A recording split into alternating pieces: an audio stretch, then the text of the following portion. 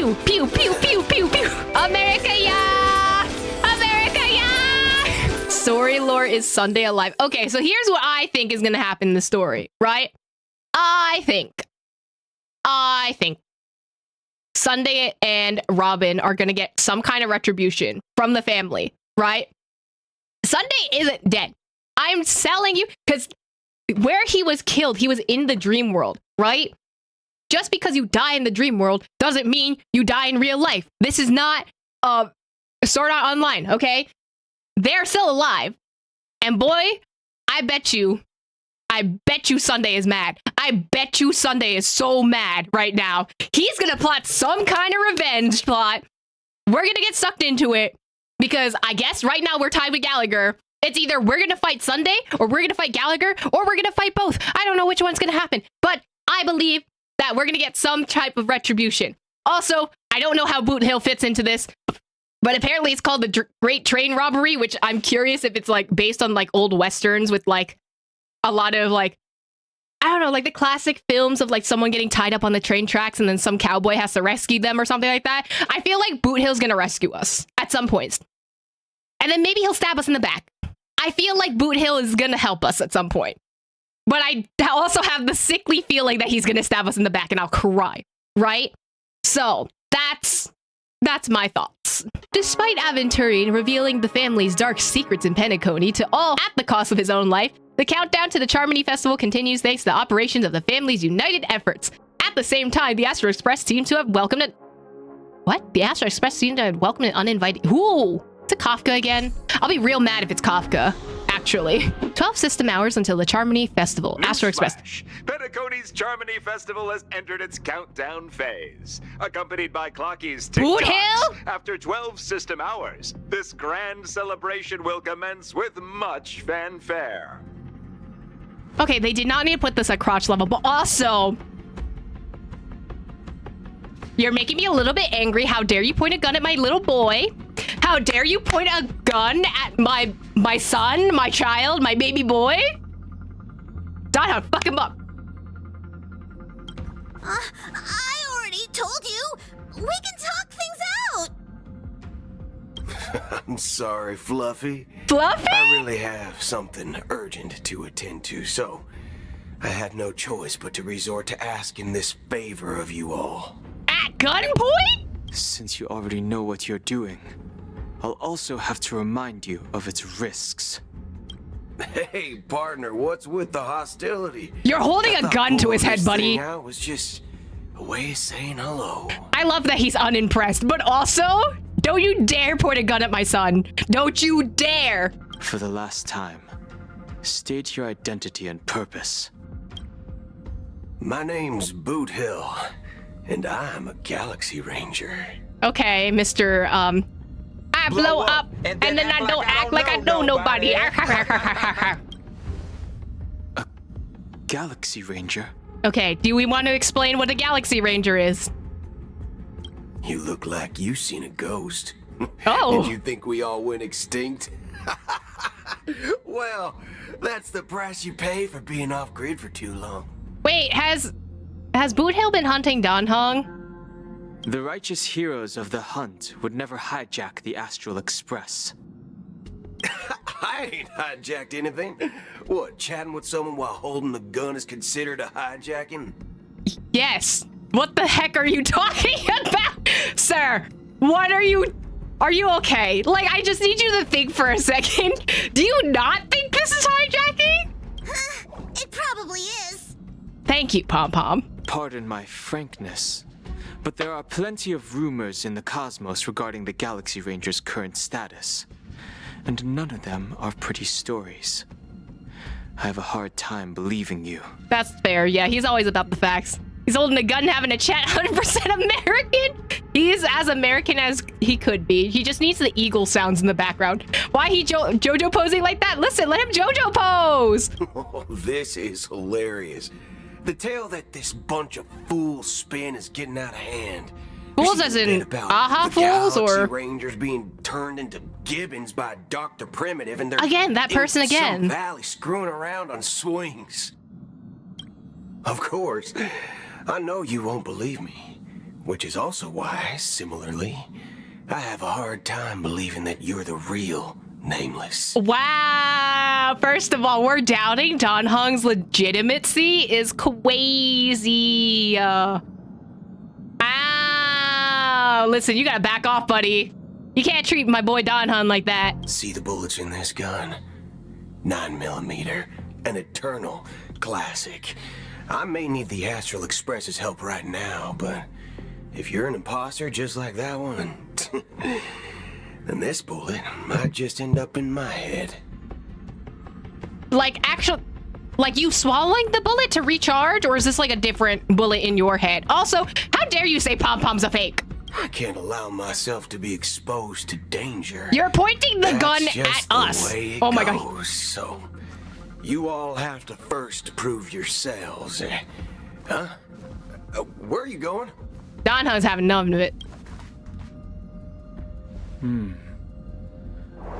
Recognize this? That's from the Lo Fu, isn't it?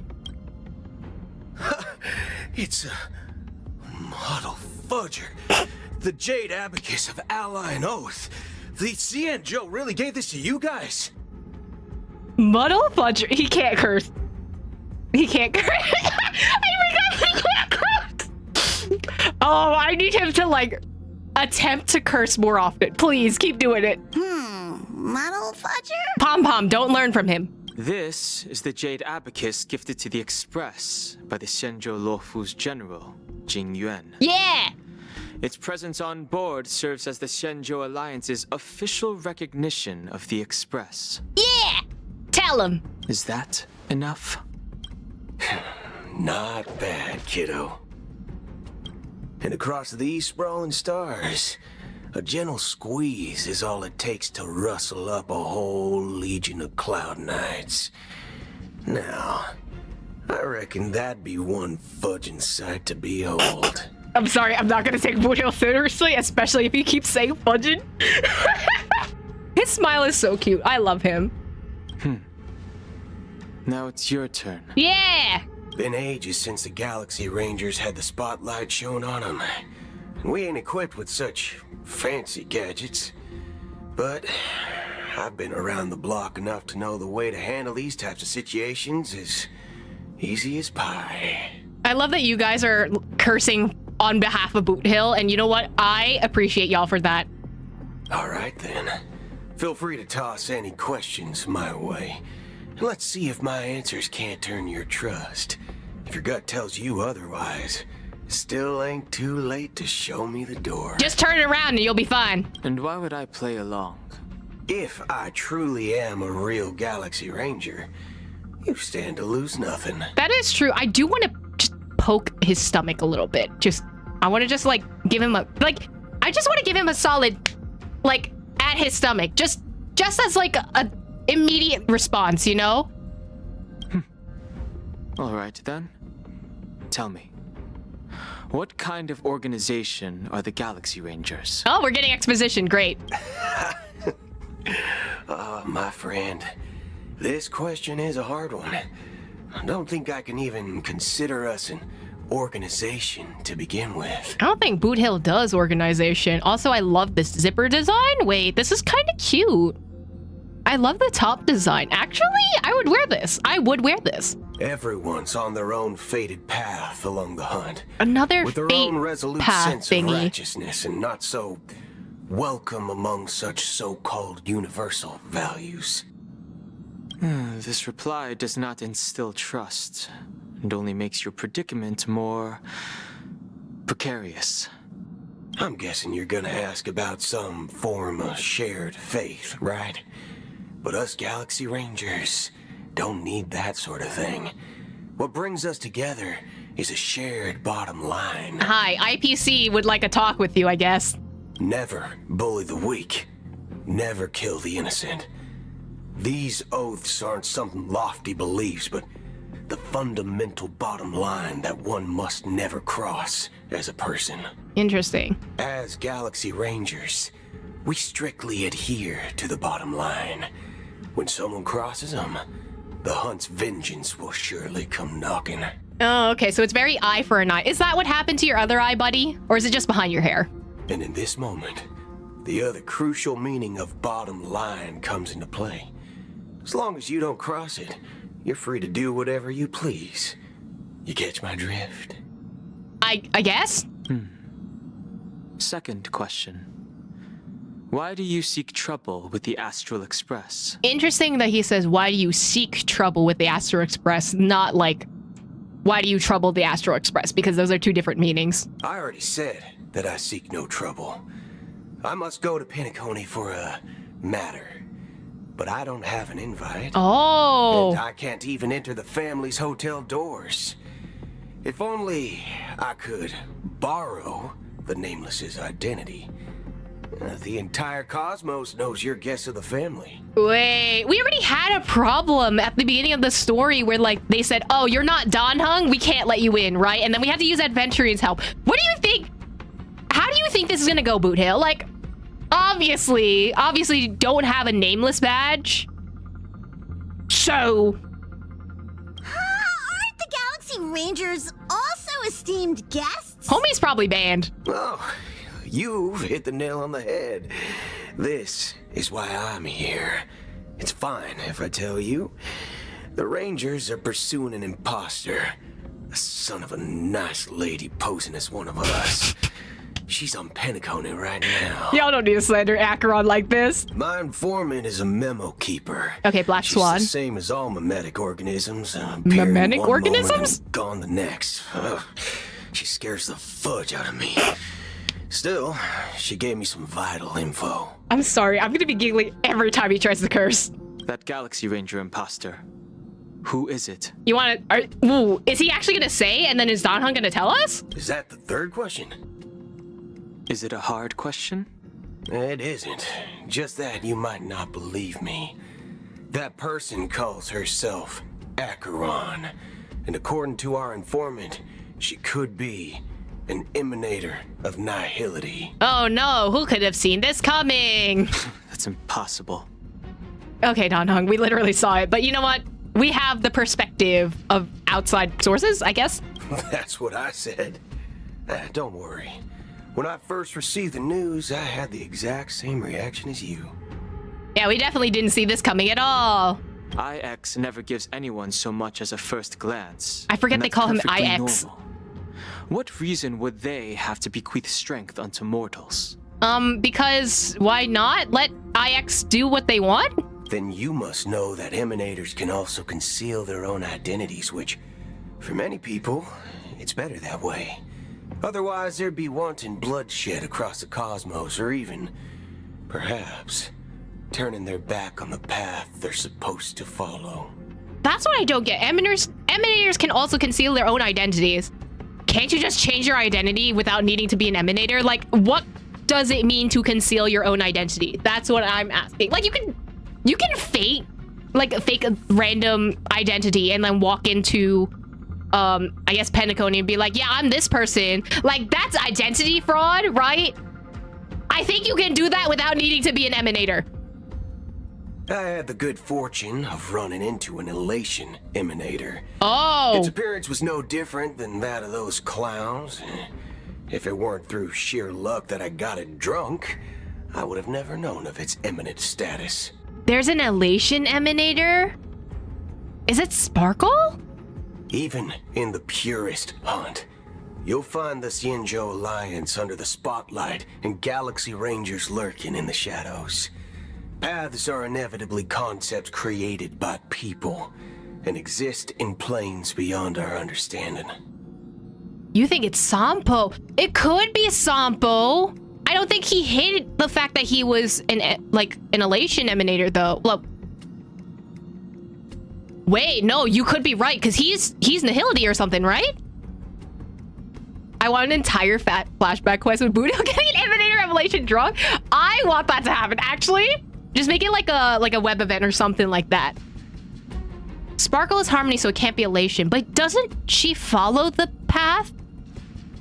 Doesn't she follow Aha's path or something like that? I think when they mean like masking like who you are as an emanator, maybe it's that, right?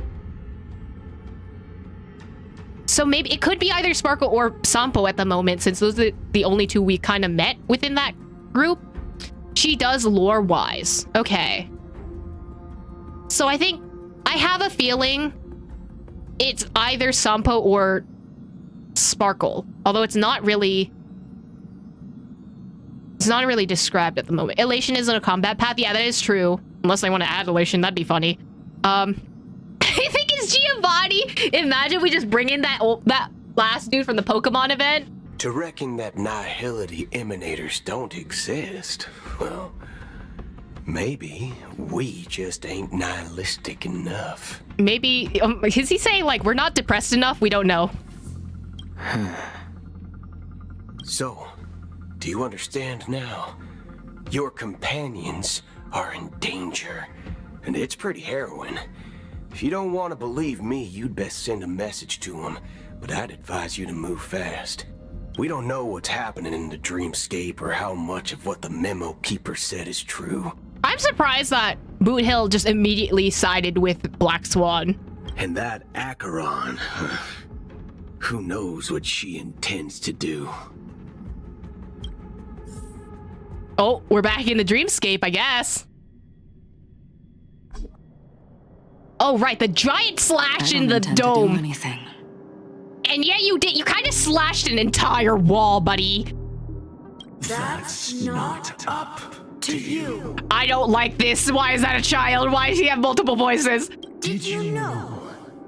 People who come to the land of dreams for the first time, they'll subconsciously stop to reaffirm that they're still walking on solid ground. Oh god, it's hurting my brain. And then they will unanimously raise their heads to gaze at the sky.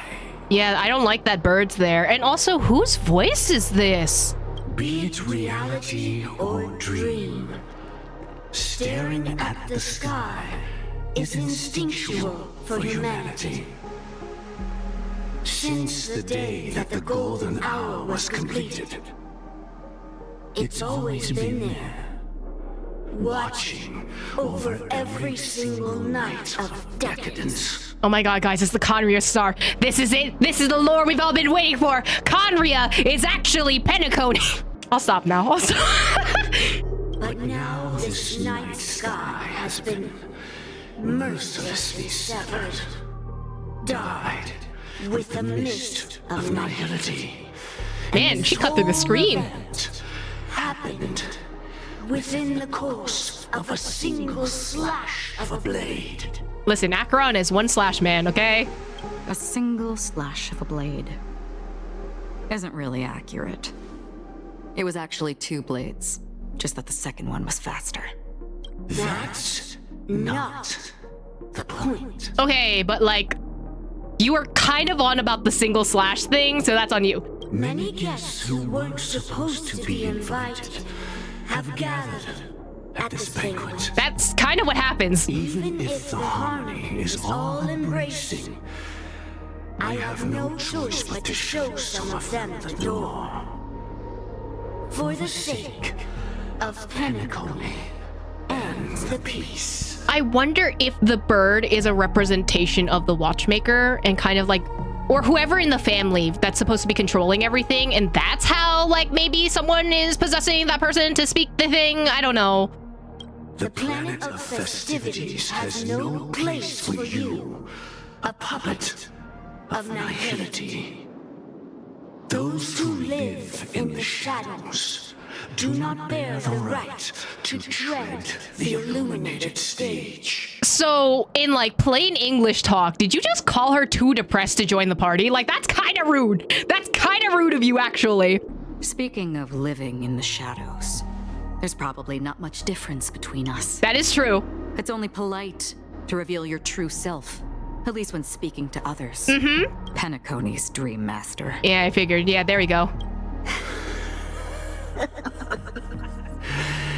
That's just another reason that you can't stay. So, I don't like that it's in quotes. Whether you believe it or not, this is the real me. Ooh, it's giving hive mind. We are one. Oh, hello. What is this, Oceanid lore again? Is this the unity that the family espouses? I mean, harmony, if you take over everyone and everyone's a hive mind, no one can disagree with each other. My mortal shell has long I want to pet the bird. dissipated. Oh. The Oak family's 107,336 offspring are now my eyes, ears, and mouths. That's a lot of NPCs. Spreading joy across dreams when required. And in times of essential need, exiling evil from this haven in my stead. Is it exiling evil or is it exiling people that you don't agree with? Because it sounds like the latter. I also don't trust that bird. That bird is definitely like, because crows are supposed to be like, you know, the representation of like the watchful eye. If you think of like Odin lore, like Odin had 2 ravens that would like go to other places and like keep watch on his children and stuff like that. So I'm assuming this is going to be an Odin-like character at some point. So not the chicken chicken wing, chicken wing. It is giving I'll Hate Them story quest. I think it's a hive mind. I think that's how Harmony has been keeping its peace. If no one can disagree with you, of course there's going to be harmony. As soon as you bring someone from an outside perspective, right? Something that clashes with your idea of harmony, suddenly there's no harmony. There is disorder. There is the path of elation, like that kind of thing. Not the Oz looking hell and sus. From the sound of it seems like you're asking me to leave, Penacony. I love the stare. Glad that you're an understanding one. Alas, I'm not asking. The stare from before was just like, are you sure? Like, come on, think with your tiny brain. Like, honestly. If you think you can. Oh, okay, Acheron.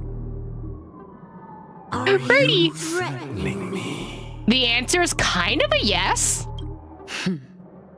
I ended it with a period. It was a statement, not a threat. No. If you end it with a period, that is more of a threat. If you end your sentence, like, while writing with a period, like if you're texting someone, that is a threat. Girly pop. Knowing who I am and still showing such malice. You're not the first, nor will you be the last. This scene played out many times before. And usually, when faced with my questions, most people retort, why can't I? The result has invariably been that they can't. Ooh. You are confident. But be reminded, the family is forgiving, but not weak. The cords of the harmony extend across worlds. If you do not comply, when the blade is unsheathed for even a hair's breadth, you will never be able to escape the eternal Centurion's wrath in all of your lifetime. You're gonna have to tell me what any of those were. Eternal Centurion's Wrath. Is the Dream Master supposed to be tied to Kronos? Like kind of that kind of lore, maybe? 137 individuals. That is how many heathens I have exiled since I became Dream Master. Oh. Among them were those who once severed my wings, and those who immolated my body. Okay. And here I stand again, about to add another mark to the tally. Okay, but why are you so proud of people that you kick out? Like, why are you counting this? And you will die. I mean, all of you will. Why is all of you bolded? Girly, listen. Can we just not be on Penacony while you do that? Like, at least let us escape for a little bit first.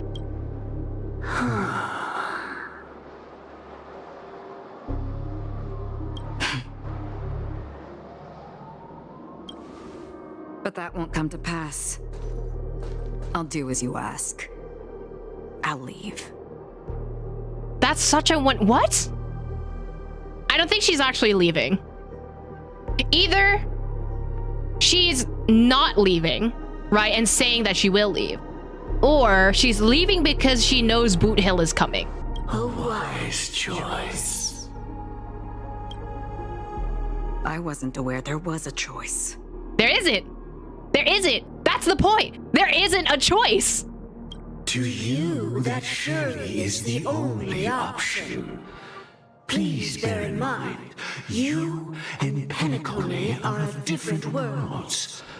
Those born on the far bank cannot seek solace across the river.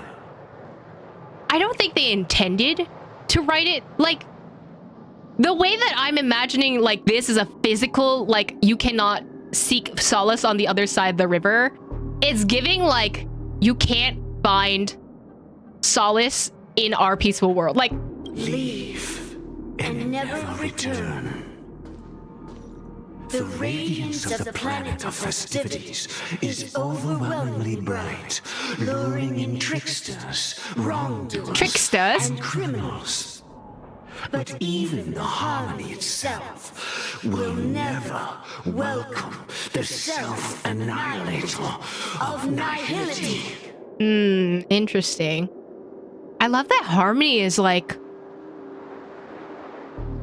so intolerant of, like, other paths, right?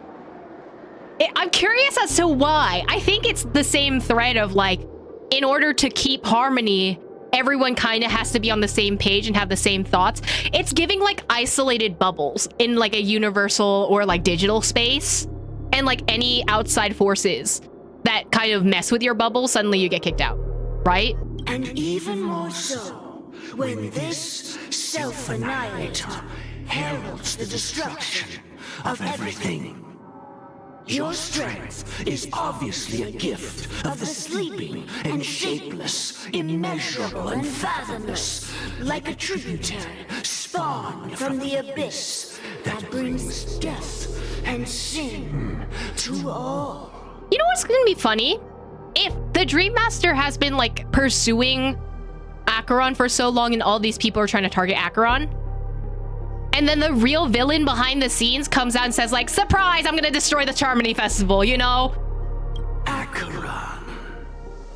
A befitting name. Take it from someone on the other side of your so-called river. You know better than I do that Penacony has already deviated from the harmony. Whatever your intentions may be, I foresee only one outcome. Ooh, I love that she just looks at the bird. Its future holds nothing but nihility. Just like all the worlds that have drowned in their shadow. Ooh, so she's also, oh, hello? Robin's perspective? At the same time, golden hour. Attention, please. The unusual event that occurred moments ago was due to a technical malfunction at Clock Studios theme park. Technical malfunction, The sure. family has promptly responded to secure the area, and we're happy to report that there have been no injuries. Yeah, no one died, especially Aventurine. There's no death here. Aventurine definitely did not get wiped from existence. Oh, I swear that was no movie shoot. So many chips fell from the sky, and I even caught one of them. But it vanished in an instant before my very eyes. Gaslight, gatekeep, girl boss. Excuse me. Are you talking about the Clock Studios theme park incident? What about it?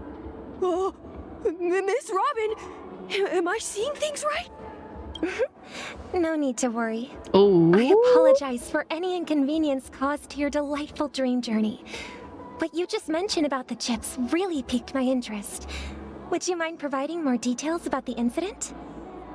That is true. Is it really Robin, though, or is this Sparkle getting information? Oh, it was just those chips you normally see everywhere. The green ones? They The fell green from ones? sky as if it were raining. Is it green or gold? Wait.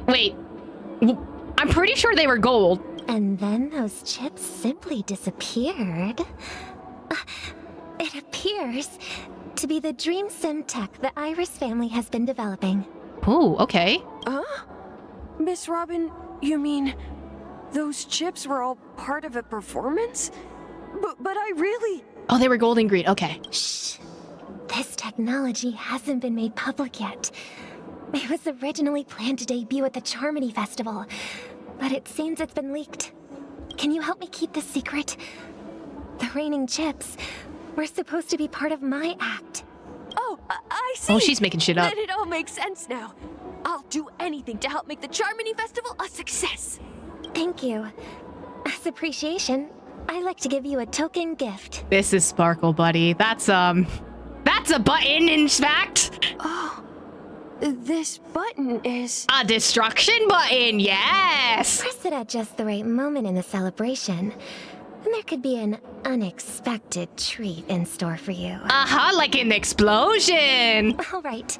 It looks like there are other guests who are also confused. I'll have to excuse myself. Please, enjoy the dreamscape. So many people talking about it. This commotion at the theme park definitely made waves. Uh-huh. The fool always rings twice. The fool indeed, Miss Sparkle. The fool indeed. Stinky Sparkle. I know who you are. I know who you really are. The family promised they would protect the guests within the dreamscape, but I witnessed a group of organic life forms making their way to the theme park. And soon after, a rip tore through the sky, and black rain started leaking out of the void. The family needs to provide a reasonable explanation, or I'll take my loved ones and return to reality. I thought the dreamscape was supposed to be a paradise. If it's not, then there's no point staying here. Who is this voice actor? It appears the good sir has seen many great events. And it's true that an uninvited guest has unexpectedly entered the dreamscape. However, their target is not the ordinary guests, but the ambassadors of the IPC. The family will certainly ensure that the safety of the guests is of the highest importance. Sparkle's only doing this because she had a deal with Sunday, but now Sunday's dead. So will the deal still go through? Miss Robin, I know the Bloodhound family has already sealed off the theme park and has control over the situation, but it won't resolve the problem. The family can try their best to protect their reputation, but as a guest, I don't wish to gamble with my life. Is he dead? He's not dead in the IRL world. He's dead in the dreamscape, though, because he died in his office. Or he gooped in his office, I suppose. But as you can see, sir, no innocent bystanders were affected in this incident. Perhaps the dreamscape is not as perfect as promised, but there's no place safer than dreams under the family's rule. I believe the family's rule is a sentence if this incident now. happened in real life, how many people would be able to walk away from it? I could stay here, but keep in mind, guests come to Penacony to enjoy the dreamscapes. They do not wish to be entangled in a conflict between the family and the IPC, so let's not have any more unnecessary incidents. Oh, I don't know why, but this gave me the vibes of, like, there are some people who come to, like, Twitch to not talk about, like, certain things. And, like, they don't like when people, I guess, talk about IRL incidents because they want to use Twitch as, like, an escapism. It's giving, like, don't bring your problems here, like, that kind of vibe, and I don't like it. I think this is gonna be a theme, like, people not wanting to care about other people's problems, I think. Of course. With the Charmony Festival about to commence, we will spare no effort in our preparations. Rest assured. To express our apologies, the family has arranged this gift for the guests. A gift for sure. Thank you for understanding. Maybe that's why Sparkle wanted to collaborate with Sunday, just so that she would be able to give out all these little buttons or something. It's giving the magic bags from the Fontaine event, and I'm scared about how this is going to be used. Y'all say anything afterwards? I could stay here, but keep in mind, guests come to Okay, that's the same line. Do you say anything? No, you don't. Disperse the gifts, air quotes, to the people. I love that Sunday's thing is theme is playing in the background. Also, she's so cute. Oh, Bloodhound, okay. Hello. May I ask what happened here?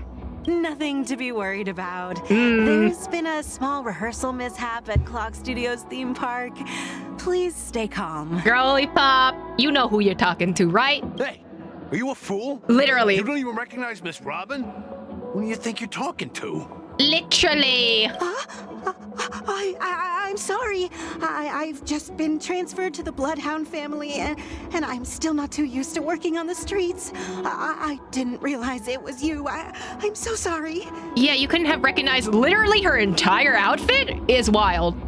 I mean, that's also like seeing celebrities IRL, you know? Some people can't be recognized, like Tony Hawk. Hey, don't sweat it. You guys have a tough job. I know how it is. How's the situation looking? Oh, we've sealed off the theme park. Most guests are used to bizarre phenomena in the dreamscape, and so far, no threats have been detected. We can expect order to be restored soon. Rest assured, Miss Robin will intensify our patrols to ensure that no incidents occur. I trust you guys.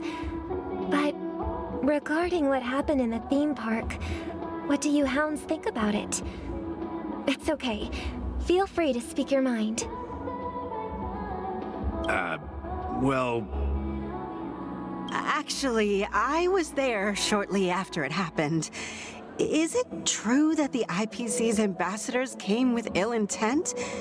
And that Galaxy Ranger who easily cut through the sky? Miss Robin, tell you the truth, everyone's been talking about it. The myriad factions on Penacony have already been causing unease for everyone. Thank you all for your loyalty towards the family. The planet of festivities has indeed run into some trouble. The representative from the IPC, he's trying to regain ownership of Penacony and is prepared for a hostile takeover. Oh, it's interesting that Sparkle is saying that. I think Sparkle just wants to see this for fun, you know? Of course the family did not agree. The result of the failed negotiations is as you see it now. No wonder. So this is the main reason why the IPC staff are banned from entering the dreamscape. Did they apprehend the troublemaker in the end? Don't worry. Mr. Sunday is currently tracking his whereabouts. I'm sure. Show for it soon. However, given the situation, the IPC surely won't let this go easily. Therefore, we are relying on you hounds to maintain the order and stability of the dreamscape. A controlled narrative, as one might say. Interesting how they're talking more about Sky than the guy who died. They're pretty sure death is impossible in the dreamscape. I mean, the Bloodhounds would probably know that you can die, right? Especially since Sunday was investigating all the deaths. So I think the Bloodhounds would have already known, like, hey, this is something that can happen. Which maybe is why they're not reacting to this like that, you know? Please be assured, Miss Robin, we take our orders seriously. We won't let those IPC cronies get away with this. I wonder how Sparkle benefits from all this. Oh, she has a deal with Sunday, 100%. I just don't know what the deal is. Like, there is no reason for Sparkle to do all this, like, damage control if she didn't already have a good deal. Thank you for your hard work. If there are any other members who still feel uneasy, please tell them on my behalf that protecting the dreamscape requires everyone's help. This is a small gift prepared by the Iris family for the guests. There's one for you too. Please, open it at the Charmony Festival for an unexpected surprise. I don't like that. I can't believe I received a gift from Miss Robin. It feels like I'm dreaming. Wait, I am in a dream. If trouble comes knocking on our door, we're not afraid to go to war. Oh, that's a Rest sentence. assured, the dreamscape's peace will be protected by the Bloodhound family.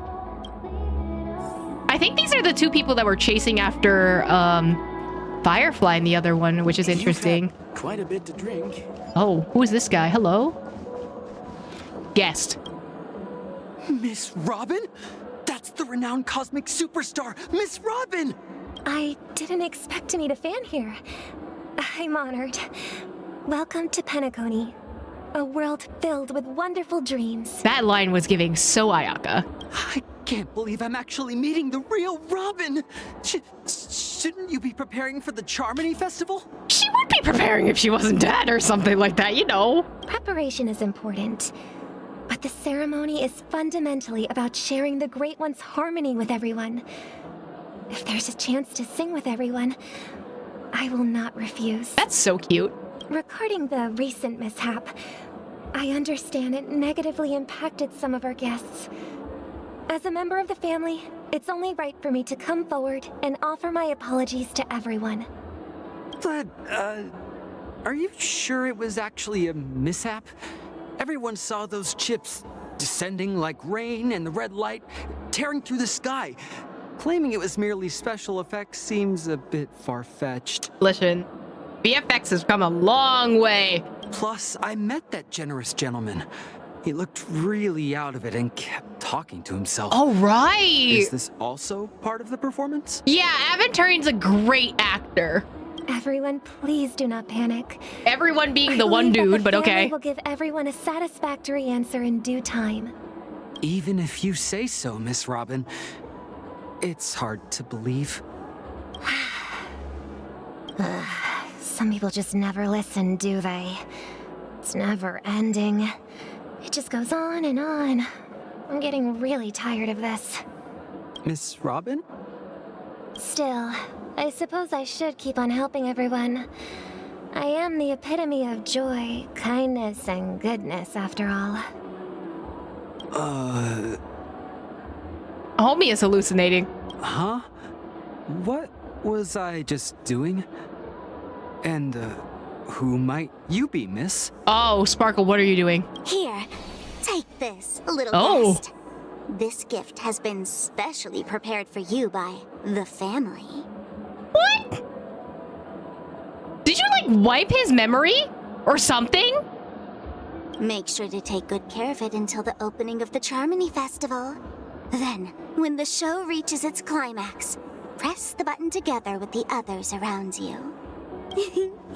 You never know. Something very exciting might happen. I don't trust you. Hi, Sparkle. Oh. In the meantime... We're back to where it all began. You entered the golden hour from this place. And it is also from here where you will enter the true Penacony. Land of the Exiles. Interesting. Okay, so last scene with these two, Sam revealed that he was in fact Firefly. And Firefly is in fact Sam. So... Also, she's not dead. I'm so happy. I'm glad, but also you're Sam, which...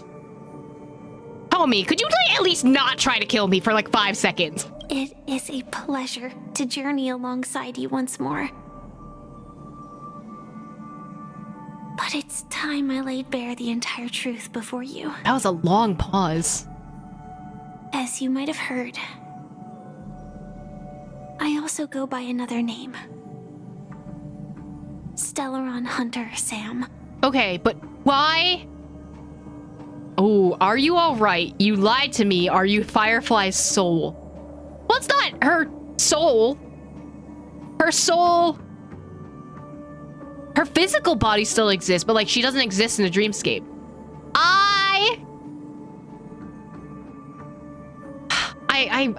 I both want to do you lied to me and are you alright, but I'm more concerned about Firefly's well-being. I'm fine.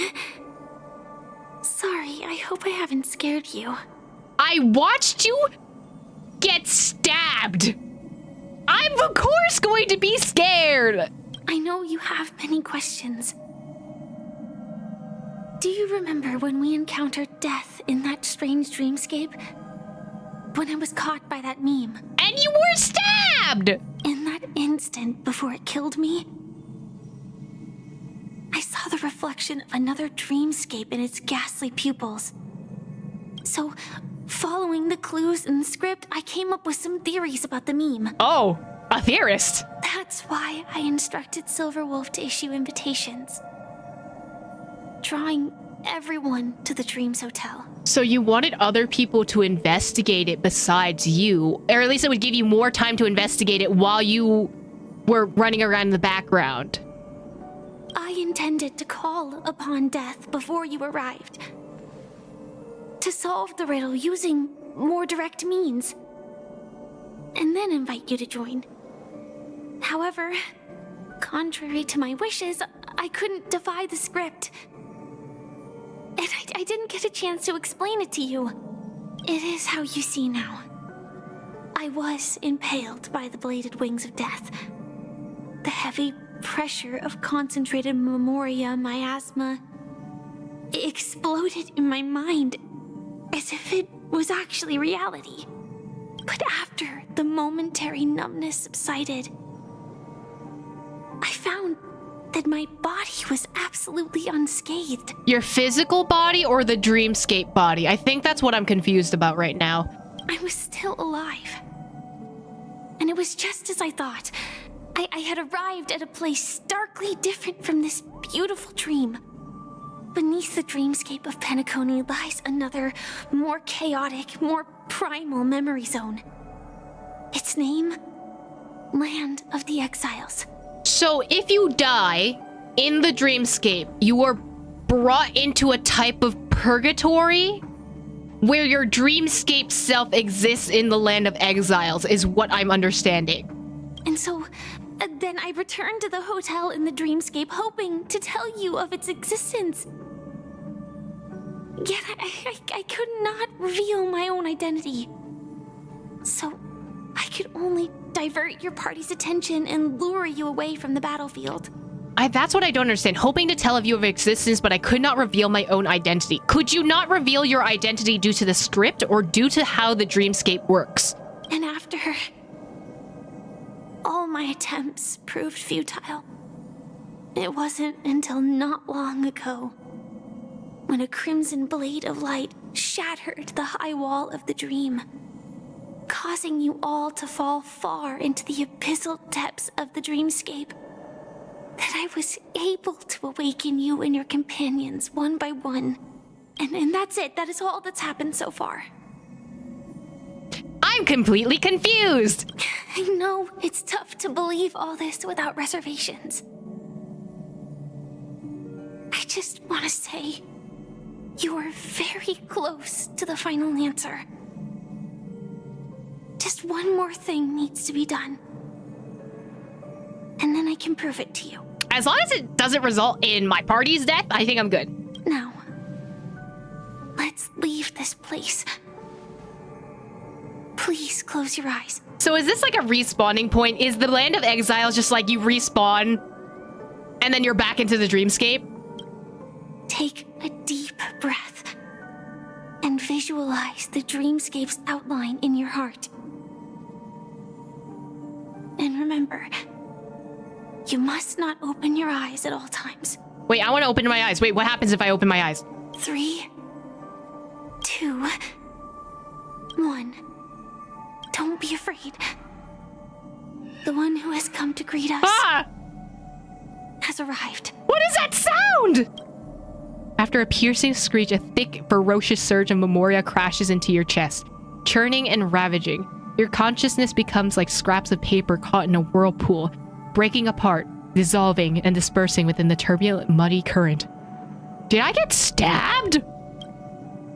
Innumerable voices resonated through the symphony of memoria like roaring thunder, and among them, one echo stood out with exceptional clarity.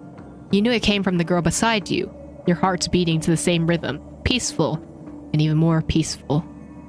Oh. Until that quiet darkness, memories ripple into existence. Did I get stabbed by a meme? I never knew you could do this. Hey, wait. Blade's driving? I'm scared. Blade's driving? Wait, actually? Why does he look so fancy? Wait a minute. Do you have a driver's license? I don't think he has a license for anything. I do. Oh, never mind. That is surprising. I love her fit. This is so cute. Why? Because this is Japella, the city of sins. Sin City? No, it's nothing. I'm just thinking that you haven't slept in 20 system hours. Are you sure you're okay? Blade's looking sharp. Oh my god. I'm fine. I'll survive. Same goes for you. Apparently, Blade has a license, I guess? But wouldn't you need a license in every single location that you're visiting, right? You have specifically a license for that Sin City? I'm not so sure about that. Slow down a bit. Not the Firefly backseat driving. Infiltration is over. Feel free to activate Sam anytime you like. There's still some time before the next part of the script unfolds. Let me stay a little longer in this body. Oh, okay, so she switches between Sam and Firefly. How does she switch between Sam and Firefly, actually? Also, Blade in his not crazy voice is actually really nice. Damon Mills? Peak. A long silence ensued. Neither of them brought up any topic, seemingly accustomed to the silence. It wasn't until much later that a soft sigh once again broke the quiet in the car. Such a long tunnel. Didn't feel this long when I set off. In half a system hour, it will lead us to Kafka. And then comes the downfall of the Japella Brotherhood. Oh, what? The Japella Brotherhood. Why are we interested? Is this a part of Penacony? Like, why are we introducing another group of people? Is that also part of the script? It's in your script, too. I don't like that you pointed out that it's in her script. Sorry. I didn't notice. Firefly, read your lines. You gotta come prepared, okay? Their destiny won't change just because of your selective ignorance. Wow, okay, first of all, rude. Okay, sometimes people forget the script. Relax. I told you before. It's a bad habit. What, caring? Like how you care for Dot Hung? What about you, then? Is this the moment you finally find the death you've been looking for? As always, it's a blank slate. It's not on this planet. Why the sudden inquiry? Because maybe she cares about your well-being, Blade, okay? Because I'm currently in a car with a sleep-deprived driver. Also that, yeah, I forgot about that. I just want to get there in one piece. This car has full self-driving capabilities. I'll just put my hand on the steering wheel. Will that do? Yes. I think that would be much better. Hey, don't take everything so seriously. I say that he should let the auto thing drive because he should take a nap. Elio would always say there's only one type of destiny. The inescapable type. He can see the future, and we, likewise, are aware of our predetermined end. I feel like Kafka bought the car, or stole it. She probably stole the car. But before that moment arrives, we can still choose what we do. We all have this right, don't we? Or is it the illusion of choice? After today, Japella's name will disappear from cosmic history, and the Everflame Mansion will take its place. In the not-too-distant future, you'll receive an invitation. Oh, this is in the past. Wait, how can... This is not happening in chronological order, is it? I don't think it's happening in chronological order. That's your next stop. Land of the Dreams. Penacony. This is from the Kafka trailer. Okay, so this is a while ago. Okay. I hope you find whatever you seek there. Be it answers or salvation. Oh, it's Blade being sympathetic. Oh, Bladey. I think that might have just been Firefly reliving her memories. Glad to see you're safe and sound. Okay, whoa. Oh, interesting. I think these all... Now that there's numbers on these, I wonder if these all mean different choices. Oh, wait, is this Mr. Welt Yang, or is this, like, Sparkle Welt? Oh, wait, no, was that Was I seeing into Firefly's memories? That voice just now. Close your eyes. This is the answer. Isn't it incredible? The monster that we have always known as Death is actually the guardian of the land of the exiles. It abides by a certain rule.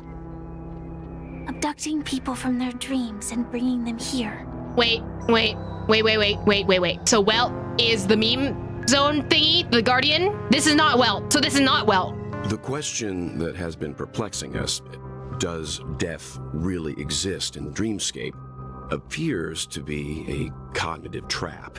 It was laid by those orchestrating events from the shadows to cover up the truth behind the disappearances and the existence of this fortress known as Dreamflux Reef. Dreamflux Reef? Hello, underwater themes? Every emergence of that meme is related to the Watchmaker. Since Dreamflux Reef is where it brings its captives, it's likely that many of our long-standing questions will be answered in this place. Wait a minute, how did Welt get here then? This is confusing. The atmosphere here is starkly different from the beautiful dream. There are no regulators here like the family. And they all look like they're mildly dazed. But from the whispers of the residents, I've heard a familiar name. Gallagher.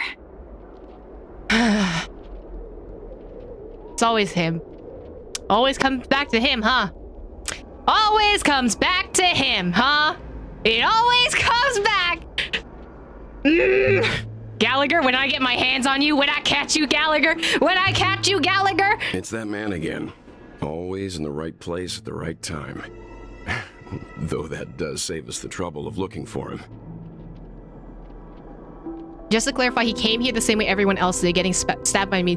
That's what I'm saying, but how? It wasn't shown on screen last time, so like, when did he get stabbed by the meme? Was it before or after the whole Acheron, Aventurine section? Like, what's happening with Welt is the same thing that happened with, Silver and Malus. Like, they just said, oh, this happened, you know? And that annoys me. Stop suddenly showing up when you could have just show me what happened and not, like, telling me this is what happened, you know? Considering that they said meanwhile, while the Sparkle thing was happening, it cannot be Sparkle. Like, this has to be Welt. So when did Welt get stabbed? Was it during the Acheron and Aventurine fight, right? Or was this like maybe 2 hours after and suddenly he got stabbed by a meme, which isn't explained. So immediately after us, maybe when we were all sent to the Acheron location, right? And Acheron was having that talk with Aventurine. Maybe it was then. Maybe that's how we all got sent here. And maybe March and Himiko are here too. That scares me. If Himiko dies in this quest, if Himiko dies, I'm going to lose my mind. I will actually lose my mind. Himiko and March have already made a move. Get ready. We're about to set off. Uh-oh. The real dreamscape, the land of the exiles. Oh, no. Before we go, should we speak to everyone first? Oh, yeah, I'm speaking to everyone. Oh, this is a train system. That's interesting. Abandoned tracks. Advance down the narrow alley. Can I just look at what the train tracks are? An abandoned railway. The dreamscape's magnanimity has allowed to escape the fate of being invaded by overgrowth. Even if that's the case, you can still faintly hear a constant roaring from the other side of the tunnel. Oh my god, it's the New York City subway system. As if for the exact moment Erie train was to pull up to the station. Take you to the dark world of no return. You choose to stay without hesitation. Who can resist the mysterious train? Before you realize it, many people seem to have appeared around you. Though you can't see them, you know that they're all passengers waiting for the train. Yes, it's arriving. Okay, the train might have run into some issues on the way here. Like the Stellaron blocking its way, it won't be long before it can remove the obstacle and swimmingly arrive before you. Wait and hope? It's already here. It'd be rude if you left now. You take a deep breath and listen to the passengers' banter. They're saying that the train has free desserts. This is a trap, but I love free desserts. And it's arriving. passengers' murmuring buzz fills the entire station. With these imaginary friends accompanying you, you're starting to consider if you should wait for the next one. Patience is a virtue. In a place unfathomably far away, the train is speeding here, loaded with monkeys wearing hats, spiders with shoes, and dancing. This is a carnival? What is this? The train leaves on the mirth where it is, piercing through an ocean paved in velvet and rubies, rushing towards the Dreamscape's next stop. And now the movement of it stopped. Nothing happened. Is it because you didn't buy a ticket? It left with all those formless spirits, leaving only you. Oh. Is this the ferryman? Is this a personification of the River Styx? Probably not your time. Oh, this is a personification of the River Styx. You tell yourself sometimes it's not necessarily good to have an active imagination. Waiting for Godot? Girly Pop, that is Sharon. Yeah, that is 100% Sharon. I don't like that. I'm not gonna go to the, to the river. Not like this. Unless I had some kind of protection. Looks like nothing else is here. What do y'all gotta say? I'm really sorry for waiting until now to tell you everything. Why couldn't you reveal your true identity? How dare you lie to me? 2 reasons. Firstly, the script. Script this, script that. Sam and the Astral Express's confrontation was inevitable. I tried to break the shackles of the prophecy, but this is as far as I could go. That aside, there were also my personal motives. I wished to travel with you as Firefly, and not Sam. Oh, so she wanted to be Girly Pop and not giant husbando robot. Listen, I get it. It's a vibe. Okay, I didn't... Well, it's hard for me. I am taking it a bit personally. This is hard for me to accept. I get it. Being cautious around a Stellaron hunter isn't a bad thing. She's so sad, baby. Giving you pets. Do the Stellaron hunters also want a piece of the legacy? Elio only gave me one instruction. Allow the Astral Express to pursue the Grand Legacy. It means that the Watchmaker's legacy holds great significance to Trailblazing. And to you. Allow the Astral Express to pursue the Grand Legacy.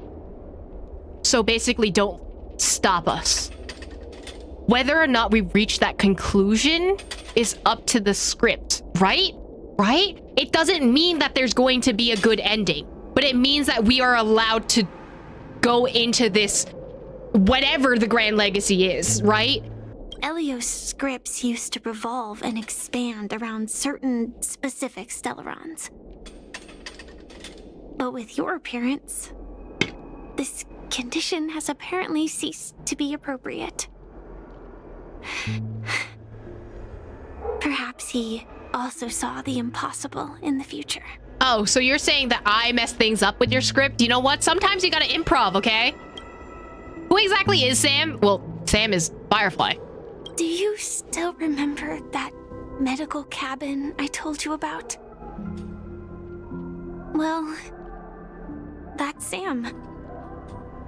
It belongs to the Iron Cavalry of Glamoth's Firmament Frontline. What? A Firefly Type 4 tactical heavy assault mech. How is that keeping you alive is my question. Well, it could be like a breathing apparatus. Like, Firefly is just Iron Man is what I'm realizing. It is the cradle of my vitality. And the meaning of my birth. Oh. And for the longest time it was... how I should have looked to the rest of the world. So, Sam caved first, and then it was Firefly, right? Let's talk later. The timescale of Dreamflux Reef differs from reality, so we mustn't lower our guard. You're sensitive to Memoria.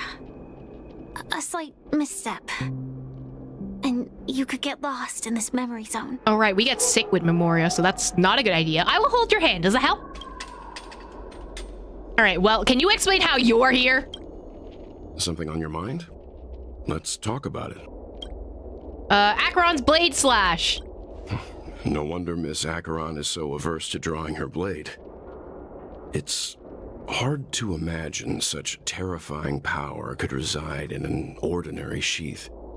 If it weren't for the fact that Aventurine's power originated from the preservation, the entire dreamscape would have been affected. Homie, you talk like you don't have a giant black hole in your cane. Don't feel burdened by this. Even without that Stellaron inside you, Aventurine would still have found other methods to accomplish his goal. Let's just believe in Miss Acheron. And given her prowess, I don't think we've got anything to worry about. What are your thoughts on Gallagher? During your investigation, he shared a vital piece of information. Mikhail, the former watchmaker who collaborated with the family to construct the Penacony we're familiar with today, had a falling out with the family for specific reasons. But this is precisely where the problem lies.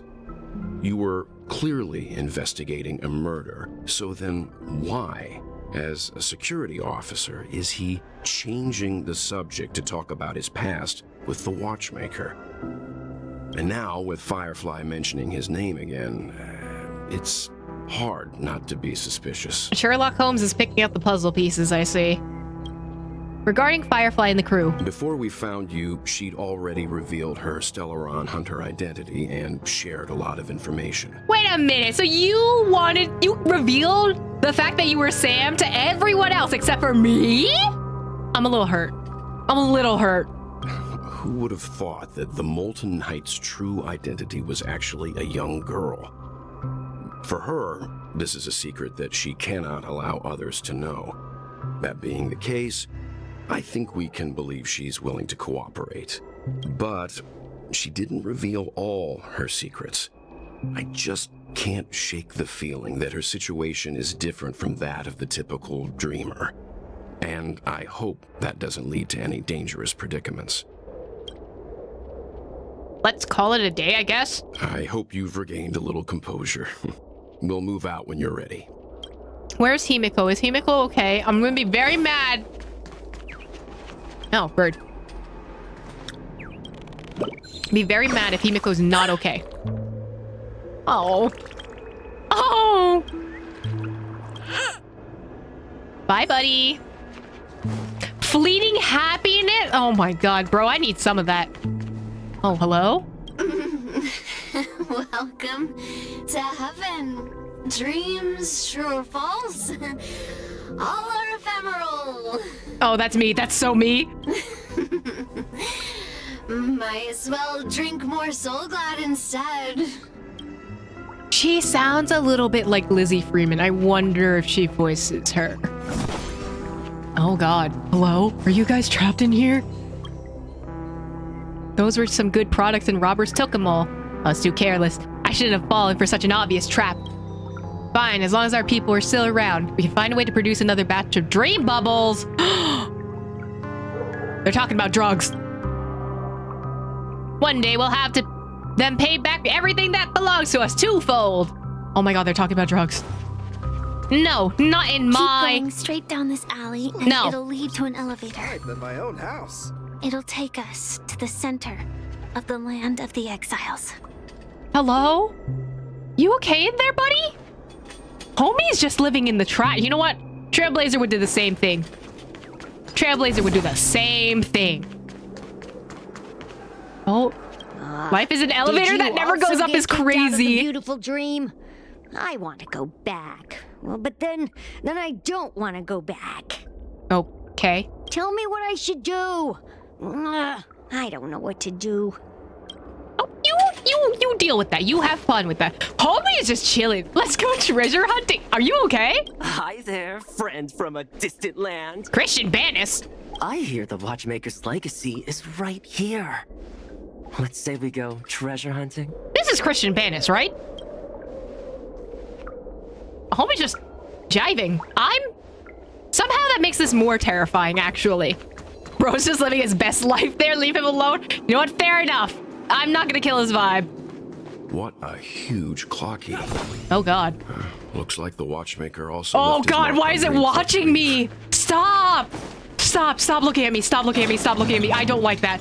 Stop. There are televisions everywhere. Oh, bird.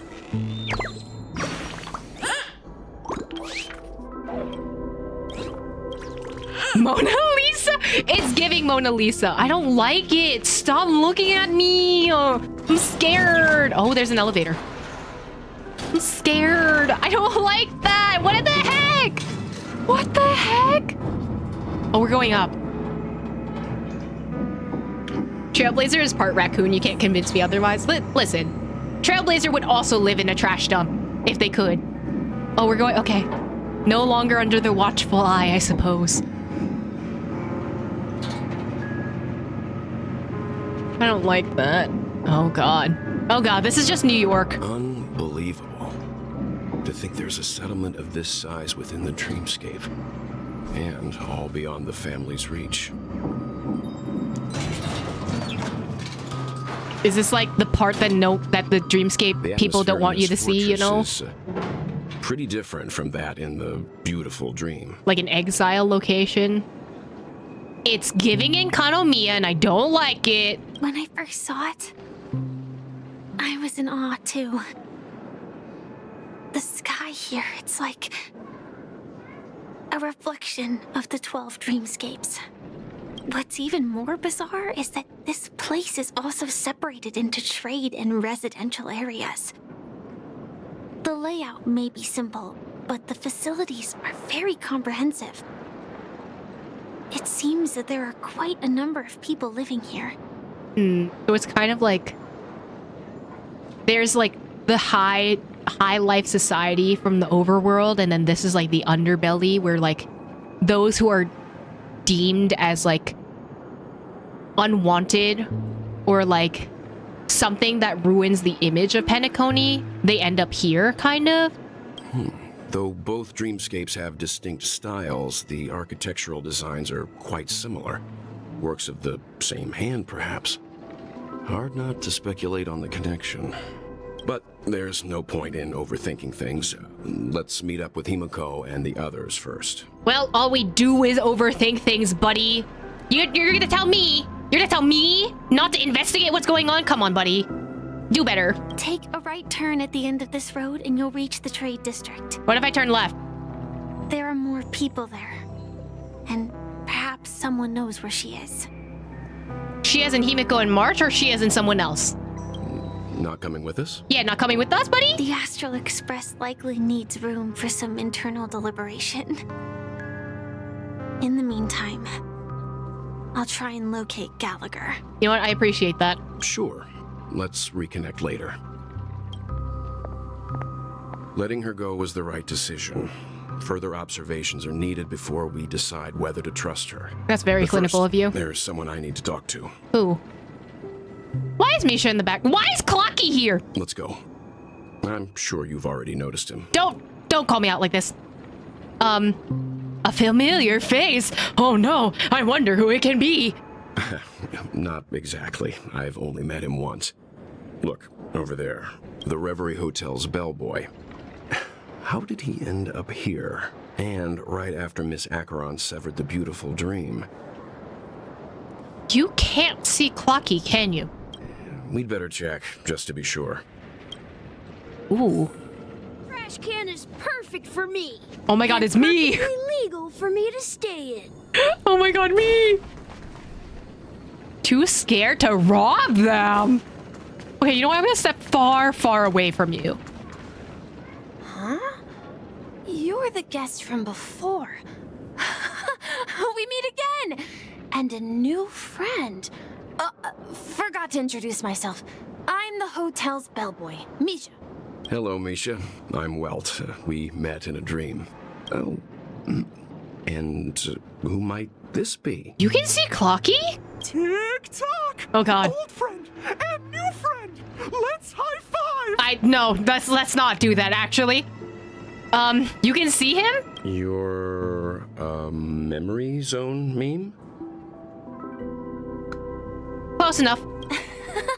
Nope. Clocky is a good friend of mine. We all live here. How did you two get here? This dreamscape isn't supposed to be open to the public. I wonder if it has something to do with Sleepy. Who's Sleepy? Is that another Clocky, but like asleep? Like, is this like Snow White and the Seven Dwarfs? Is Misha Snow White? Does he need to wake up? Is Misha Snow White? Bro is so innocent he can see Clocky. You know what? As he should be. As he should be. So, this is your home? Yep.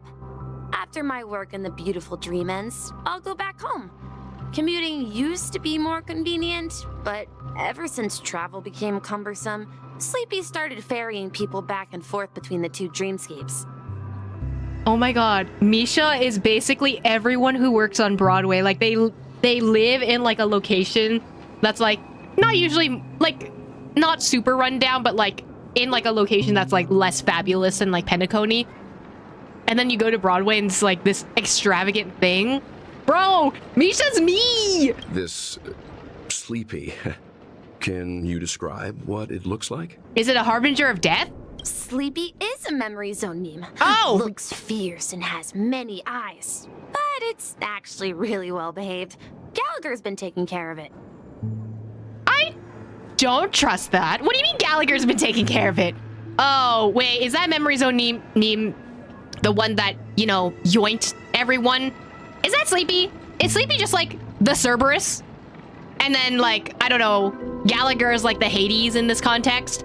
Based on the description, that meme is indisputably death.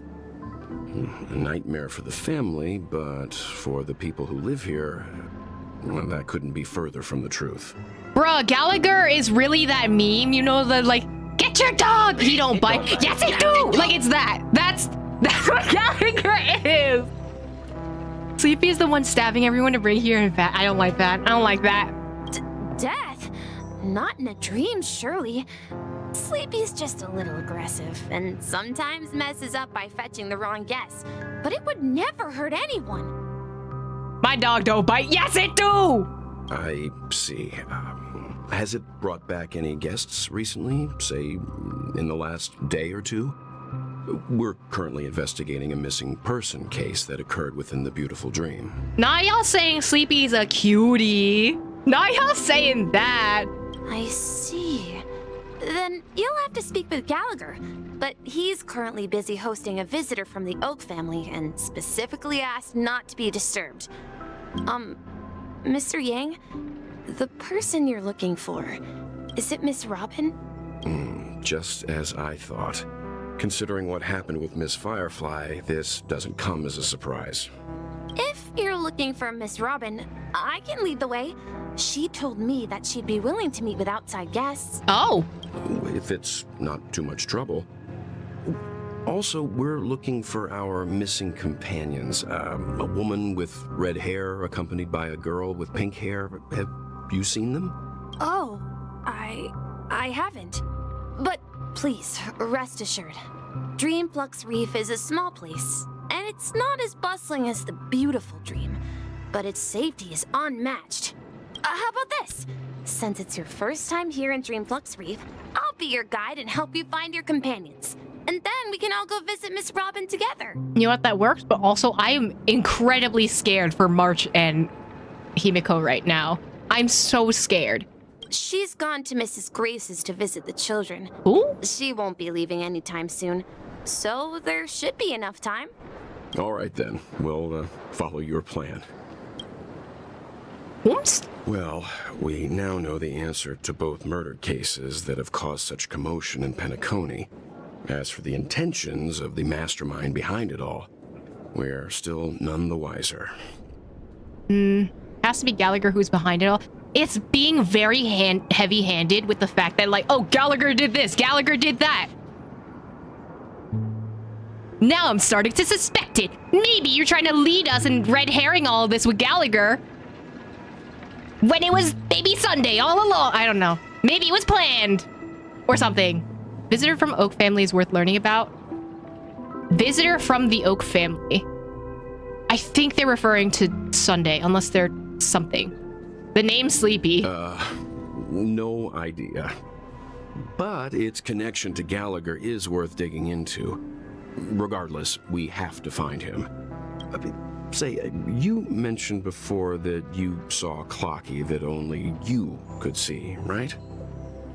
Yeah, he was with Misha at that time. I can't shake off this strange feeling.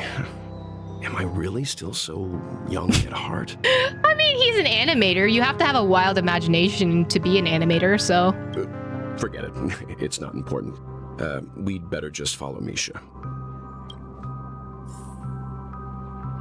Okay. Hey, Misha, where are we going?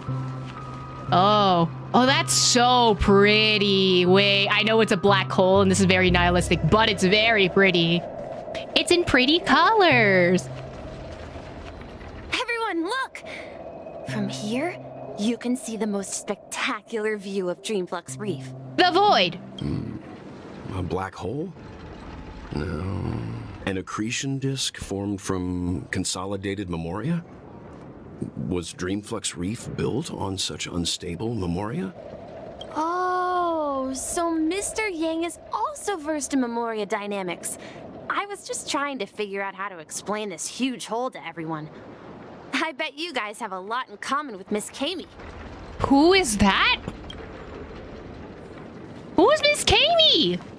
Oh, this is kind of cute. Gality? Wait, I love that name. Grace is a teacher. Oh, you're saying if I can stop one heart from breaking. Look, there she is. Oh? Oh, a Halovian, hello. My calculations are finally done. In another 10 system hours, the above dream will swallow the dream below. Ow! My hypothesis was correct. This place will cease to exist as the dream devours everything. Oh, that's a mood, but also, hi. How are ya? Good morning. This is a lot to take in. Who are you all and why haven't you left yet? This place is about to disappear. I don't like how casually you're saying this. Then why aren't you leaving? I'm Kami, a dreamscape surveyor specializing in memoria dynamics, and this is my life's work that I'm researching. See that huge gaping hole? Ayo. It was just a narrow rift many years ago, but now it's grown into a giant hole. Phrasing. The surrounding memoria has been flowing towards the other end of the hole. Phrasing. At constant velocity, slowly but surely. Please, I'm begging you. Stop. But the scary part is, according to my calculations, the flow rate of memoria has recently changed, and it's faster than ever before. It's almost as if something is sucking it in from the other side. I'm begging. Someone had fun with this dialogue. By constantly improving upon Madame Rosalina's memoria measurement method, I've finally obtained accurate results. I wonder if this is a reference to the Einstein's theory of relativity with the black hole and everything. After 10 system hours, the Dreamflux Reef will cease to exist.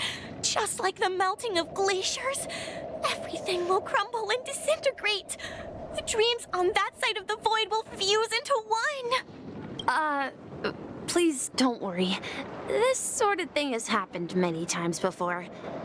Miss Kami isn't a bad person.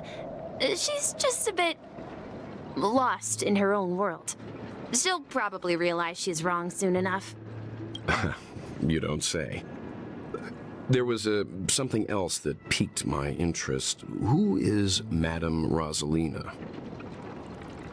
That's not what I was thinking. I was not thinking La Senora. I was thinking like Rosalina from Mario Galaxy. Oh, do you know her too? Or are you also a fan of memoria dynamics? Oh, I know nothing about science, buddy. We're very interested in Madame Rosalina's achievements. Could you tell us a little more about them? Why, of course! She's an excellent scholar of memoria dynamics, and the first person to apply memoria rate measurement methodology on interstellar travelers. Can you put that in Razor language, please? Regrettably, due to the presence of the Garden of Recollection, ordinary people don't pay much attention to the nature of memoria. She departed this world without much fame, leaving only a few thin journals behind. I came to Penacony to learn more about my idol, and went to great lengths to seek out Dreamflux Reef. All because this is her final resting place. Prodigies always meet their demise prematurely. If only Madame Rosalina had more time, she would have discovered a way to reverse the flow of Memoria. I felt it. The source is in the Golden Hour. There is a certain anomalous presence stirring the currents of the memory zone. The meme? I must uncover more concrete proof. I must convince everyone. Okay. I'm scared. Does the name Madame Rosalina sound familiar to you? Nope. It was mentioned by the nameless, mentioned by the conductor. Oh, yeah. That's right. It seems like she did a great deal of research and calculations in Dreamflux Reef before abruptly passing away. Miss Katie regularly mentions her. I hear Madame Rosalina passed away during the prison war. She could see the Penacony of today. Its people building homes in the memory zone. I bet she'd be really happy. That was such a long time ago, though. Perhaps. Our Well, destination skeptical. is the commercial district. That's where the largest crowds gather in Dreamflux Reef. We might be able to find the others there. Do you say anything I afterward? felt it. The source is in... No, you say the same thing. Okay. Suddenly, I am scared. Oh, God. Let me go! Huh? Please, come to your senses. I'm begging you. March? That is a child. Why does it sound like Mikhail? Ghost! There's a ghost! Don't come near me! Wait, is that the same kid that talked to Acheron? Oh my. I'm human and so are you. Can you get a grip? March saying, can you get a grip is crazy. Mr. Yang and Mr. Trailblazer, I've been waiting for you. When did I get a mister? Quickly, come help. I bumped into a member of the family on the way here. He was so scared and I just wanted to calm him down. But... Let me go! Let me go! I've only done good in my life. Why can't I rest in peace after death? Are you me? But also, like, are you okay? Well, this is how it turned out. Now you shall pay respect to March the 7th, ghost of Dreamflux Reef. Me? A ghost? Don't make me hit you. I have a bat, buddy. He thinks he's dead. Although, when I first fell in, I also thought the same. I don't like this clocky, like, spray paint thing over here. Dear guest, this is not the afterlife. This is Dreamflux Reef. That's right. Did you hear that? Repeat after me. Dreamflux Reef. You're talking to someone invisible. If I'm not dead, what am I? I shouldn't have pushed my luck and tried sleeping in my dream. Curiosity kills the Papeshi. Invisible? Am I invisible? Stop asking! You'll alert the monsters. All the dead are right here. All of them. Oh, maybe because he's a family member, he knew that all these people died. And now that he's, quote, dead, he thinks that he's in the afterlife. Okay, that makes sense. You're not talking about the memory zone meme, are you? Don't say that name! It's all your fault. They're coming! What? What do you mean? Oh. What, if you say the name, they just show up? Homie. What? Humanity never conceals its desire to control the heavens, and I'm no exception. At least it's fast. Look, we just took care of them in like 5 seconds, buddy. He passed out. His intense negative emotions attracted the nearby memory zone memes. I didn't mean to laugh. But also, just immediately seeing him passed out on the floor, and then while going, he passed out. Like, I don't know what I did not expect this, okay? I see. But why aren't the other people around here scared? Maybe they don't realize that they were sent here by the memory meme? Not the skill issues, that's crazy. Unlike in the sweet dream, People here don't see Memory Zone memes as dangerous monsters. And even if they pose a threat, people can easily escape by forcing a wake-up call. But we can't just leave this man here. Can we take him somewhere safe? Like where? We can ask Jesse for help. Huh? I've gotten to know many locals while waiting for you guys. Everyone here is living a self-sufficient life. I don't know how to describe it, but this place feels like the real dreamscape. Hot steam from the grate. Ew! Stop standing on the grate. That's gross. Like, that's New York 101. Don't stand on the grate. It's really giving like the underbelly of like New York. Like Manhattan looks like so fancy and everything looks so nice. The Upper East Side looks so nice. And then like if you go to like, I don't know, any of the other boroughs, sometimes they do look like this. Which I don't know. I prefer this vibe compared to like the flashy stuff in Manhattan, but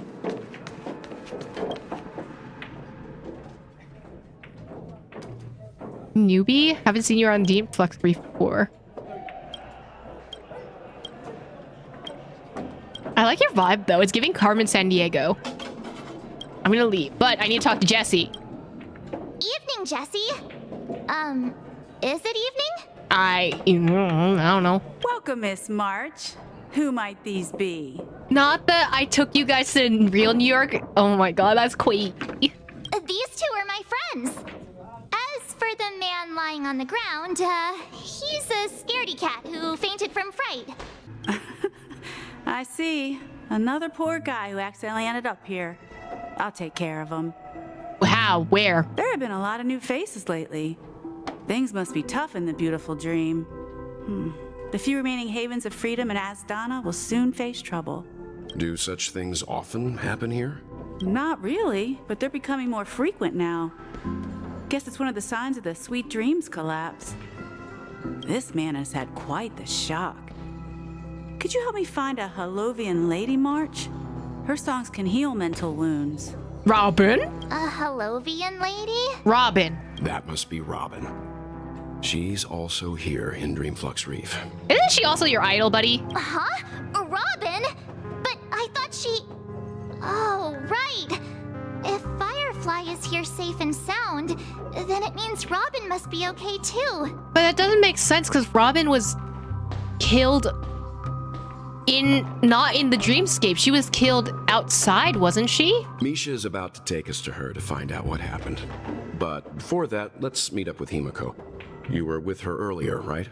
Please tell me this is actually Himiko and it's not like an imposter Himiko, and please let Himiko be okay. We met some stowaways in the residential area. Most of them came from neighboring star systems. I heard that places like Dreamflux Reef are scattered throughout the memory zone of Asdana, like islands in the ocean. They existed before the family arrived. I also heard that when Dreamflux Reef took shape, it was the center of all dreamscapes in Penacony. Interesting. If that's true, it's no wonder there are so many similarities between this place and the Sweet Dream. Himiko must be gathering information. Let's hurry up and get going. You say anything afterwards? There have been a lot of new faces lately. Same dialogue. I assume that everything else is going to be the same dialogue over and over again. I wish they would add like some other spicy dialogue.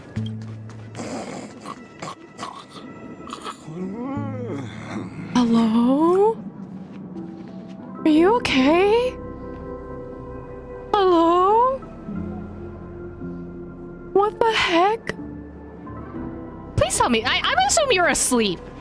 I'm going to assume that you're asleep. We're just gonna ignore that. Split up.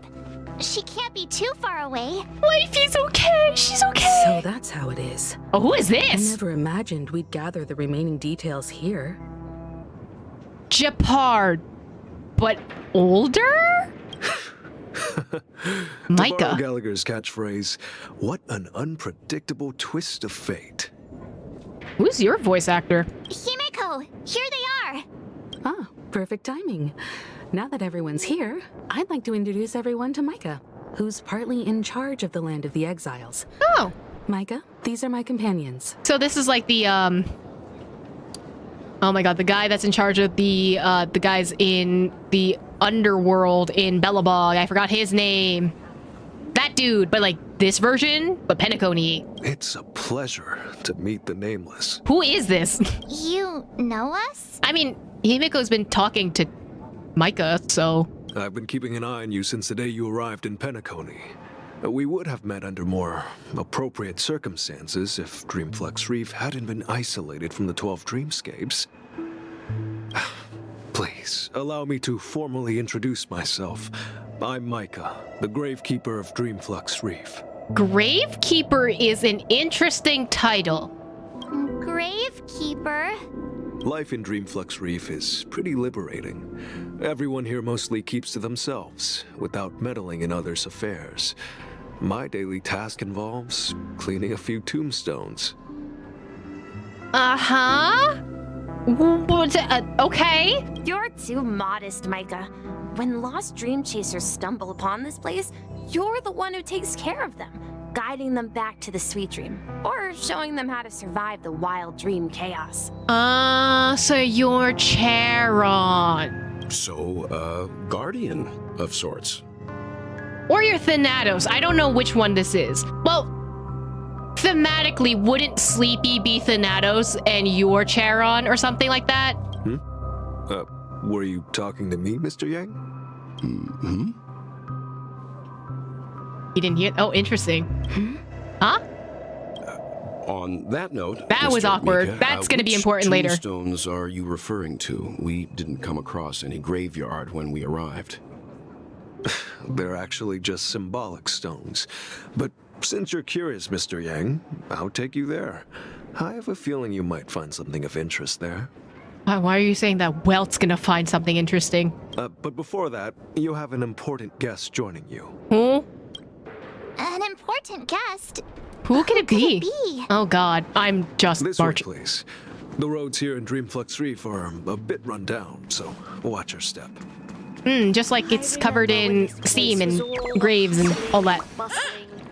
Sauna bird. Ew, you're steaming in the grate? That's so gross, dude. Get out of there. Nasty sewer water. Ew. I don't even want to think about that. I thought Acheron was Charon or Acheron the river. I don't know, because like maybe there's different representations of Charon. Is that Girly Pop? Is that There she Miss is. Robin? Everyone sang so wonderfully. It's not often that I tried this music style, but I've gained some valuable insights from it. She's so much more energetic. In like, actual Robin is more energetic. Oh, I can't thank you enough, Robin. Well, these kids have made incredible progress in only a few days. It was nothing, Grace. I merely taught them how to sing. It was you who brought hope into their lives. Life must be quite difficult for them in reality, I imagine. That's right. Whenever it's time to say goodbye to these kids, they're reluctant to leave. But I've explored every corner of Dreamflux Reef, talked to everyone I met, and they all told me the same thing. This shattered dream is not worth clinging to. It seems you truly are a child of the Harmony. Emma and Andy are orphans I took under my wing. Carol there, with her blind eyes, used to work at a nutrition center in the outer ring of Penacony. And as for Gary, he's been living with autism since he was a child. They're not old enough to enter the sweet dream managed by the family. If we compare people to birds, these kids are like fledglings with impaired wings. But in this dream, well, they can fly freely. Even if they stumble along the way, well, they're still relying on their own strength. So I'm keeping with my theory that like the overworld is like the happiness and like the way that the Harmony wants people to view their world, and then the underground is very much like those who don't fit into that mold are tucked away here. And me, an old lady with no legs. Well, without this dream, I couldn't even walk toward them.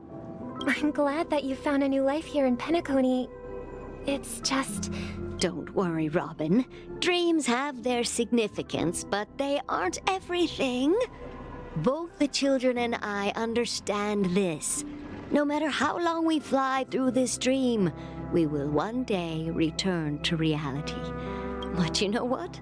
Emma and Gary aren't plagued by their insecurities anymore. No, and Carol is learning how to cope with her blindness. And Andy is livelier than ever. Well, even I've become more optimistic. You see, in dreams, we learn how to live. Once we return to reality, we learn how to survive. That's such a sick line. In dreams, we learn how to live. Once we return to reality, we learn how to survive. Man, that hits! Wait! That's such a good line. And should our feathers be damaged, then we share our wings with one another. That's so sweet. There's no need to covet an illusory sky in dreams, because we have the right and the ability to fly towards a broader horizon. It's a relief to see you safe and sound, Miss Robin. It's nice to see you all again, Astral Express crew. I heard my disappearance caused quite the commotion out there. I'm really sorry about that. Listen, I saw you dead, so I'm scared. Since you're here, can we assume that you're fully aware of the situation in Penacony?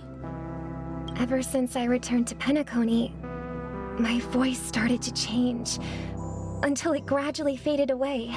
Robin in a cage or something. First, I thought it was a temporary ailment. Perhaps due to having been away too long. I thought maybe it just takes some time for my body to acclimate to the high concentration of Memoria and Asdana. But now it seems the root of the problem goes way beyond me. There are elements around me that don't align with the harmony. Losing my voice is just one of the signs of the Sweet Dreams collapse. I wonder if Robin has like a similar character arc to like Kiki and Kiki's delivery service. Like, she has to like kind of believe more in herself and not like rely on other things to help her to fly, right? Except in Robin's case, it's more like helping her sing. I don't know if it's the same, but it sounds kind of similar. The Sweet Dreams collapse. That memo keeper mentioned the same thing. So it's real. While I was away from Penacony, the boundaries of the 12 dreamscapes kept expanding outward. But whenever I mentioned the anomalies in my dreams, all the family heads refused to talk about it. Only my brother was willing to respond. And this is why we love Sunday. Later, I discovered the secret letters from the IPC ambassador, which further convinced me that there are hidden secrets beneath the surface of Penacony. So, following the clues in the Oak family's dossiers, I found my way here. The land of the exiles, concealed by the family under the guise of death. A dream within a dream, where Penacony's past is buried. Again, rewriting history again. Hearing you speak, it sounds as if your voice has made somewhat of a recovery. I hate to admit it, but the harmony in this place resonates more broadly than within the Sweet Dream. It's regrettable, but the family has experienced betrayal. The traitor, or traitors, abandoned their original principles and, using the name of harmony, exploited people's weaknesses to turn Penacony into the planet of festivities, trapping everyone in the illusion of the Sweet Dream. So rewriting history, putting everyone under false pretenses. So someone is using, I guess, kind of like how Acheron was concealing her identity, as being like part of the hunt path. Someone is concealing their ability from the harmony path. This is not the strong defending the weak, but rather the strong exploiting the weak. A world without equality won't ever be favored by the harmony. And naturally, those voices blessed by them have lost the ability to sing. Could there be another force influencing the family's shift in philosophy, Miss Robin? Considering what happened with Acheron, it's difficult to conceive of another entity within the realm of the harmony capable of influencing everyone. Unless a power surpassing that of an emanator is involved. What, there's someone higher than an emanator? Like, what, an Eon? I'd heard about what happened to the Xianzhou Alliance. But as far as I'm aware, the family hasn't faced any such external interventions. Who knows? Perhaps I've just been away too long and missed something.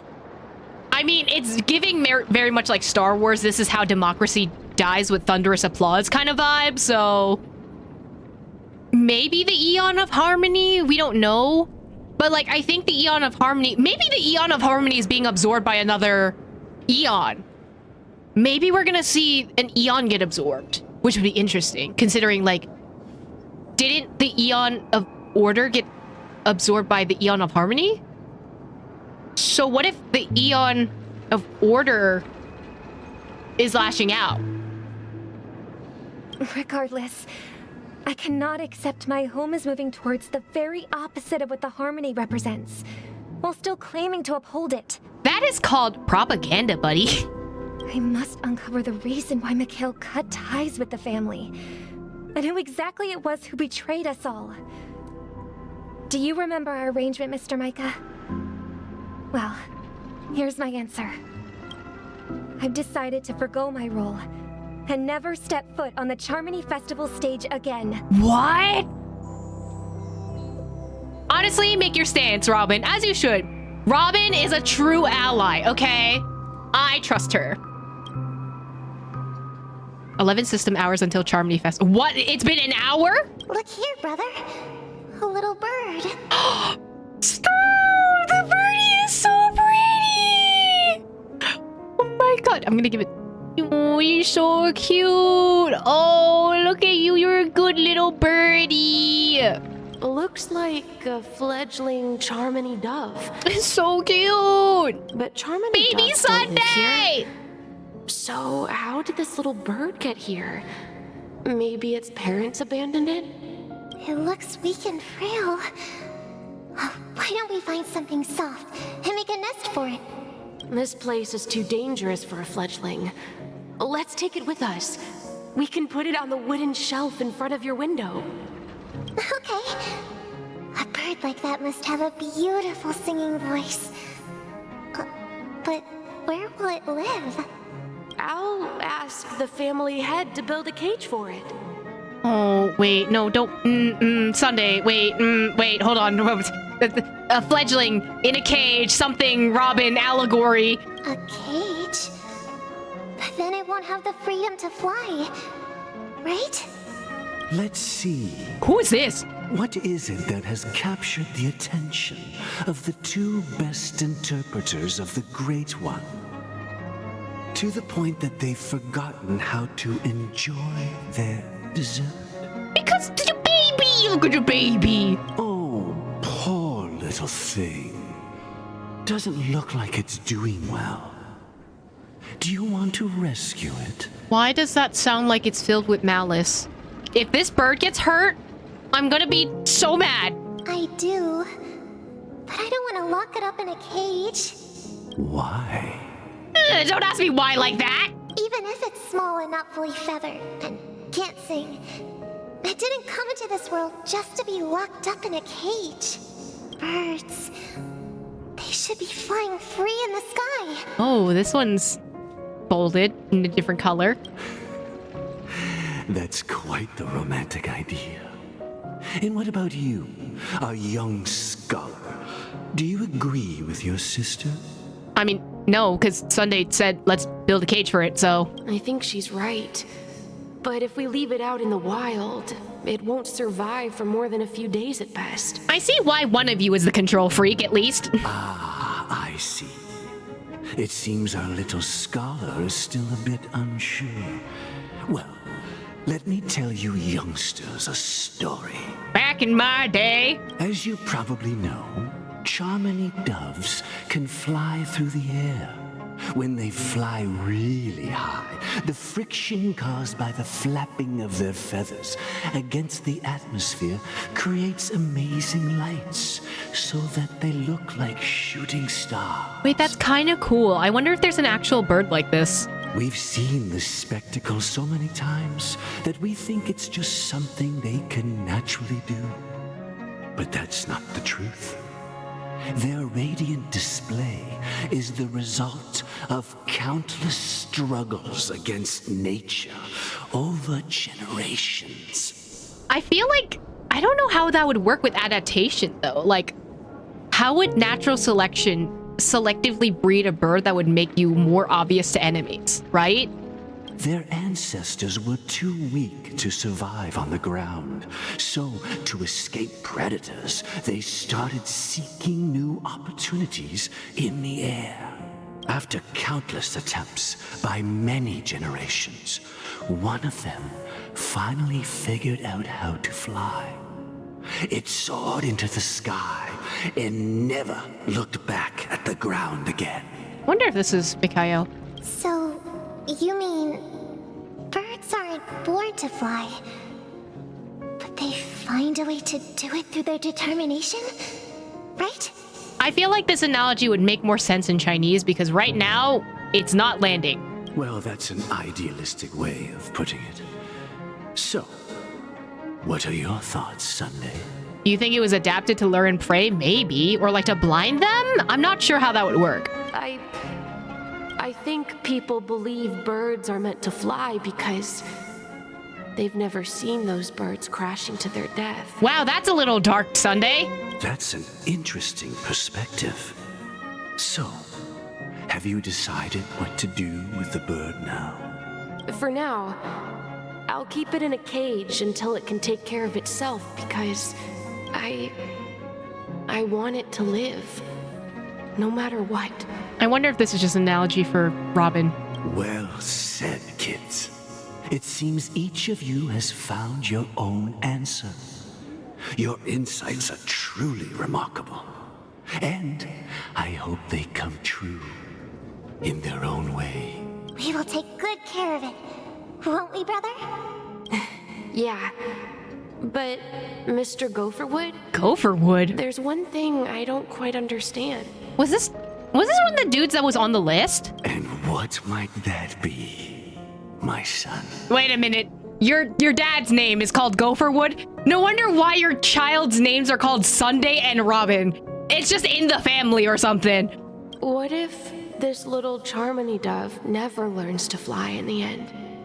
I mean, if there are fledglings in this world that can never fly throughout their lives, should we let them go back to the sky, only to see them crash to the ground and die? Sunday is 100% a control freak, even as a child. Talking in your sleep, birdie? Time to wake up. No! No! No! No! No! No! No! No! Absolutely not. You get as far away from me as possible, sir. Chat, don't you encourage him. Sounds like how some parents are fearful that their children, so instead of letting them experience potential agonies to keep them in their house until they feel like they're old enough to experience the world. Yeah, it kind of feels like that. Like wanting to protect someone so pure and innocent and not have them struggle when in their nature they need to learn how to fly, right? Oh my god, you guys are wild. All right. Is he talking to Sunday in this case? My chicken wing boy is back! Huh? Need a hand? I'm still alive? Chicken wing boy's back! I'm so excited! Yeah. Happy about that. Where is Robin? Tell me. Now. I knew that was going to be the first thing you'd ask. It's the last thing he asked before, he went, Don't worry, your sister is here, safe and sound. She's probably walking around the streets now. Please, I need a reunite. If they don't reunite and somehow they die right before everything happens, I'm going to be so mad. If I were you, I'd be more worried about myself. After all, right in front of you is the guy who just stabbed you in the chest with a dagger. Can I just take Sunday's halo and just chuck it at Gallagher's face? If you wanted to kill me, you wouldn't give me the chance to speak. Just tell me your demands, lackey of the Watchmaker. So, you figured out who I am, huh? No wonder you had the guts to go against the Dream Master and the Four Families. Looks like I made the right choice. To stab him? Choice? You are aware of my plan and see through my act. Time is running out, so let's drop the charades. I'm suggesting we cooperate. Oh. Why? Cooperate? What makes you think I'd cooperate with you? The fact that the famous Robin has chosen my side. Plus, some clues about a traitor and a bright future for Penacony. Any of that catch your interest? Oh, he's gonna go along with this because he wholeheartedly believes in his sister, right? Right? I hope so. I find it hard to believe a man who's full of deception. Not the enemies to lovers are. I mean, yeah, it kind of is. Fine. You don't have to trust me. What you should trust is the sense of justice inside of you. Why is justice like the small text say ambition though? It's giving very, very Fontaine. Like, what do you deem as justice? Show me Robin first. All right, as you wish. Here she is. Huh? Huh? What's your trick this time? Just kidding.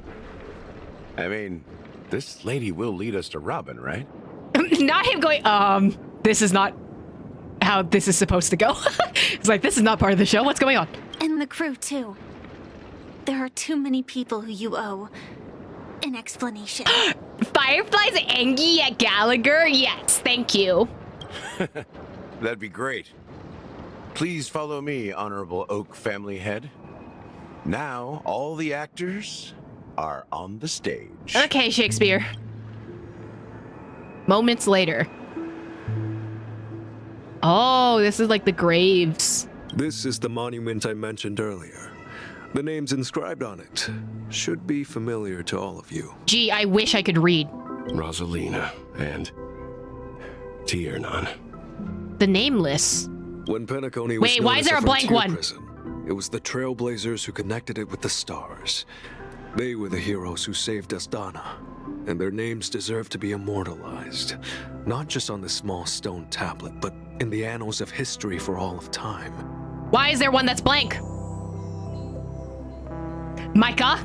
However, today, the planet of festivities is nothing but sweet dreams. That heavy piece of history is all a distant memory. Just like that prison. If their names are inscribed here, then that means... According to Micah, they died long ago. Rosalina was killed during the War of Independence. She ventured alone into the heart of the star system to investigate the flow of Memoria, but she never returned. So, would that be dead or missing, though? Tiernan was a skilled gunslinger, strong and reliable.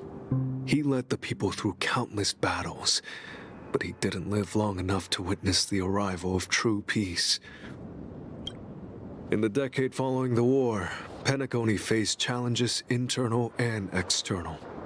To protect Astana, Tiernan took up the way of the Trailblaze and led the Lampmoth family to explore beyond the system, only to be surrounded and wiped out by the Swarm. By Tazaroth? What? Though I had expected as much, the tales of these heroes truly are sorrowful.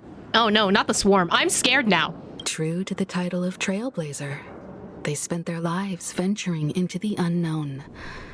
But what about this tablet? There are no names carved on it. Himiko, I don't like the fact that you are the one saying this line. When Dreamflux Reef was created, its owner was still alive. However, he insisted on erecting a monument for himself, saying that it will happen someday. Here we meet again. Everyone from the Astral Express. Robin. Can they hug each other now? Oh.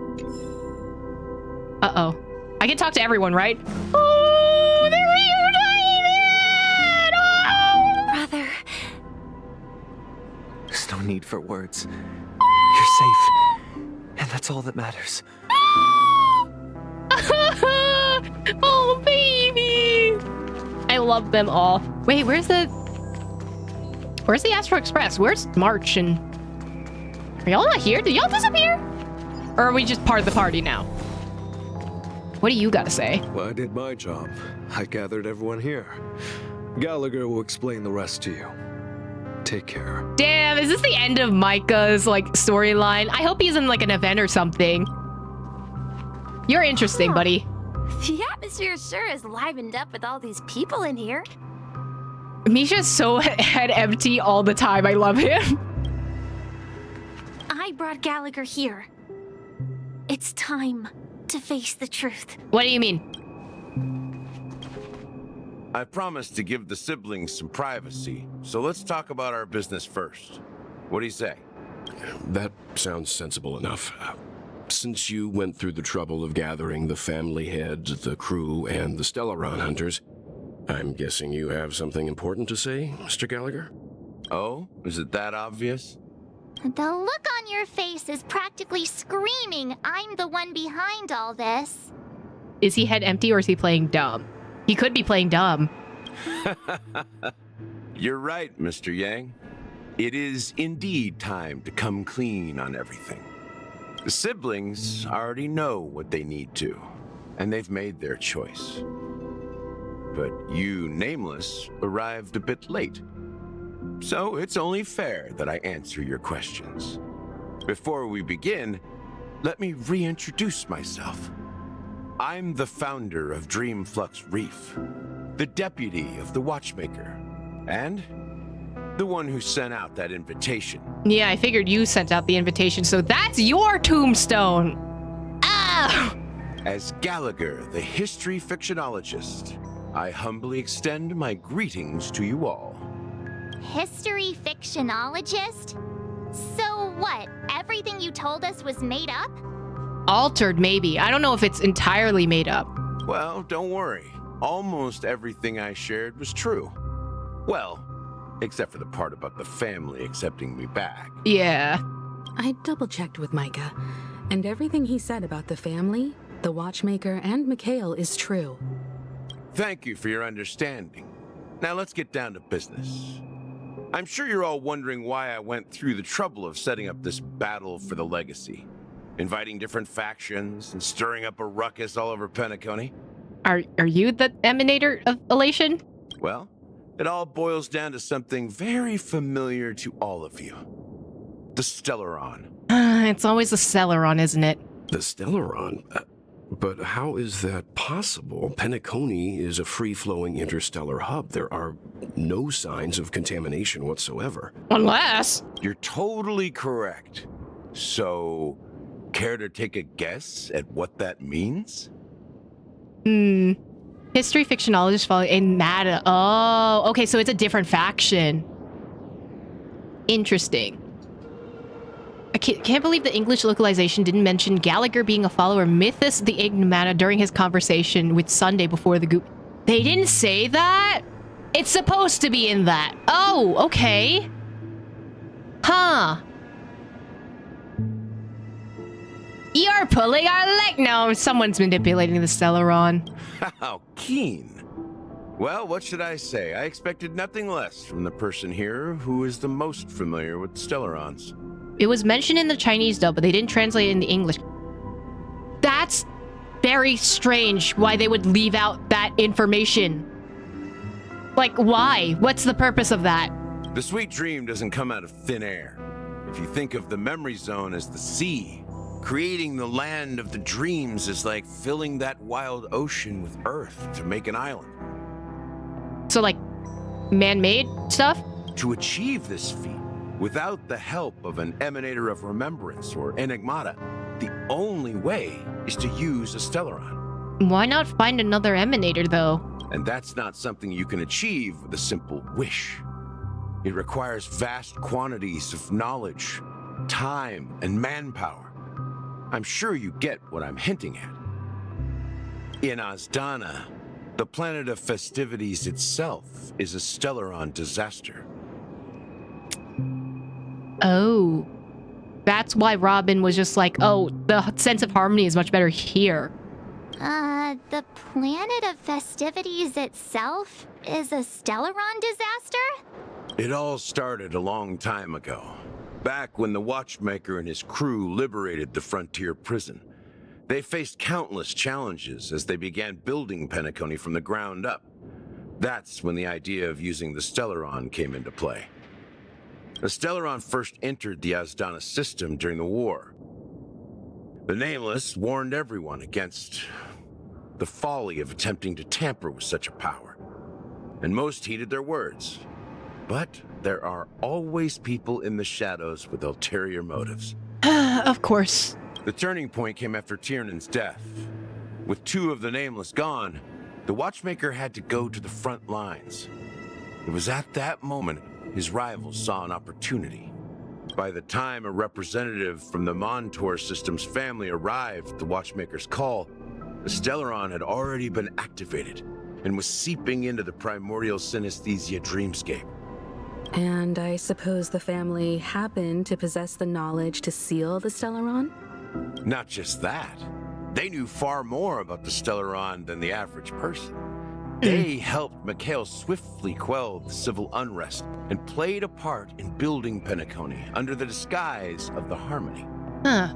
Those 3 eras were known as the Age of Dreaming. The Watchmaker, who had been left in the dark, sent out invitations across the universe, spreading the hype around the land of the dreams. Then, how did they turn against each other? Remember the island in the ocean metaphor?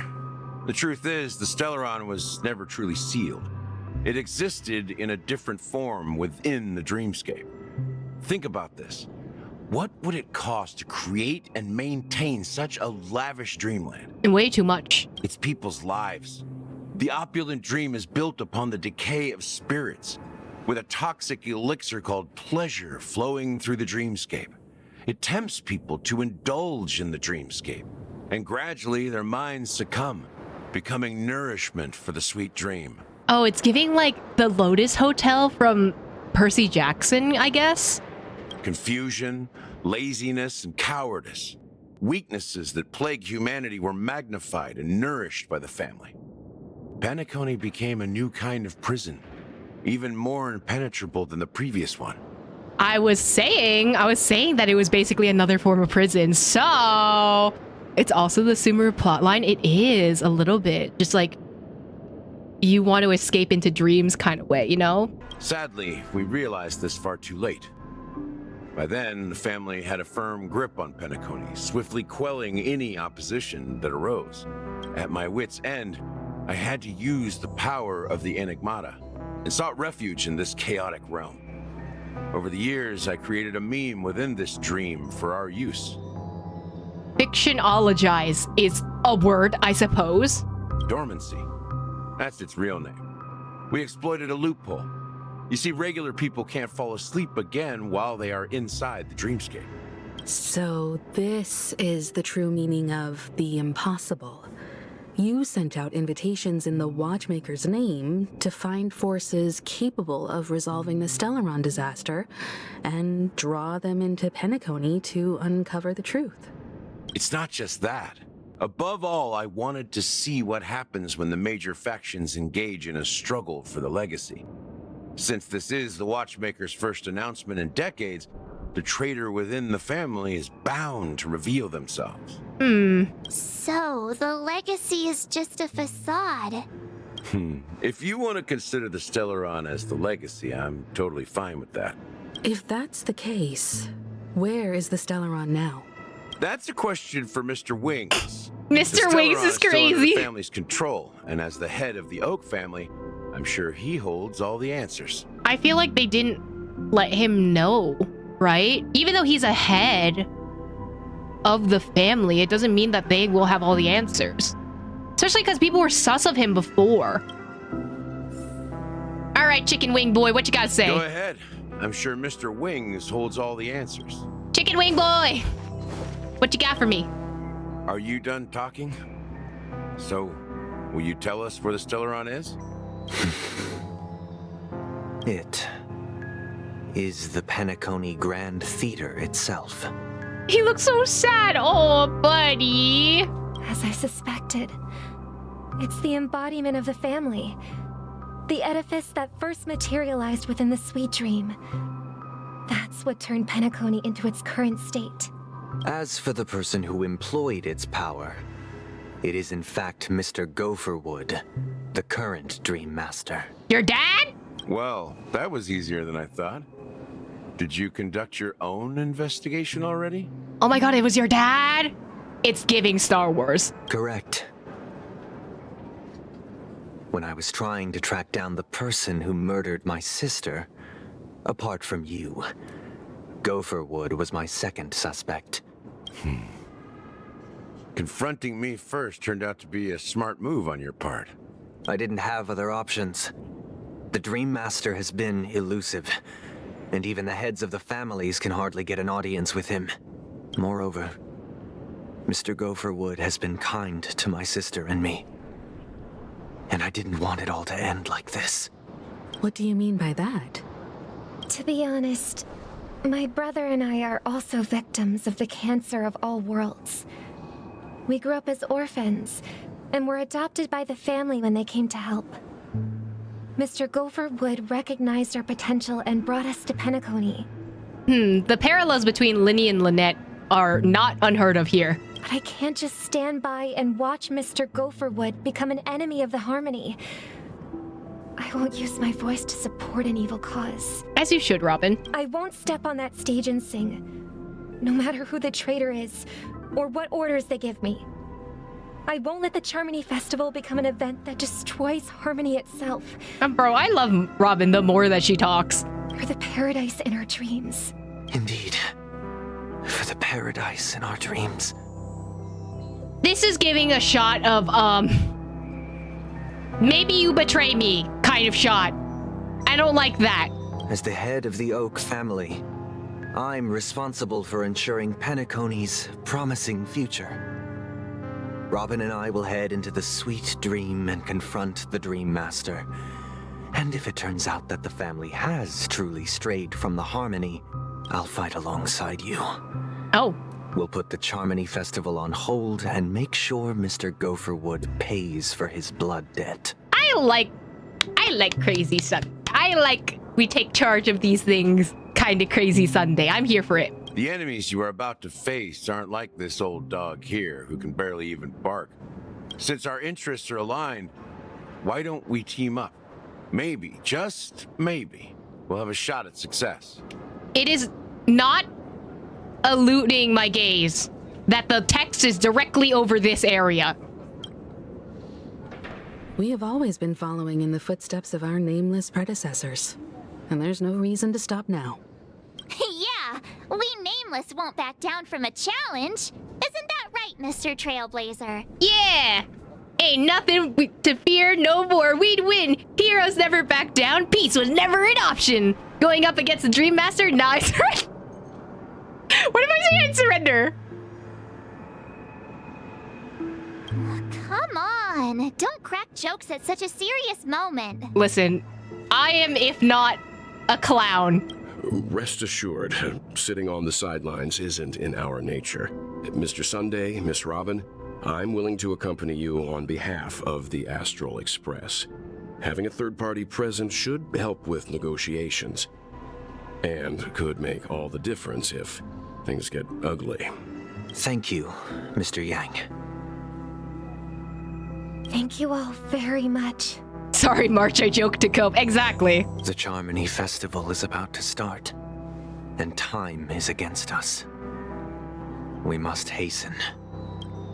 Everyone, let's gather over here. We still need to make some preparations. You say anything? No.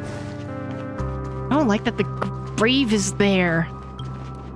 I may have been quick to step up to the plate, but confronting the Dream Master could be a very dangerous affair. Uh-huh? Even you're saying that, Mr. Yang? How powerful is that Dream Master? Homie can control dreams. Is that not enough? Plus, he's armed with a Stellaron. Like, come on, guys. Think about it. He's the leader of the families of Penacony, and he has the entire power of the Harmony behind him. Not to mention the Stellaron in his possession. We must proceed with great caution. Maybe you can just stay behind this time, Mr. Yang? No, that won't do.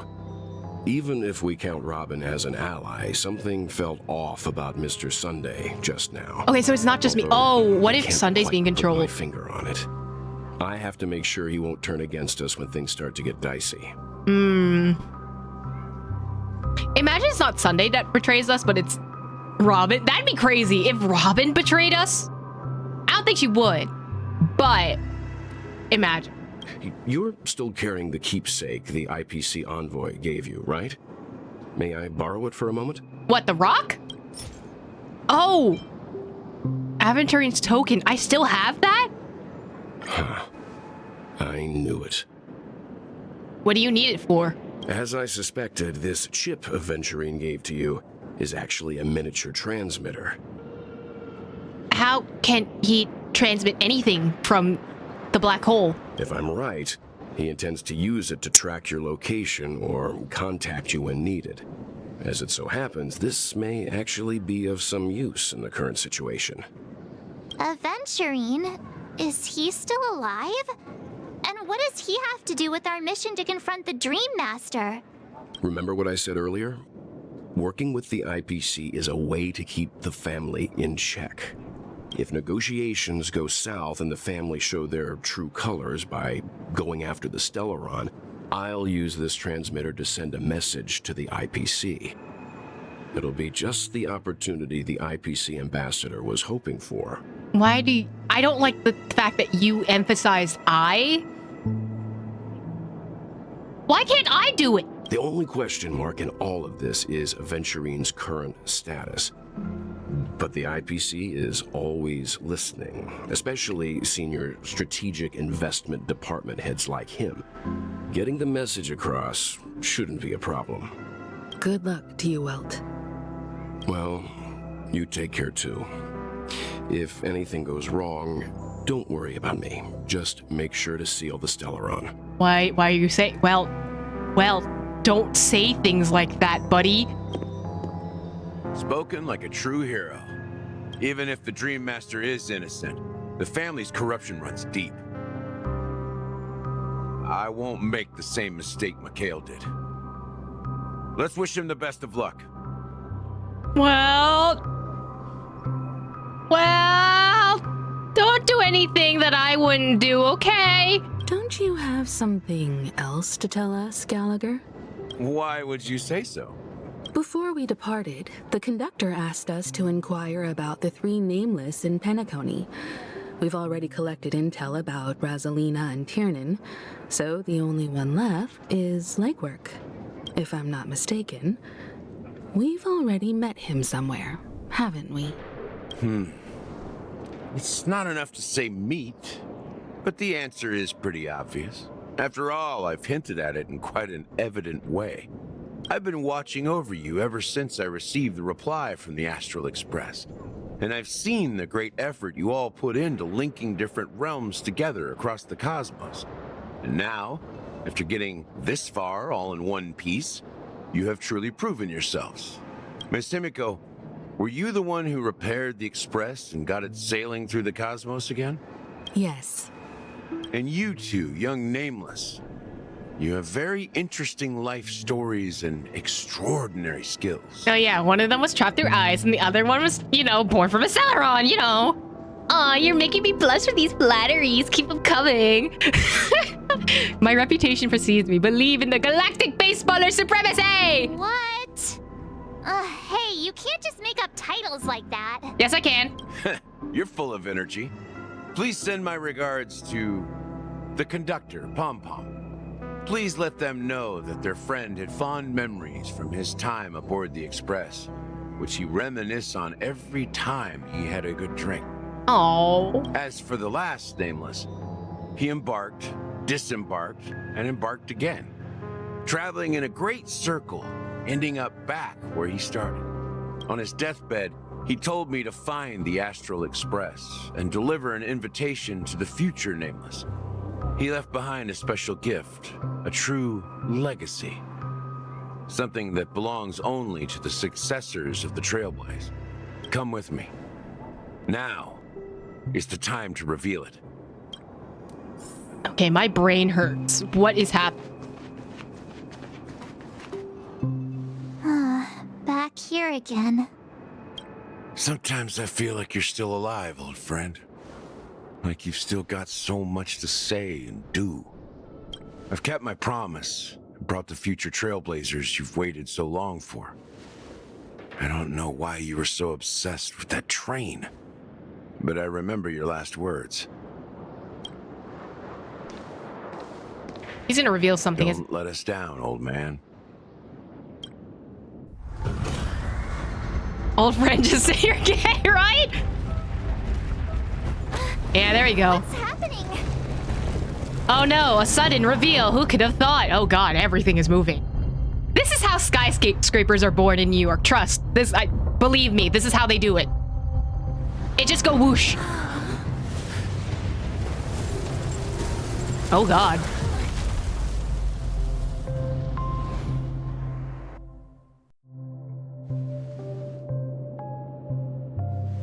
Go ahead. His resting place lies in the garden up ahead. So do you have to do this every single time you want to visit your friend, though? This seems like a lot. The first and last Nameless of Penacony. Mikhail Char Legwork, the Watchmaker. Interesting. So that's interesting that legwork was pointed out in the beginning of the story. Trust, as someone who lives in New York, skyscrapers are born that way, right? That's exactly how it is. Huh. Huh. Huh? I was like, why can't we jump over this? It's not... I didn't realize there was a staircase here. Huh. So he was the last Nameless. I forgot about the 3 names of the Trailblazers at the beginning. I was curious about legwork. Like, that one was a strange name to have. Like, it seemed... They wouldn't just reveal it as, like, a first name. So having it as a last name or, like, a middle name would work. And, yeah, I guess this is what happened. Huh. No wonder why Mikhail left then. Especially since the Harmony adopted the Stellaron. The pieces are puzzling together. What? There is a person here. What?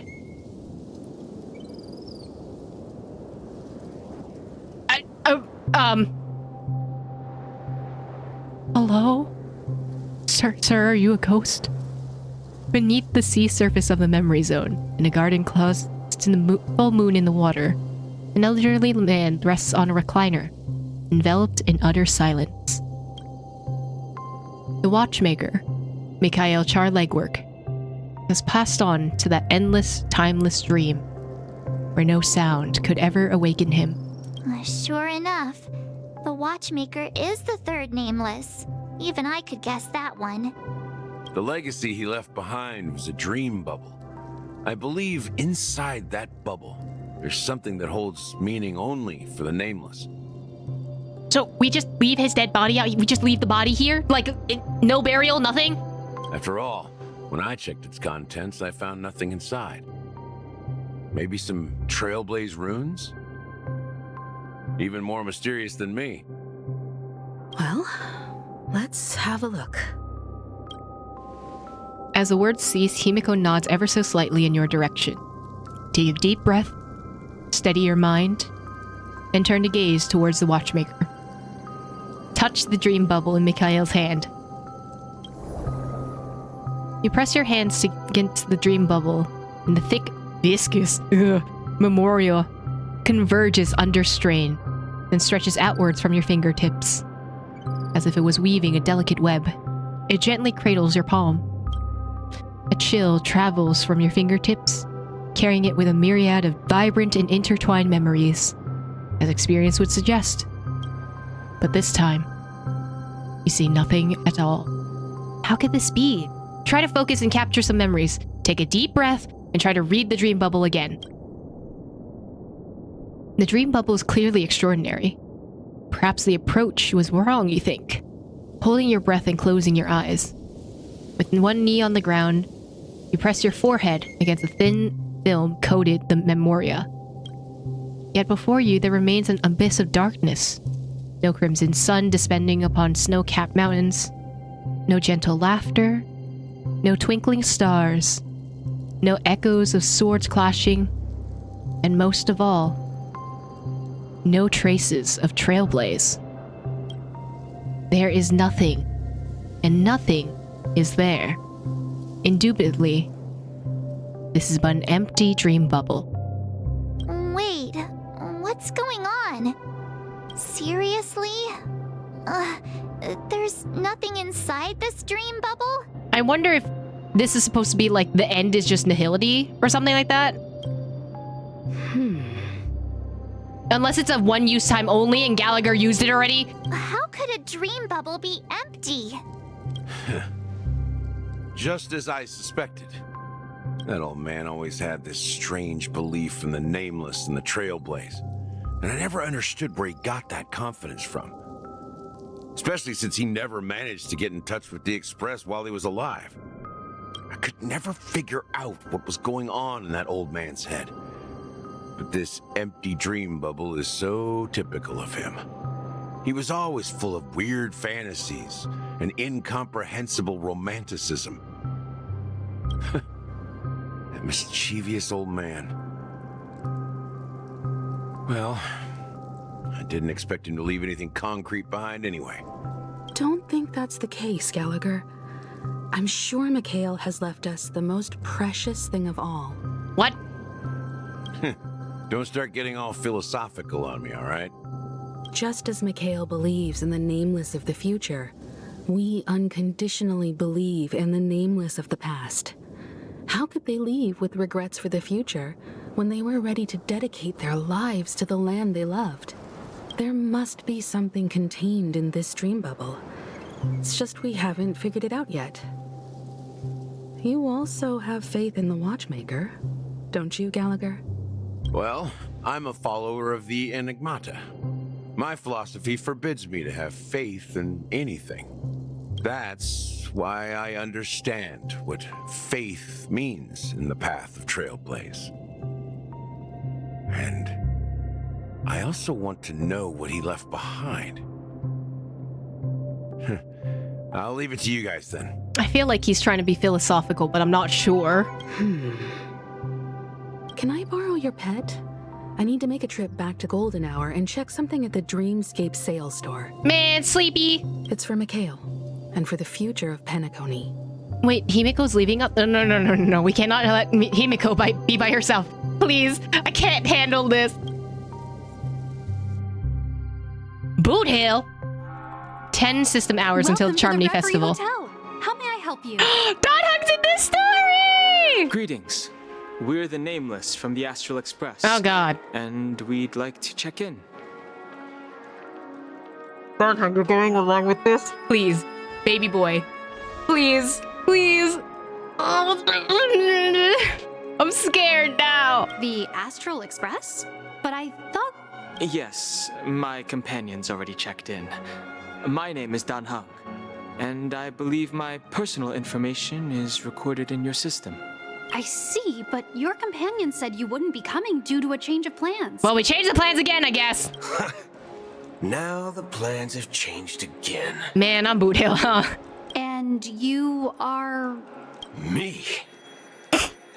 I'm Pom Pom. A new Nameless who's also with the Astral Express. I'm Pom Pom. There's no way. Oh my god.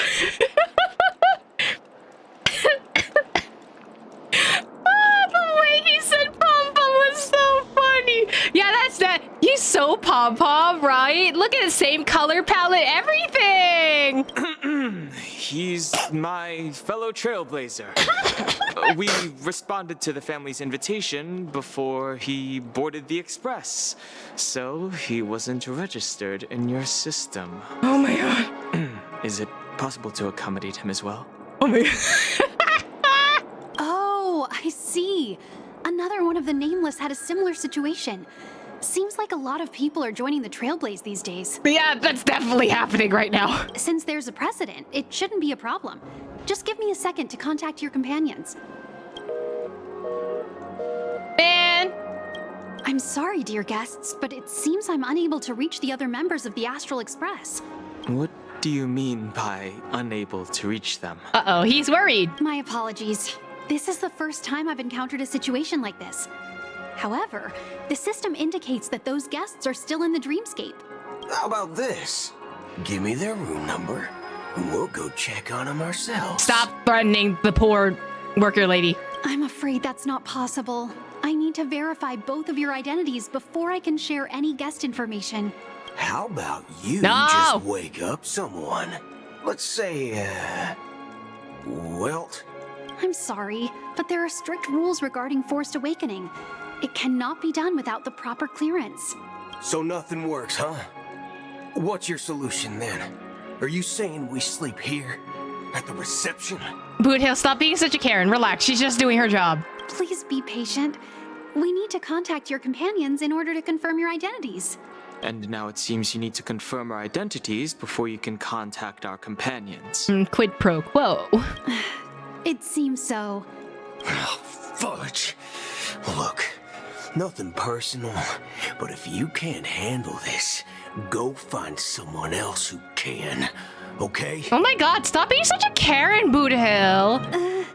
Please calm down, dear guests. I do recall that Mr. Sunday, the Oak family head, personally handled this issue earlier. Oh, please wait a moment while I contact him. It's literally Karen Hill. Oh no, somehow we're not going to be able to reach out with Sunday. I don't think she's trying to give us a hard time. Yeah! She really just doesn't know what to do. Yeah, shut up. Shut up, Boothill. Let Don Hung speak. I have a bad feeling about this. You tried to contact them on the express earlier, but they didn't respond. Oh. Something doesn't seem right. I need to leave for a moment. You can stay here with the receptionist. Sure thing. Just don't keep me waiting forever. Don Hung seems pretty worried about his companions. Yeah. I should give him some space. Stressing out about it won't help anything. Oh my god, we're playing as Boothill! Pew, pew, pew, pew, pew, pew. America, yeah! America, yeah! Oh my god, I love him. Even though he is a Karen. Locked and loaded. Ooh! America, yeah! Hello! Hello! Hello! Oh, Border Star Princess. The Charmony Festival is about to start! I'm so excited! Hey! You guys here for the Charmony Festival too? He's literally an introvert trying to talk to extroverts like, hey, how's it going? Like he's like that kind of pacing and I love him. Well, I didn't come all the way here specially for the festival.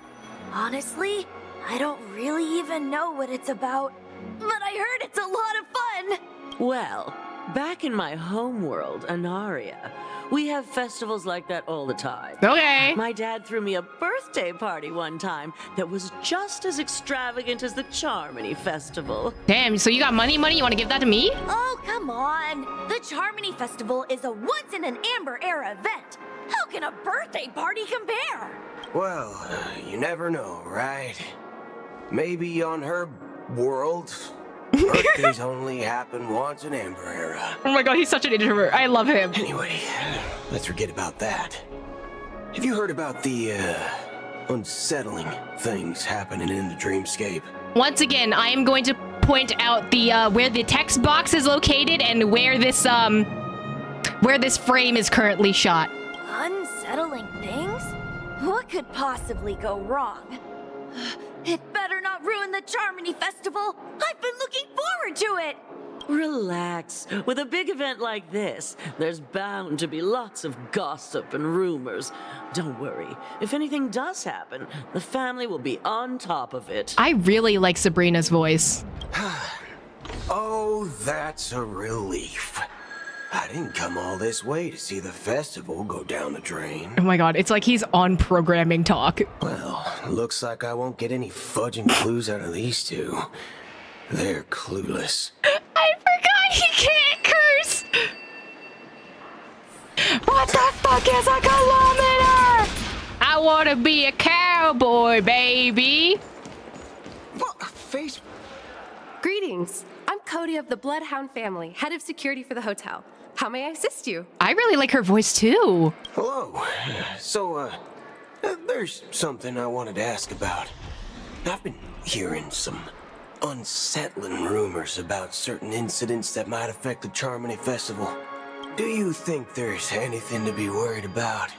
People shy. I traveled all the way from the Hayaii Federation, and I don't want my trip to be ruined. What do you mean? Wait, you haven't heard? I'm not sure where you heard those rumors, but they're completely baseless. I can assure you, as a representative of the Bloodhound family, that everything is going smoothly for the Charmony Festival. Oh, you are so corporate. At present, all of the families are focused on making sure the festival starts on time. Even the Dream Master himself has arrived. So don't worry, your trip won't be in vain. It's giving Disney corporate. That's a relief to hear. She doesn't appear to be acting.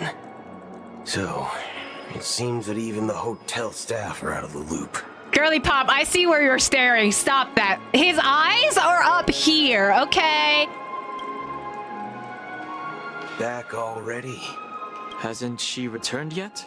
Nope. I'm starting to wonder.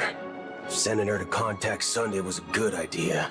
Neither the staff nor the guests seem to know anything about what's happening in the dreamscape, and wherever we go, all we see is people enjoying themselves. Damn, okay. Definitely not a good sign. Are you against fun? Like, come on, buddy. I agree. Another unusual thing is that the Oak family is supposed to be in charge of organizing the council and managing everything inside and outside the dreamscape. However, I walked around the hotel, but didn't meet a single member of the Oak family on such an important day. Well, I'll be forked. If I remember correctly, the head of the Oak family is that Sunday guy, right? We shouldn't linger here too long. Let's go back to the Express for now. No, what if you just sneak in? Not so fast. Have you ever robbed the IPC, bro? Bro? If you run away now, everyone will be chasing after you. The way he said bro is wild. Are you suggesting we sit here and do nothing? He's obviously not suggesting that you sit here and do nothing. Obviously he has a plan. I wouldn't say do nothing, but let's stay put for now. Even if the family has ulterior motives, they couldn't have anticipated us showing up here. We're the surprise factor for them. They don't want to attract unwanted attention from certain outsiders, so they won't do anything reckless. See? The IPC lackeys are keeping a close eye on this hotel. If I were a family member, I'd find an official excuse and keep the surprise factors here. If we just wait here, that would be like walking into their trap. Of course, we don't need to walk into their trap. I gave a backup plan to the memo keeper. If it turns out we won't be allowed to enter the dreamscape, she'll order a drink for me in the VIP lounge at the hotel. In reality, a secret signal. That's right. Oh, a concrete object can indeed help the memo keeper establish a connection with you. But Boot Hill, if you have more backup plans in the future, I hope you'll let me know in advance. I love how Don Hung's just like, so can I be included in the plans? Thanks. I'm sorry. But it's one of my quirks. I have too many unreliable friends. And if I reveal that I have backup plans, things can go awry. And that would leave all backup plans completely useless. Sorry, I was distracted by the fact that he has USB ports here. Why here? How do we get into the VIP lounge? This is where my street smarts come into play. Uh-huh. Oh my god, does he have like chips on the back of his shoes? Wait, that's so cool. You can actually book a stay on credit. He's so cool. You're the lobby manager, right? Yes, I am. How may I assist you? Oh. You sound stuffy, and I don't like that. But also, he's giving the same vibes as one of the researchers from Ron May's story. We're the Nameless from the Astral Express. We wanted to check in, but there's something wrong with your system. The lady at the front desk said she would contact the manager, but now she's nowhere to be found. Stop being a Karen! Now, we've been waiting here forever, without any food or water. What the fork, man? Is this how the family treats its guests? Please stop being a Karen. Please, I'm begging you. This is like secondhand embarrassment part 3. Is this your idea of street smarts? Starting an altercation? Yes, like, listen to Dan Hung. Stop this. It's called standing up for your rights. This is not standing up for your rights, buddy. I apologize for the inconvenience. Please wait while we try to contact Mr. Sunday. I'll arrange 2 premium seats in the VIP lounge so you can rest there while you wait. See? Just like that. I hate that he's right because this actually works in the real life too. Like, if you're a Karen, you're more likely to get stuff done, and that sucks. Stop treating service workers like this! Just don't call yourself Nameless next time. Yeah, Dan Hung's embarrassed for you, buddy. Wow, this bar's something else. Certainly worthy of the planet of festivities. Anything different? Everything seems to look the same as before. Why isn't there a sugar-free Soul Glad option? Everything looks the same. Good evening, gentlemen. Why do you sound familiar? Hey, I have an order for a bottle of Hasdana's White Oak. Can you help us find it? Hasdana's White Oak? I think there might be a misunderstanding. We don't serve that here. Oh, no way.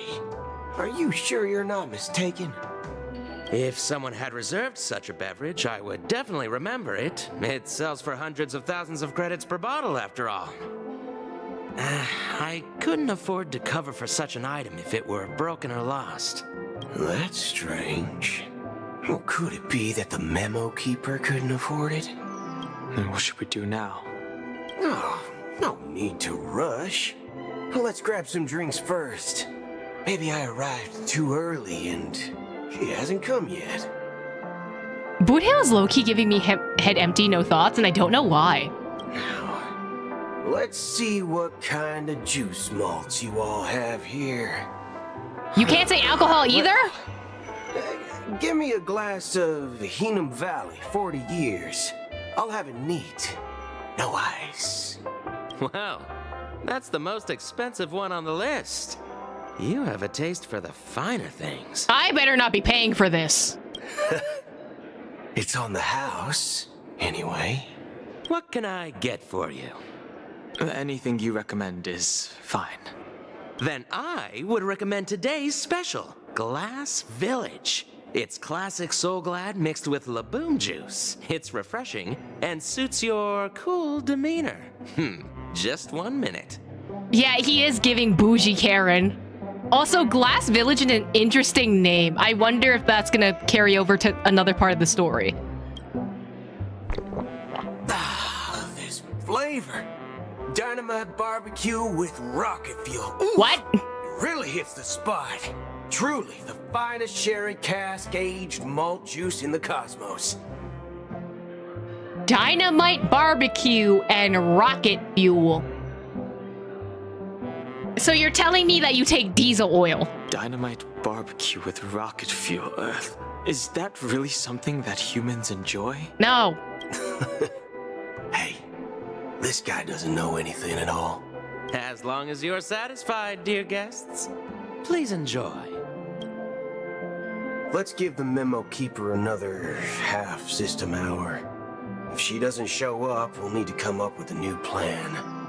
In the meantime, let's take stock of the situation. What do you think? The situation is unclear. Something must have happened on the planet of festivities, but the public is unaware of it. Someone in a position of power within the family must be covering it up. Man, this is why Dan Heng couldn't come with us originally in the story. Otherwise, he would have figured out everything from the first episode. It's unusual for the followers of the Harmony to invite other factions, let alone the IPC and the Masked Fools. If what you said about the Emanator of the Nihility is true, the situation in Penacony is a little complicated, to say the least. Actually, there's something else I'm concerned about. Regarding Acheron. As you know, the faction that follows the path of the Hunt are some of the most dangerous folks in the cosmos to mess with. I mean, who in the right mind would impersonate the Xianzhou Alliance or the Galaxy Rangers? It's like asking for a death wish. Side eyes Dan Heng for a little bit there. Isn't there a saying among the Xianzhou people that the Rainbow Sect lets their Lux arrow do all the beating? Talking. Do all the talking. Well, you know what I mean.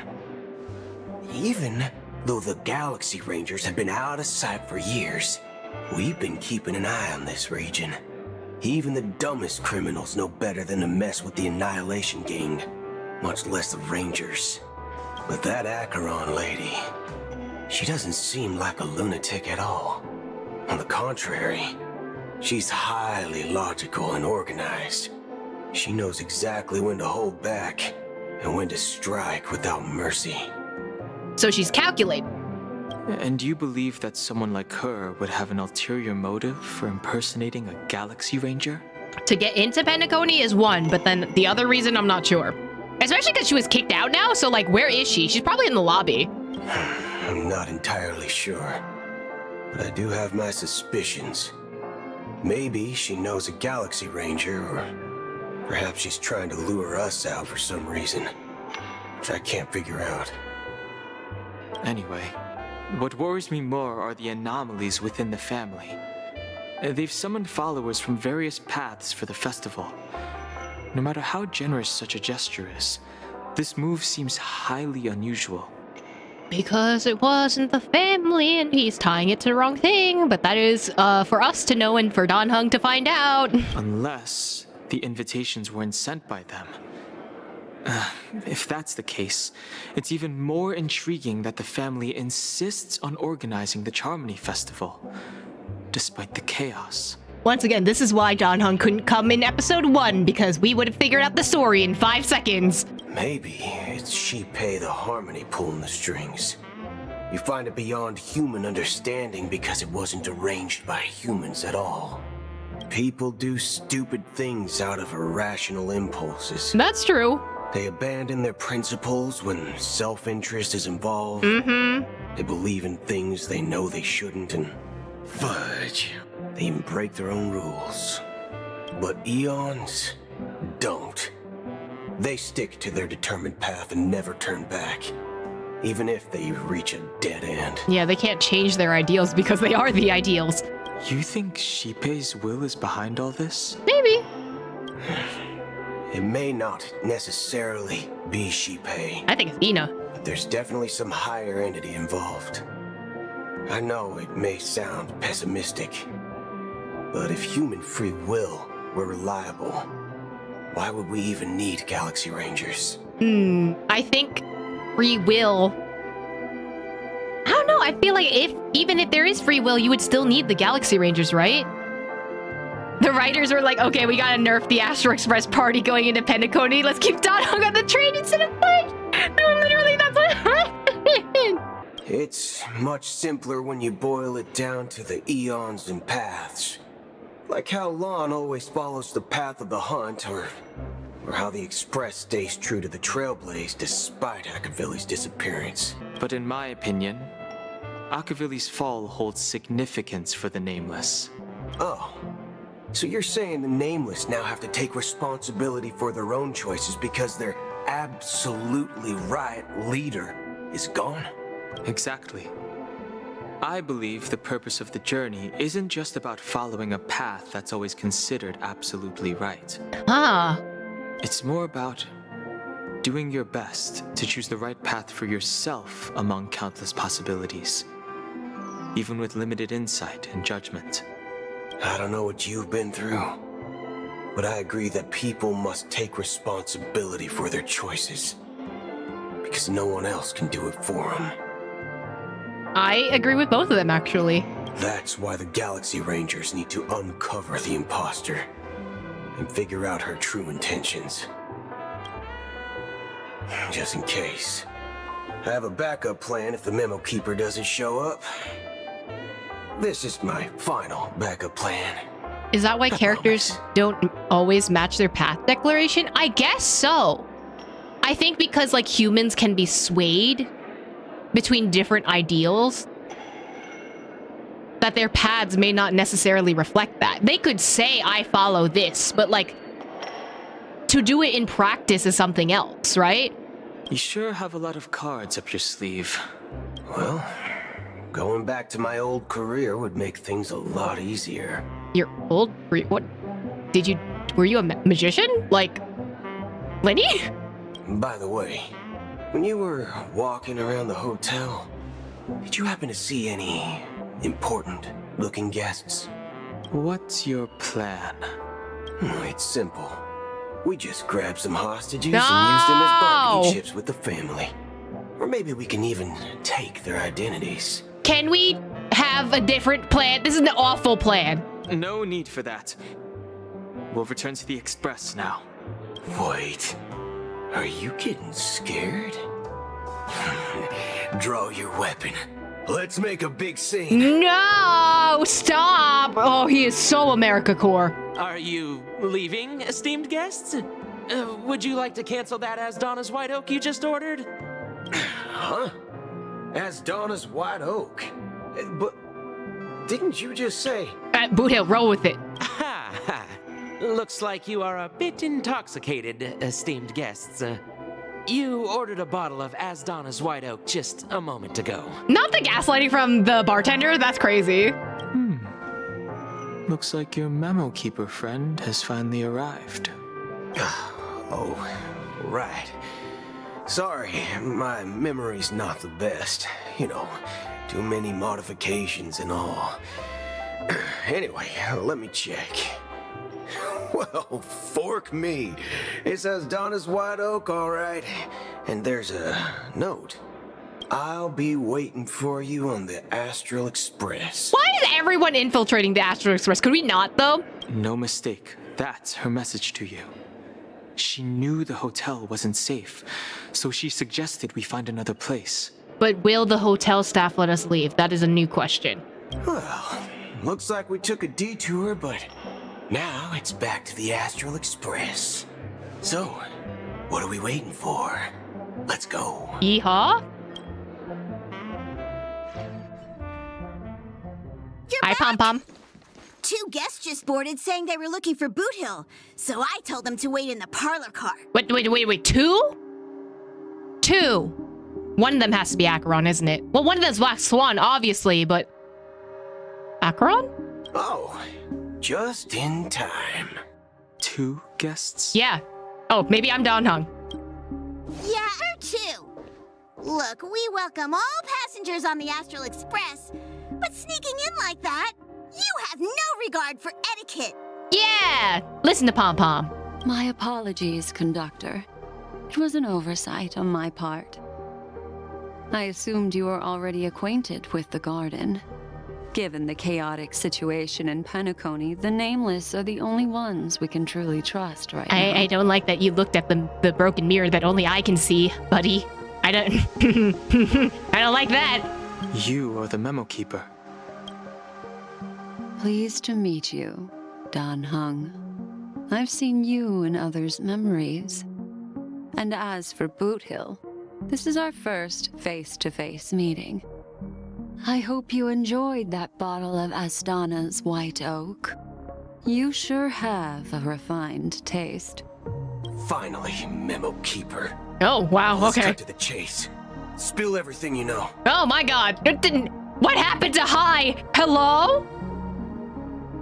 Did you tell the crew at the beginning about the mirror? I remember there was an option. I did, and they were just like, what are you talking about? And then like that lady wiped our all their memories. Like, you can't tell anyone. Like, I don't like that.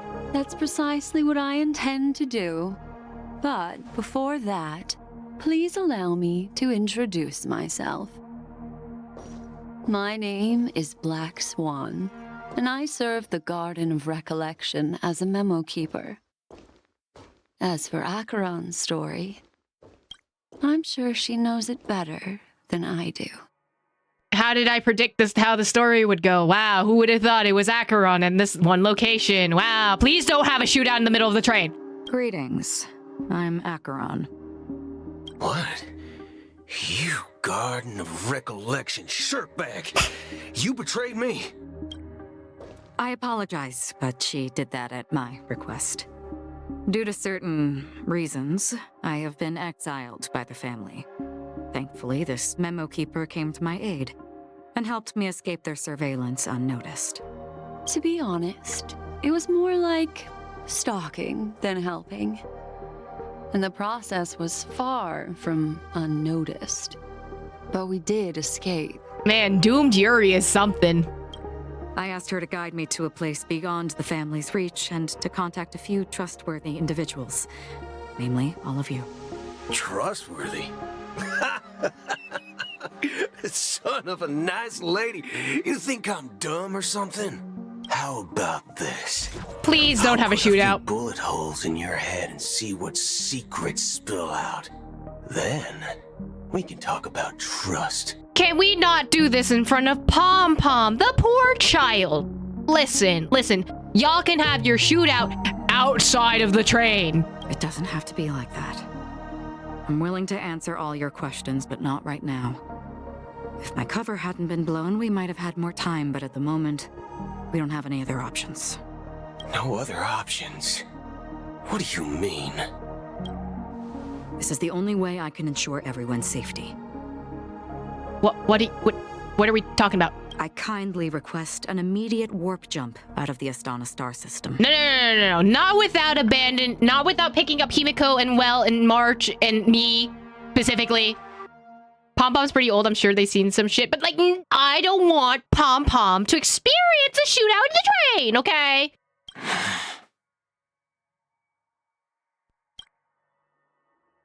This passenger is requesting... As far as I can tell, she's not a threat and seems to be telling the truth. Can we pick up everyone beforehand? I've briefly traveled with your companions and know their whereabouts, Dan Hung. Please rest assured, your nameless companions are safe, but they need our help. But why do we have to warp out of the system? Guessed, I've been waiting for you. Galaxy Rangers are known for their elusive nature and limited contact with each other. So this was the only way I could reach out to you. Homie is still JoJo posing is wild. Only by doing this can I find a true Galaxy Ranger and fulfill a long-standing promise. To return his relics to their rightful owner. Can we stop playing the pronoun game? Who is his? Someone once told me that every rainfall is like a gift from the heavens. A sign of their mercy upon the world. Aventurine? Raindrops are said to be the tears of the gods, shed in response to the sorrows of the world. Their constant pouring is a reminder that the gods haven't abandoned us yet. So, How long has this reign been going on for? Oh no, that dude. I used to believe, just like you, that it would eventually stop. Years and decades passed. And in the end, such hope faded away before the rain did. Be interesting if he was Mikhail, but also the hands reaching out for this. It looks like a balloon, right? But that's a black hole for sure. Looks like the god you mentioned doesn't exist after all. As he spoke, the old man's gaze remained fixed on the distance. Amidst the fine drizzle of black rain, countless shadowy hands emerged from the sea, shrouded in ethereal mist, reaching out towards the sky, one by one. Well, let me share a story with you. Mortals who walk the paths are like sailors on a vast ocean, leaving behind a trail that creates countless ripples of possibilities. These ripples last longer than the fleeting lifetimes of humans. And for some, their presence leaves such a strong mark that it's reflected in the waves. Like those shadows on the ocean. Sin-thirsters. Sin-thirsters? The obsessions of the Pathstriders. They emerge from the depths of IX, seeing themselves as masters of their own destiny, unknowingly repeating the actions of their past lives. So the idea of fate. They emerge from the nihility and head toward it, leading purposeless lives.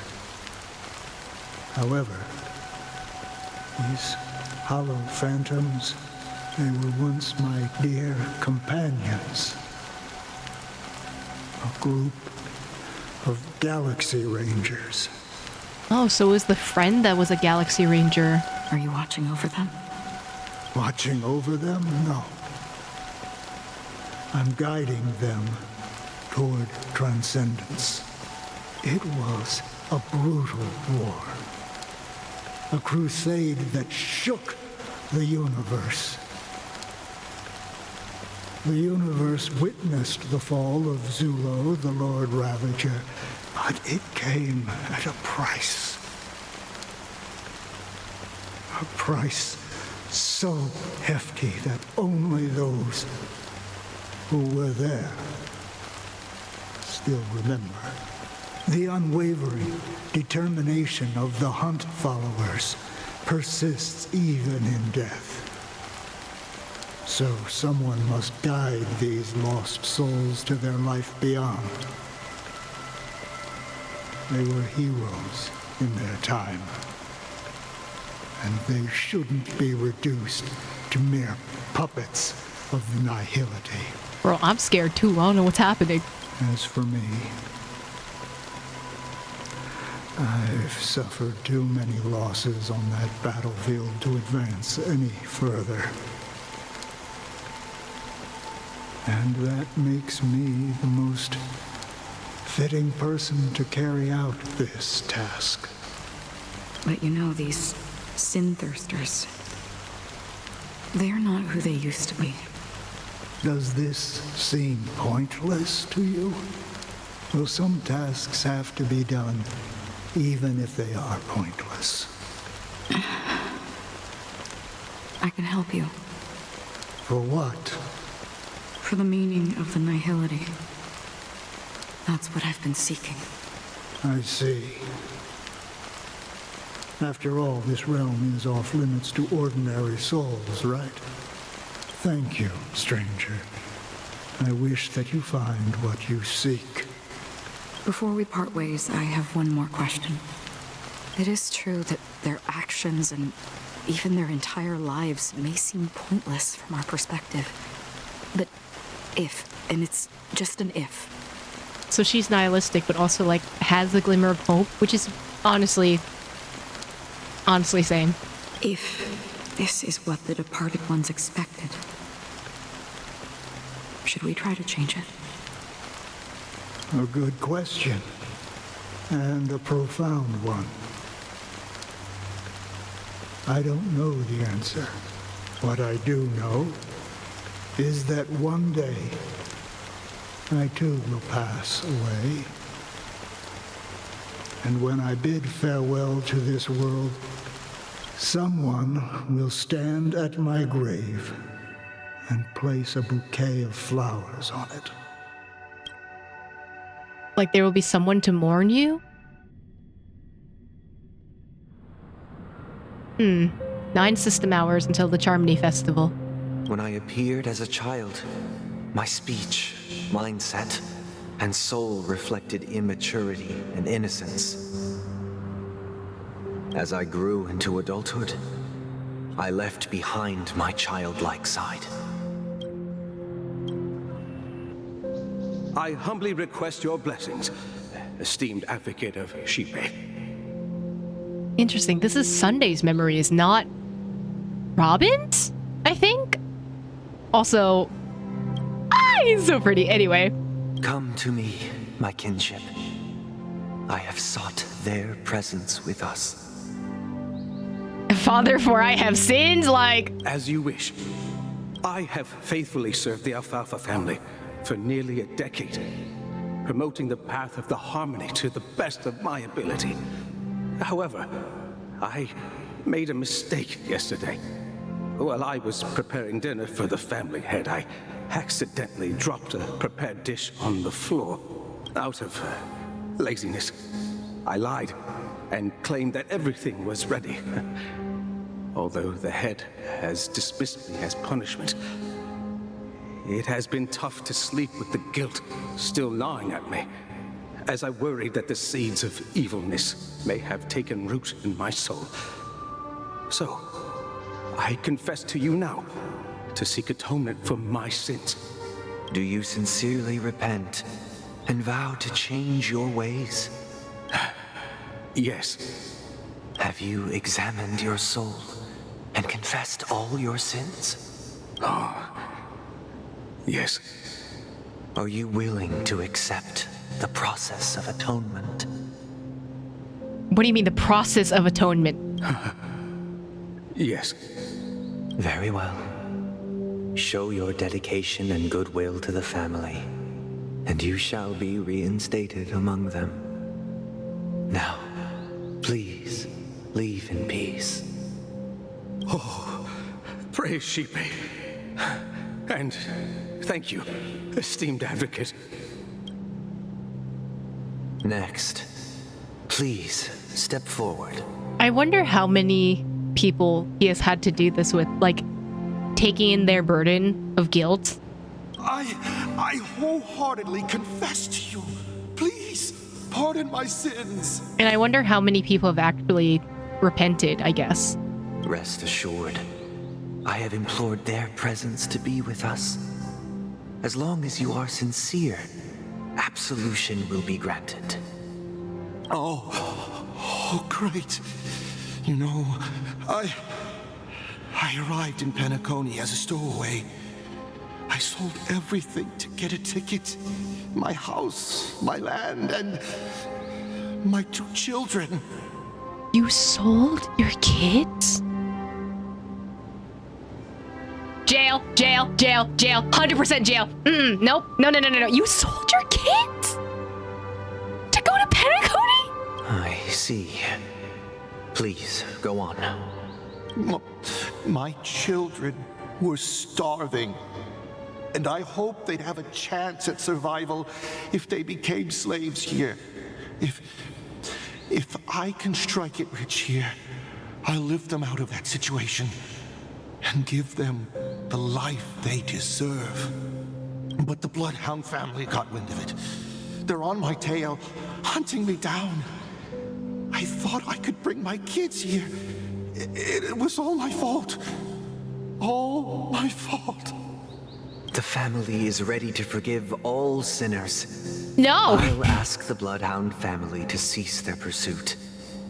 You don't need to live in fear anymore. I don't like that you just pardoned him, buddy. Oh, thank you. Thank you. I'll work my hardest to redeem my children and make them part of the family. Praise the harmony. This seems like delusion more than anything else. Next, please step forward. Hey, long time no see, Mr. Sunday.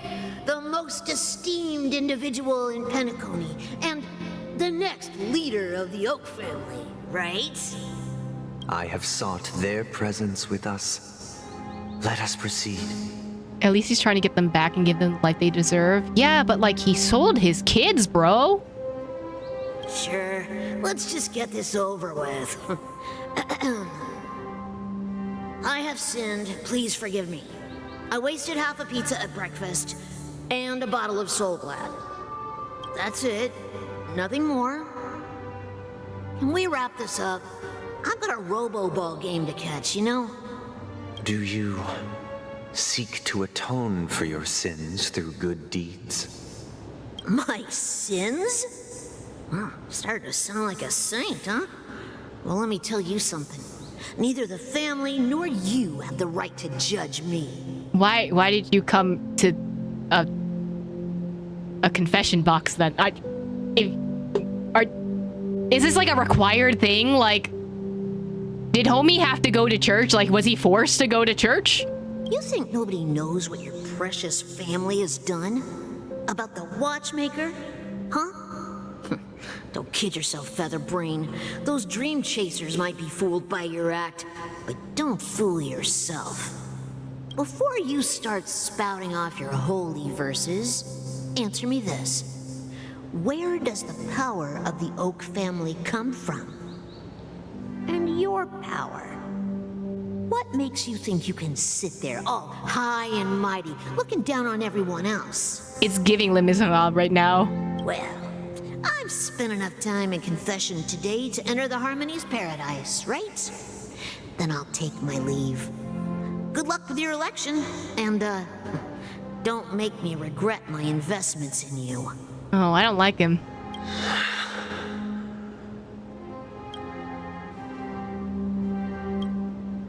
I don't like him. Oh, revered triple-faced soul, hear my doubts. Oh, is he praying? Who can judge the strong when their power hides their crimes? Who can vouch for the weak when they will pay any price to survive? Who can comfort the purest souls when even they get led astray? If the strong defending the weak is truly the foundation of paradise, then who is responsible for the suffering and anguish in this wretched world? The same people who created it, I guess. I think he's having his like whole world broken, so he's losing it a little bit. But this is what I want to see. Brother? Homie's losing his mind, but you know what? I'm here for this arc. I wanted to snap. Are you all right? Oh God. Oh, there, buddy. I'm fine. I've been working long hours, and I just made a trip to Dreamflux Reef and back. So I'm a bit out of sorts. But it'll all be over before we know it. You've been working non-stop on the Charmony Festival, Mr. Sunday, and no one could have predicted this incident. Even if the Stellaron does pose a grave threat, I still feel sorry for all the trouble we've caused you. No need to worry about troubling anyone. The Charmony Festival was meant to spread joy and harmony across the cosmos. But now that we know the truth, I'm afraid we'll have to cancel it. Someone's gonna be angry about that, but also he sounds so dejected. It has always been our wish to make everyone happy, so we'll do our best to explain everything to the Dream Master. I'm sure he'll understand. I don't think he will. Even if the negotiation does not go smoothly. I don't think he will. I'll refuse to go on stage. Can he possess you and put you on stage? Without the Chordmaster, the Harmonious Choir would not arrive. And the Charmony Festival would be just a grand performance, and nothing more. Is it a title, or like can you replace the person who is the embodiment of harmony? Is it... Can you kill an emanator or like an embodiment of harmony, right? Can't you just replace another person? I'm relieved to see your determination. I like her determination. I'm just scared for her. You know, since arriving in Penacony, we haven't had any contact with this Dream Master himself. I'd heard of the heads of the 5 major lineages, but the Dream Master is a mystery to me. The Dream Master rarely grants an audience, even for us. But, given the urgency of the situation, he's agreed to meet us in person.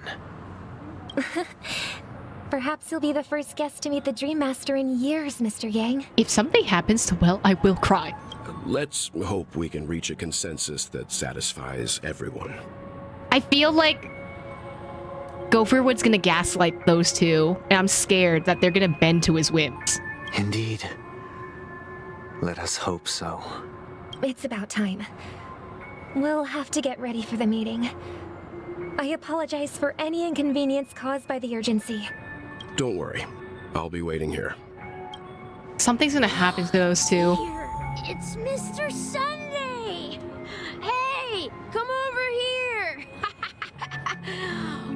Is that the market dude? Looks like someone needs help.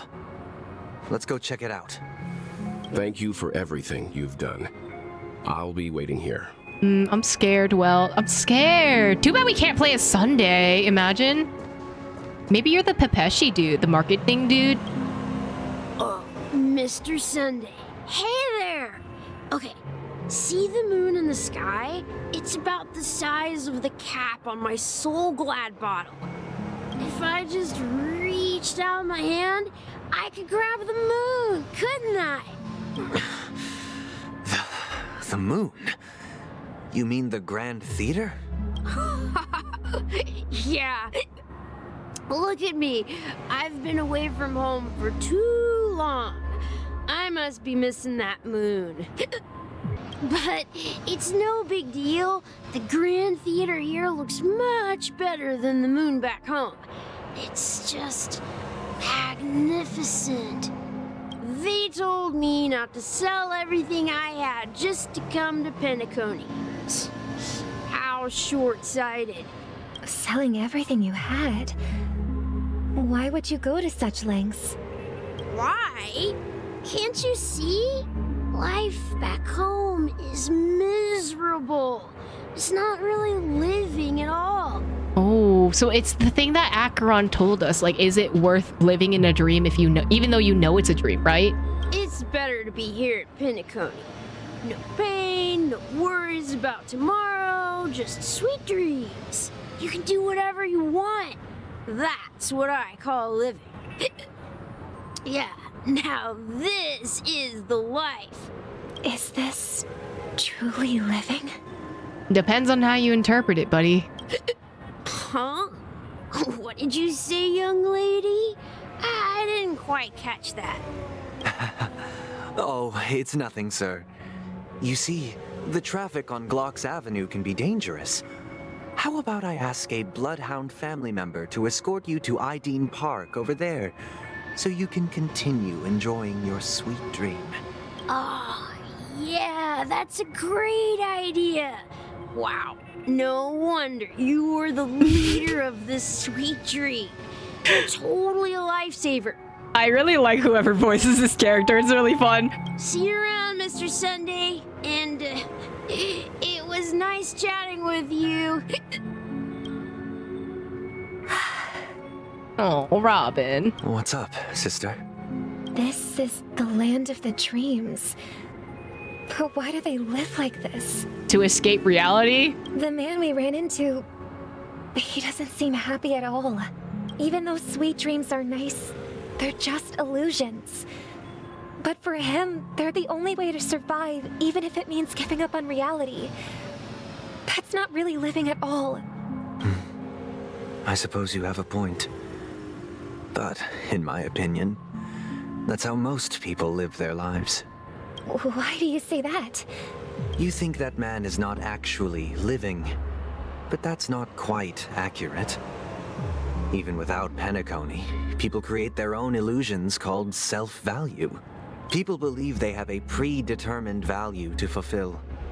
Gaining value means gaining power, and those deemed worthless are seen as the weak. Wow, this is giving capitalism in a nutshell. However, value doesn't come out of thin air, and there's a limit to it. To accumulate value, people have to take from others. So, the weak get exploited and oppressed. Are you suggesting that this is not how things should be? No, you should not take from those who are weaker than you and oppress them? Robin, girly pop. Exactly. But, ironically, people don't think there's anything wrong with it, because they uphold the illusory notion of self-value, and even the weak believe in it. Is this a commentary? This seems like commentary. This seems very much like commentary. The survival of the fittest. That's where all the tragedies in the world come from. People come to the sweet dream in Penacony to escape from that reality and find solace. No tragedies exist here, only happiness, although in its nascent form. Isn't that the same paradise we yearn for in our dreams? Perhaps that man is just an exception. Let's not jump to conclusions. We should experience the dreamscape ourselves, just as I did at Dreamflux Reef. This is like, I don't know, rich folk experiencing the air quotes, lives of the poor. Like, I don't remember what it was, but I think there was like a video of like these two people who were like raised in wealthy families looking at like someone's bill on like how they survived in with like how they make their money, and then someone was just like, oh, you make like $400, that's good for you, like that kind of thing, when it's barely like a living wage for most people. I don't know, it's giving like you have not experienced the hardships that other people that have experienced, and maybe it's a good thing you are kind of experiencing it now. Yes, seeing is believing. I'll accompany you. The Dream Master hasn't shown up yet, so we have some time for a stroll. How does the Dream Master show up is another question. Can I walk as Sunday, please? I know he's not out yet, but can I walk as Sunday? Glad to meet you again, Robin. How are the preparations for the Charmony Festival coming along? We're all so excited about it. It's going smoothly. Thanks for making the trip to join the festival. You're too kind, Robin. It's a pleasure to have guests from all over the universe celebrating day and night. I can't stand being lonely or bored, so this jubilant dreamscape is perfect for me. But if this went on forever, would it get boring too? Nah, not at all. Who would get tired of having so much fun? I mean, people always want change, right? Like, people don't like things that are static. So I feel like, I don't know, I feel like you eat your words a little bit there. Every day, you get to wear fancy clothes, explore all sorts of dream bubbles, indulge in delicious food without gaining weight, and you never get old or sick. As long as you can afford a room, this place is the ultimate paradise. As long as you have money to participate in capitalism, you can live the life that you want. But you know that only a few things can be brought back from the dreamscape to reality, right? That's exactly why I don't plan on bringing anything back. Just enjoying the dream itself is good enough for me. I mean, I'm not one of those long-living species. I only have around 60 or 70 years in this lifetime, and there's so much to worry about. Being happy here is pure bliss. I agree with her, like, you should experience everything that you possibly can, but, like, the nuance of, like, that little asterisk saying, like, as long as you have the money, is just like, You can only participate in this form of capitalism if you are wealthy enough for it. Interesting. A commentary indeed. Only in this sweet dream can I truly feel like I'm in control of my life and fate. Who would want to go back to reality after experiencing this bliss? I see. I genuinely wish you all the happiness in the world. And I wish you a fantastic performance, Robin! I'm off to the Blue Hour for the ball. See you later. Seems like that guest's perspective didn't resonate with you either. I wonder if... I don't think this is Sunday's first time. I mean, with the whole, like, church kind of allegory before where he was hearing everyone's struggles, Sunday has definitely been exposed to this, but Robin, I definitely think Sunday has been keeping this from Robin for a very, very long time. She had a valid point. I could sense her genuine happiness. It's just that... What you're trying to say is, she thinks she's in control of her life. But in reality, she's just escaping from reality and seeking solace in this sweet dream. Once she steps out of this sanctuary, everything will be lost. Well, she did make mention of being able to afford a room. Didn't she? However, the paradise in our dreams, it doesn't have to end. Uh-oh. This is his backstabbing arc. No. And the paradise we yearn for shouldn't be just a fleeting dream either. I think she's extremely conflicted, if anything. Like, this is something that she believed in for so long, and now it's kind of just like, oh, wait, that's so pretty! Oh my god, I've never seen her attack. Let the show begin. Okay, Barbara! Let the show begin! Okay, Barbara!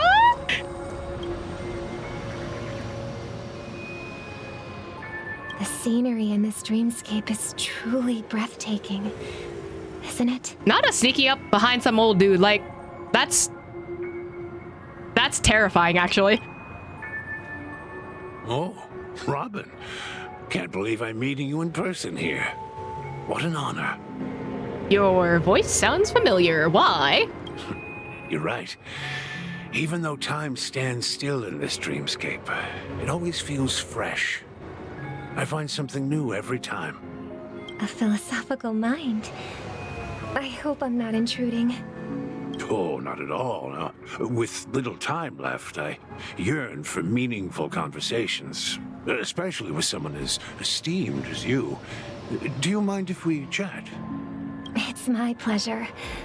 No need to be formal. Just speak your mind.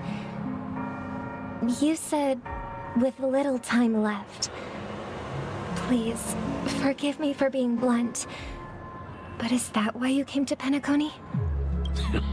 Yeah. I was part of a war, and while escaping from the Sarkosian mothership, I got exposed to some radioactive materials. And then, all my comrades died, and my hometown was wiped out by neutron bombardments. I couldn't bear to live with everything I knew gone. That's when I heard about a possible solution here, so I came. How heart-wrenching. I hope the family has been able to help you. They have, and I'm truly grateful for that. They provided me with a comfortable room, the most advanced life support devices in the cosmos, and a stellar team of caregivers. My physical body is now in the dream pool, sustained by life support. The me you see here is whole, rational, and no different from any other person. But I can't say the same for the me in the hotel room. My true appearance. Huh. I hope you never have to witness it, Robin. So, you'll be living forever in this dreamscape, right? Just being able to live at all is good enough for me. Whether it's in this dreamscape or not, well, I don't really have much say in the matter. My world has been torn apart, and my life could end any second. So, even if this whole place is an illusion, it's still my paradise, and I'll treasure every moment I spend here. How I envy those everlasting things. That old man's story. It's so tragic. Fortunately, this sweet dream gives him joyful memories to hold on to for the rest of his life. I mean, imagine everything you knew you had fate and you thought was right, that reality is shattered when you question yourself. Yeah, I mean, this is like everything Robin has been working towards, and like now she's realizing like, hey, people are not using this thing as the way they intended it to. And it's not like, I guess in her view, like true happiness is to live your life to the fullest. But what she defines as life is more like reality, or at least closer to reality compared to like what people experience in the dream world. So I think Robin's finally coming to that conclusion of like, the dreamscape is actually the reality for some people, because the reality they originally faced is too much to bear.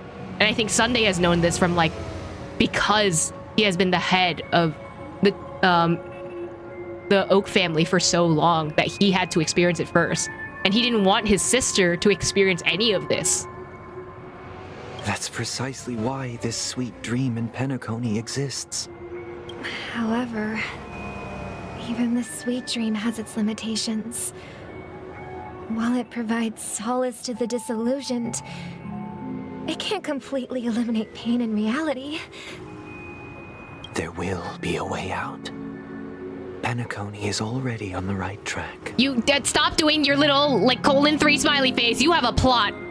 You are scheming, my good sir, and I want to know why you are scheming.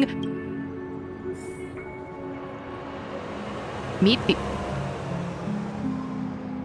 Sparkle. This is, oh no, he's gonna reveal his deal with Sparkle, huh? Look what we have here. A lovely young lady. Uh-oh. Wait, is that me? I don't like that there were death bells. Excuse me. Brother, what a surprise to see you again. Show yourself. Your trick won't work on us. I've heard that a skilled mass fool received an invitation too. That must be you, right? Did you enjoy yourself? I love that Robin still has like the air of like, oh, did you enjoy yourself? Like, I think she meant it sincerely. Like, I don't think this is her like being scheming at all. I don't think that's in her nature. Barely. The people here are way too gullible. A little bait is all it takes for them to bite. And they run away at the slightest hint of danger. In other words, they're naive and cowardly. Now that you've had your fill, it'd be wise to leave before it's too late.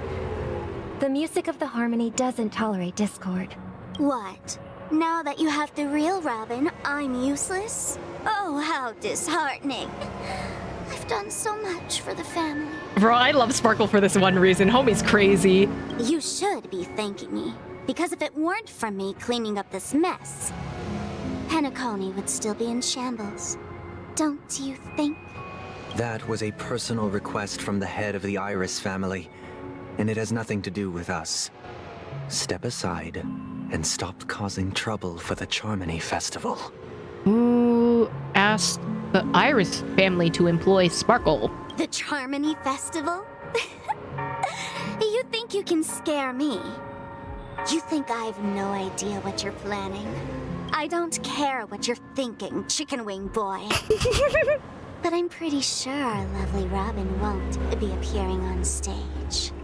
After all, you're well aware of what a sorry state this dreamscape is in under the banner of harmony. Penacony, the land of the dreams. Is this truly the paradise you desire? Stop it. What's the rush, chicken wing boy? Did I get to you? Our paradise is none of your concern, masked fool. Leave now, or the family won't tolerate you anymore. All right. I'll go. But Robin, I suggest you seriously consider this. I don't think she's actually going. Well, she could be going because she already planted all the buttons, right? Do you really believe those living in dreams can escape pain and find true happiness? Yeah, I mean, that's a question that she has been asking for like this entire walk here. Well, I've done my part, and now I'm simply waiting for the fireworks to begin.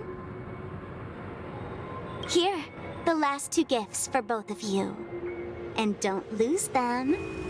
If by some unfortunate chance the Charmony Festival starts against all odds, remember to use them during the show.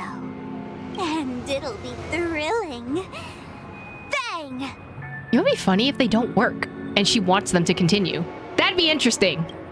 I heard a raven cawing in the distance. It seems the Dream Master will arrive soon. Uh-oh. Let's not run over Robin, thanks. We just got her back. Where's the raven? Hark heard the raven nevermore? Like, hello, buddy? Let's wait here for the Dream Master to arrive. Okay. By the way, brother, I heard you no longer have a sweet tooth. Back when we were kids, you used to steal my desserts. Ooh, I don't like that the bell's tolled. That's...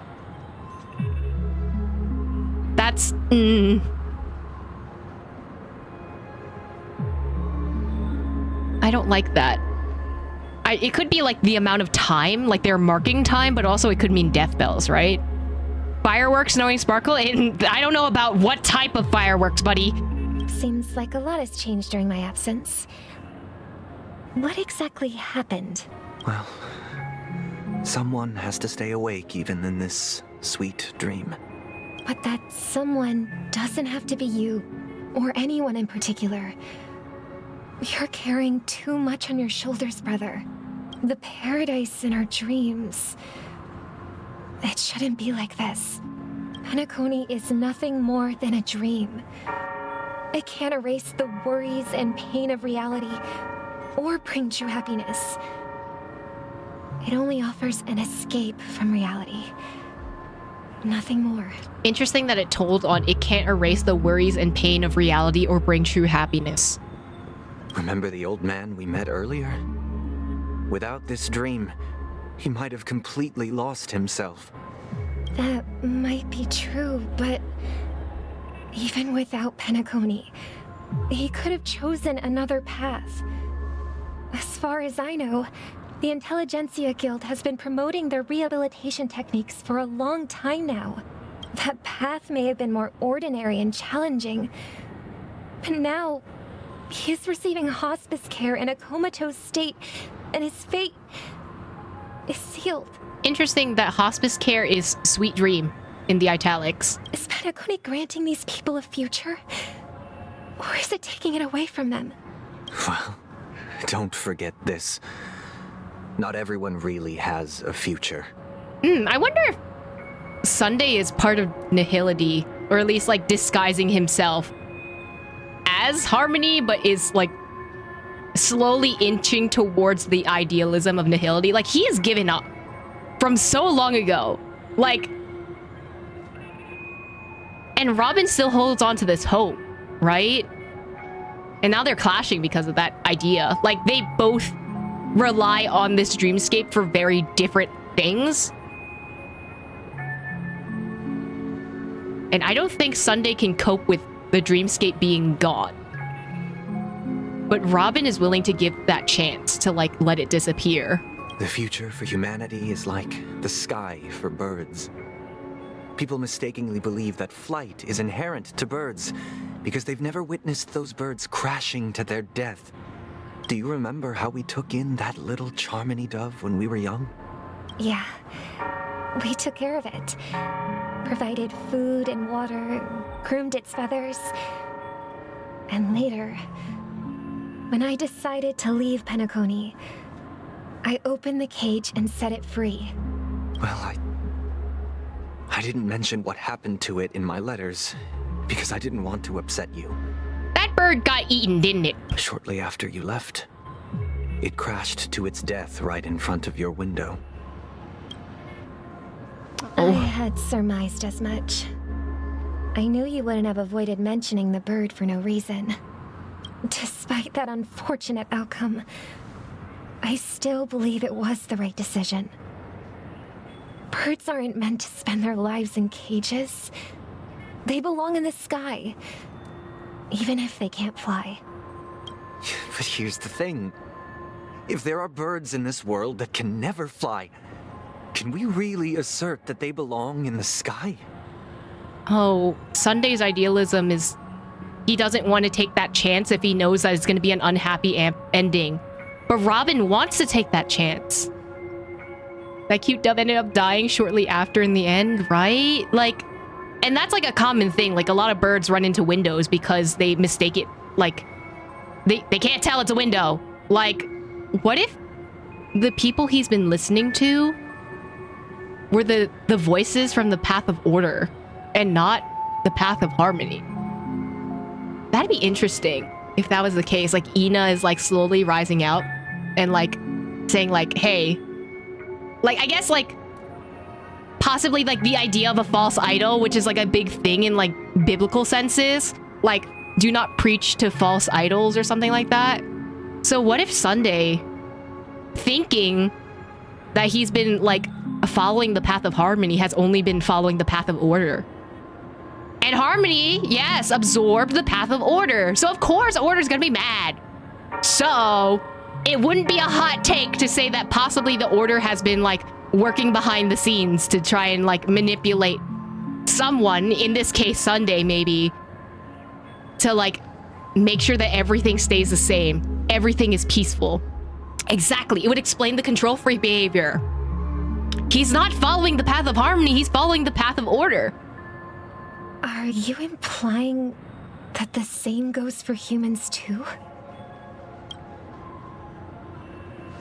Let's take the Astral Express as an example. The Nameless made tremendous efforts to bridge worlds, gaining fame across the universe. However, only a few extraordinary individuals can endure such a perilous journey. That's because the pursuit of the Trailblaze exceeds the capabilities of ordinary humans. Otherwise, why would this path be filled with broken rails, an abandoned express, and even a fallen Eon? But why wouldn't it? Like, why would you think that this thing springs up out of nowhere? Like, you don't believe that people put in the hard work to try and revive the path of the Express and, you know, trying to carry on Akavili's legacy? That's just sophistry. If that were true, then only the powerful would have the right to determine the future. Yeah, fate's not exactly, you know, fate. This is like, oh, is this the Conria and Celestia argument that's happening right now? Unfortunately, that's exactly what happens. Another name for the future is self-value. While this world has its fair share of heroes who inspire people and garner admiration for their heroic deeds, the majority of ordinary people will never become heroes in their lifetime. Some are born weak and vulnerable. Some find themselves trapped in unfortunate circumstances. Some fall victim to malice and cowardice. When it comes to survival, everyone is equal.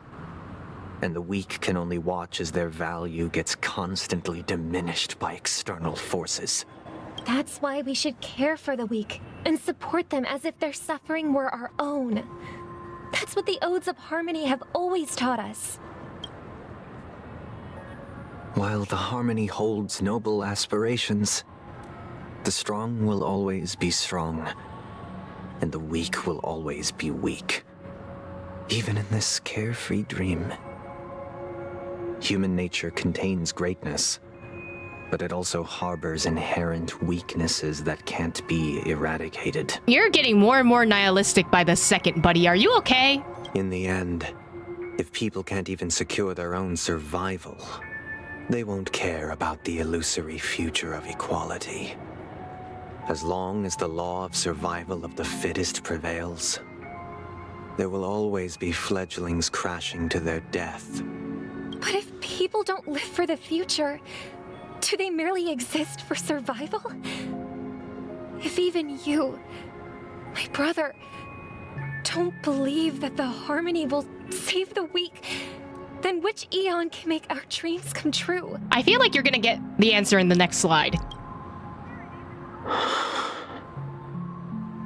People often forget that when the first bird took flight, the entire world envisioned a future where no more fledglings would ever crash to their death.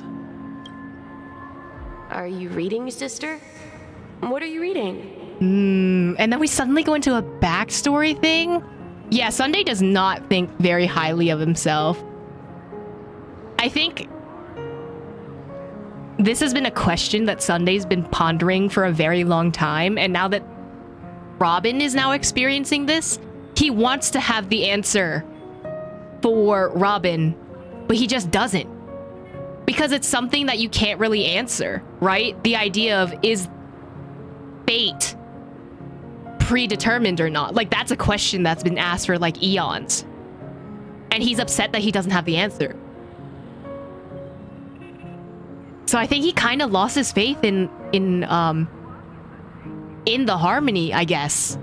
Which is interesting because he's kind of based on a lot of like Christian like ideologies and stuff like that. Like there's a lot of like church imagery that goes on with him. So it's kind of like conflicting, like, what do you believe in? Like, what type of beliefs can you imagine for yourself? Which I think is a social commentary, but I'm not entirely sure. Mr. Gopherwood gave me a picture book. It's about the story of the harmonic strings. If I could become a chord master, I'd like to summon Dominicus, the harmonious choir. I want to sing with everyone and spread our wishes so that all can feel happiness and joy. I see. Then I would summon the harmonious choir too.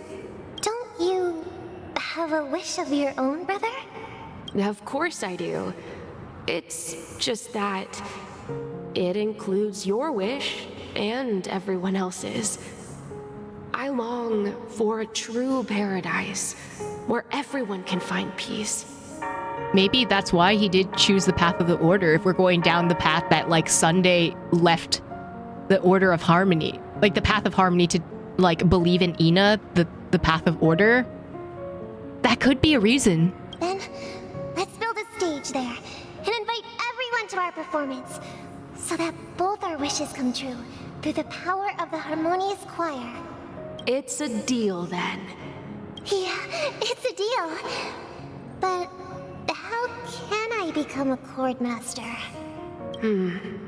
Maybe you will have to become a star first.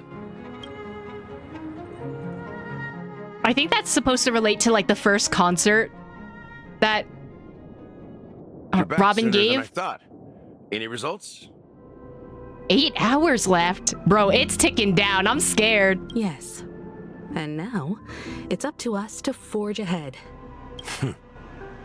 Since he's already carried out his last wish, my final mission is complete.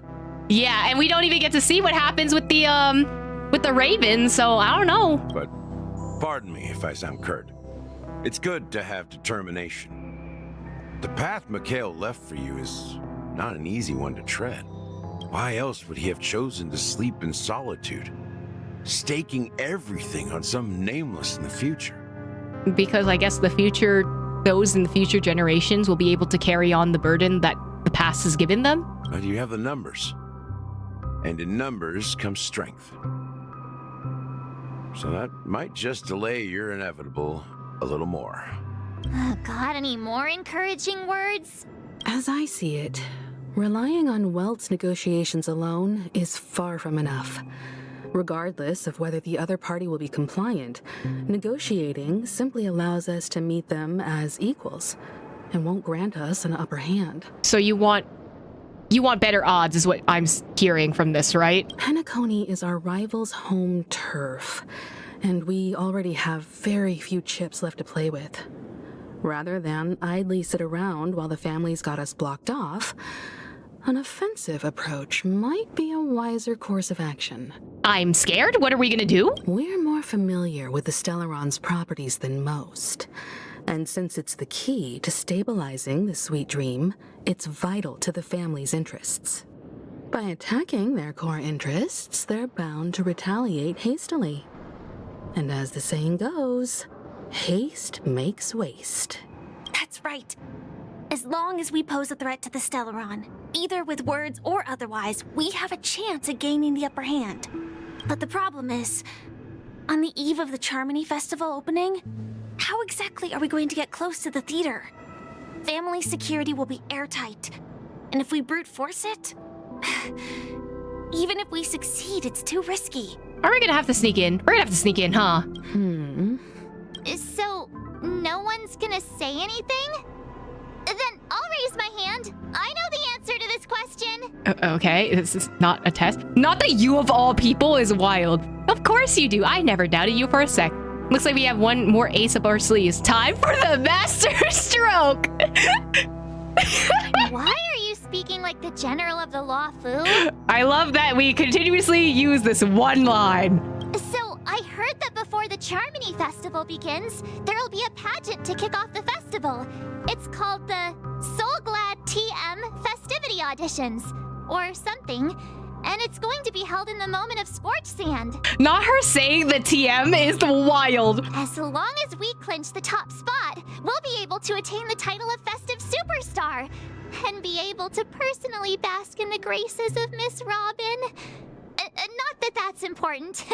What's crucial is that we can enter the Grand Theater before the audience arrives. So, how do we go about participating in these festivity auditions?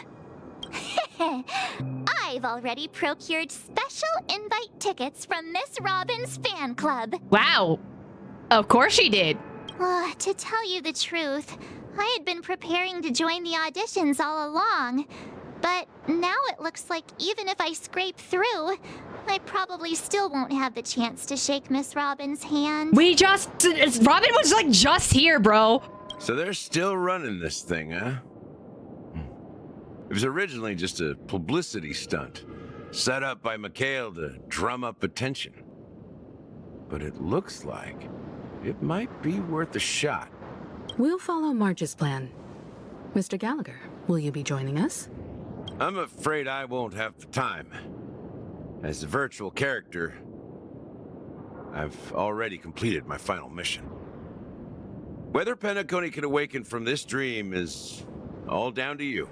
Interesting that he says virtual character rather than fictionologist. Should we ever cross paths again? I'd love for you to visit the Express. All right. I'll have to add to that data bank of yours you've got on the Express. Ooh! Dan Hung will be happy with that for sure. And Miss Firefly, we thank you for all your support. We're faced with a formidable enemy. As long as the Astral Express and Stellaron Hunter's objectives are aligned, we're willing to cooperate with you. Wow, she took that much easier than I thought. We've already come this far together. I'd like to join you for the rest of your journey on Penacony. I'm pleased that we can finally fight shoulder to shoulder. I couldn't ask for a better ending. This is also the spirit of the Trailblaze. Now, everyone, let's prepare to move out. This seems so final, and I don't like it.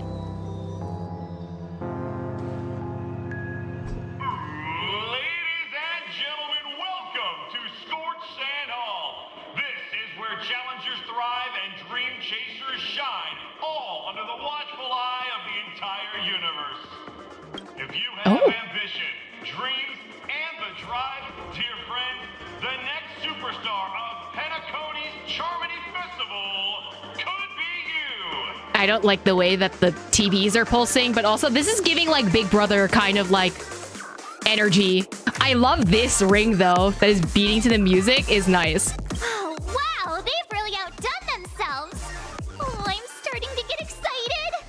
Behold, here come 4 friends with spirit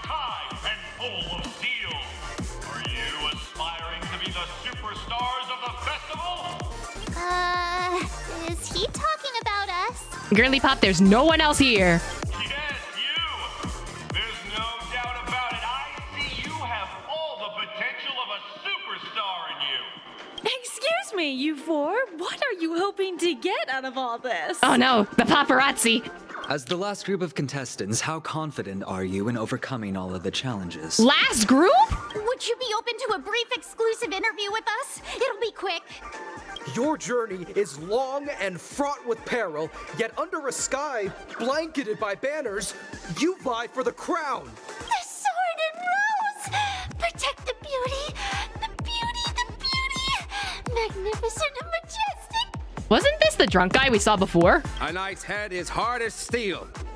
Brotherland's focus is stubborn as a heel. We don't all have to be winners, but if we don't have fun, we'd all be sinners. I like the Elations journalist. He rhymes. People are pouring in. Kinda feels like all sorts of baddies are showing up. Let's get in there quickly and enter the competition. I don't know if it's baddies. They're just reporters, buddy. Ladies and gentlemen, please make way. Make way. Whose voice is this? Towards us now is one of Penacony's top 10 wealthiest tycoons and the Soul-Glad Business Empire's founder, Mr. ID. Okay. Allow me to introduce myself. I'm the director of Soul-Glad's factory, Ideen Lida. My four friends, introduce yourselves to the audience across the cosmos.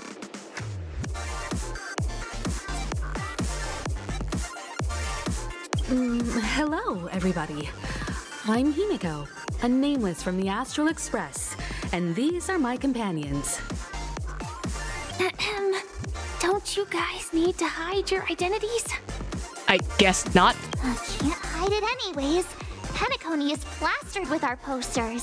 And because the Astral Express is so well known, the family won't dare to make any rash moves. Hello, everyone. I'm Eve, and she's March 7th. Hello, everyone. I'm the Galactic Fire Spoiler, and she says cheese. Hello, everyone. Hello, everyone. Is it really a good idea to have a talent show in this pivotal moment of our story? You know what? I would say this is probably my answer. Is it really a good idea to have a talent show in the pivotal moment of our story? Thank you for looking into the fourth wall, buddy. Given the situation, this is our best hope. Let's just get it over with quickly. Hello, everyone. I'm March 7th. I'm an ordinary girl who loves adventures. Hello, everyone. I'm Firefly. I am also an ordinary girl who enjoys adventures. Well. So it's a bunch of nameless guests. This final face-off is bound to be spectacular. Time is precious. My four friends, come with me. We're not even gonna introduce Himiko? Okay. Grab a bottle of Soul-Glad and make your dreams a blast. Damn.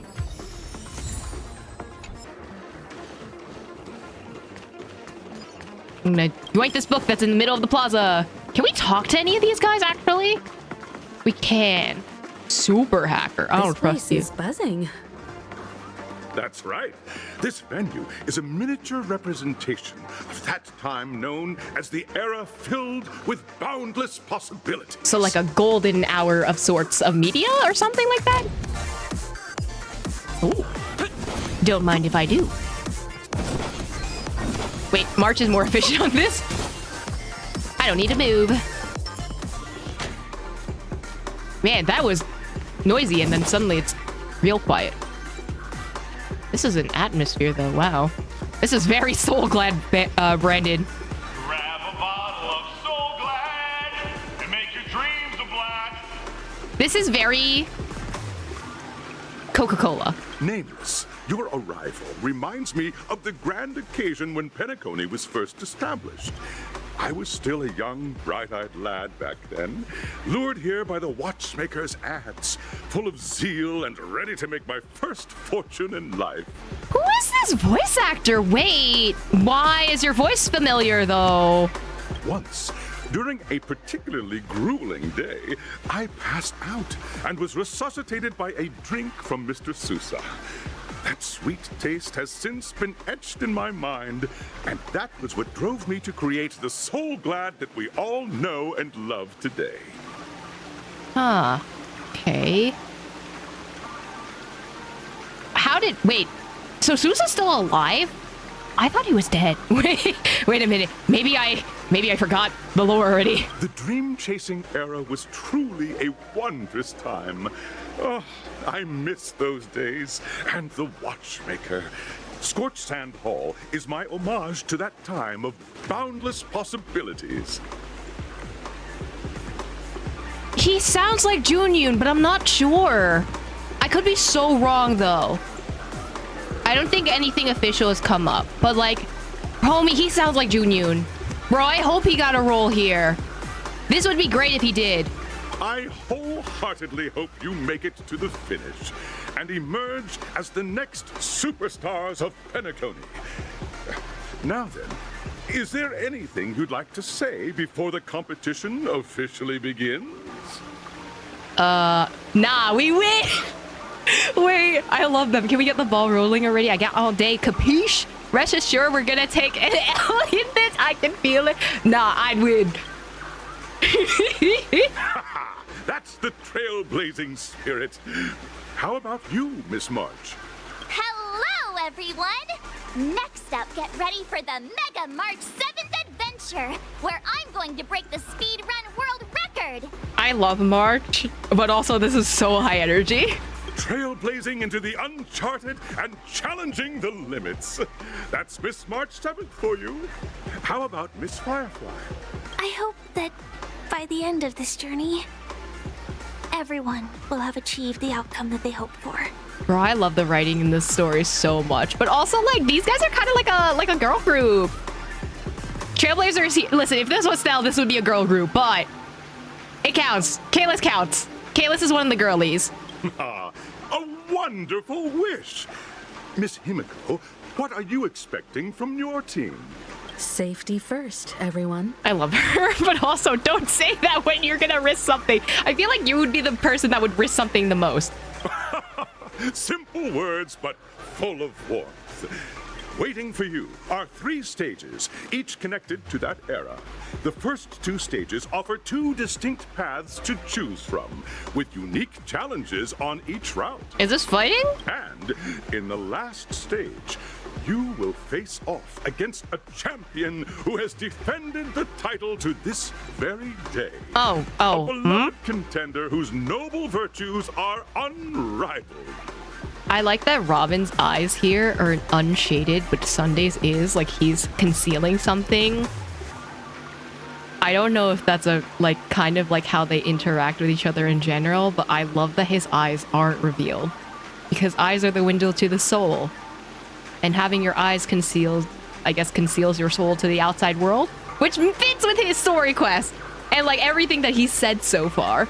Those are the rules. Simple. Everyone clear? Now then, I hereby announce that the 33rd Scorched Sand Festival of the 20th season, sponsored by Soul Glad Enterprises, has started. Aw, he didn't say the trademark. Everyone, as the Charmony Festival is drawing closer, we must reach the end as quickly as possible. Factoring in efficiency and safety, splitting up into 2 groups is the best choice. Can we go with Firefly? Actually, I would love that. March and I haven't known Miss Firefly for too long and aren't overly familiar with her. It'd probably be better if the 2 of you paired up. Yeah, okay. Fine by me. Let's do it. All right. I don't have a problem with that. Enough chit chat. Let's do this. Say what now? I get to pair up with Firefly and there's no cat? Oh my god. It'll be a shoo-in with me around. Hold up. Has any of you even bothered to ask me for my consent to this? That is true. There's no cats with being with Firefly? Crazy. We'll split into the assigned groups then. Let's not waste time. I love that Himiko's not dealing with my shenanigans, and honestly, you're right for that. Ooh. Oh my god, work. As you should. Where are we going? What is this? Do I have to do puzzles? Welcome to the first stage of Soul Glad Enterprises' 33rd Scorched Sand Festival of the 20th season. Dream Play Fantasia! In this stage, you can choose between two challenges, the School of Acting or School of Action. What if I don't do either? In the School of Acting challenge, you have to complete 3 performances from 3 scripts and move the panel judges.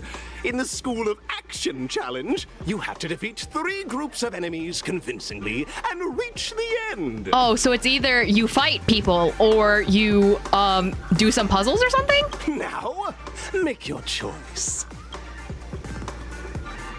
Oh, I can choose. Am I choosing? Do I get a choice or is this an illusion of choice? Oh, this is pinball. What is going? Oh, I'm getting punted to space. Bye, I guess. Bro, where am I? Oh my god, they put marbles on stream in Honkai Star Rail. Oh, click the button on the tracks and select the challenge arena to go to. Do I get a choice? I don't think I get a choice. Which one does what? Homie. You want to tell me which one does what? No. Okay. Oh, okay. Acting challenge or action challenge. I'm gonna go acting because my team probably isn't good for this. The stage of dreams for those who dare to dream. Welcome to the School of Acting stage. Ooh, it's all purple. Competitors, allow me to introduce the rules of this challenge to you. There are 3 stages up ahead. On each, you will find an outline of a script. These 3 scripts were written by the legendary filmmaker, The Watchmaker, and depict various stories from Penacony's era of pioneering. Your task is to bring those moments to life, find the right words, and act convincingly to make the judges feel the script's intended emotions. Oh, I wish you a successful performance. Whoever this voice actor is sounds like a very exaggerated version of Merryweather. Also, a bit of trivia. The record score for this stage is held by a participant with fiery red hair. His exceptional performance brought this judge to tears. It's like he wasn't even acting at all. The way I wanted to say D-Luke and I was just like, wait a minute, wrong game. We are running out of time, so let's get this over with quickly. All right there, Argenti. I can beat Argenti's score. Do you say anything afterwards? I wish you a successful performance. Thanks, homie. Appreciate it. All right, I can do some acting. I can be dramatic. Just take a look at this pair. Such star quality. Since you come as a pair, I'll prep a 2-person scene for you. You 2, are you ready? Yeah, I guess. Not that he sounds like he has a very punchable face. He sounds very bougie. Envision that you both, driven by the spirit of exploration, are arriving at the land of dreams that is Penacony for the first time. But instead of lush lands, you find yourselves amidst swirling sands and desolation, far from the paradise the Watchmaker described. So the plot of Eurilo 6. You're driving an old clunker through the wilderness of the dreamscape, braving the cold wind, choking on the dust, and suddenly, a fierce memory zone meme blocks your path. Wait, is this a reference to Mad Max Fury or Dune? I don't know which one this is. Now, Mr. Greyhair, what line would you deliver to express your disappointment in Penacony?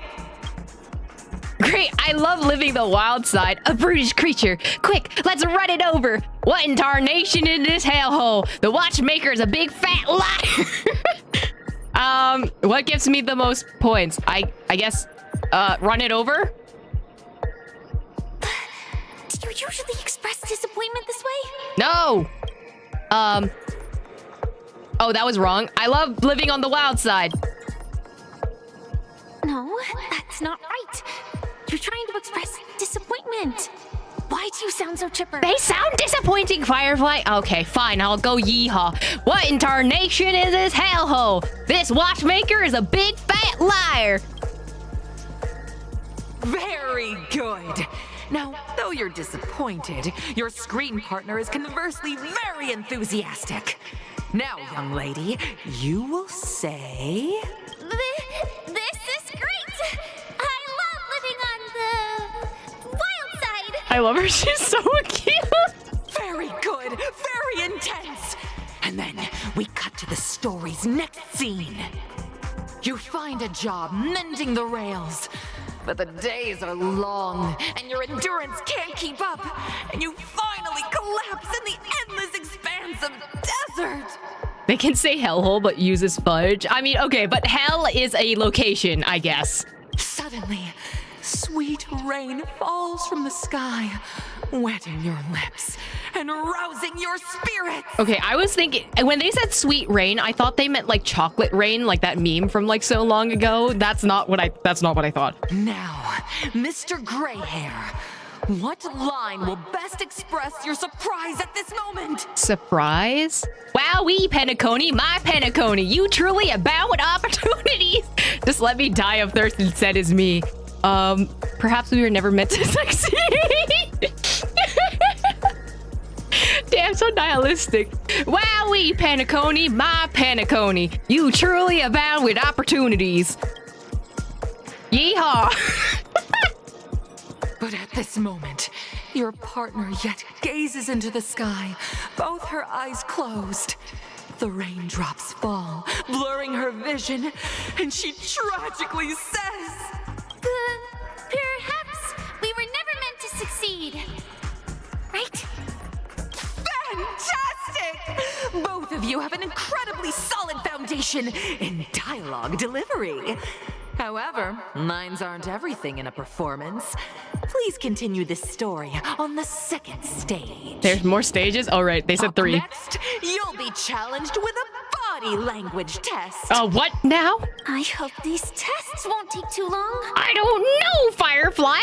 Did I make the puzzles? I did not. Oh god, there's staircase. Okay, you say anything afterwards? The depth of your dialogue delivery is remarkable. Best of luck with your results. Listen, I want to learn the body language of Boot Hills, but Here, you two are required to skillfully utilize body language to portray the story context I've laid out for you.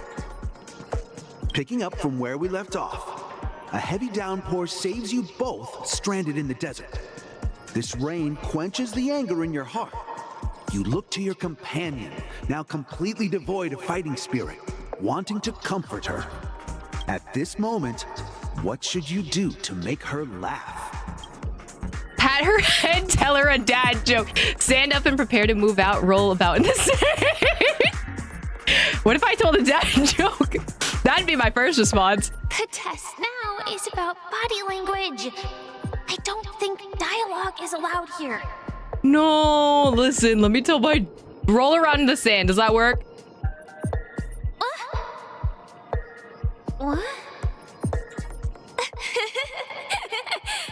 Oh, Firefly's laugh is so cute. What the heck? Right answer. Your companion sees you rolling about in the sand and thinks about the arduous obstacles along this journey. She can't help but let loose a laugh, rekindling hope in her heart. And so this girl... Oh, didn't say the last part. I'm gonna get back on my feet and keep moving forward. A tug at the heartstrings. The story continues to develop. The heavy rain leads you both to sense a business opportunity. So you start venturing into the umbrella industry. Oh? But just as the business begins to pick up, competitors start flooding the market with low-priced goods, squeezing your market share. Who is Amazon? No, I can't say that. I'm on Twitch. You have no choice. The goods you stockpiled at high prices have to be sold at a loss. This is a pretty self-destructive move, which drives your business to the brink of bankruptcy. At this moment, what would you, who refuses to admit defeat, decide to do? Cry. Stand up and smack the table, I guess? You slam the table and rise up. They think you'll back down? Impossible! Dream chasers can be knocked down, but never knocked out. Fantastic! But it's a pity your friend does not agree. Seeing that you're up to your eyeballs in debt, she sees nothing but despair in her future. And then... I leave Penacony in utter disappointment. Is that okay? Of course! Absolutely! I was this close to tears! Both of you possess exceptional acting talent! However, the true test is yet to come. You're about to encounter the harshest judge this show has ever seen. You'll need to rely on perfect performances if you want to win them over. Wait, they said the other one was like someone from the past, right? Right? Or did I hallucinate that section? Maybe I did. Okay, it's not Argenti. I was just like, is it Argenti? I see a bird over there, but... Welcome to the final stage. Actually, all the scenarios that you previously encountered were all from the film Once Upon a Time in Dreams. Is that a reference to Once Upon a Time, like the movie? I think the movie was out film creators. Two companions arrive on Penacony with nothing but a dream. Their desire for achievement is met with continuous setbacks. Ultimately, one continues on, despite spiraling into debt, while the other concedes defeat and leaves. Is this the plot of Chiori's story quest? Wait. Many years later, their paths cross once more in the thriving Penacony. Yet, they refuse to acknowledge each other because... They were in love with each other, and none of them would admit to the... Oh, wait, no. It became a big shot, but she ended up destitute. I fell into poverty while she's living a normal life. I'm leading a normal life, but she ended up destitute. I guess one of them became a big shot, right? Against the backdrop of a revitalized Penacony, the joy of reunion mixes with the sorrow of past separation, the awkwardness of being strangers, and the shyness of a long-awaited encounter, all converging at this very moment. Give it a shot. Try and convey this bittersweet scene to me. Bring it to life with precise and emotive acting. Is this ever going to end? I know! Why don't you try that clockwork thing you used before? We're cheating? We cheating. Oh my god, we're cheating. Your performance is far from satisfactory. We have to move her to tears, right? So cry? I'm a cheater? Listen. It was prompted to me by the story. I'm not a cheater. Huh? We haven't even done anything. It's so touching. Your portrayal outdoes the original. It's simply beautiful. Yay? We passed the test. We ought to hurry up. The Stellaron is at stake. Yeah, we cheated. Let's go. Oh my god, I'm stuck. Congrats to both of you for clearing the stage, but more importantly, are you having fun? Fun is more important than success. I would have more fun if we figured out, or you could tell me where the Stellaron was, because that'd be crazy. You know, like imagine where the Stellaron is, like. Look at the time! You finished much faster than that red-haired contestant did. You know, we're just special. That's it. You know, we're so much better than Argenti. That red-haired contestant. Who is that exactly? Don't worry about him. You'll find out eventually, but only if you clear the next test first. Welcome to the second stage of the 33rd Scorched Sand Festival in the 20th season, sponsored by Soul Glad Enterprises. Gunfire time! What? You have the option to choose gunfire and undergo Brother Hanu's trial, or time, where you'll face Clucky's trial. They said puzzle or puzzle. Oh god. Now, make your choice. Is it bad that I don't like either choice? Both of them hurt my brain. It's puzzle time! Punted into space, part 2. Let's go. Cheaters always prosper when their main character... Listen, apparently that's the move. Click on the buttons. I'm going time. Clocky's one's a little bit easier for me to do, I think. Watch me mess up as soon as I say that. Watch me mess all of this up. Dear friends, welcome to the wonderful world created by the Watchmaker. Awaiting you up ahead is the titular character from the beloved Clocky animation, Clocky! It's said that the Watchmaker dreamed up the idea of Clocky when he was just a boy. Back then, he was merely an apprentice in a clock shop, and one night, he dreamt that all the broken clocks started sprouting arms and legs. Isn't this the plot to the Mickey Mouse cartoon with the broomsticks, right? Like a skilled pilot, he steered them towards the right path. As a classic figure who grew up with many, Clocky truly shaped a generation, solidifying the Watchmaker's pivotal role in popular culture. Contestants, may you have a wonderful time with Clocky. The trial of time. I hope it won't waste too much of our time. I love that she's glaring at me. You think I can control this, buddy? At least we get a teleport here. That's nice. Oh, I don't know what they're doing back there, but that's sus. Am I just a failed experiment? Are you okay? That statue. Did it just speak? It just spoke, buddy. Oh? Girly Pop, you okay? Just a failed experiment? I'm just an expendable failure of a clock, aren't I? Oh, are you okay? Is this stage requiring us to cure this thing with a whole therapy session now? Don't be naive, buddy. Failure isn't a sickness. It's a sin. And sins can't be cured. But sins can be pardoned, right? You guys are just like the other challengers. You want to enter my inner self? Then please be my guest.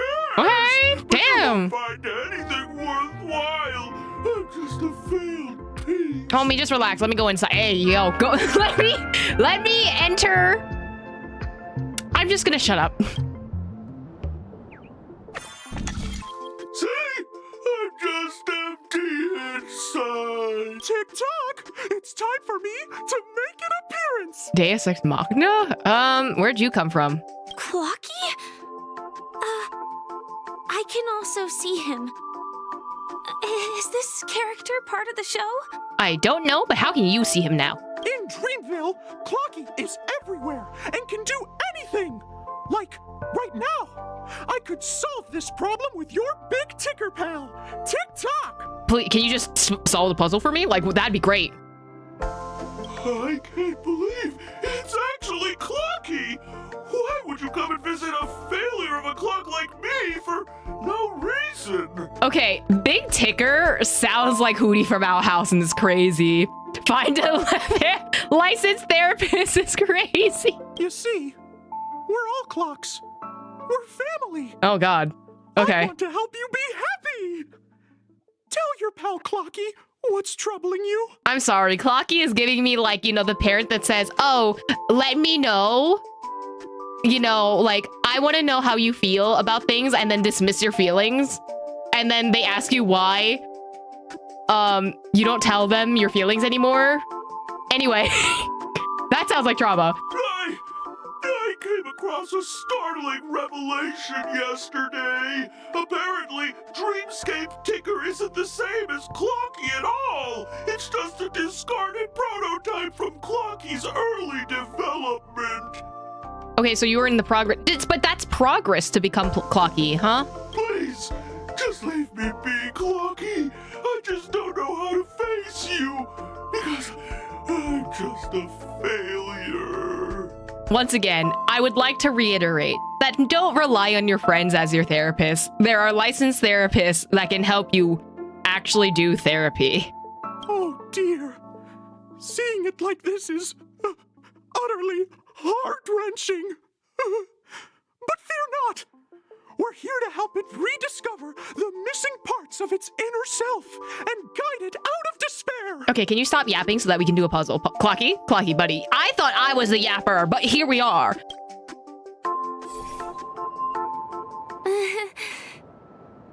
I guess even troop members can experience existential crises. Don't worry, miss. I've already pinpointed its missing parts. Oh. Over here, my friends. Better use that hamster ball night speed. Okay, I'm gonna pull this bird out first. Oh, I refuse to do puzzles right now. I say as I do puzzles right now. Oh, okay, I got a gear. Wow. This must be one of the missing parts. Broken heart. Big Ticker needs. That's great. Yay. We're here. There's a missing part on the opposite side. But how do we get over there? I don't know. Who could ever think? Also a dream side left here by a Dreamweaver. We're running out of time. We'll have to use it if necessary. I can't believe we are actually solving a puzzle. Move the module. Oh no, who could predict that this would happen? Oh, there's a chest here. I did not realize that. Yoink. I'm gonna have to figure out how to mark that off later. Please stop getting stuck. Oh no, who would have thought that this would happen? Oh, it's like we can solve a puzzle. I'm sorry. Okay, where are we going? Do I have to fight the dinosaur? Tweet, do I have to? Do I hear someone calling out for help? Tweet, do I have to fight the dinosaur? Tweet! Help! Tweet! This fellow's body is boiling hot! Tweet! Why'd you get stuck in its tailpipe is another question. Is anyone there? Tweet! I can't take it anymore! Tweet! Tweet, do we have to rescue you? Tweet. Oh dear! It's an origami bird! What's it doing in Beyond Overcooked's tail? I don't know. Is that Cookie? Tweet! Please save me, Tweet! I'm being roasted alive, Tweet! Tweet, there's literally no fire over there. If we turned around and fought this dude, you'd probably be in more pain. A roasted bird? Oh, this is horrible! Let's save it, quickly! Oh, I'm fighting. Never mind. Come on, it can't be that bad. Right? Oh, its weakness is pyro. Nice. We'll be fine, hopefully. The real question is this team strong enough? Tweet, I don't speak paper, tweet. To be fair, I feel like the origami bird would have burnt up into a crisp by now. Like, look at it. The tail is on fire. You're telling me that bird is not there right now? Not the roasted chicken. It's roasted paper chicken at this point. Do you want to eat that?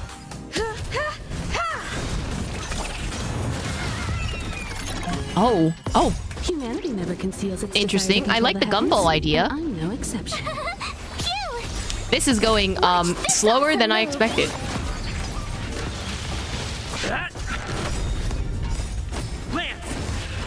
Too bad I do not have Jingwong on this team. Feeling spiffy?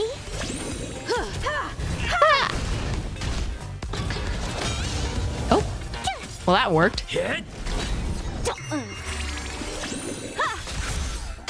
Oh. Wait, why did I use my E? Okay. Try that again. No, it is not edible paper. Can you find the answer? You won't get away.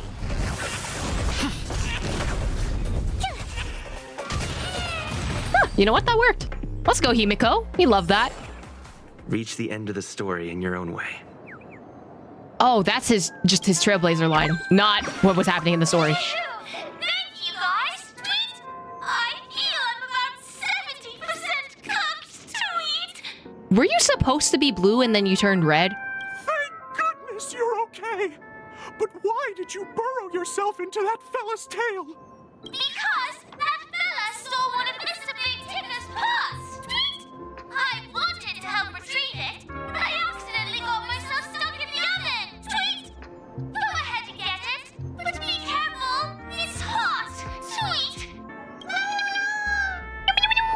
Oh, she's inner so cute. fragment belonging to the Sweet Dreams troupe?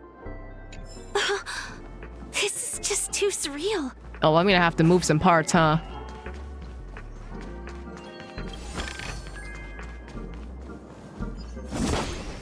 Okay, so if I do this and then do... I think there was a path... Yeah. There was a... Was it this one? Wait a minute. No. Because we have to go around, I think. There was one on the other side. Maybe I don't actually know what I'm doing. Maybe I... Where am I going? Oh my god, I actually don't know what I'm doing. Wait, so we... Maybe I was right before and I don't know what I'm doing now. Wait, there's a and then do this, and then actually I did the puzzle right before, and then I just went back and then undid all of my things. And this is why you don't give me puzzles, because I'm gonna stay here for 3 hours and not actually do the thing that I need to do. I see all of you yelling in chat. I know. Listen, the brain sometimes doesn't work. It's fine. It's fine. Don't look at me. Don't look at me. Y'all didn't come here for my genius puzzle skills, clearly. Oh god, please don't look at me. Don't look at me. Don't look at me. Don't look at me. I'm not here. Did I need to fight the... Oh, thank god. We've gathered all the missing parts. Let's hurry back. We don't want to keep Big Ticker waiting. Can I TP, or is that a puzzle that I need to... Oh, sweet. I can just TP.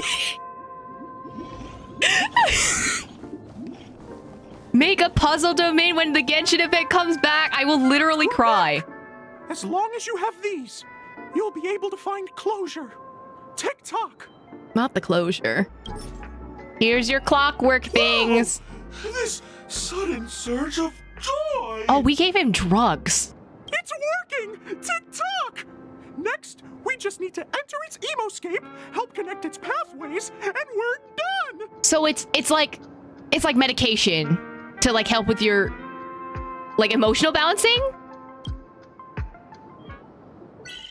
It's drugs. What I'm saying is it's drugs. Okay, so where does your pathway need to go? You need to connect. How do you work? Oh god, okay. Oh, this is gonna take me 3 years. Remember when I said I'm gonna be great at these puzzles? Yeah, no, don't believe me. Yeah, don't believe me. I don't know what I'm doing, homie. Oh god. You can't move any further? Why? Oh my god, I'm going to be here for eons. And I mean like... Oh no. Oh no. Maybe I should have just picked the fighting. Maybe... Well, this is a path. Oh, there's this. Wait, you can't move though. Hold on. We're going to think with our special brain. Oh god, why are there so many moving parts? Listen, my brain was only meant to handle 3 things.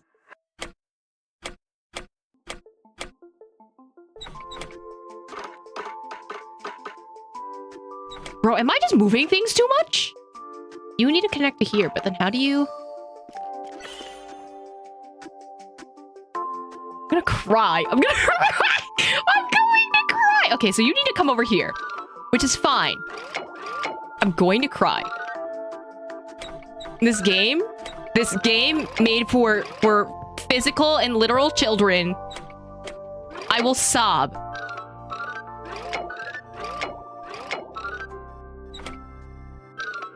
You have to go somewhere, homie. Wait, no, you do this.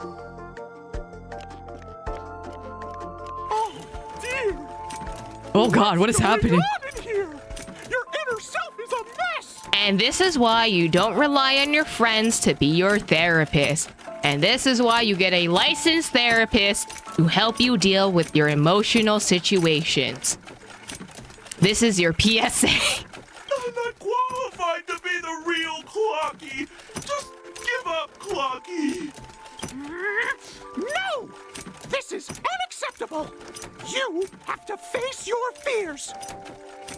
Since it's come down to this, I'll have to use clockwork.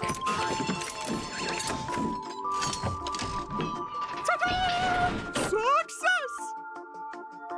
I love the Deus Ex Machina, I guess. Just the mirror. Oh, here you go. Okay. You need to flip back, you go here, and then I need to flip this so that you connect here. That one was fine. The straight lines are great.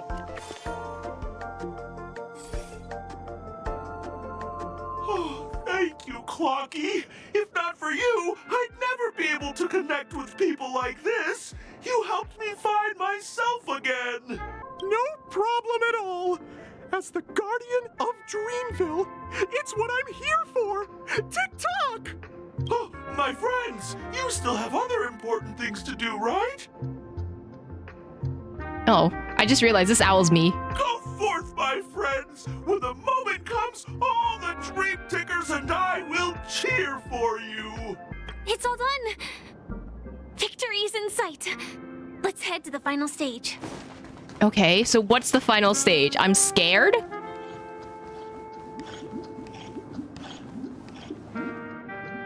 Congratulations to both of you! Oh, you've overcome all obstacles and proven yourselves. But, unfortunately, there is only one who can be Penacony's festive superstar. In the final stage, you will face the defending champion. If you fail, you will lose the opportunity to become the festive superstar. Welcome to the 33rd Scorched Sand Festival. Do they need to repeat the same title over and over again, though? Sponsored by Soul Glad Enterprises, Superstar Showdown.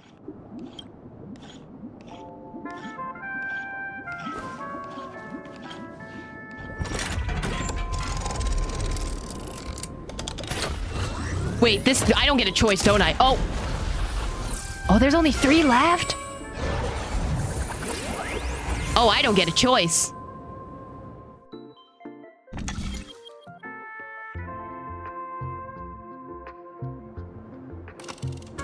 Showdown Arena 2? Showdown... Oh. Is it gonna be the same? I'll choose the blue one.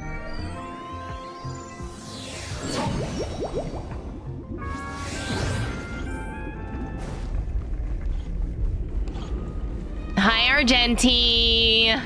Hi, baby girl. No way. I think I just saw someone. Someone extraordinary. All right, redhead against redhead. Let's go. My Himiko's better than your Argenti. Was there no voice on?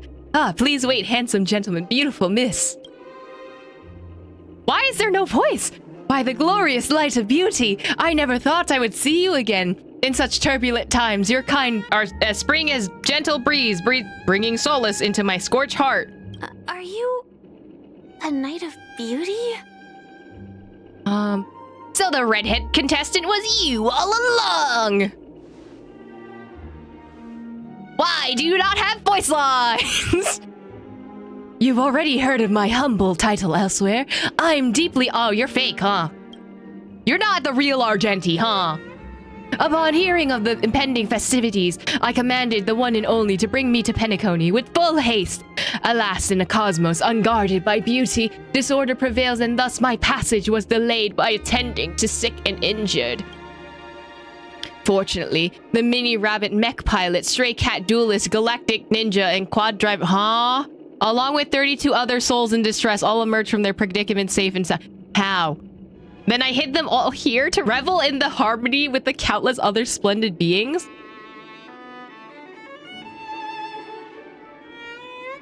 What?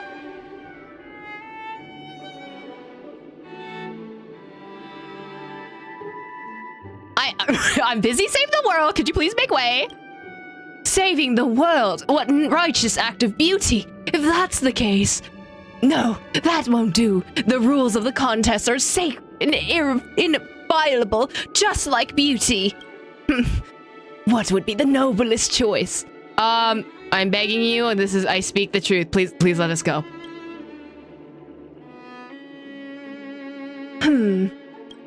Forgive me, my dear friends, if you cannot present irrefutable evidence. I must not yield, lest I dishonor the name of the Knights of Beauty. Though upon my arrival, I was once mistaken for a towering silver-armored fugitive with fiery red flames due to my lack of eloquence, it matters not. for all these trials sent for the land of dreams beauty.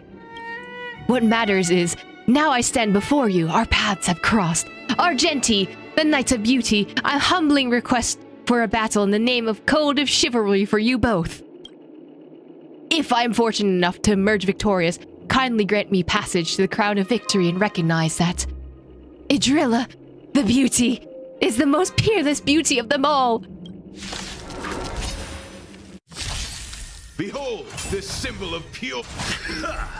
You can't run! The symbol of pure what now? Game is on. Oh, you're not letting me auto battle. Oh. Oh, okay. So we're stuck here. That's enough. I have come to grasp something I did not read. What happened? Thank God, it is over. Thank God. Oh my God, that was so bad. That was so bad. Beautiful, beautiful. Truly a captivating contest. It is through you that I realize to uphold the honor of Adria, I must further hone my skills. What a beautiful lesson indeed. Go forth, my dear friend. Beautiful miss, the audition's crown is yours to claim. I shall remain here, gazing from afar as you bask in the limelight, joining the audience in offering you the most heartfelt cheers and applause. We don't have much time. May fate allow us to meet again, Knight of Beauty. In that case, let's make our way to the end. Penacony's really thronging with talent. I hope we make it in time. You say anything afterwards? Go forth! The champion stage belongs to both of you. Bask in the glory you deserve. Oh, thank God. Am I the only one left? Am I gonna be the only pinball here?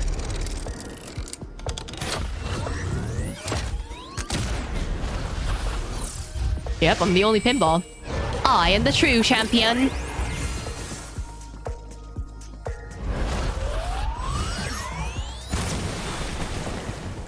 Oh, did we go in the bottle?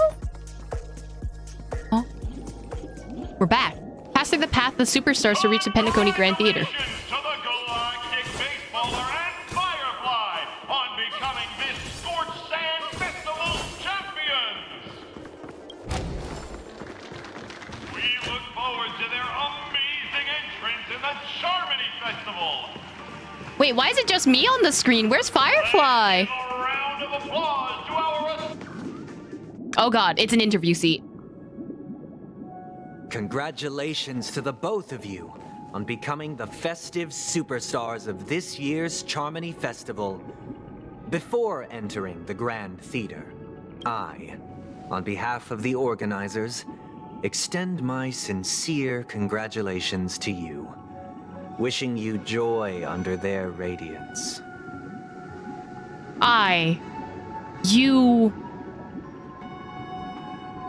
Where's Robin?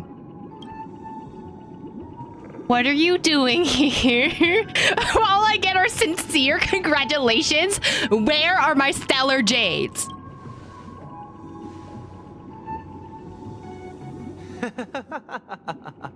Oh, he's crazy. Your endeavors are worthy of extra recognition, and I've taken steps to ensure that.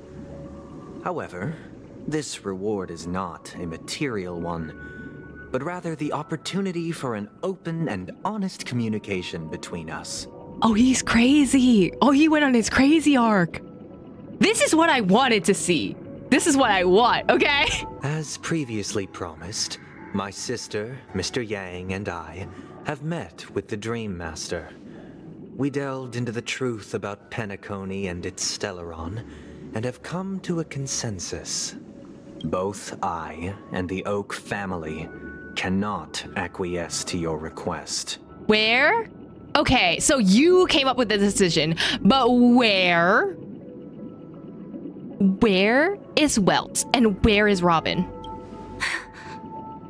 Just as expected. He locked away Robin for, like, air quotes, her own good, and you know what? I'm scared for Welt. I'm really scared for Welt. We acknowledge the perspective of you, Nameless. Penacony does require change, but not as you propose. The planet of festivities cannot and will not revert to a place characterized by chaos, disorder, or anarchy. Okay, so is this you as a part of the path of harmony, or is this you as in the path of order? Through your journey of overcoming obstacles, you must have glimpsed the essence of that era. The vulnerable ruthlessly eliminated, equality non-existent, common folk living precarious lives, eking out a dreary existence. Okay, but that still exists in your version of Penacony. It's just you hid it away. That's the only difference. Ultimately, only heroes like yourselves manage to achieve success. But I would dare ask, if you did not possess the special status of having a Stellaron, and you were but an anonymous and frail member among the masses, which Penacony would you prefer? I mean, of course I would want to live the high life. But that doesn't negate the fact that there are people suffering under your rule. A dystopia for the survival of the fittest? Or a sweet dream paradise for all? Is it really a paradise? If you are never happy? There's nothing wrong with being the fittest. A sweet dream paradise doesn't sound too bad. I don't know why you're asking me. There's nothing wrong with being the fittest, I guess. That's not the point. Don't let him mislead you.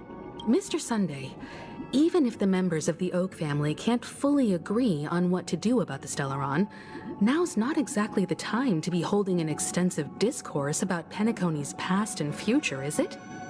Interesting he's calling reality the dystopia when the sweet dream is the dystopia. See, but it's not the dystopia for him.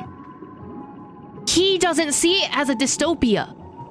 It's literally only because of his view, thinking that it's a utopia for himself, and by the perspectives of other people believing like, oh, even though my life is awful and I'm suffering through it, at least I can escape into this world. And even though, like, it is not a reality for some people, and like they're not truly living their self-life. It depends on like how you consider, like, do you value the real world more than you value like the ideas of like happiness or something like that? Would you, again, with that, what Acheron said, would you choose to live in a dream if you knew it was a dream? Sunday would say yes. And unfortunately, I said no, so it's time to fight, buddy chicken boy. The Stellaron issue concerns the life and death of everyone on Penacony. If anyone has a better suggestion, the crew is more than willing to listen. Also, it'd be best to tell us the ins and outs of that meeting. This way, we'll at least know what Welt and Ms. Robin are dealing with, and the reason why they failed to make our appointment. Ah, Navigator. That is precisely my intention. With all present, let's begin by discussing the details of that meeting. Where is Robin and where is Welt? Let's talk about our tribulations and choices, our ideals and beliefs. Homie yapping, where are the other two? And our final course of action. The only path to take.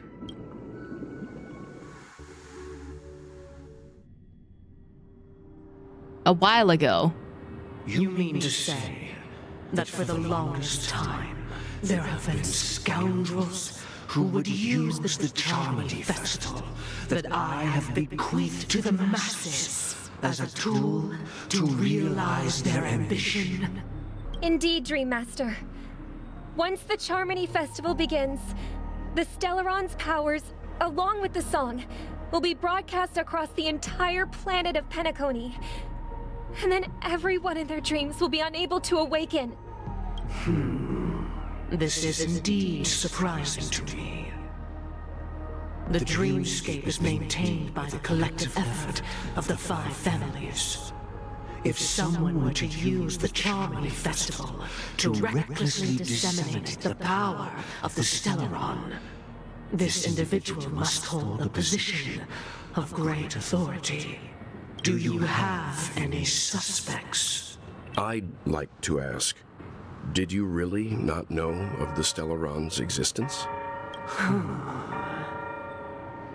I would have never thought that this nameless would point the spear at me. Quite astonishing indeed. If I have offended, the Astral Express extends its sincere apologies. But the current circumstances are dire and leave no room for meticulous inquiry. We're doing this out of concern for the Dreamscape's safety. So, if you could, please alleviate our concerns. Dream Master, it's just to prove that the Charmony Festival has nothing to do with the Stellaron. If we're being overly cautious, I will return to the stage to offer tribute in song, just per the arrangement. Sunday, Robin, I've watched you two grow up and know your dispositions like the back of my hand. Both of you, right now, can surely be lauded as their most devout advocates. I already know your resolve. Are you sure about Sunday, though? The magnitude of this matter is enormous and cannot be taken lightly. Since Mr. Yang has asked with such earnestness, I will personally respond in kind. If there is a need, the entire Oak family will be mobilized to heed your call. Someday, might I ask you to beseech them to cast their light unto me, and question me in their stead, so that no lies may be concealed? I will do as you command. Robin, could I entrust you to be present as a witness, to document the truth, and to proclaim my innocence, so that all slander may be utterly dispelled? I will do as you command. This seems like an acceptance for something that I don't like. What if Sunday does the whole Harmony thing and then he gets possessed? I don't want to, like, dissuade from him going crazy, you know? I want him to go full villain arc, but I could see, like, the Harmony just completely taking over him and, like, he's, like, hallucinating right now or something like that. May thy will be carried out on earth, just as it is in the heavens. Oh, triple-faced soul, please sear his tongue and palms with a hot iron, so that he will not be able to fabricate lies and make false vows. Let us begin. There is nothing else to prepare. Oh, it's suddenly warped into the wibbly wobblies. Understood. Question.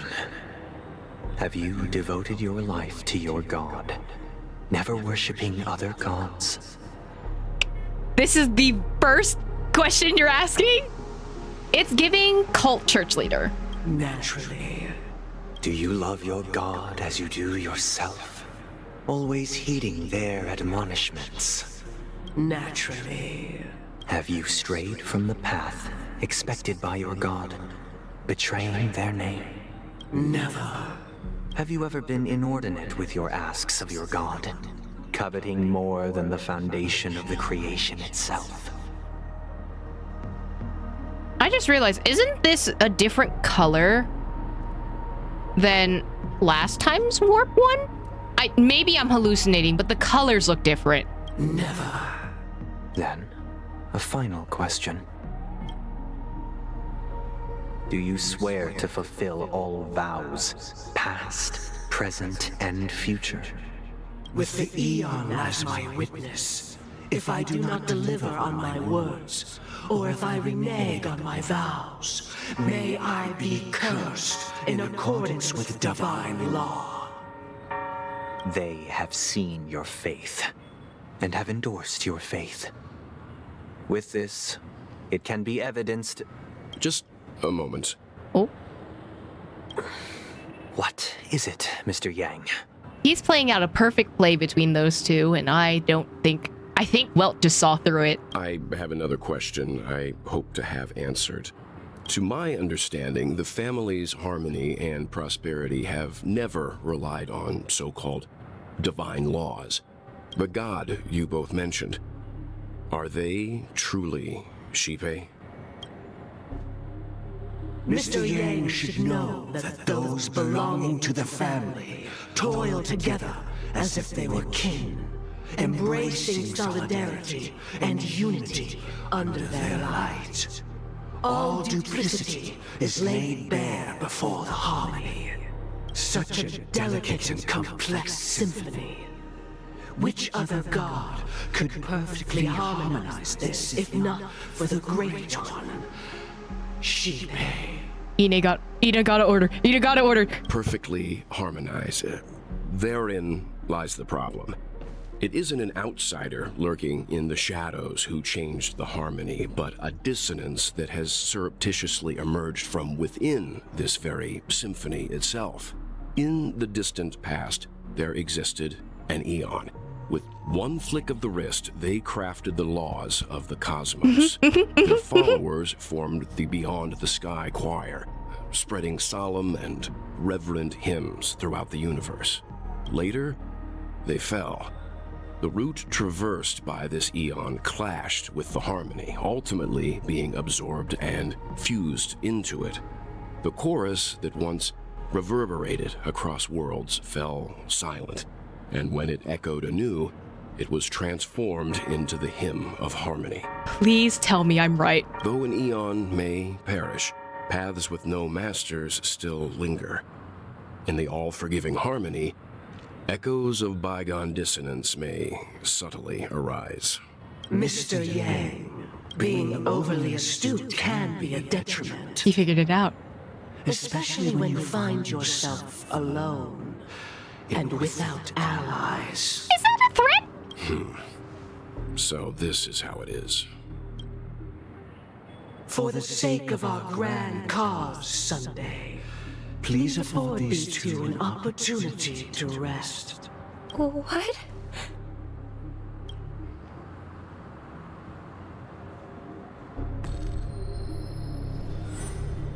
I told y'all the color was different. I told y'all. Sorry, Robin.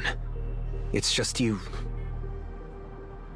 I did not wish for you to know this. It's a pity that things have turned out this way. So, this is the true reason I can't sing? The shadow that envelops Penacony is actually... We were never children of the harmony. Our ideal paradise could not have been crafted by Sheepei. True bliss can only be guaranteed by the one who transcends the many. Within the foundation of law, humanity establishes civilization, and through harmony, we obtain order. There is no way I totally called that. Bro, I called that! I knew it! I knew it! Bro! I told you! He wasn't following the path of harmony, he was following the path of remnants harmony! of the order on Penacony. What have you done with Mr. Yang and Miss Robin? Don't worry. I just gave them some time alone to ponder their fates. You should know that these actions make you an enemy of the Astral Express. Should we need to stand against the Nameless, it would only be myself and the Oak family involved. But we haven't reached that point yet, have we? Your efforts for the justice of Penacony are evident to everyone, and have been widely observed. Okay, so, just get to the point, dude. Stop yapping. Patience is a virtue. However, I won't hold it against you. On the contrary, I'm here to make my intentions clear. If it is the order that drove you to imprison Welt and Robin, and you're using them to coerce our compliance, then there'll be no point in entertaining any type of discussion. You're mistaken, Miss Himiko. They are in very safe hands, and just as the family has always proclaimed, no one can be harmed in the dreamscape, least of all in the beautiful new world belonging to the Order. Penacony and the entire universe have witnessed far too much innocent bloodshed. The strong wield their blades against the weak, and the victors push the vanquished to the brink of life. Natural selection. the world abides by this principle, establishing the well-being of humanity atop the corpses of the downtrodden. Only we, or rather, I, possess the power to put an end to this farce. It's giving the plot of Sword and Shield. So you've decided to resurrect a dead Eon? No one's ever done such a thing. I mean, Argenti's been trying, right? If Miss Himiko is interested, let's draw back the veil and speak candidly. I've always firmly believed that people can understand one another through peaceful means. Yeah, as long as it doesn't result in the deaths of multiple thousands of people. I'm willing to divulge the unembellished truth as to the intentions of the Order's Pathstriders, so that you will make better judgment for the Astral Express, for Penacony, and for this stretch of the universe. Words can hardly do justice to the beauty of that ideal. So, come with me, everyone. Let us retrace our steps and see once again where this road leads. Huh? Where'd he go? Welcome. This isn't any location in Penacony's dreamscape. It's my inner world. The reason the scenery before you remains unchanged is because your consciousness has drawn on similar concepts to fill in the gaps. Huh. That is true. Who in their right mind would expose their inner self like this unless this was a trap? That means... Did you do the same to Welt? It's a tuning process. Stronger in effect and more draining on the mind. The gray-haired guest has experienced it before, so he should understand what it entails. Tuning allows you to intuitively grasp my feelings, which also means that I cannot hide anything from you. He's using the same trick that he did on the Dreammaker so that he can pretend that that he's in control, right? Now, everyone, please look at the huge screen. The road we once took begins here. It's giving the Welcome Home mini-series. Like, his voice sounds really, really similar to Wally. From this point on, you will witness the numerous decisions I've faced. I've selected a portion of these to share with you. I believe after going through similar predicaments, you'll be able to better understand my thoughts. Let's begin. The first decision. A story about a baby bird. This story happened when Robin and I were very young. We were victims of the Stellaron disaster, and the family's Mr. Gopher Wood, who would later become the Dream Master of Penacony, saw that we siblings had no one to turn to and took us in. Later on, Robin and I lived a time with nary a care in the world. One day, after dinner, while my younger sister and I were lounging about in Mr. Gopher Wood's yard, we spotted a fledgling Charmony dove all on its own. That baby bird was tiny. It didn't even have all of its feathers, and it couldn't sing. When we found it, it was already on its last breath, having fallen into a shrub, probably abandoned by its parents. We decided to build a nest for it right there and then. However, thinking back, that winter was unusually cold, with fierce winds at night in the yard, not to mention the many poisonous bugs and wild beasts in the vicinity. It was clear that if we left the fledgling in the yard, it stood no chance of surviving until spring. So, I suggested we take it inside, place it on the shelf by the window, and asked the adults to fashion a cage for it. We decided that when it regained its strength enough to spread its wings, we would release it back into the wild. The tragic part, something that we'd never considered, was that this bird's fate had already been determined long before this moment. Its destiny was determined by our momentary whim. Now, I pass the power of choice to you all, Faced with this situation, what choice would you make?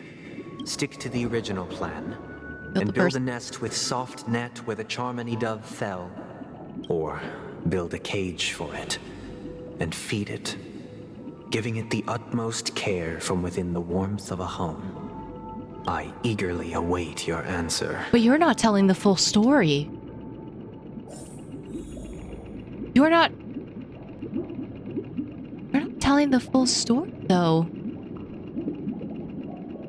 Build a cage for the little Charmony dove. Build a nest. You picked choices that you guys didn't choose, because the ending was that the bird flew into the window. So neither of these choices, you've put me in a spot where neither of these choices actually would give me a correct answer. It looks like he really has no intention of imprisoning us. If it's just a quiz, I suppose it's fine to humor him. Back to the question. I would personally choose to build the little Charmony dove a cage. No special reason. I do think that a fledgling should have the right to fly into the sky.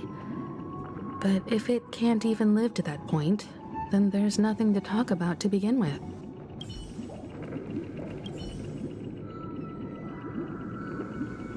I can't decipher his intentions right now, but based solely on that question, I would probably choose to build that dove a cage.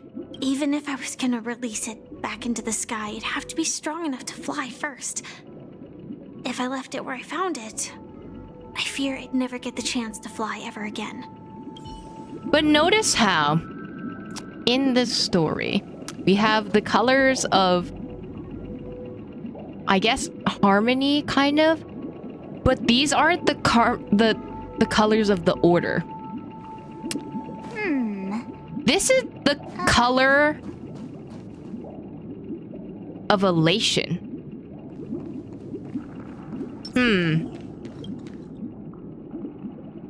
Build it a cage and feed it, bringing the utmost care from within the warmth of the home. I'm making this decision. I'm happy to see that you made a choice similar to ours.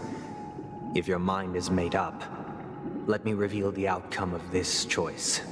We passionately nursed it back to health, preparing only the best food for it every day. We even preened its feathers. Later, on the day that Robin left Penacony, we opened the cage door and let it fly back into the sky.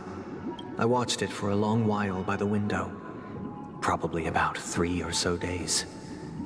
In those 3 long days, the little Charmony dove tried again and again to spread its wings to fly into the sky, but fell to the ground, only to keep trying. Finally, on the 137th attempt, it succeeded. But its attempt did not go perfectly. After flying unsteadily for a while, it fell to the ground, unable to grasp the direction of the air currents. The fall shattered its wings. It writhed helplessly in my embrace. But it was all for naught, finally succumbing to a painful demise. And in that instant, our tender care, our given love and hopes, they all became the inevitable push that sent it to its death. It's the reverse of the bird feathers, and you know what the reverse of the bird feathers are? The colors of the path of elation, the eon of elation, the path of chaos. What is the opposite of harmony? Chaos. I'm not saying this is... No, this is 100% intentional. This is 100% intentional. Like, don't look at me. Like, come on. You're not telling me this is intentional? But you still gave it a loving home. You gave it life for a few more years. Is that not... Like, are we just negating that part? Like, Sunday, come on. You do like rewriting story a lot, but like, think about it. You are also giving it life for more years than it probably would have experienced if you left it on the ground. But like that it's rigged from the start because they fucked up the rehab is also super reflective of Penacony, because in a lot of the cases for why Dreamscape is preferable, there is a way to help these people escape from their situations without putting them into the Dreamscape, but instead they're no longer able to recover because they're too dependent on the dream now. Yes, exactly. I deeply regret the choices we made. Next, let us head to the second decision. This time, it's the story of a dream chaser. This story happened when I was appointed as Bronze Melodia, a position exclusive to the Oak family, charged with listening to the problems and vexations of Dreamscape residents and providing them with the relevant guidance. It was during that period that I had the opportunity to hear voices from all corners of the Dreamscape. Joy, sorrow, arrogance, regret. The complex tapestry of human nature that formed the world. And I was fortunate to catch a glimpse of it. He was a dream chaser and an illegal stowaway. Just like the rest of them, he came to Penacony in search of a better life. Except that, to most people, the price he paid, I suppose you could say it was everything. This is the guy that sold his kids, right? He told me, I sold everything I could at home. The house, the land, even his 2 children. He said he could not afford to raise them, and that at least they could eat if they lived as slaves. He had a plan in place. He would buy back his children once he had made his fortune, and enjoy Penacony's beautiful dream with them. Alas, his plan to smuggle himself was somewhat clumsy, and he was sniffed out by those pig-headed hounds. After hearing the Dream Chaser's story, I immediately appealed to the Bloodhound family to cease their pursuit. That way, at least he could live peacefully. But I was still too naive to the ways of the world. I did not anticipate that what I thought was a kind gesture would later lead to dire consequences. Oh, we're actually finding out the ending to this. That's interesting.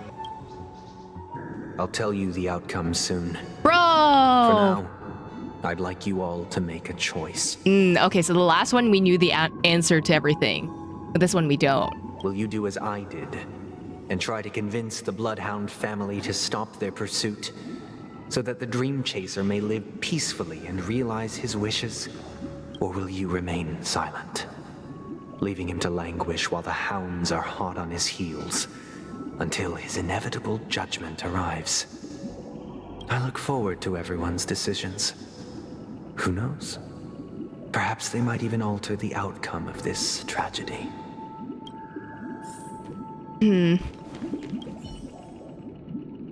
A dream chaser story. If I acted out of kindness, I would probably ask the Bloodhounds to stop their pursuit and lend him a hand. But what cruel repercussion would this choice result in? I think Sunday must have been deeply impressed by the limitations of the strong defending the weak through this incident. Himiko's just reading him for filth.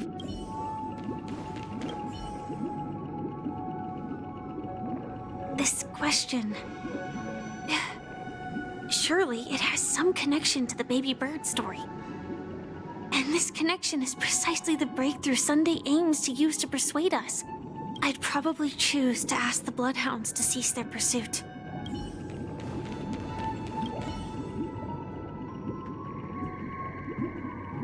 It seems illegal stowaways are really quite common on Penacony.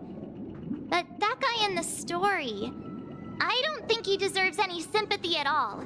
He sold his kids to chase a dream. Even if he intended to go back for them, it's still insanely irresponsible. With that thought, there's only one choice. Let the Bloodhound send him back home. This person deserves to be punished. See, here's my thing. I agree with March in the fact of, like, divine retribution, and I think that guy should deserve to be punished for his actions, but that would also risk the 2 kids not being helped in the end, right? If he stood silent and enforced the law, that those kids would still be sold. With at least this choice, convincing the Bloodhounds to cease their pursuit, at least one, Sunday was trying to do something instead of sitting in his little, like, cozy little box doing nothing, right?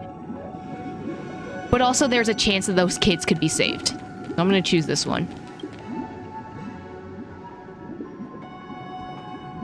Yes. I'm honored to witness you arriving at the same decision. Out of respect, I'll share with you the dire consequences that my choice back then brought about. First, the outcome. He attained major success. After avoiding capture, he ran a business for a few years, very quickly making a name for himself, elevating his status. He might not have become a tycoon like old Audie, but he was considered a character of excellent repute. Now then, did he realize the wish he set out to achieve? No. The last time I saw him was in the real world, where the Hounds were going to permanently exile him, and I was the accompanying Bronze Melodia. The mission was simple. Listen to the criminal's repentance. He told me the reason he was in this predicament was because he conspired to usurp the head of the Alfalfa family. When I asked him about his 2 children, he instead responded with a question. What children? So he lied. In the end, my heart aligned with the harmony, and the good deed I dared to undertake held no value, turning instead into a wrongdoing. It created a lamentable oppressor and countless oppressed individuals. As to your choice, I once again offer my heartfelt apologies. Next comes the third and final decision, and the story this time is my own. This story happened the day I was appointed the Oak family head. At that time, Mr. Gopherwood was the current Dream Master, and as per his wish, we had a private conversation. What surprised me was that the Dream Master had only come to deliver a letter to me. He let me read its contents, and it was a letter from my sister. Was it about the investigation? The letter contained the usual pleasantries, anecdotes from her travels. Nothing out of the ordinary. Just as I started wondering how this letter related to our discussion, the Dream Master began to speak. Do you know who wrote this letter? My sister, of course. But why would you personally visit me to hand me a letter from my sister containing mere trivialities? To help you grasp the full scope of this issue. Do you know where Robin is at this moment? From what the letter indicates, she must be in Caspelina 8, correct? She's touring there right now. Correct.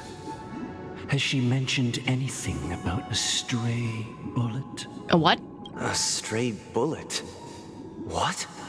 A war has broken out on that planet. It is because of this very reason that Robin chose this destination. To spread the word of the harmony. And to save the lives of that planet. She personally made for the front lines. Wait, so she's like a missionary? She hoped to ease the people's suffering with song, and was willing to brave mortal danger to deliver the IPC's medical supplies. Unfortunately, stray bullets show no such compassion. Is she all right? If the operation was successful, she should probably be recovering in the field hospital. By the eon above, the bullet struck her neck directly, yet possibly as a reward for her consistent deeds of harmony, it didn't hit any vital arteries. Once you've attended to your outstanding tasks, it'd be advisable to write her back as soon as possible. Those damned savages! I'll pack my bags right away. My gratitude for bringing this to my attention, Mr. Gopherwood. Now you understand why she always wears such elaborate neck ornaments, don't you? How could this happen? Miss Robin. It's all in the past, so please don't worry. I share this in the meager hope that you will understand the harmony's limitations and predicament. As grandiose as the strong defending the weak sounds, many times, it is nothing more than wishful thinking. Likewise, I've prepared one last question, one last choice. But rest assured, this choice will not have any grave consequences, because this is merely a figment of imagination, a nightmare that has haunted me through countless nights. If you ever had the opportunity to make a choice like I did, would you still support Robin's journey on the path of harmony? Yes! What are you talking about? What?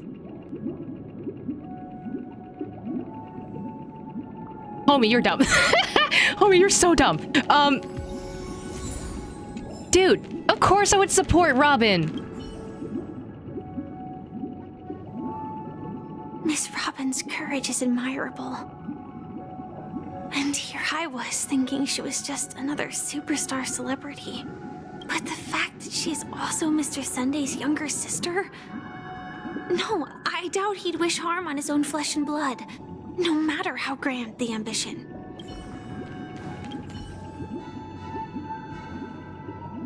I often feel like I've dreamt of similar scenes on certain nights. In the dream, I see blurry faces. I don't know who they are, but I sympathize with all of them, fighting for survival against some unfathomable force. Wait, is this a reference to Honkai Yumiko? And like, battling against the Honkai? Their confusion and fear are lucid to me. But I also remember they chose never to give up. Just like Miss Robin. If Mr. Sunday's question leaves you puzzled, you should find the answer from your own experiences. With each Trailblaze, dangers and tribulations will surely follow. But would you ever back away? Would you stop March and Don Hung from reaching their next destination?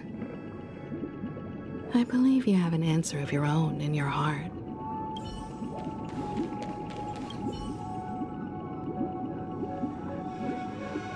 I can't believe that happened to Miss Robin. The strong defending the weak is a great mantra, but if I had to pay such a price, I don't know what I'd do. So two of them don't give answers, but Firefly does. But also, who am I to say, like, hey, Robin. Like, I know this is like a sibling talking, like an older sibling talking to a younger sibling, right? If my sibling, even though it was dangerous, wanted to do something that they thought would help the world, I'd let them do it. Who am I to say, right? Who am I to be that person? To be like, no, you can't do that, right? When Robin is her own freely thinking person. Robin controls her own story, exactly. That's exactly what this is. I get his thoughts, you try to do good and it doesn't matter. His thoughts are very nihilist. Exactly. It's giving like he's lost every single piece of hope that he originally had in the faith that he believed in. Like, it's giving, you know, someone who devotedly believed in something that would help people prosper. But that path ended up resulting in him making extremely gullible choices. It depends. Like, it would also depend on, like, if you believed in a faith right? Like, I personally don't believe in a faith. I am very individualistic, and I believe people should be able to make their own choices and make their own decisions on what they want to do, right? But if you were, I guess, someone who grew up in a religion, and that religion has continuously resulted in, I guess, harm to other people, I guess you would lose faith in that, whatever you believed in. Is he making a cult? This is just the beginning story to a cult. This is just like religious trauma wrapped up in one character. And this is exactly what I wanted. Who am I to say that I would stop her? Yes, I'm gonna let Robin make her own choice. I see. I know you wouldn't agree, Mr. Chicken Wing Boy. I am now aware of everyone's stances. Raising these questions merely serves to illustrate one point. The plight of Penacony cannot be salvaged by the harmony. The true foundation for a sweet dream paradise can only be established through the order where the strong govern the weak. I know the suffering of being tormented, the turmoil of losing your way, how sorrow and even despair set in when matters don't work out.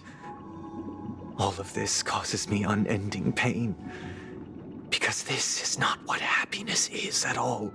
But is happiness making choices for other people, even if it means that they're not going to be happy? We must teach the weak how to live a happy life. And this life isn't some noble propriety that the upper crust preaches, but in definitive terms, a way of survival that belongs to everyone. Okay, but you're assuming, right, that these people are weak, that they need your help. You are assuming that these people don't know how to do things when they could just be doing something else, like, and living their own lives. They don't have to follow your path. So what is your definition of living a happy life? Good question. Human consciousness is fundamentally an illusion, a cage known as self-worth.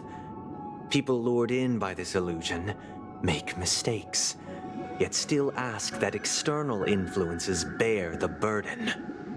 You know what? He's spitting facts right here, though. That is kind of true. When one mistake after the next permeates the masses, they become impossible to trace. Thus, the amassing of these individual cages culminate to form a prison, a place dictated only by the rule of survival of the fittest. Okay, but your Darwinism can only go so far. Like, Darwinism does not account for the fact of community. Nature is always accompanied by predation and sacrifice. Its antithesis is known as order. That is what I want to do. Unite people's happiness under the banner of order. They won't need to make bitter choices any longer, nor face the weaknesses of humanity. They can cast aside their primal instincts to build a haven for mankind. By removing their own choice? I mean, cult leaders tend to have very true talking points. That's how they get people to follow them. That's what they mess up in is how they go about their plans. I think this is exactly what we're seeing with Sunday right now. Simply describing thoughts is far too abstract. So allow me to provide a simple example. As you all may know, there are societal norms like weekends and long weekends that exist on some worlds. During these hard-earned rest days, people are given the chance to extricate themselves from the stresses of everyday life, allowing a certain tranquility to return to their souls. And it is only on these days that people do not have to adhere to the law where the strong prey on the weak. They can live out their lives happily during these brief intermissions. It's just a pity that 2 or 3 days are still too fleeting compared to the span of a lifetime. you are implying that we would able to spend our lives not having to bid to social order on our weekends, on our free days, when that's simply not the case. There is a form of order in almost every single part of societal being at the moment. There is an order to like how you need to, I don't know, do your work. There's like, I guess, things, there are choices you still have to make during the weekend. Like, I don't understand, like, what you mean by, oh, everything is alright. No, that's not the case. Like, nothing just gets wiped because of the weekend. I wish that was my case, but unfortunately, I basically work every single day of the week. From where I stand, society's ideal system should be 7 rest days. Following Sunday, there should ensue a second, a third, and indeed an infinite procession of Sundays. This should be the face of the new world. Idyllic, eternal, peaceful days. Sorry, buddy. Sunday is the day that we dread the Monday coming up. Saturday is actually the best day. And thus, every person can return to their base selves in this utopia.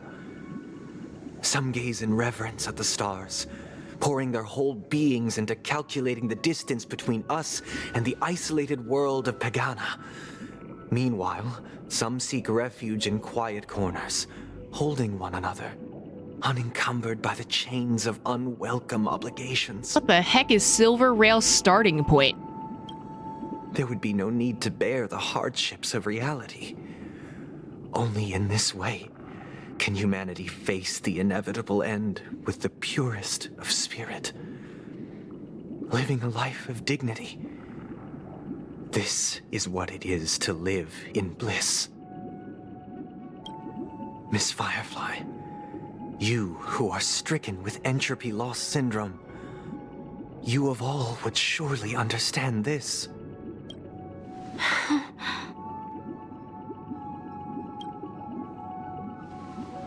It sounds like a flawless theory. No, it doesn't. Because if everything was perfect, everything. Have you not read, oh my god, have you not read utopian stories that always result in a dystopia? Being in a utopia only satisfies one group of people's, like, actual, like, things that they want. It doesn't mean everyone is happy. God damn it. God damn it, March.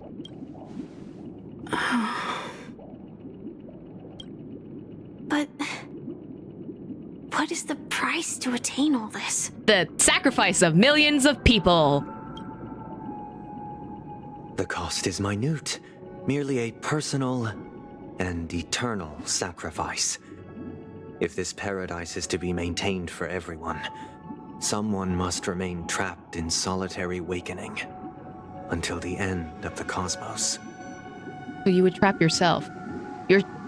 Are you doing the weird martyr thing in order for Robin to be safe because it's the best for Robin, because you think that as the older sibling, you can make the choices for your little sibling, even though little sibling has different thoughts and opinions than you do? Call me out, why don't you? I'm also the older sibling. So I understand exactly what Sunday is going through, but it is not our choice to make for our younger siblings. Awakening. Which means that this so-called paradise is still a dream. Stepping into this paradise means forsaking reality, correct? It is not forsaking, but transcending. Flesh, blood, sorrow, weakness. If the physical is the root of spiritual suffering, it is only logical that we defeat it. But in this supposed bliss, people won't have defeated their demons. The chance to overcome their tribulations would be forever lost to them.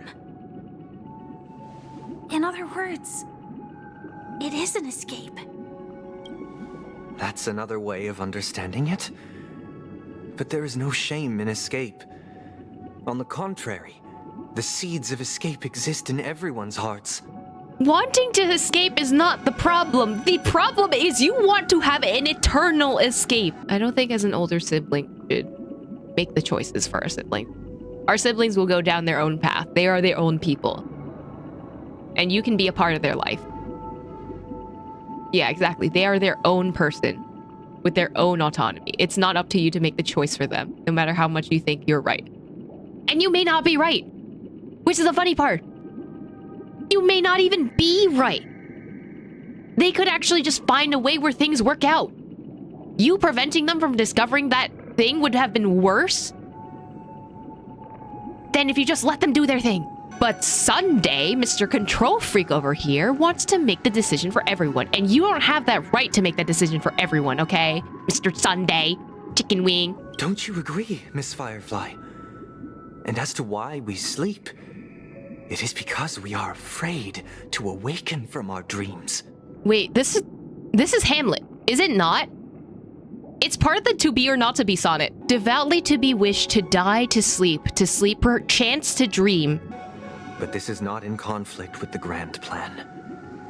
Only in acknowledging this can we truly understand the frailty of human nature. And from there, show compassion and protection. Your version of compassion is something.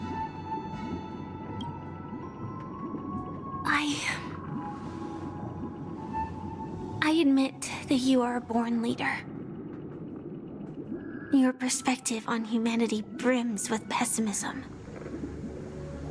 Yet you express compassion for all, even when your heart pities them. But unlike you, I live for the self. From my perspective, individuals making choices for themselves is their birthright. The want to escape may be innate in the weak. But whether they are weak or not, it is not up to another to decide. There you go. Talk your shit, Firefly. Perhaps in your mind, you also view me as weak? Which would also make you ableist. Because I don't think so. Since Miss Firefly has said her piece, the Astral Express will also naturally give you our answer. We'll leave it to you. Just as Mr. McHale instructed before. Tell him our choice. Oh, I don't even yap. Not long ago. Well, is Misha? This place? Does this place ring any bells, Misha? I don't know, but I feel a sense of deja vu. I have been in this place before. What is this place? It's the realm within a dream bubble. This was left to the Astral Express by a nameless, but weirdly, when we entered it, it was completely empty. Dr. Edward from the Dreamscape sales store told me that dreams are formed from memories, and a dream bubble can't take shape if its core is empty. Are you the reincarnated version of the Watchmaker? Is that what's happening right now? So I thought you might be able to help us in unraveling this mystery, Misha. As a hotel doorman, you know Penacony best among us. I don't know much about dream bubbles, but if you want to figure out what this mansion is, I'll do my best. I'm counting on you then. Himeko, I still don't get it. Why were you so sure that Misha had a connection with this dream bubble? Oh gee, I wonder why. I wasn't sure. It was just a hunch. But since Misha feels familiar with this place, my hunch might be correct. This place looks a bit familiar. It's almost like the beginning of the story. This is where you and Firefly encountered death, which we now know as dormancy. Considering its connection to Dreamflux Reef, it's not surprising it appeared here. The question now is, who brought you here? Based on the clues we have so far, it's unlikely to be that masked fool. So identifying them is crucial to us. We're drawing closer to the truth once more. Let's give Misha some time, as I believe he'll unveil the secret of this dream bubble. All right, but there are doors all over the place. Which one should we choose? Do you have any idea, Misha? I guess... maybe this way? Homie just knows. Oh, he's running. I'm not entirely sure, but... let's give it a try. Homie is running. Wait, you managed to choose the right door? Weird. This place is quite different from the hotel.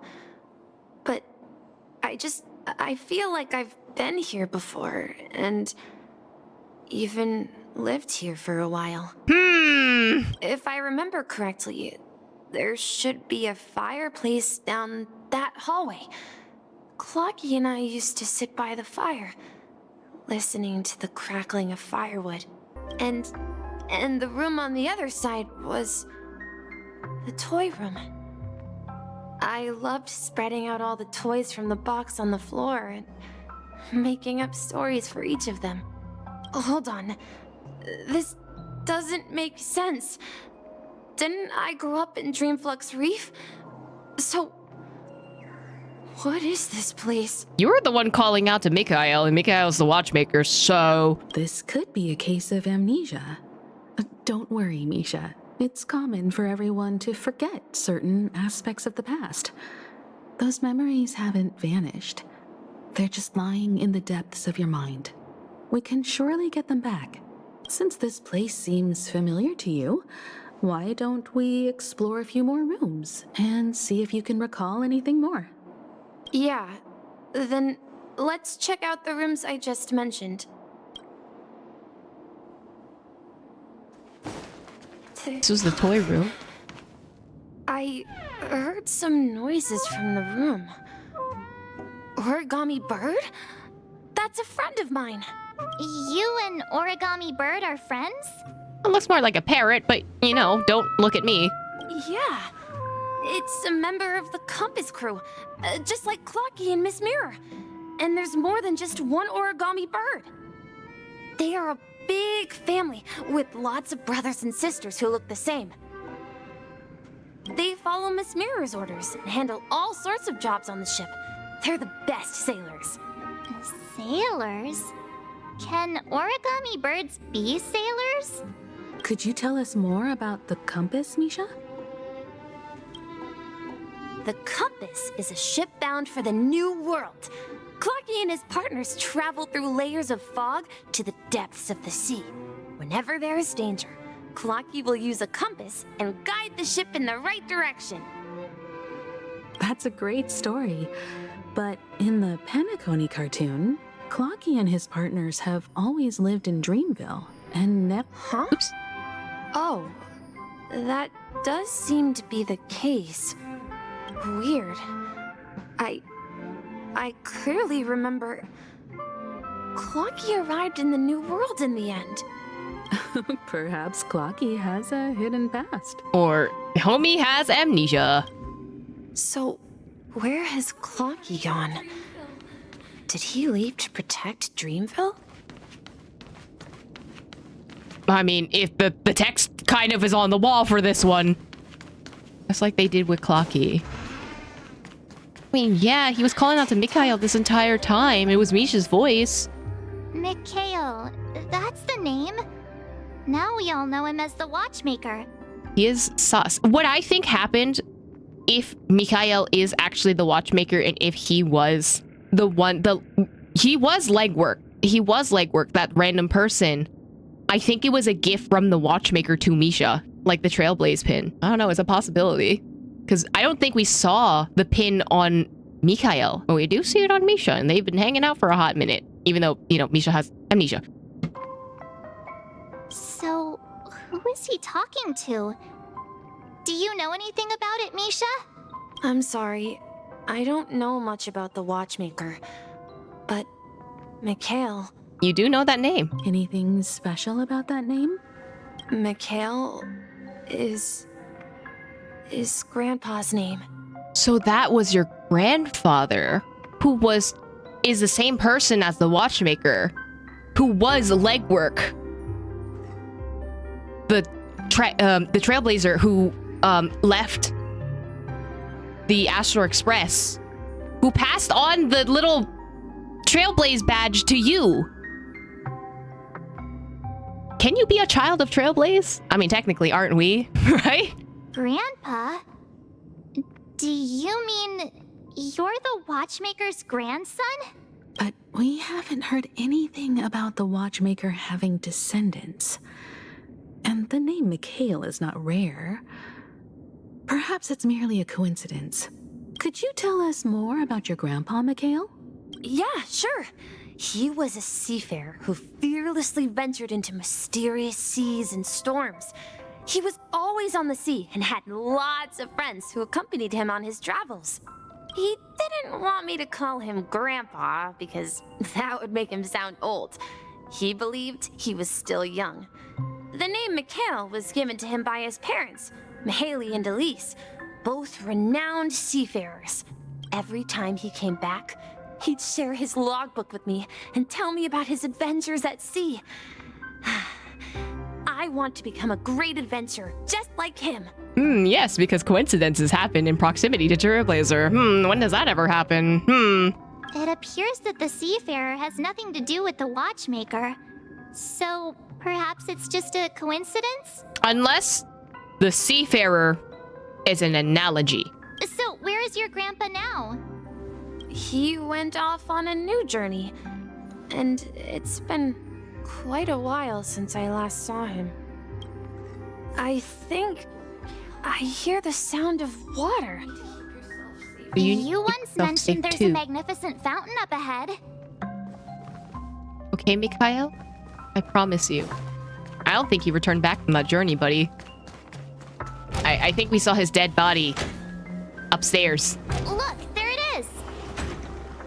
The water resembles a precious jewel, embedded in the dreams of all seafarers.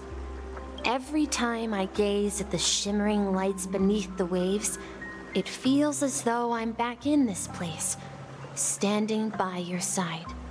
Have you recalled anything, Misha?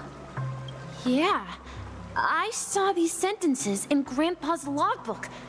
He used to say that despite the perils of the sea, whenever he stood on the deck in the afternoon, overlooking the sparkling waves, he would think of this fountain in front of his house.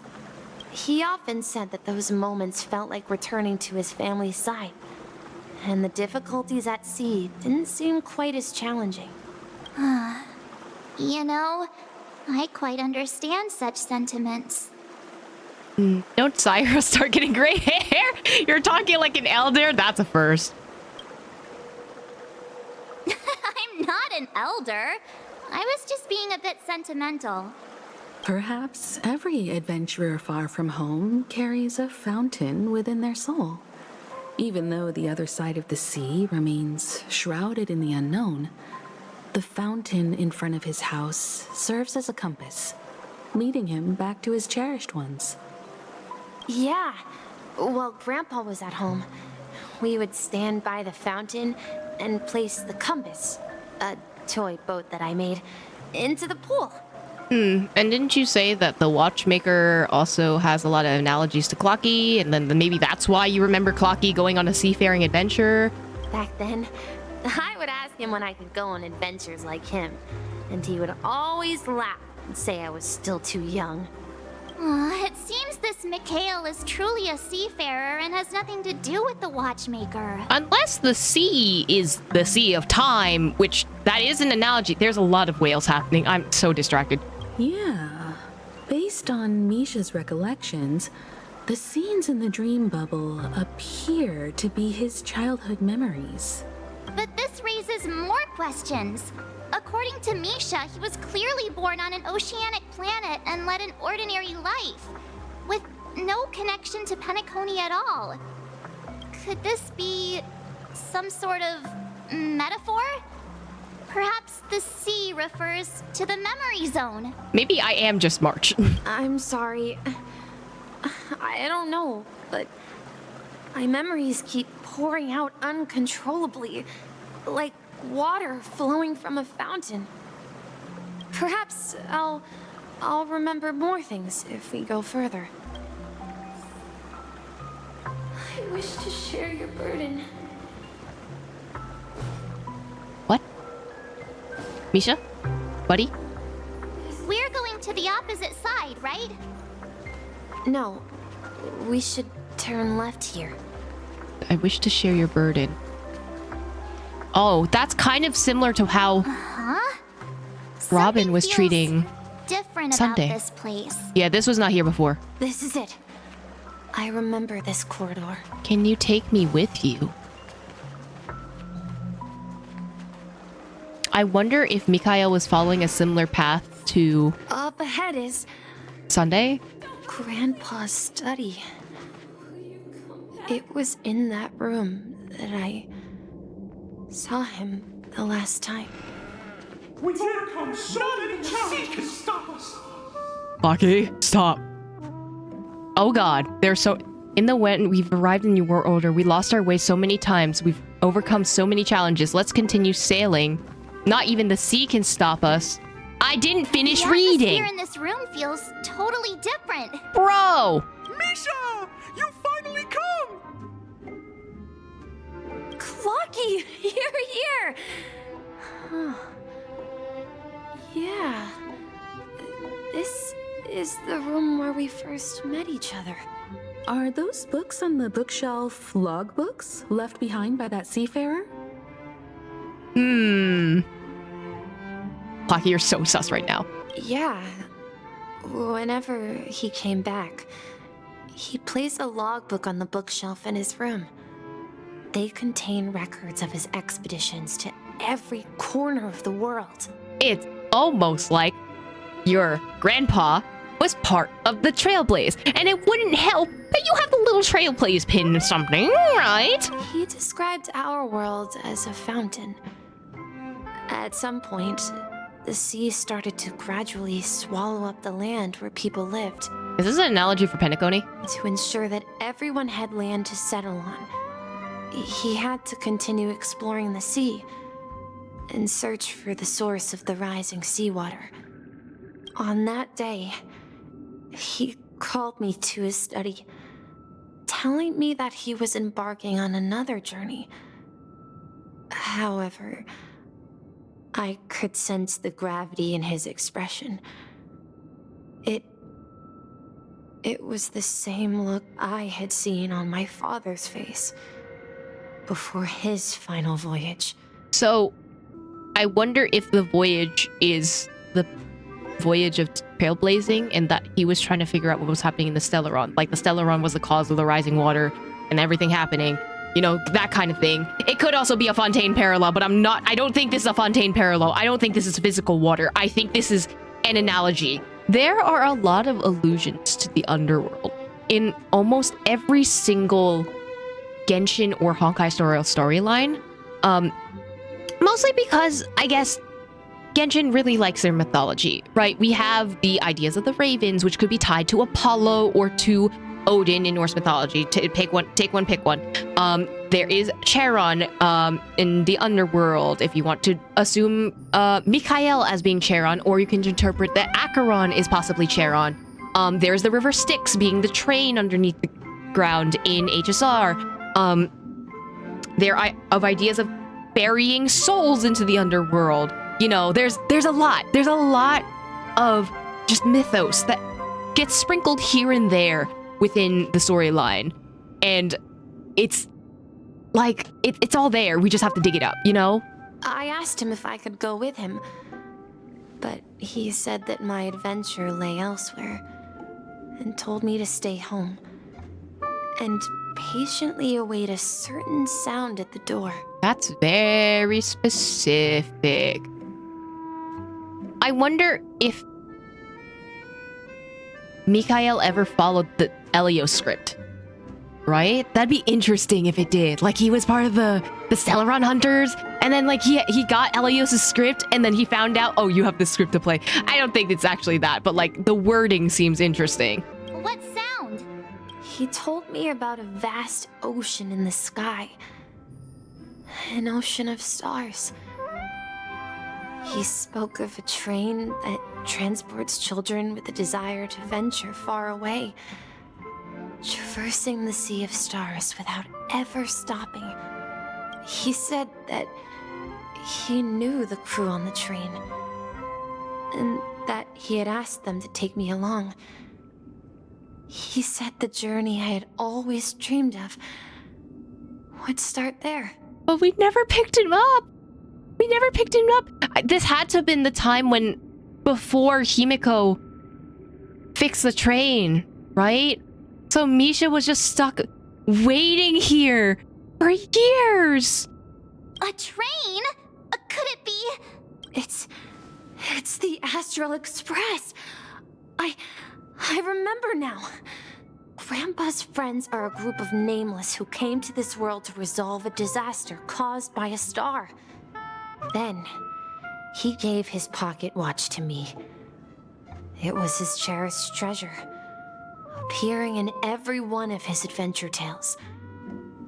He explained that difficult times were ahead, but assured me that the watch would guide me.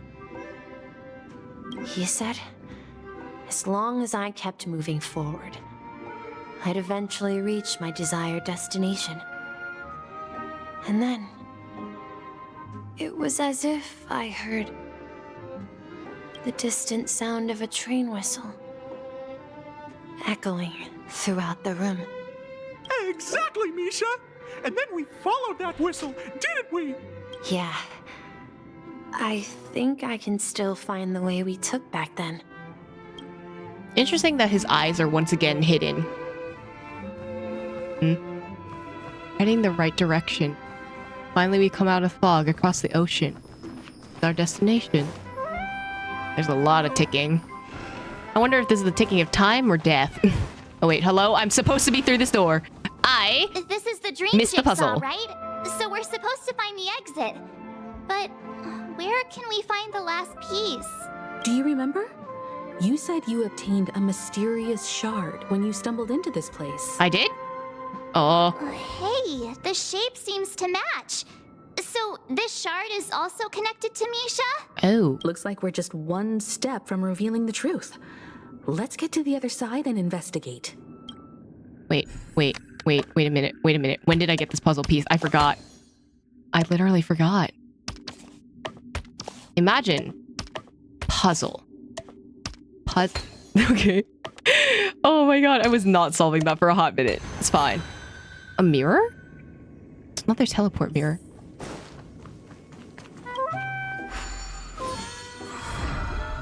This is it. This is my room of clocks. Okay, Salvador Dali, what is happening here? While I spent my time waiting for Grandpa to return from his voyage, Walter gave me this workshop, and it became my secret base. Here, I learned how to repair clockwork and gears, out of my fondness of precision mechanics. In my dreams, I was the captain of the compass, embarking on adventures with my companions, Clocky and Miss Mirror, in search of the new world. I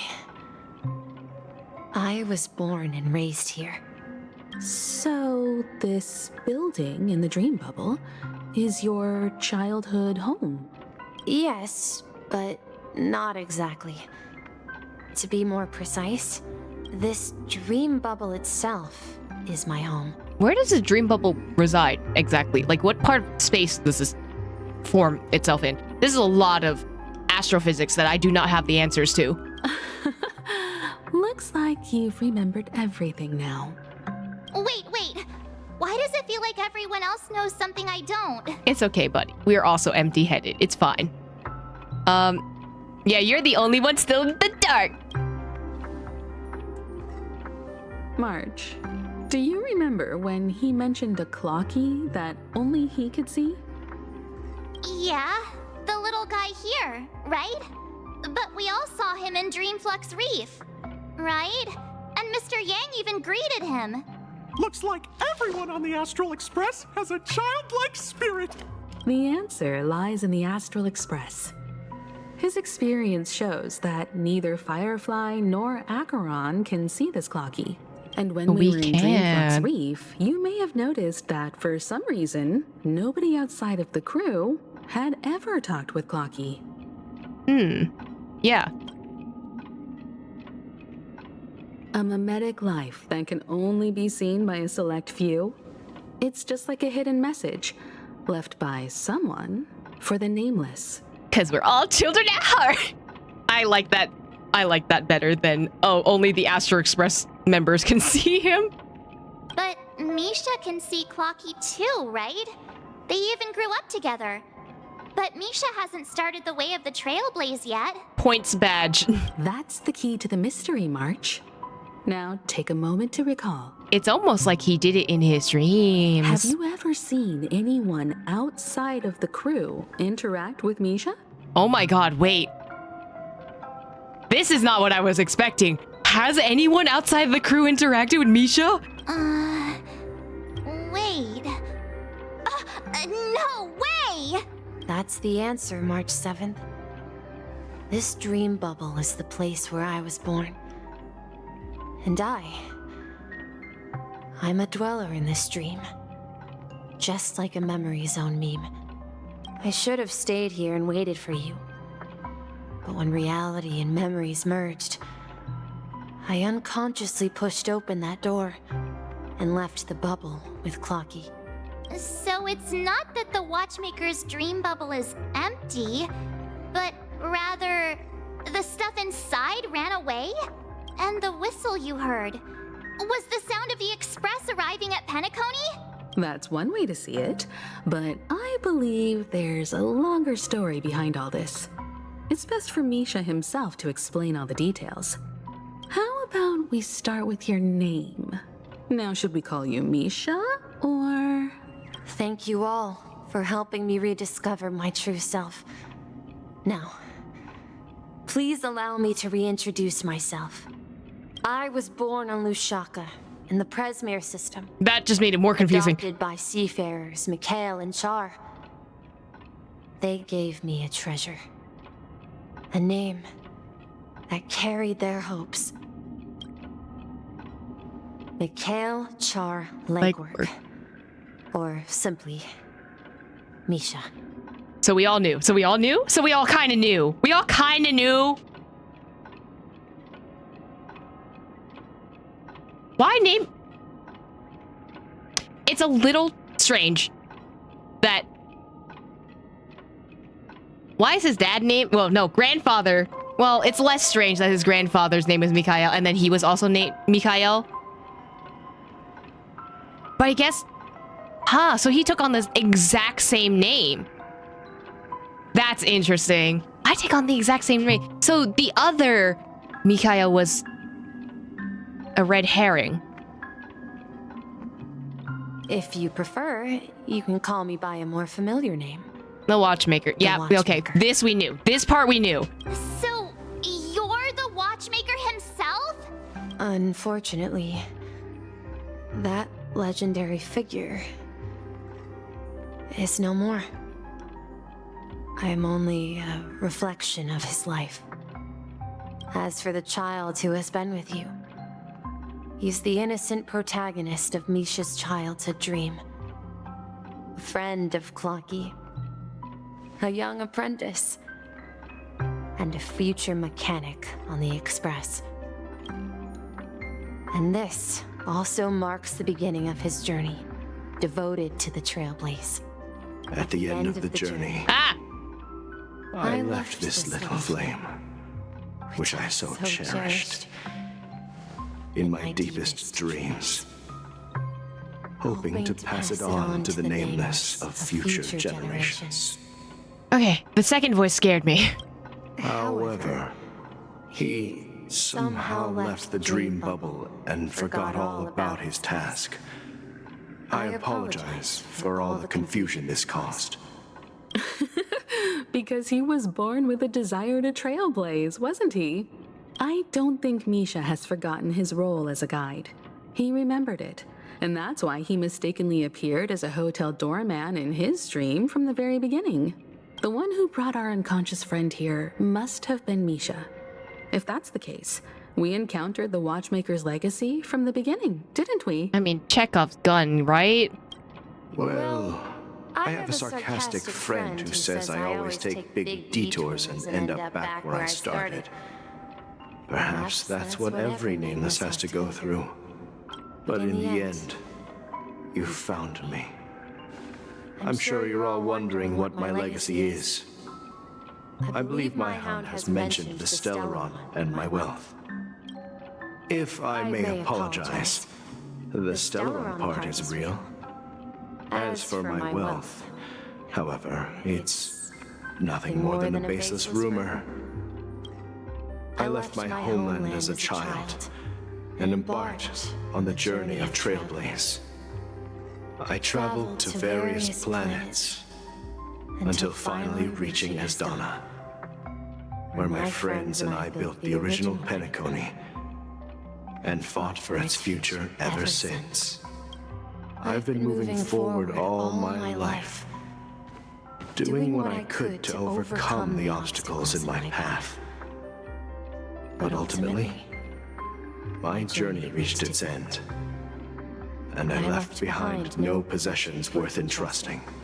So, if you ask what's left within this worn-out train engine that can be called a legacy, I suppose it's the things that are still burning in the engine's furnace. Like Misha's soul? Like, now that you're well aware of the current situation of Penacony, I certainly hope that you'll help me get this world back on track. But I'll leave that decision to you, for the path of Trailblaze is never paved by others. and notice how the Watchmaker's decision is to let people make decisions on themselves when Sunday's vision is to make it so that people do not have a choice. I'm not saying they are foils of each other, but they are basically foils of each other. All I have for you is a story and two gifts. I want to give you my pocket watch. It has accompanied me throughout my long journey, guiding that naive child forward, and has been blessed with the presence of so many great people up to this day. And my hat, too. The one who navigated for me placed it on my head and planted a fanciful thought in my mind. The trailblazing expedition will never end. Now, it's time for you to make your choice. Once you've made up your mind, open that door and enter the long dream of an old man. I'll be waiting for you at the end of this corridor of time. Oh, I don't like that they fade out. I'm so scared. All right, everyone. Let's make a decision. Although I don't think anyone will have any objections. I want to witness the legacy. I object. I want to. I mean, I'm gonna choose Trailblaze, but like, kind of want to see what happened. Kind of want to see what happened, actually. Of course. We've come this far. Surely there's no other option than moving forward. In that case, it's unanimous. Then let's proceed together to the end of this dream and tell Mikhail our decision.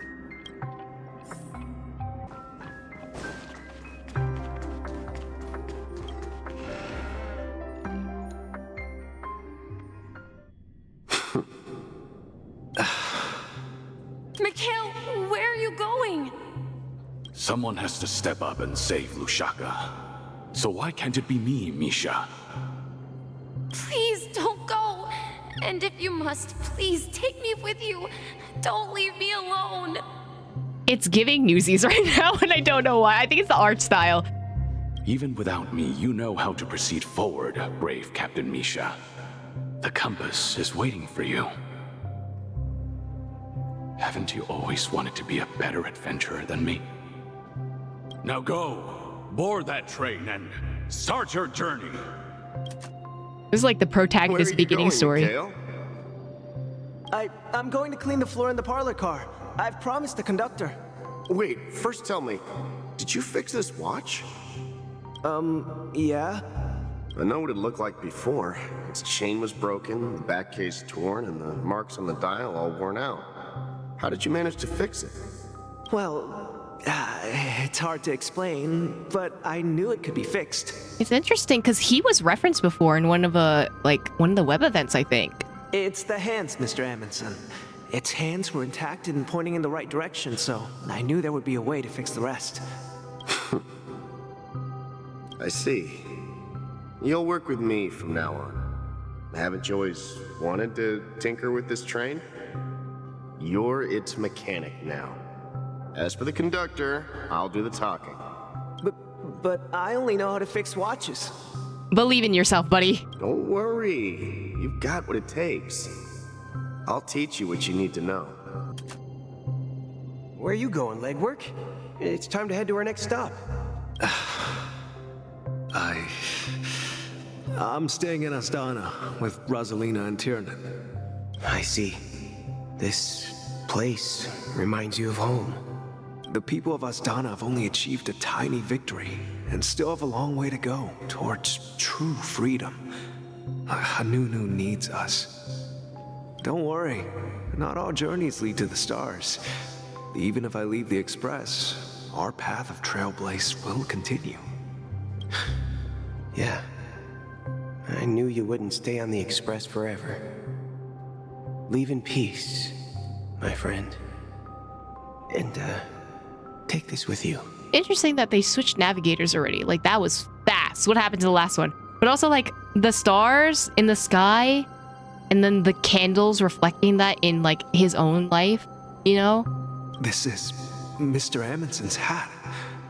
But why? When he departed, he said he would leave it to his best student. Well, I suppose the time has come. Farewell, legwork. Take care of Tiernan and Rosalina. And don't forget to write to us. Where are you going, Watchmaker? Don't worry, Micah. Just going on a little trip. Someone has to be at the forefront of the interstellar frontier, and I'm the only former nameless in Penacony. So why can't it be me? Because you're all we have! Have you forgotten about Tiernan? The music stopped and I'm scared. Now. What will happen to Penacony if we lose you too? Well, several things, actually. But what will happen to Penacony if we don't find a way out? That is also true. Tiernan. How could I ever forget him? I've spent countless sleepless nights asking myself why I didn't go with him back then. We Nameless won't stop.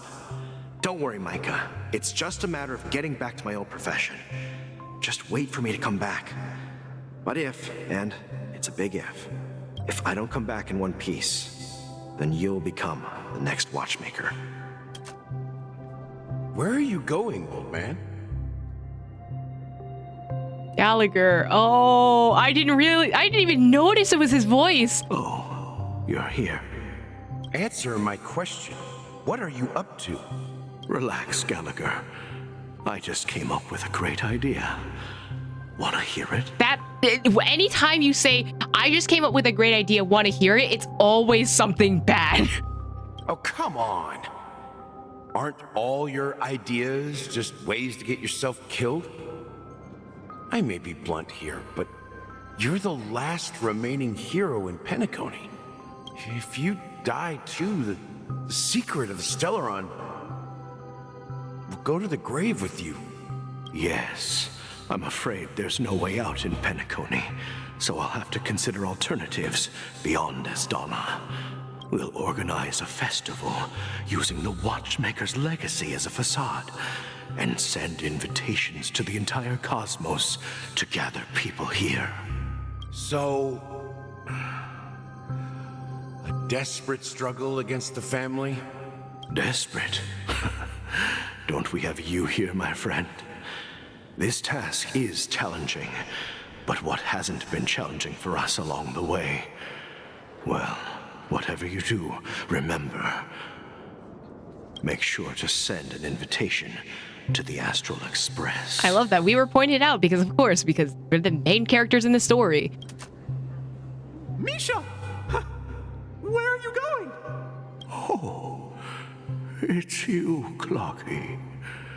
Take me to Dreamflux Reef. Last night, I had a long dream about the day we met. I want to write down that dream. I honestly wonder if this is one voice actor doing all these voices or if this is multiple voice actors. Because if this is one voice actor, that'd be crazy. Write it down? Why? Oh, so I won't forget it. Do you remember how you got your name, Clocky? Of course! You told me that when you were a kid, you lived in a room full of clocks. Those wall clocks and pocket watches grew up with you and were your best friends. Yes, but what I didn't mention was there's a funny misunderstanding behind it. I was a kid, and there was always a special pocket watch in my memories. It was with my grandpa, guiding him on his sea voyages and leading the way in his every adventure story. I wanted to have a pocket watch like that too. And that's when you appeared in my dreams. Yeah. Every night, we boarded the compass and set sail together. But you know what? It wasn't until the day my grandpa gave it to me that I realized it wasn't a pocket watch at all. It was a compass. So, your name should have been Compassy. I hate that. This is a terrible decision. No. Clocky is way better. Clocky is way better. I'm so sorry. That's why, okay, so that's why he was navigating the seas with a clock. Because it wasn't a clock, it was actually a compass. And the watchmaker is just a nameless. We've arrived at Dreamflux Reef. So, where to next? You know, Clocky, I don't think I'll be going anywhere else. Oh, hi. Uh-oh. Dead body. Wait a minute. Are you prepared? Like, take a rest in the moonlight?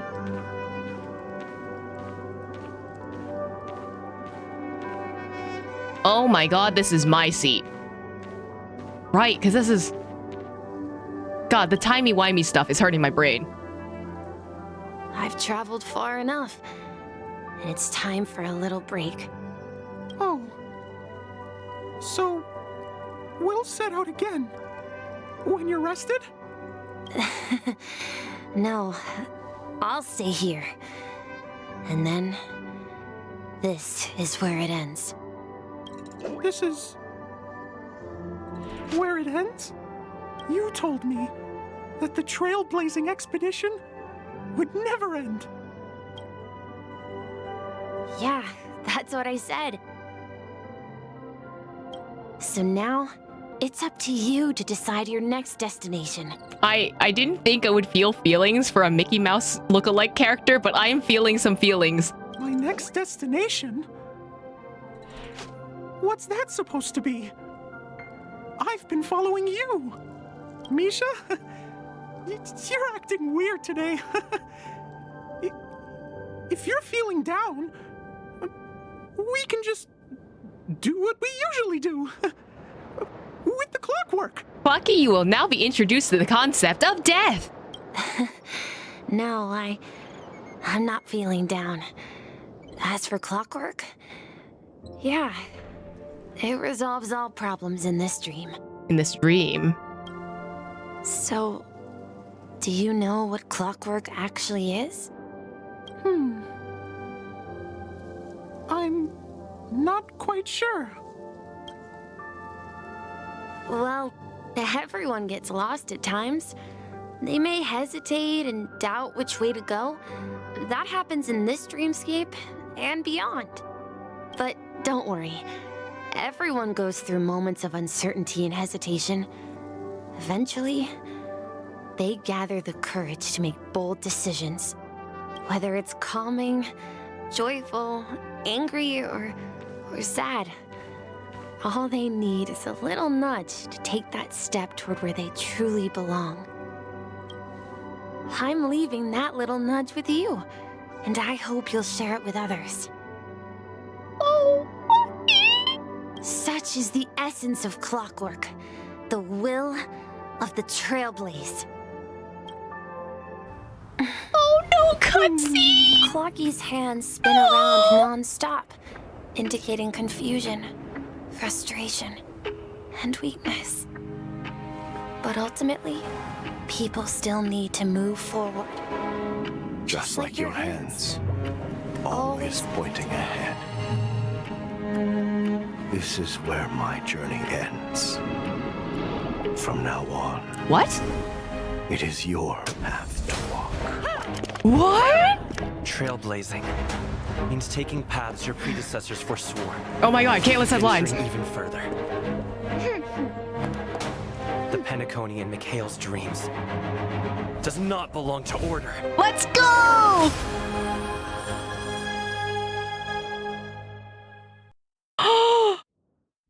I'm sorry, but Sunday looks so hot in that pose. I'm sorry, I'm distracted. We're all joining the Trailblaze, buddy. We're all joining. Let's go.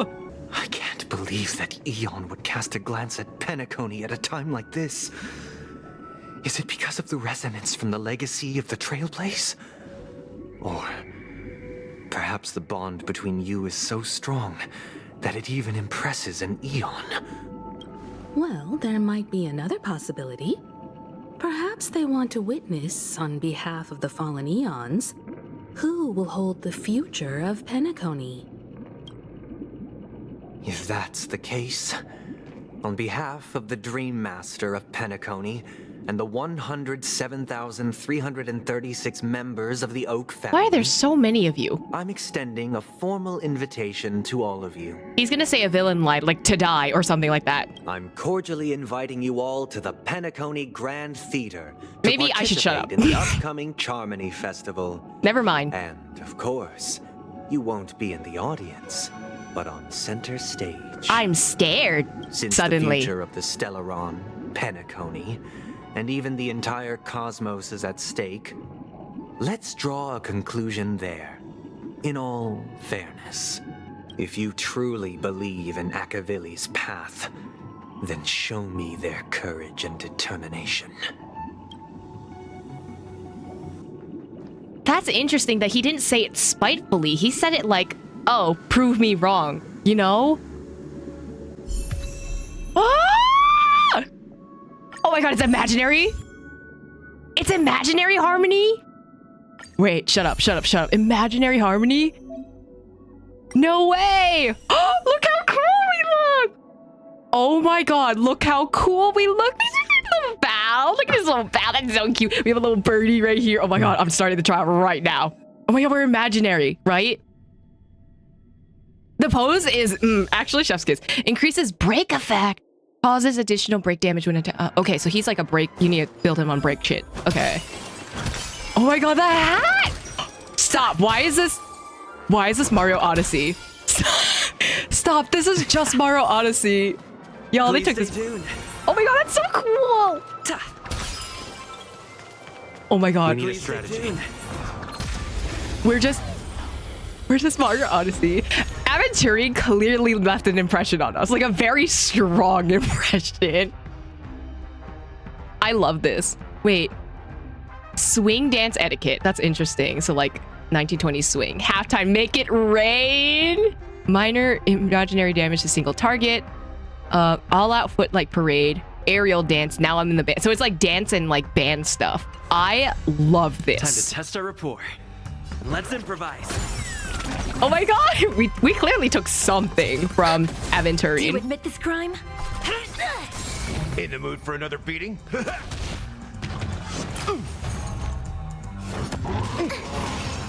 So he specifically does a lot better with break. Targets detected. I should probably break him more, huh? See, this would be fun if I knew exactly how to use all these characters. Time for a good old counterattack. Avatars at the top right portrait, really? Execute the Marastruck!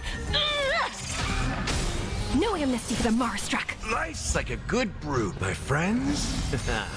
Indulge yourselves!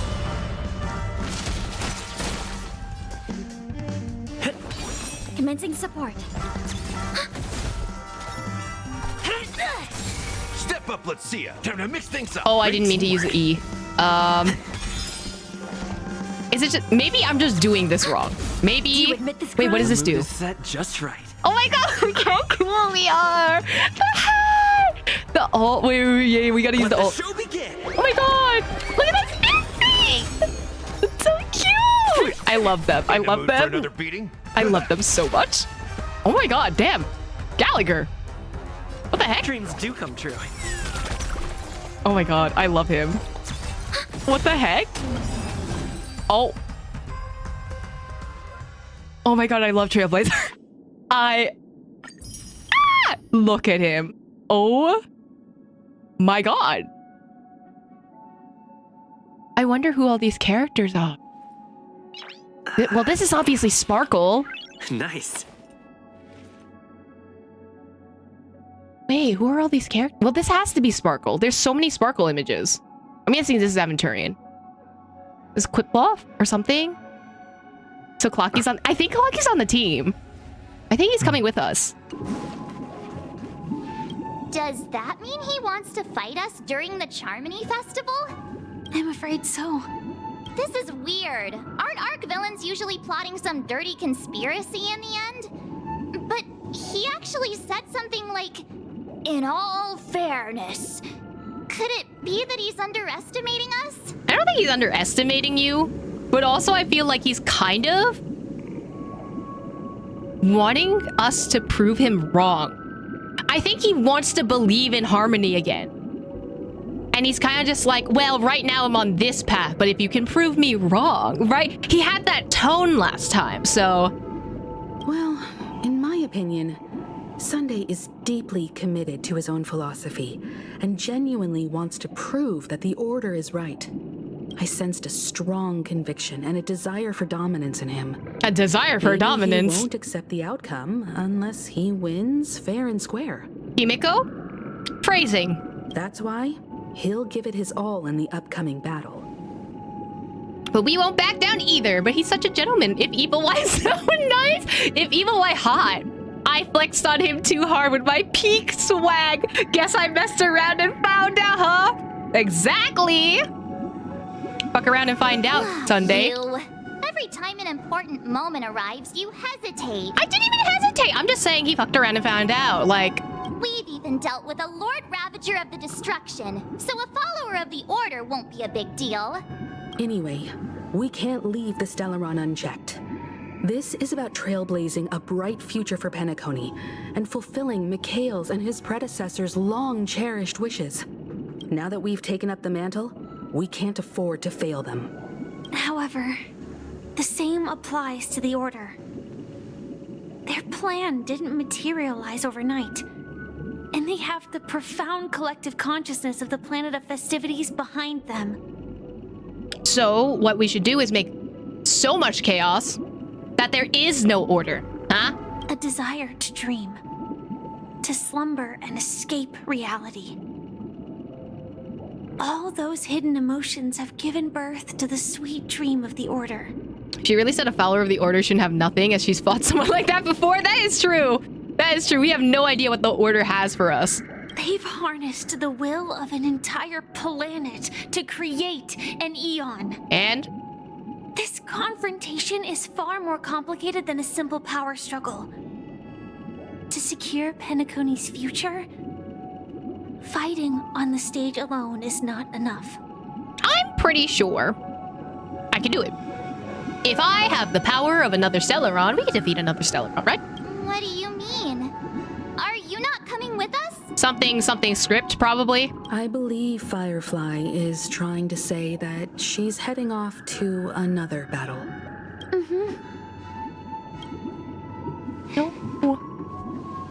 Before I left, the Destiny Slave told me that this journey would bring unforgettable rewards. Even though the script he gave me only had a few lines, I couldn't ignore them. Because one of the lines said, "I'll experience death 3 times in the land of the dreams." I feel like this is a red herring. Like, I know no one has escaped Elios's script, but I feel like this is a huge red herring because they're saying, like, oh, you're gonna experience death 3 times.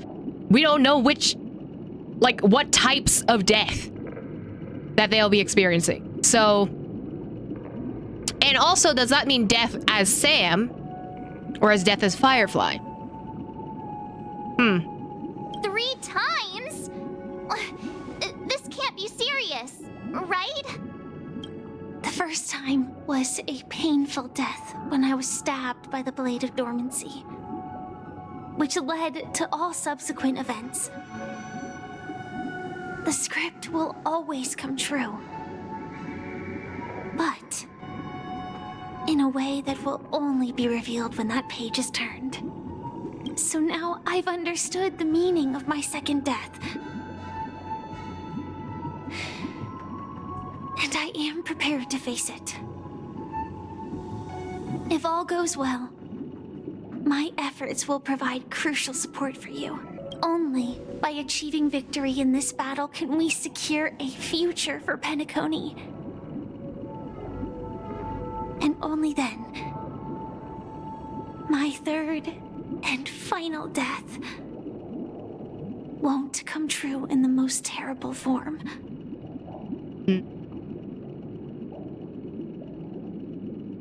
I wonder if that death is meant for Firefly, and like Firefly is stuck in Sam forever.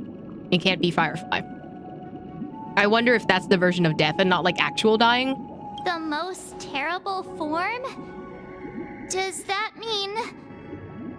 The true death, where everyone in Penacony loses themselves completely in the eternal sweet dream of the Order. We must do everything we can to prevent that. Have you made up your mind, Firefly? Yes. Otherwise, I wouldn't be here. Thank you again for your assistance for the Astral Express. May we meet again, in reality. Oh. Yeah. Farewell, everyone.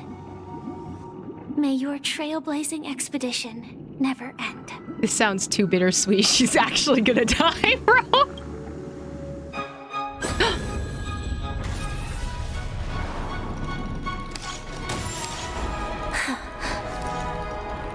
I dreamed of a scorched earth. Everyone, are you ready? A new shoot sprouted from the earth. It bloomed in the morning sun. Oh, hello? And whispered to me, Soaring past the night. like fireflies to a flame. Okay, magical girl transformations. Oh my god. We meet again in reality. Okay, magical girl transformation. Oh, we're back here. A After memory. today, Japella's name will disappear from cosmic history, and the Everflame Mansion will take its place. In the not-too-distant future, you'll receive an invitation. That's your next stop. Land of the dreams. Penacony. I hope you find whatever you seek there. Be it answers or salvation. Wonder why they're repeating this cutscene though. Right, his voice is You mean my 3 deaths? There we go. Okay, so it's a continuation of the conversation. Silverwolf told me about it. It's such a shame that it's not part of my script. Homie, we get it. You're depressed. Please seek a therapist. Well, I want to live. I'm never afraid of death. The opposite of death is eternal life, and that's something I'll never desire. People die, and I am no exception. Death is like a script. A fate that cannot be defied. But that's exactly why we have to choose where we want to rest forever. I thought she was going to say something like, this is why we choose to live, or something like that. Someone was like, he didn't want to die that badly since he had the seatbelt on. I think it's a legal requirement that he has to have the seatbelt on. Do you exist just to perish? Blade, relax. Are you not the same, Blade?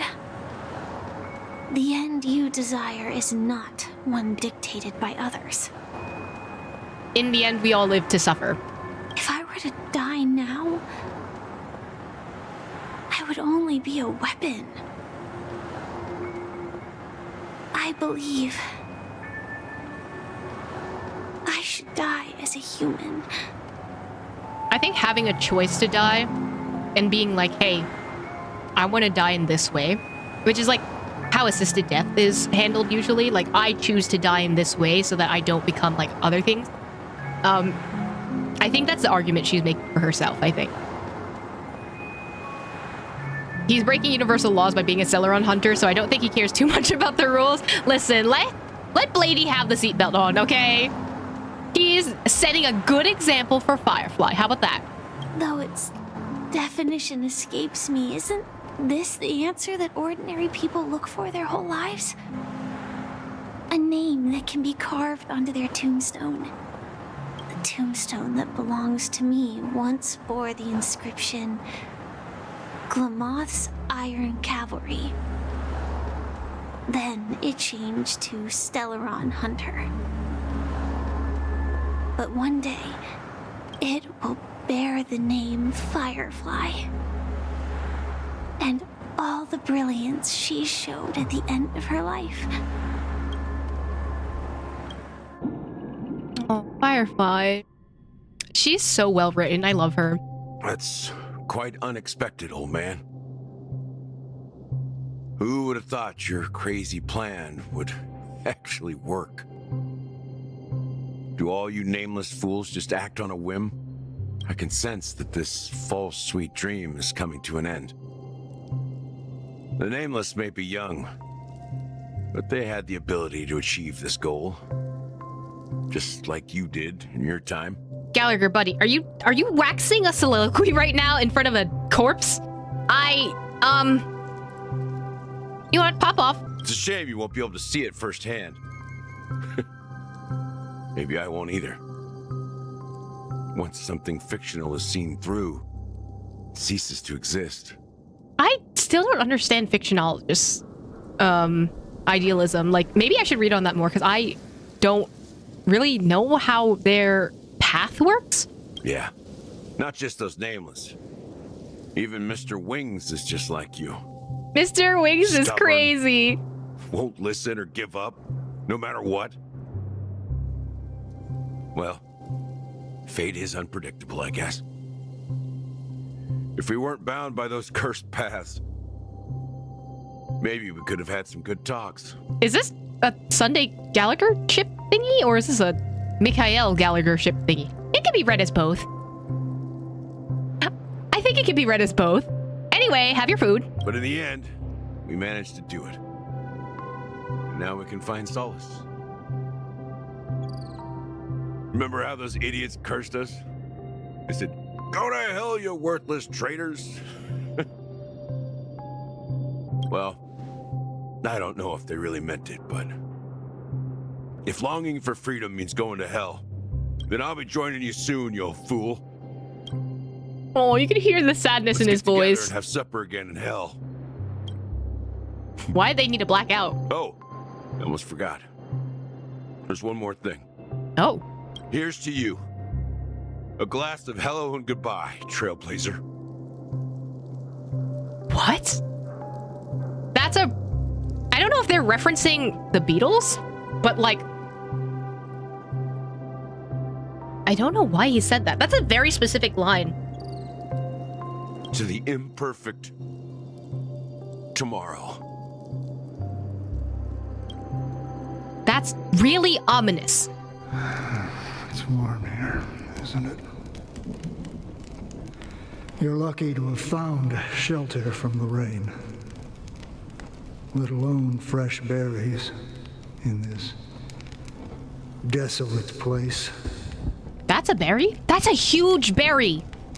I want to eat a berry that's huge. Wait, that looks delicious. I was just following the scent of life.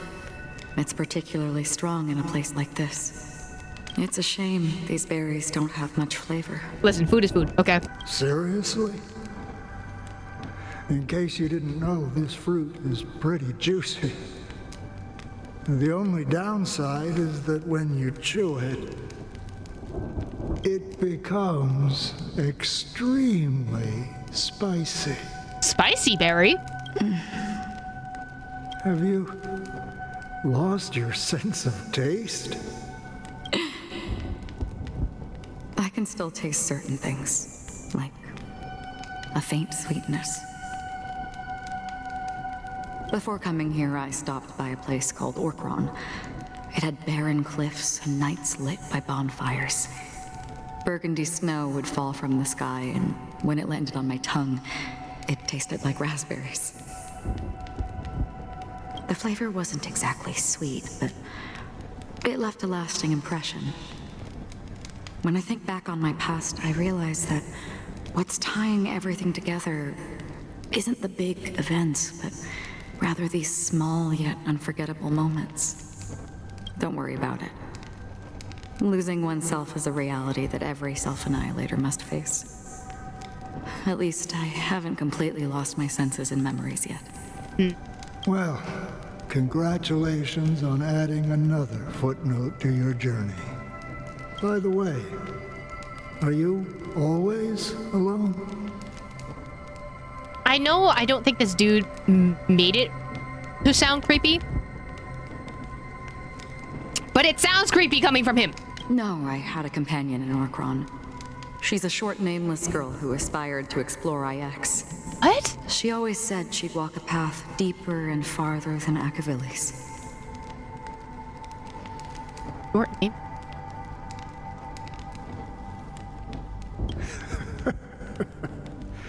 Quite an ambition for such a small girl. So, what happened? She became stagnant water. What? Well,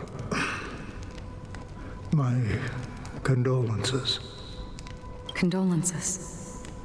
I don't need them. The girl left with a smile. She never regretted her choice and most definitely wanted me to say goodbye with a smile. So, that's what I did. Aw. I don't know if this is a reference to Honkai Impact the Third or not. I don't think so, but... That's proof that you're grieving for her. Or perhaps I'm just afraid. Afraid? I rarely sense that emotion from you. What do you fear? I'm afraid I'll forget the 30 days I spent with her, just like all the other days in my life. Most of them have already washed away with the rain, disappearing into an unseen realm. I fear that those vivid red memories will fade away too. There isn't much color left, and besides this faint, warm red, there's almost nothing. Hard to imagine. A ranger accustomed to bloodshed, destruction, and chaos finding warmth in the red color. Because I have experienced this warmth many times. Long ago, I promised someone that I'd bring it to more people. And that for every remaining moment of my life, I'd strive for a better ending for all. As long as this red color still lingers, I have a chance to fulfill that promise. It represents a burning fire, a blooming flower, the berries in this cave, and life itself, fleeting yet still dazzling. This is an analogy or something, because I don't understand this conversation. In the end, it will lead me beyond the horizon of existence. And on the other side, I will cut off nihility. Interesting. Emanator who disliked nihility. Huh. The one blessed by the sleeping and shapeless is considering how to kill them. That's truly pure nihility. I think she can do it. I believe in her. But you're right about one thing.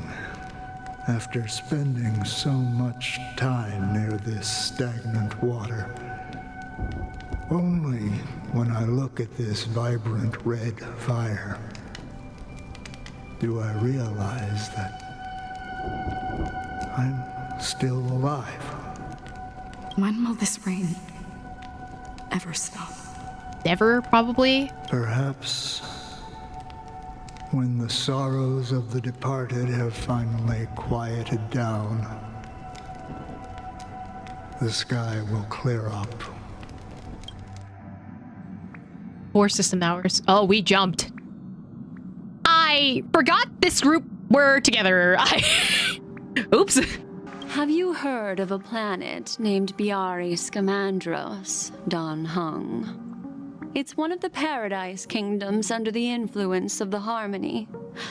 A sought-after wonderland for the inhabitants of the Dardanu major and minor systems.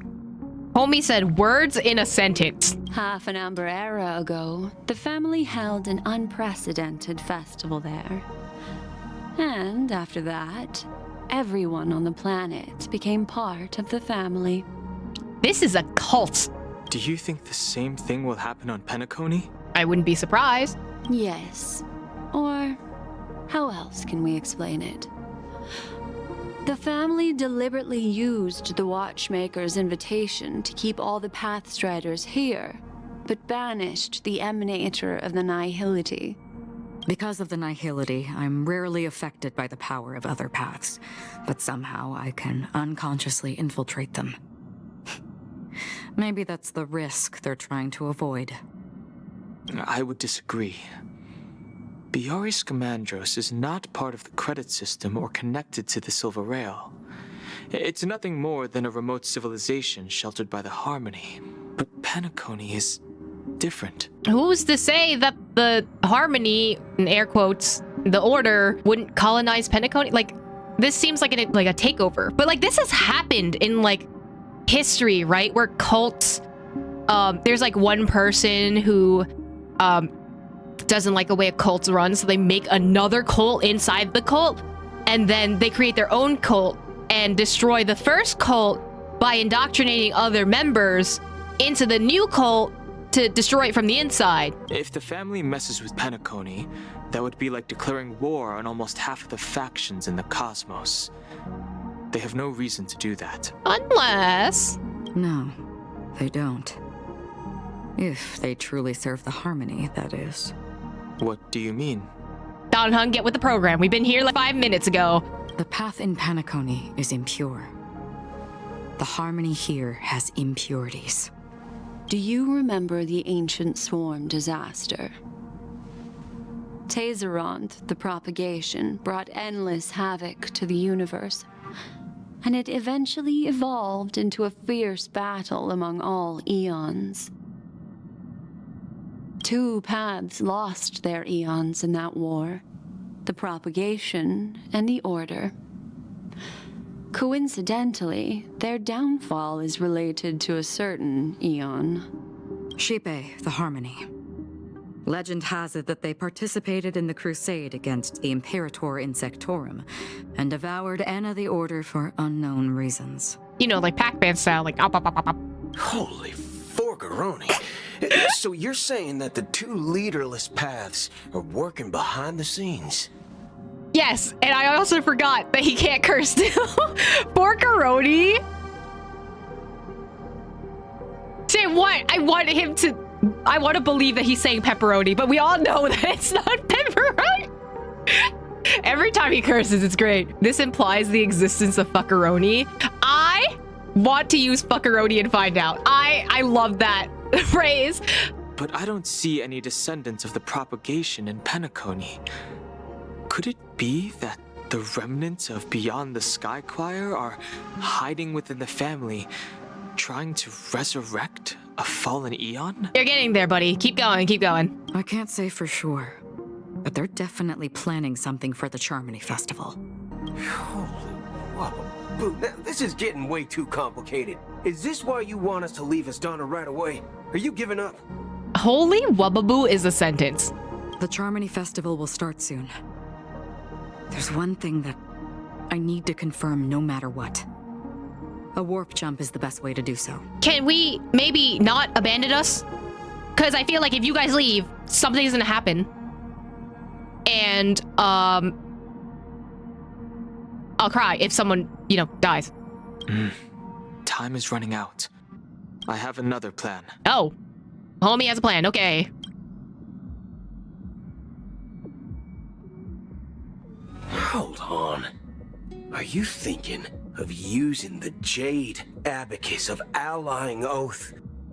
I'm sorry, the way he's talking and frowning at the same time is so cute! Did you see his little teeth? I know that's not the focus, but like, you're so cute!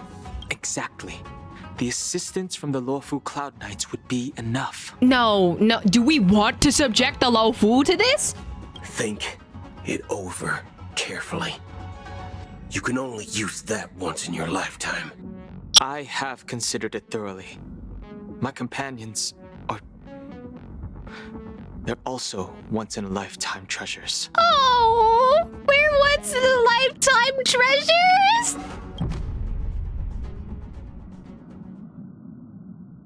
We want to sing Jingwong? I think we're seeing Jingwong, bro. 3 albums till. He's back. I love him. Oh my god. Are you the only one here, my child? No, he's actually head empty, no thought. Of course, he's the only one here, buddy. The Nameless is quite the diplomat. Our secrets have spread like wildfire within the family. And IPC starships are gathering towards Astana. I love the organ track right now. It's giving Phantom of the Opera, and I love it. This is a crucial moment for us. So, where is the chosen one who harmonizes the varied sounds? Honestly, I would be okay if you ate this bird. Because he's being a meanie right now. What do you mean, Master? That was a little laugh. That means you're hiding something. I'm right here in front of you, aren't I? You're gonna sing? I'm sorry. That was so judgmental of me, but you're gonna sing? You know, she was supposed to be the star of the Charmony Festival. In our plan. But the plan has changed. As her brother, I know she doesn't want to sing for the Order. So I'll take her place. You've always been wise beyond your years.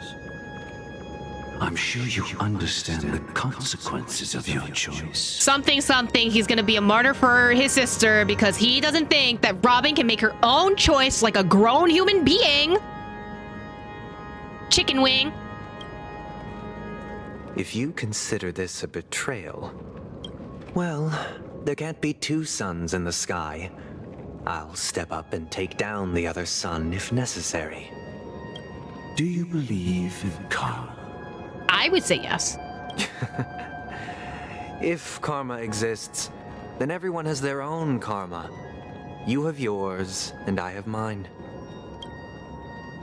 And my karma has nothing to do with you, Mr. Gopherwood.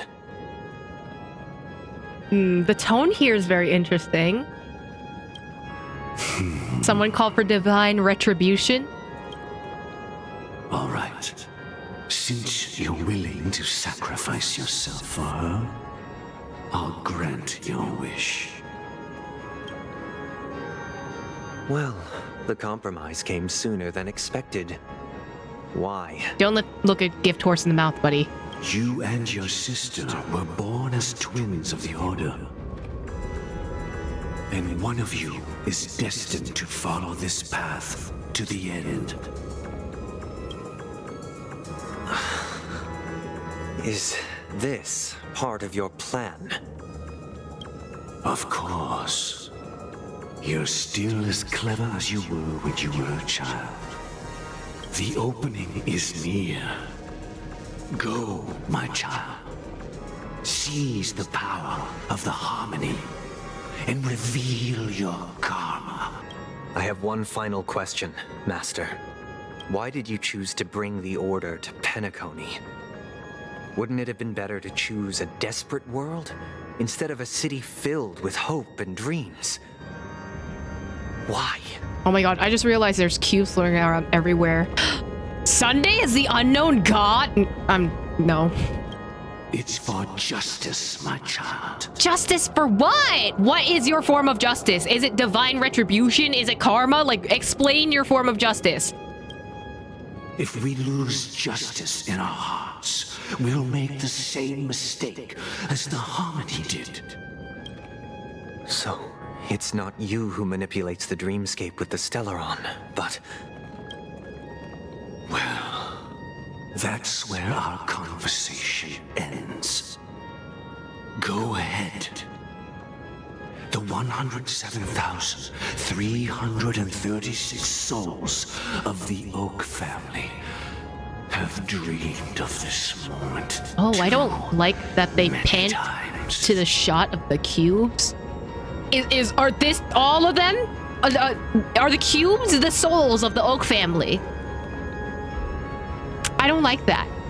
I doubt the crow will be playable. I don't think so.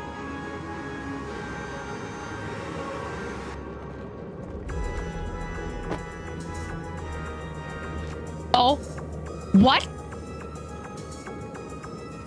Oh, he's dead. What? Homie just flopped over. I shall ascend to the heavens, becoming the scorching sun. Man, if we could have just done that, maybe you didn't have to do your divine retribution plan or whatever you're talking about. Homie just... gone. Bathed in my light. Oh my god. My people shall flourish, while all evil shall be eradicated. Oh, that's a lot of dead birds. You know that's like an omen, right? Oh my god. Now, guys, you're gonna pick up the birds from the floor to eat them? I guess you don't waste carcasses. Yeah, you have fun roasting the dead ravens, I guess. 2 hours. This is the interior of the Penacony Grand Theater.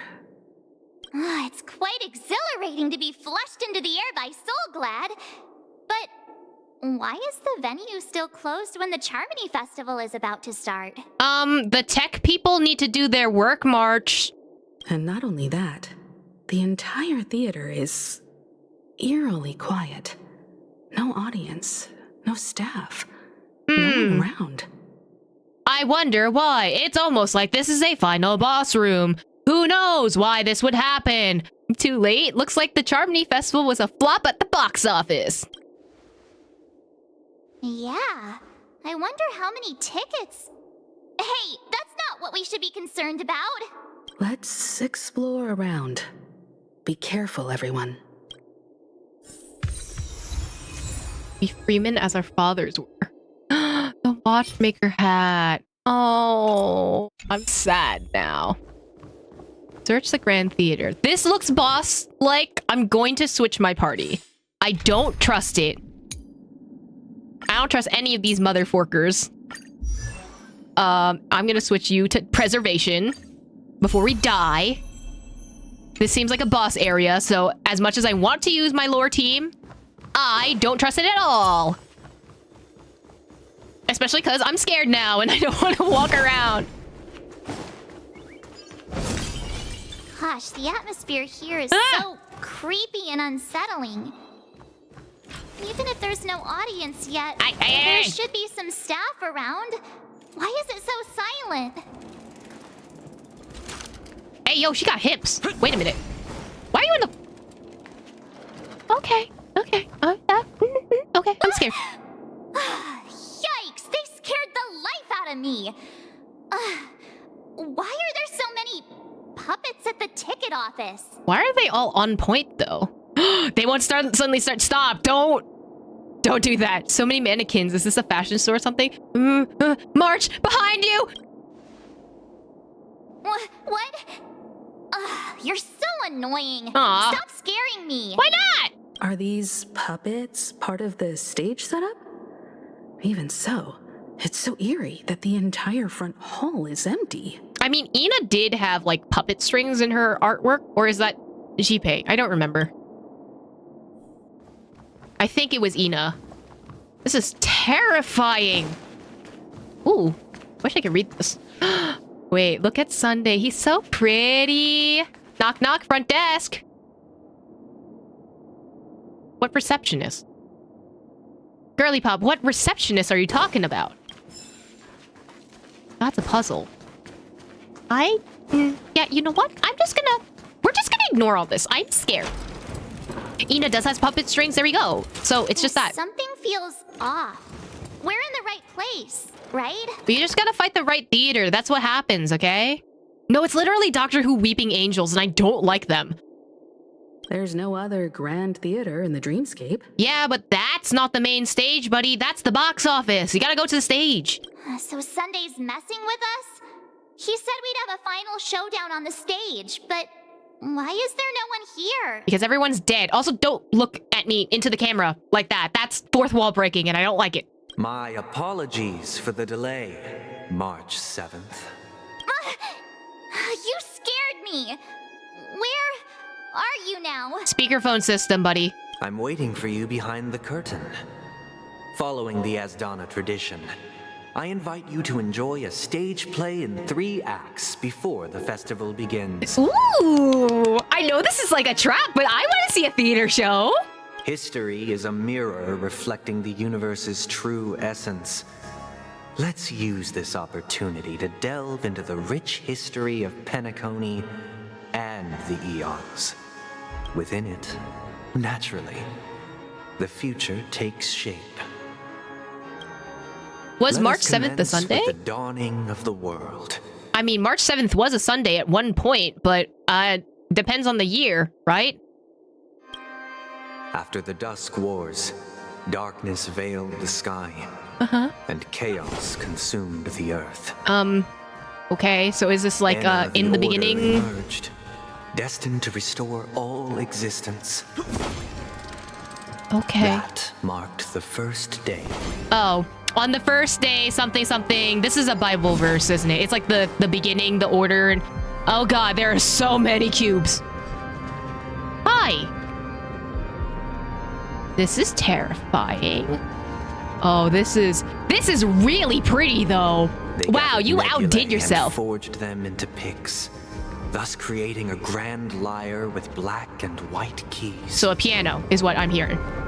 Strike the white keys and the sun rose. Strike the black keys and the moon rose.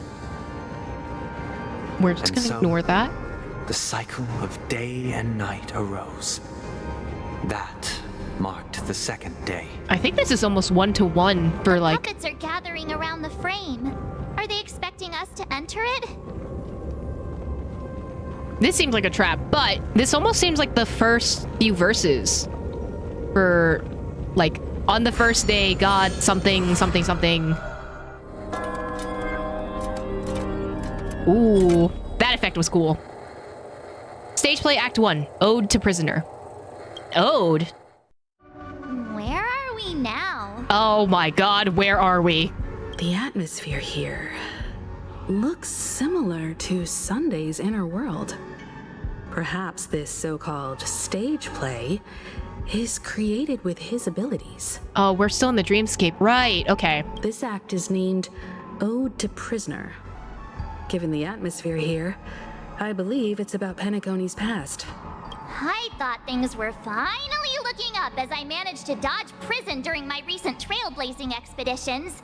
But now it looks like I'll be back behind bars again. I love how sarcastic March is right now. I genuinely wish to avoid a violent clash with my esteemed guests from afar. Therefore, I've arranged 3 acts before the situation becomes irreparable. Ooh, it's giving John Cage. I really like this theme. We start our narrative. Well, let's start with the time when Penacony was still a... The timing of it? Let's start when Penacony gave the start up. Sorry to interrupt your whole monologue or whatever that's happening. Bird is here. Bye. Where shall we start? Oh, you start. Well, fine. I'm sorry I interrupted you. Let's start with the time when Penacony was still a frontier prison.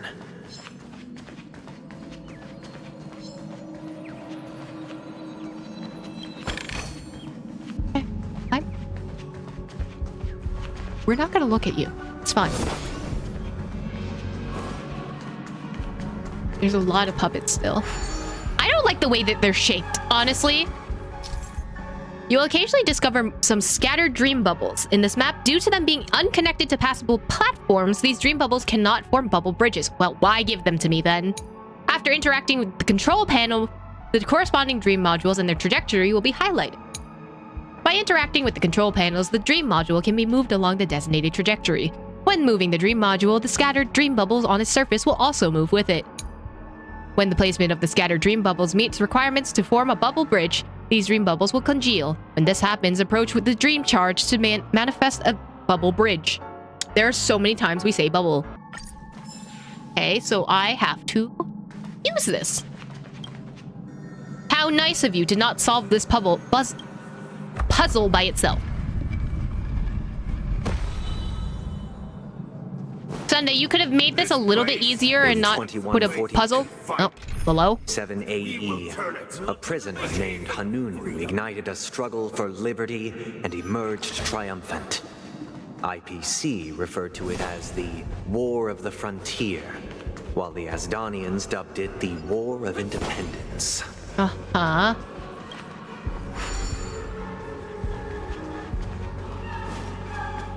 I don't think I should change this because this is already at the wall. Oh, but this is at the wrong wall. But I won't say no to a good treasure. Anyway, as you were saying about history, and I barely heard you, so would you mind repeating that?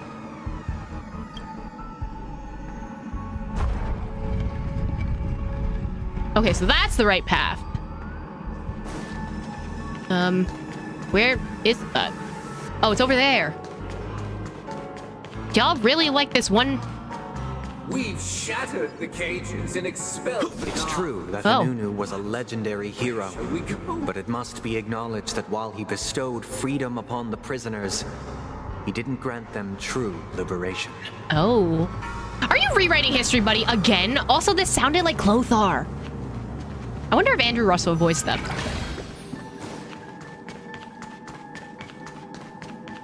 Uh-oh, health bottle. What does that mean? Thank you for staying here, honorable travelers. The 3 nameless stayed on the planet, endeavoring to spread the tenets of Trailblaze throughout the frontier prison. Alas, their efforts proved futile. But this doesn't sound like the history that was provided to us in, Stop! Don't look at me! Don't look at me! Don't look at me! I'm figuring things out. Don't look at me. This doesn't sound like the history that that Gallagher was saying before. Let's build another prison. Once again, Asdana was engulfed in war. This time, the enemies originating from within. The prisoners remained prisoners for the rest of their lives, fighting for freedom rather than living for it. Interesting. This, again, sounds very revisionist history of you. Hello? Now I like that you're giving me armor right before whatever this is. Oh, what is that? I hope you like this land of freedom on a scorched earth. Damn, once again, unattainable body image standards here. But also like, oh god, this looks like a skeleton. As you can see, their sentences have long ended, and the IPC guards have long been expelled. Yet, these prisoners remain enslaved, not by external forces, but by the confines of their own minds. Freedom permeates every corner, except fragile souls.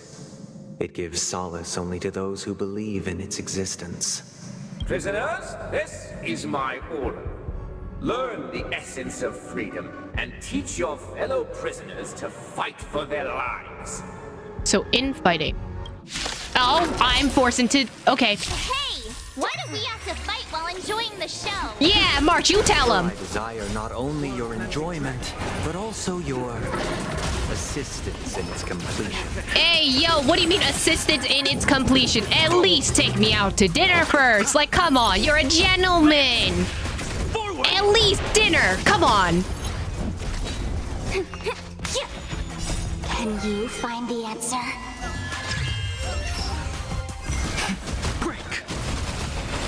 Maybe this is just prep for what we need. Hopefully, it uses imaginary, because I don't have much.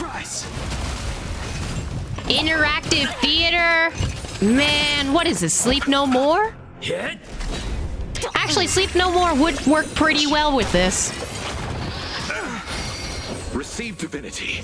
Man, chains! The dead return! Sunday, again, take me out to dinner first, please. World cleansing dragon. Ooh. The music in the background.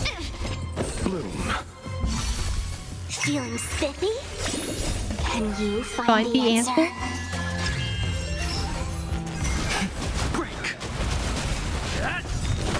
Man, this guy's tanky. Forward! Rise! Did I switch her light cone? I hope I didn't.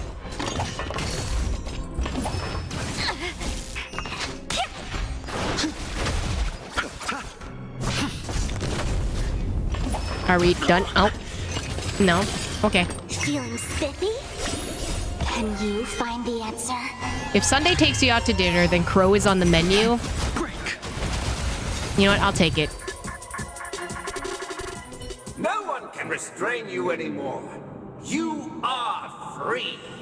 Thus concludes the first act. Amidst a raging war, the frontier prison headed toward becoming Land of the Exiles. This must be how Penacony was constructed. With the aid of outsiders, the prisoners were finally liberated and established the Land of the Exiles. However, it appears that Sunday aims to convey the spiritual plight of the prisoners more than the physical aspects of imprisonment. This show is a bit too literary for my taste. But the battle part is quite easy to understand. Anyway, we've arrived at the exit. Let's go. So March is a lore skipper confirmed? How dare you? Listen, I'll take my lore. Puppets. Where are they guiding us this time?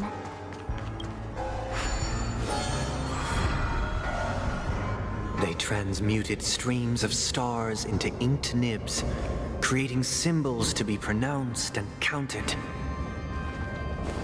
They molded stardust into flowing rivers, assigning the righteous upstream and the unjust downstream.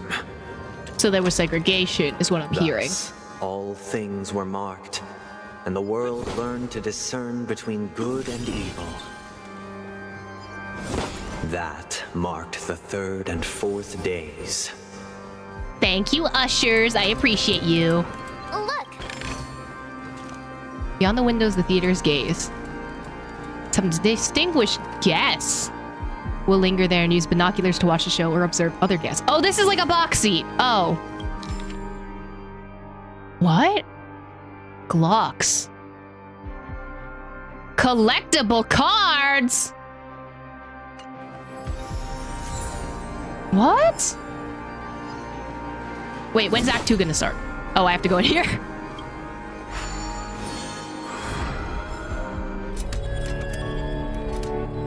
It is a VIP section. Stage play Act 2, Ode to the Fool. You need number 1 on tarot cards? Ode to Fool. This must be the second act. Oh, there's a lot of mirrors. The surroundings are different from before. The stage decorations look a bit tidier now. Guide to order or something?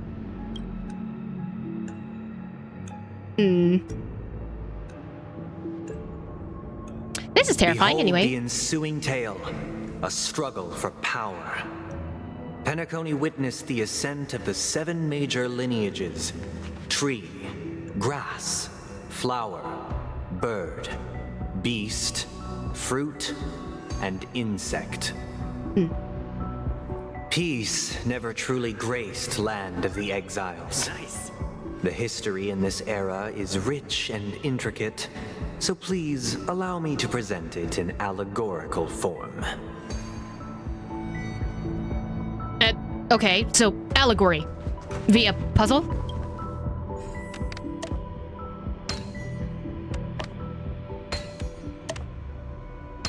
Well, I will take the fact that it's not the hardest puzzle in the world, which I appreciate.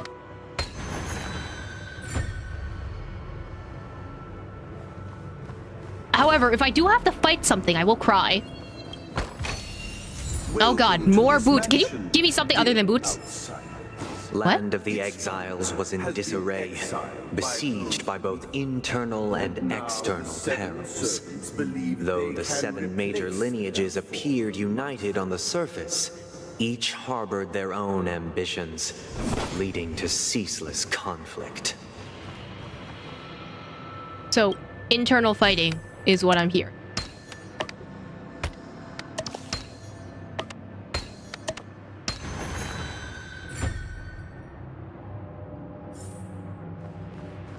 Okay. Accountant, we are the pillars of this mansion. The Black Plum family was the first to fall. They withered away in the White Desert event, orchestrated by the Alfalfa Because family. Master shaped you from clay, but forged me from fire. I'm superior to you. In Genesis 1, which I think Sunday is quoting, the first line is, "In the beginning, God created the heavens and earth." Nice. Which is exactly what Sunday was saying again with the day and night thing. Sunday's basically a priest, since he also has confessions. Yeah, and also his outfit is based on a priest's outfit as well. So, I mean, it's not, like, it hasn't passed over my head that, like, this is all, like, biblical church imagery. I mean, homie's name is Sunday. Like, let's be real. Let's be real. But, like, the fact that he's actually quoting from Genesis is crazy. Do I have to fight this? What if I say no? Oh. Sick, I can say no. My child, you did not serve the old The leader of the Alfalfa family sought to defect to the IPC, trading freedom for survival. However, his eldest son slew him in the name of righteousness and ascended as the new family head. Is this a reference to Hamlet? Or is this a reference to Cain and Abel? Huh. I'm curious if this is just a Cain and Abel story because it's Sunday telling it, but it has allusions to like other things as well. Like, I was thinking Hamlet. I mean, Sunday did quote Hamlet for like a hot second there, and he also is kind of similar to Hamlet in this case. He didn't kill his uncle or anything, but like, it's very similar. Oh god, we have gloves. Okay.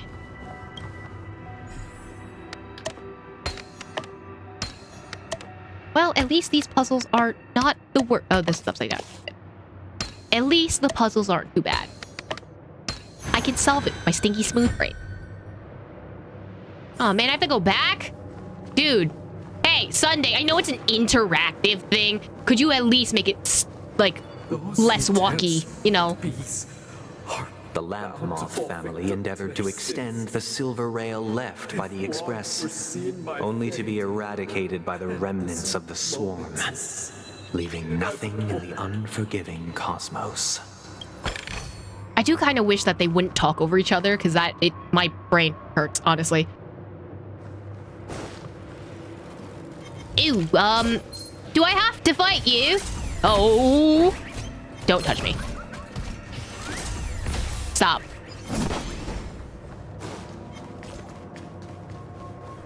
Okay. Well, this is just back ways to this. At Penacony Fried Crow, we should also have hamburgers. We can call them Hamlet Burgers. I shall forge Only when Gopher Wood led the family to Land of the Exiles and earned recognition from all 5 major lineages did Penacony earn its new name, the Land of the Dreams.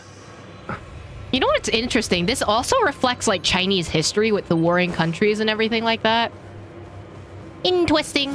They probably use a bunch of different inspiration points. What is that? Outsider, I beseech your aid in purging this mansion of the poison spread by the lurking instigators. I'm not gonna lie, he looks sick.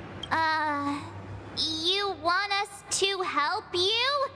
What do you need? March, you gotta put a little more enthusiasm, buddy. Like, it's theater. Just be dramatic. I wish they could regain their reason and cast away the shackles of hypocrisy. This is the second act. Looks like it's about Penacony's journey to becoming the Land of the Dreams, during which the family plays a crucial role. But this new master seems like a bad guy to me, don't you think? Perhaps this is the truth Sunday is trying to express, if you read between the lines.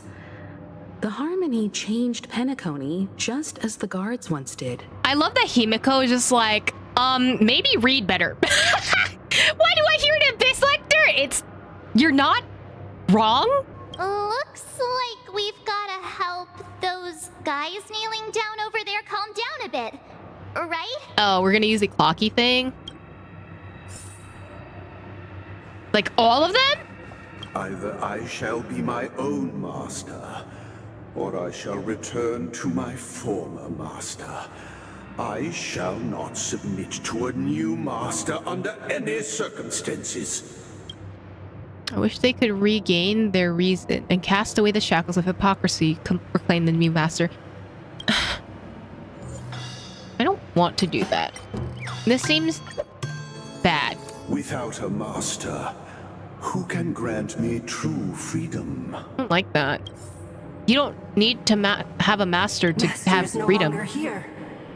I thought I'd be free, but I'm not. Now, without my master's command, I'll have to seek guidance from the blind. So, is this the idea that those who have been enslaved and shackled within chains don't see freedom as being freedom because they no longer have guidance?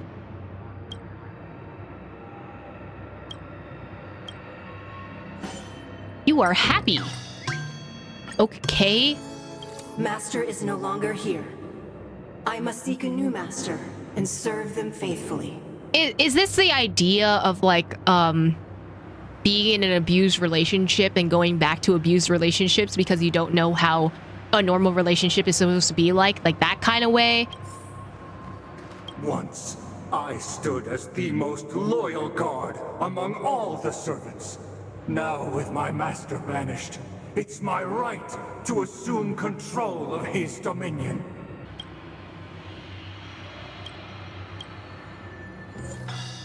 You're sad. Oop. Calm. My former master has long departed. But why do I still fear the remnants of his creation? Trauma. Master, oh, you will return in due course, and I shall stand vigilant, awaiting the reward for my loyalty.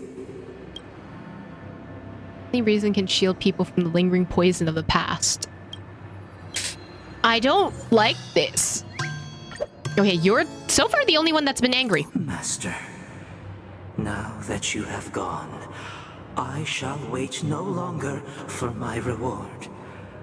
I shall seize what is rightfully mine.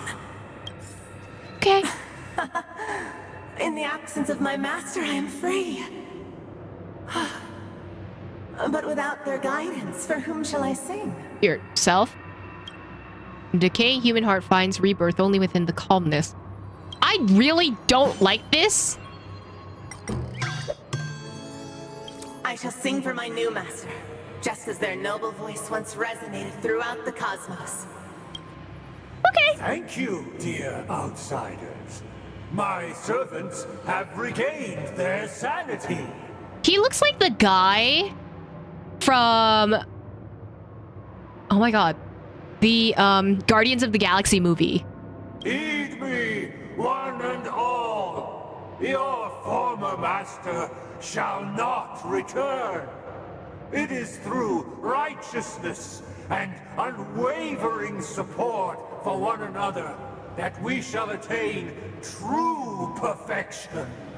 Yeah, the guy with the telepathic arrow. He looks exactly like him, but it's literally just the hair. Cast aside the veils of hypocrisy and embrace one another.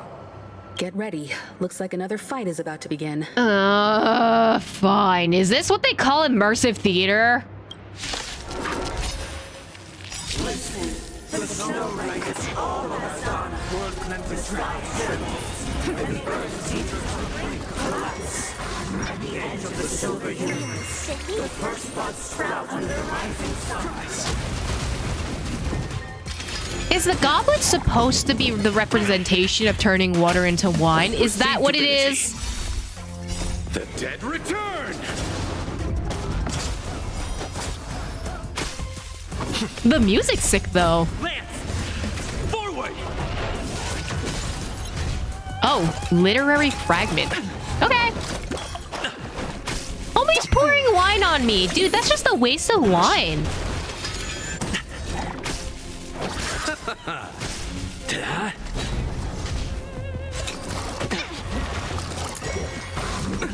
Nothing major. Feeling spiffy?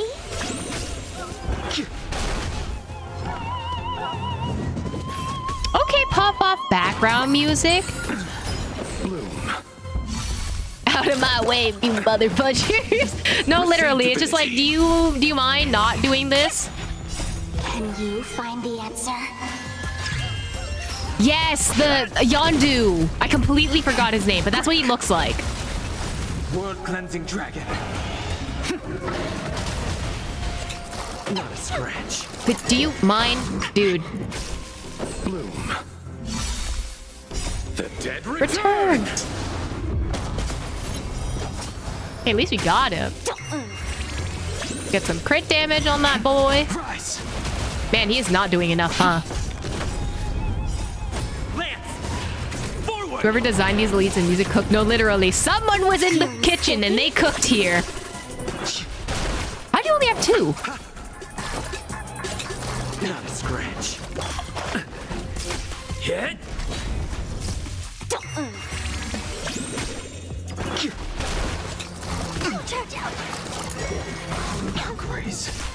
Presence starts to chart.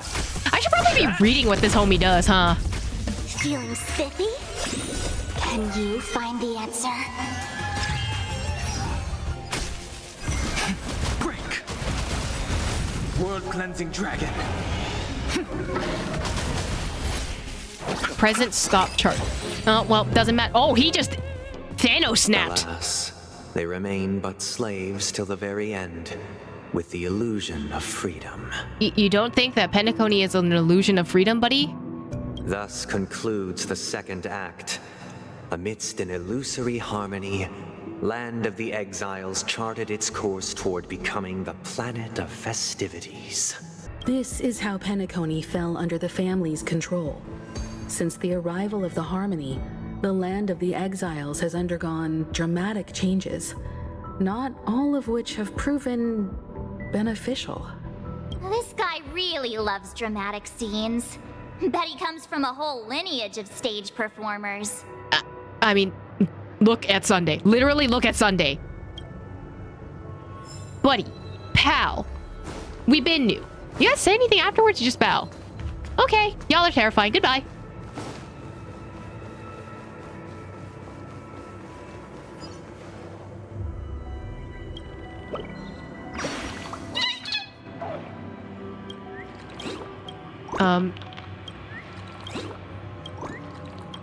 Thanks?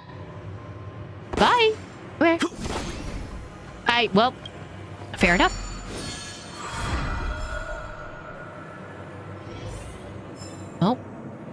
the VIP box again? Maybe this is our box? Man, we gotta go back out again? Ugh, at least you can make me not walk. Rings to establish the law, forging a code of conduct among the masses. A grand lyre with black and white keys served as an instrument, while symbols of articulation and numerical notation took the form of musical notes. The downward flowing river became a melody, and the canon of law dictated the form. Do you mean canon as in, like, physical canon, or like timeline canon, or that marked the 5th and musical 6th days. canon? Found a unique place within the symphony. Oh god, again, within the place of the symphony. Again, we're doing this again. I see you. Crossovers between Genshin and Honkai Star Rail. Really into these puppets. Well, more like Ina's into them, but sure. What's the 5th day say? Oh. So it ties into, like, you can rule over the land and sea, and there was a new master in this version of the story. So I guess that's what the allusion is to here. Genshin's most recent world quest and this quest are giving, you can copy my homework, don't make it obvious. Exactly. Wait, so that's mean that is Sunday Boetius? Imagine. And either Firefly or we are representative of Cassador.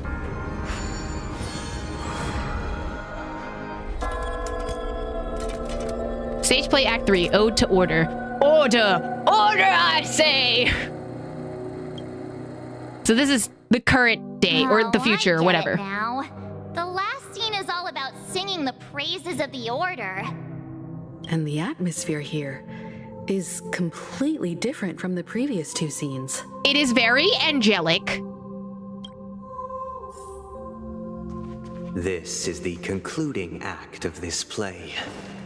I have What if I don't want to? showcased the past and present of Penacony, hoping that my desire for change resonates within you. This is very different. Now, I shall reveal its future to you. Uh-huh, what are you, the ghost of Christmas future or whatever? First of all, the ghost of Christmas future does not talk in the books. He has chains, and he go thump thump every 5 seconds. Where do I need to go? R. Oh, could you not, though? Move the module. When the surface of the dream module has already formed a bubble bridge and moving set the bubble... Oh, yes, it's true. Okay, fine. Thank you. Do I recharge? Hey, hey, hey, no! Stop, stop, open menu. Okay. This just helps me circle back.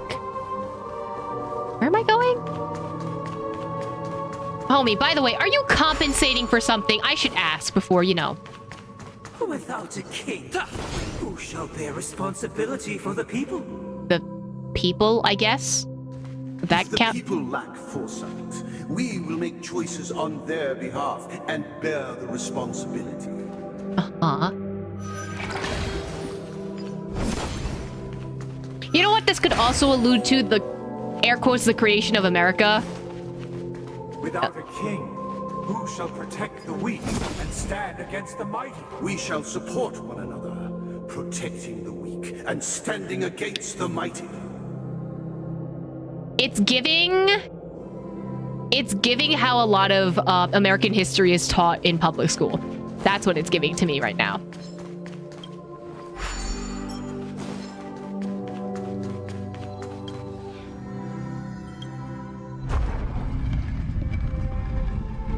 Did I move this too early?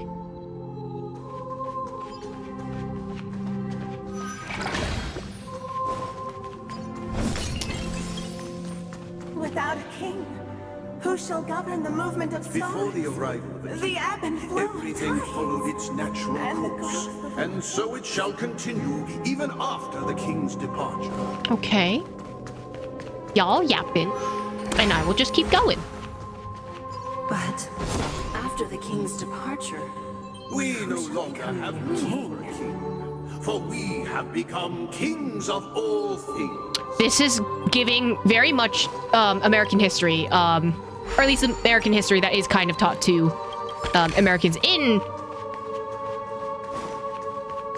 like American schools, I guess.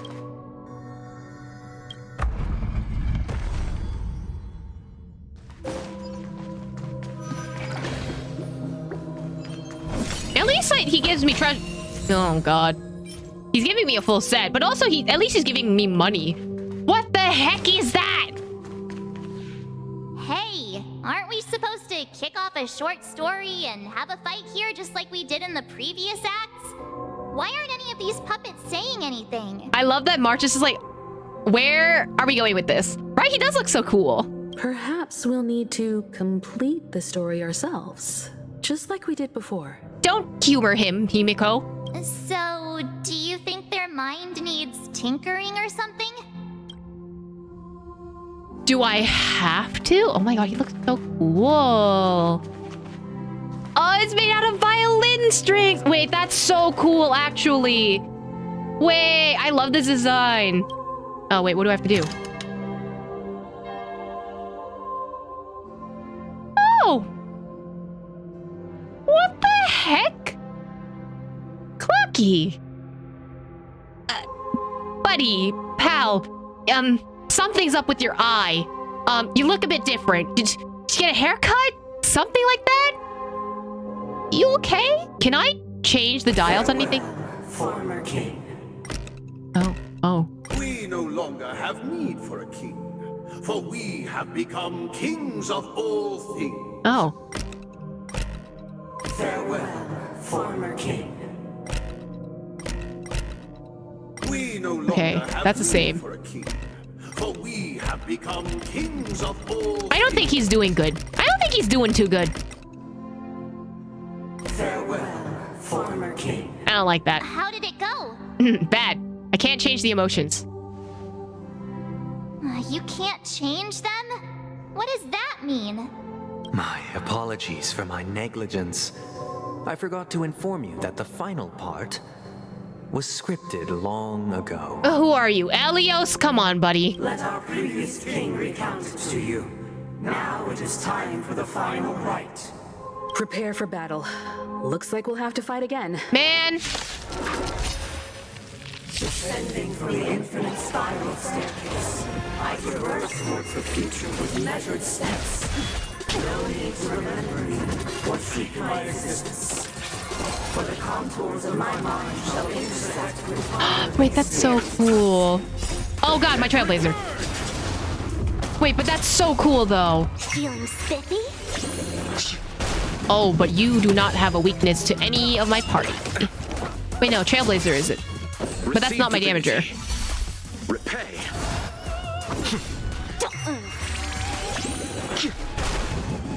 I'm okay.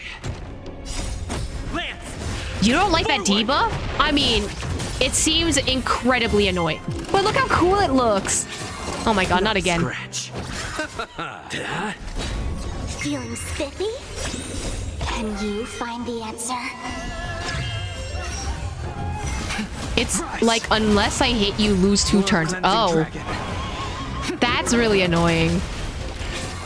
So we can really take out your party, huh? It went through my shield. Breath. Wait, my Luocha didn't heal it? Or debuff it? Future is playing a tune. Oh, is this past, present, and future? Is future the violin?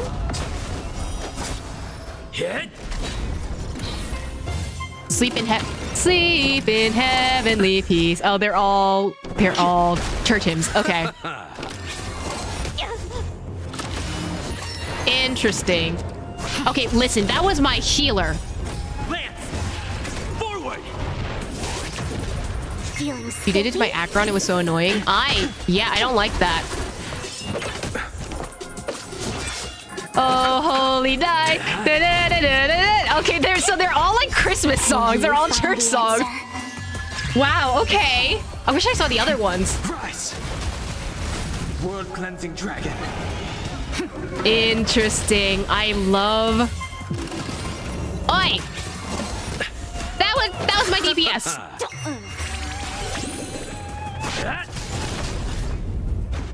Feeling spiffy? Don Hung. Thank you. Appreciate it.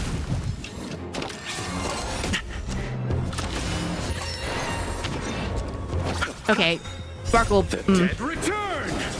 Hey, I'll take an achievement. Listen. Whoever the singer is on this is peak.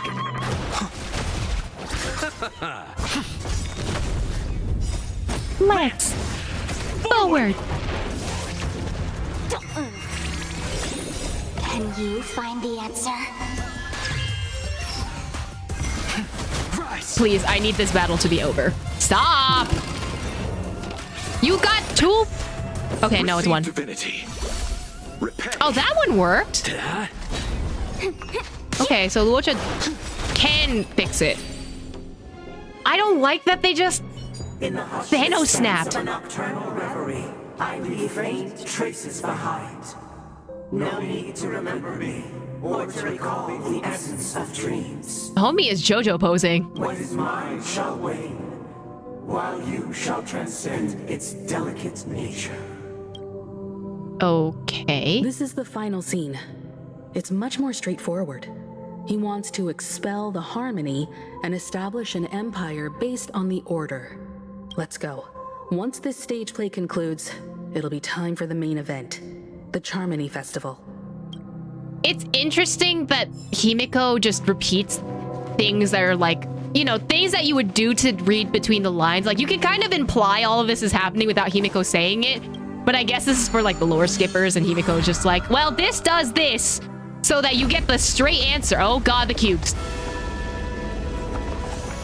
That's not ominous at all. Oh my god. Oh, he rolled out the red carpet for us? That's so sweet.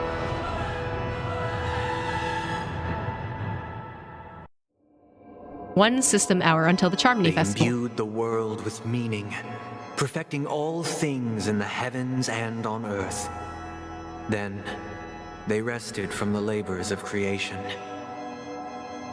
What do you mean this is a question mark? Honey, this is Sunday. What are you talking about? Yet, all beings cried out to Enna. Under the banner of the Order, you have defined all things in the cosmos. But this made us realize that we are but puppets in your hands. Thus, on that day, all beings united and cast the Eon into the abyss of oblivion. X? Or IX? This Grand Theater looks totally different.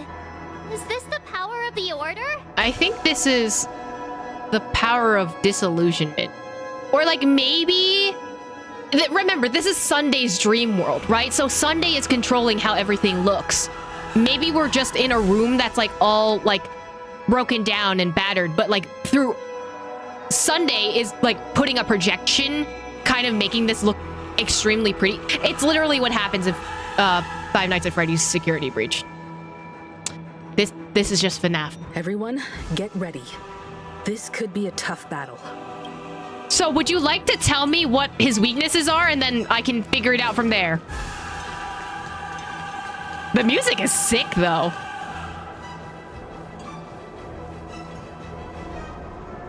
That marked the 7th day. Okay, so here's the thing that is different from Cheers that. and chants reverberated in the Ah! The stars shine bright. Praise the Great One. Okay. The Order is dead. The Order is dead. The Order is dead. I don't like that. You say anything? What the heck?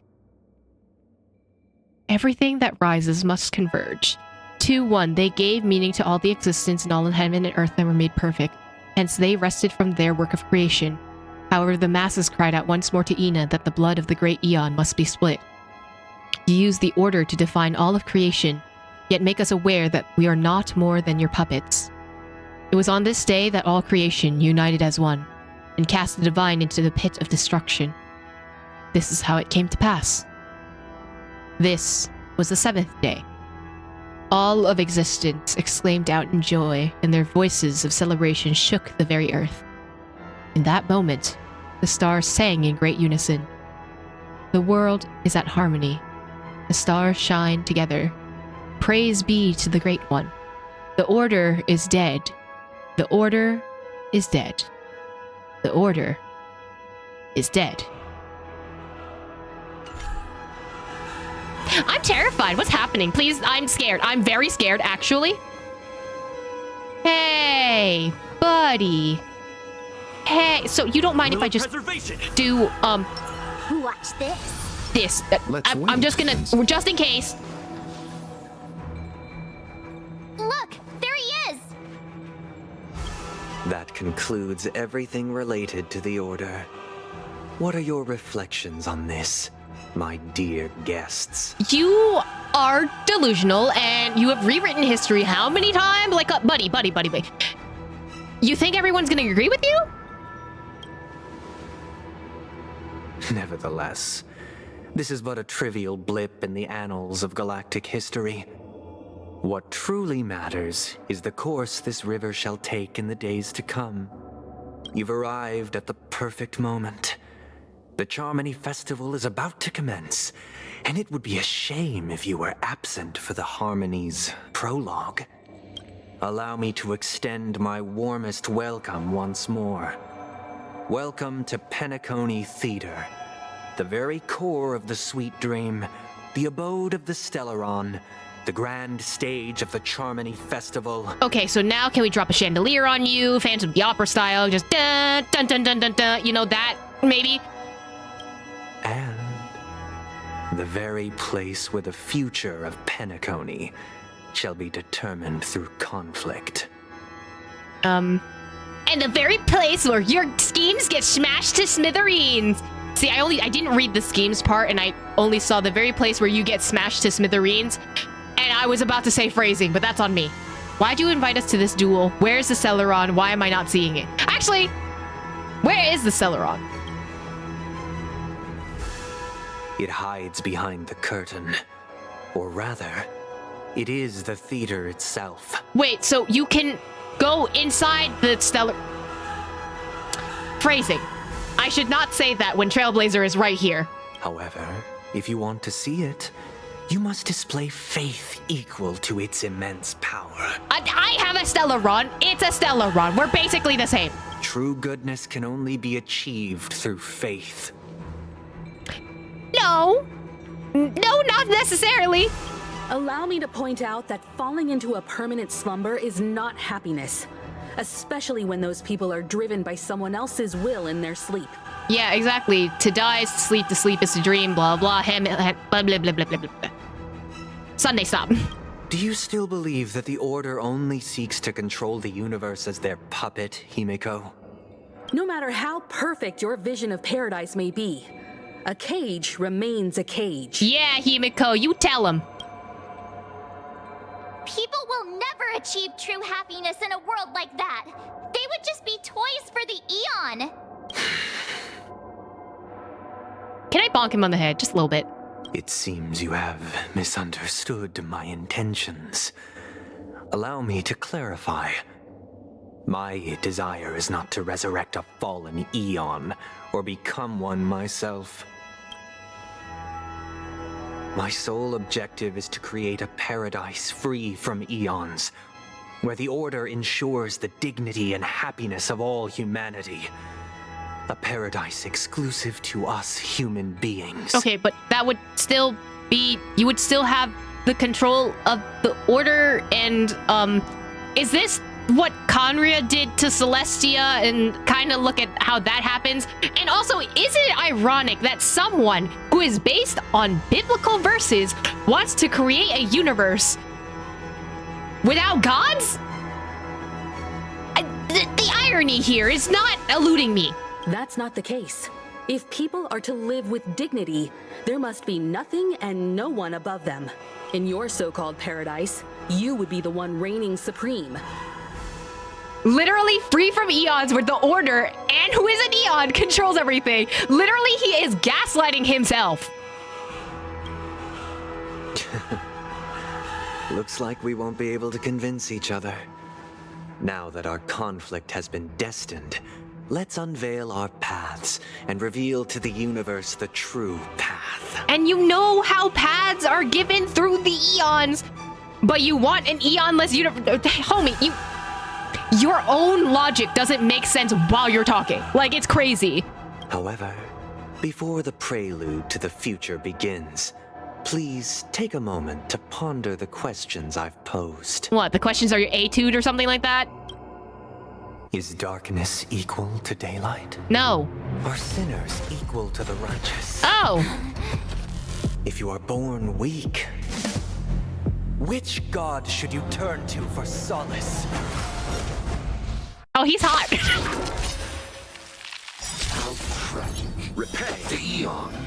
The past, present, and eternal shadow. Aw, man! I can't auto-battle! All things in the cosmos. You're yapping too much, buddy.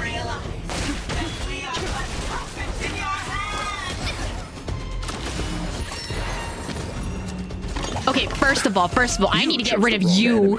Future's really annoying, actually. Right? Yip, yap, yup. I don't care about any of this. Let's get moving.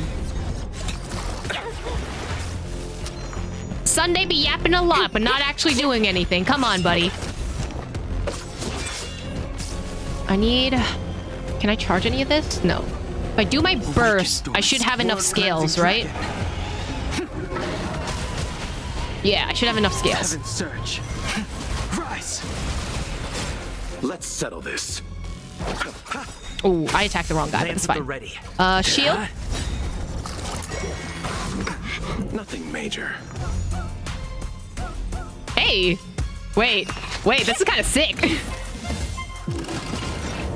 Huh? All of them?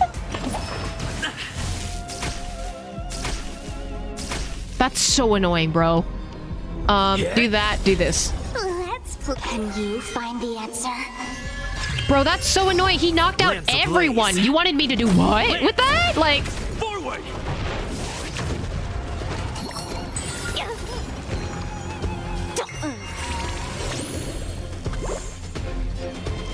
Heaven surge. You do all of them. Okay, I need you to recharge, though. I wish I brought Jingwong with me, because that would help a lot. Sleep is the dead return. Repay. The grunt from Sparkle is crazy. Shoot. Yeah, I guess. That's all I got. Feeling spiffy? I can't do much about that.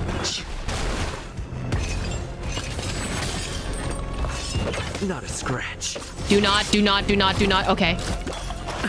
I'll go easy this time. Let's kick him. At least I get rid of the shield. What is this bond thingy? Awaken dormant scales. World cleansing. No, I do not want to drink the soup of whatever is in past cup. Thank you. I'm on guard.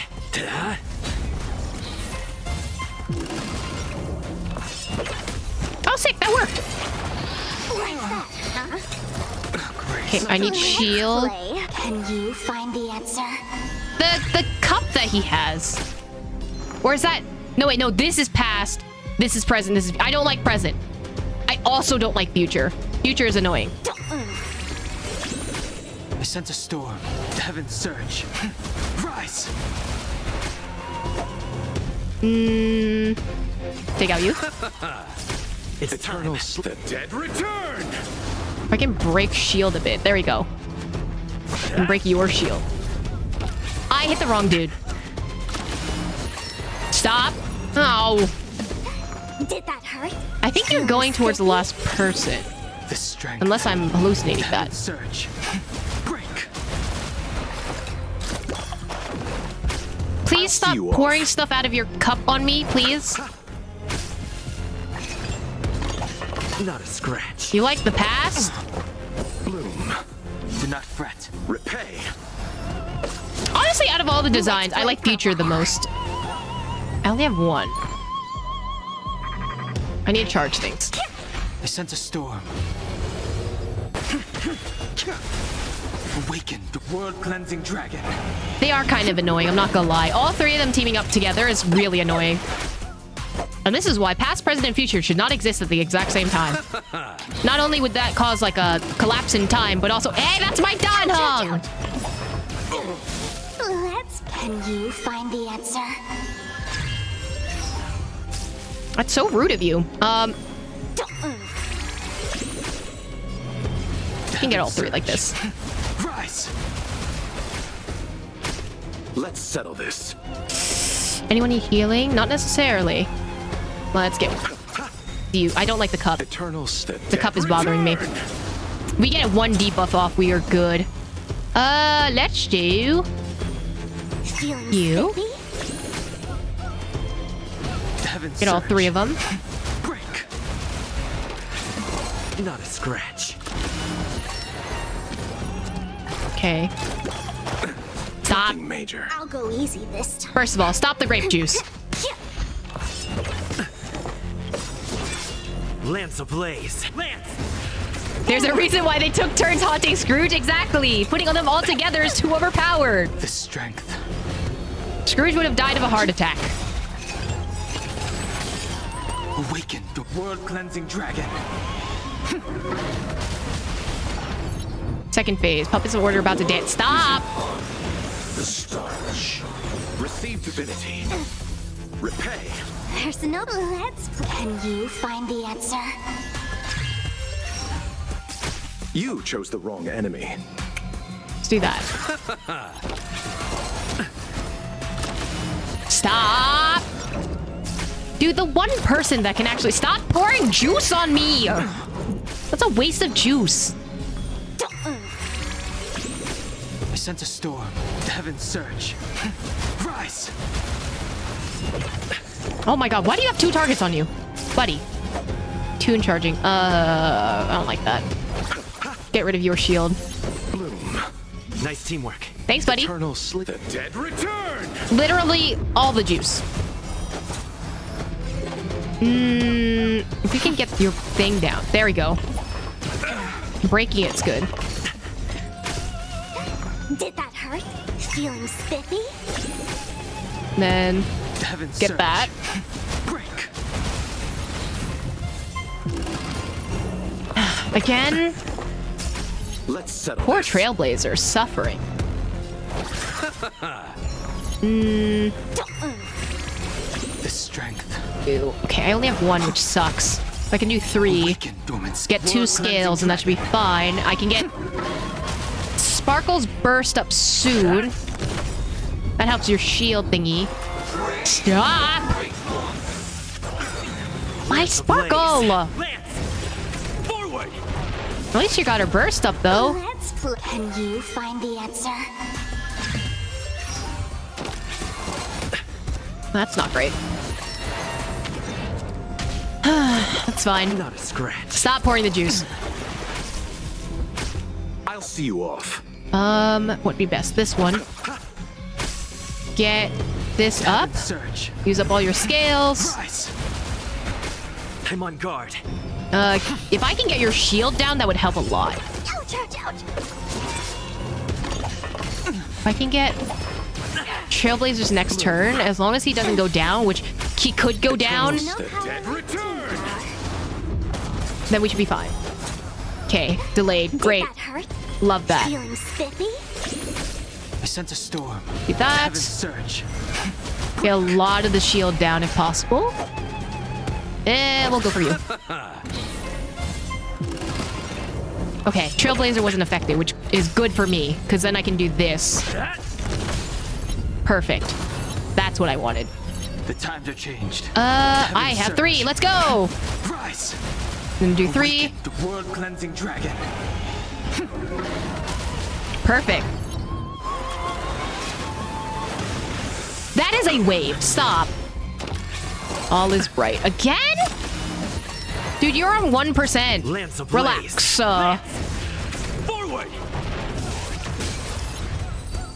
Exactly. Easy. Get dunked on, kid. Know your decision. Oh. I now permit you to gaze into the sun. That's a lot of puppets. 107,336 stones. Stones meaning bodies? Powerful strings of harmony are at my disposal. Oh, that's terrifying. Oh. Tuner, harmonious choir, What? I'm sorry, Sunday, you look actually ridiculous. Souls, come and meet your master. Septimus, so this is 7. Embodiment of the harmony. So the true purpose of the Charmony Festival is to usurp it? Every time you break a layer of enemy toughness, you gain a certain collective shield. Clicking shield can take damage on his behalf of his allies, and the shield represents the amount of damage the shield can currently endure. Am I kicking its crotch? I wish not to use this strength. They really said to Genshin with the world quest, just like, don't copy my homework. This is literally just that. Not the let me smash. Guys. Kimiko would have been goated for this. I wish I had her on my team, and then I didn't realize you need pyro, okay? Oh god, you guys are barking. Okay, first of all, why... Sunday, I gotta slander you a bit. I love you in, like, the non-crazy way. But, like, why are your arms so short? Why are they so small? Like, homie, first of all, the chin, not doing it for me, buddy. Greek architecture was, like, so thousands of years ago. Next of all, you copied Genshin's homework. Like, look, sea angels, you know, Boethus. Like, come on, buddy, do better. Come on, buddy. Also, why are we attacking your crotch? I mean, the Fentilia, we were attacking the booba, but now we're just attacking the crotch. I guess equal opportunity. It's not him. It's his super suit. It's the same thing. It's the same. Also, you're holding the conductor's baton wrong. I would dock points for that. Like, as a musician. Like, as a musician, you're holding the conductor's baton wrong, and, like, that's kind of rude of you. Like, could you not do that, though? I should probably fight you, right? Dragon. Rise. Oh, this is single speed. Sorry. Bloom. Do not fret. I'm on guard. Oh. Interesting. What is this, bond of life? Wise and perceptive as you are, answer me this. Why could the harmony and the order merge into one? Because order is a type of harmony depending on who you're asking. Why are you asking that? Think with your brain for a little bit.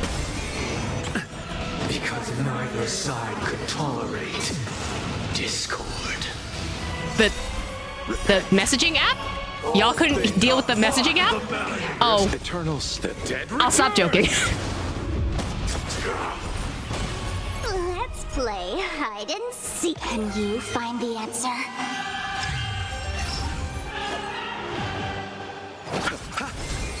I feel bad for this one dude because I keep bullying him. Let's play for a while. Let's get your crit damage up. I sent a storm. And then we do this. Attacks all of them.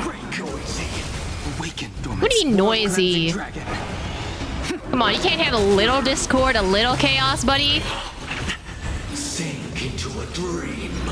Also, your queuing is really bad. I'm sorry.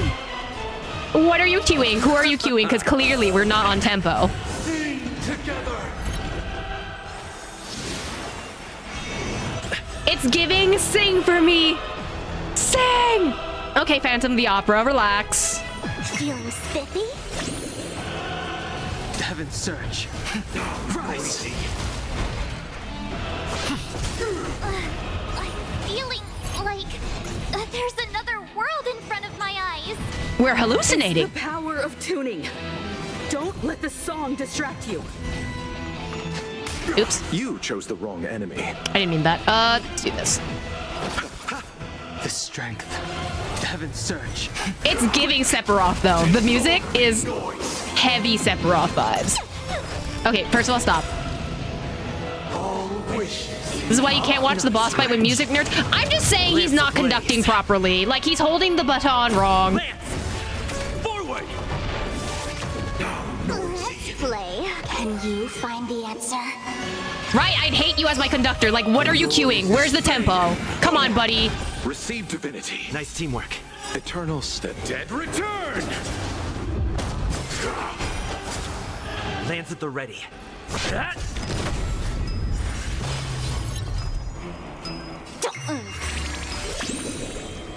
have enough. I have enough. Rise! Disorderly noise!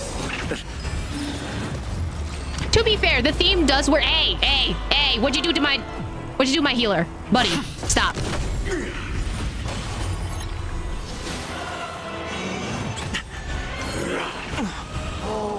Also, but actually, I would actually wear that for, like, if I had to sing in a choir and I had to wear those clothes, I think that'd be cute. I actually wouldn't mind those. They seem comfy.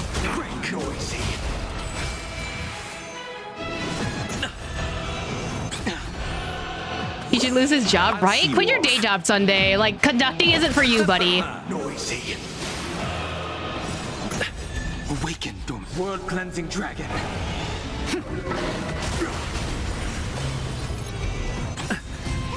Did that hurt? If I just kick him in the crotch, would that work? Damn it. That would have been funny if I could have. Fine, I'll use a Dan Hung. Bye. The time has come. Creation will be reborn from the remains of the gods. See, now you're holding it properly. Oh, what happened? My son! And the love pool! Ji-Woong! Heed my word. Show no mercy. Oh, they're working together! Let's go!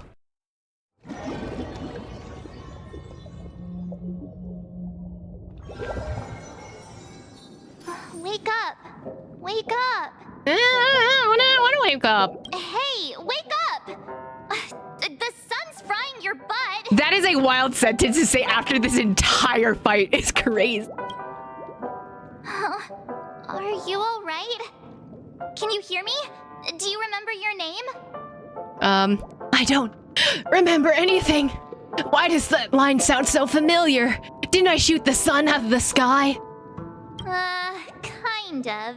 It was General Qing Yuan who helped us shoot it down. Okay, so can we thank him? And I want to thank him properly, if you know what I mean. In any case, since you remember what happened just now, well, that's put my mind at ease.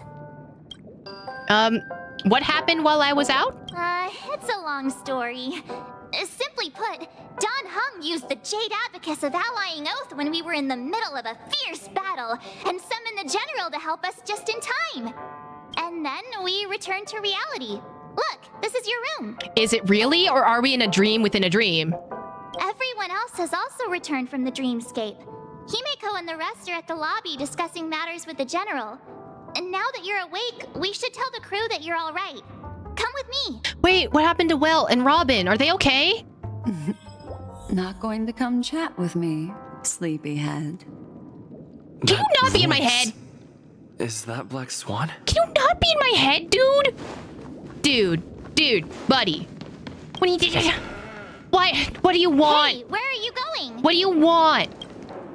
Hey, we meet again, sleepyhead. Ugh, what do you mean?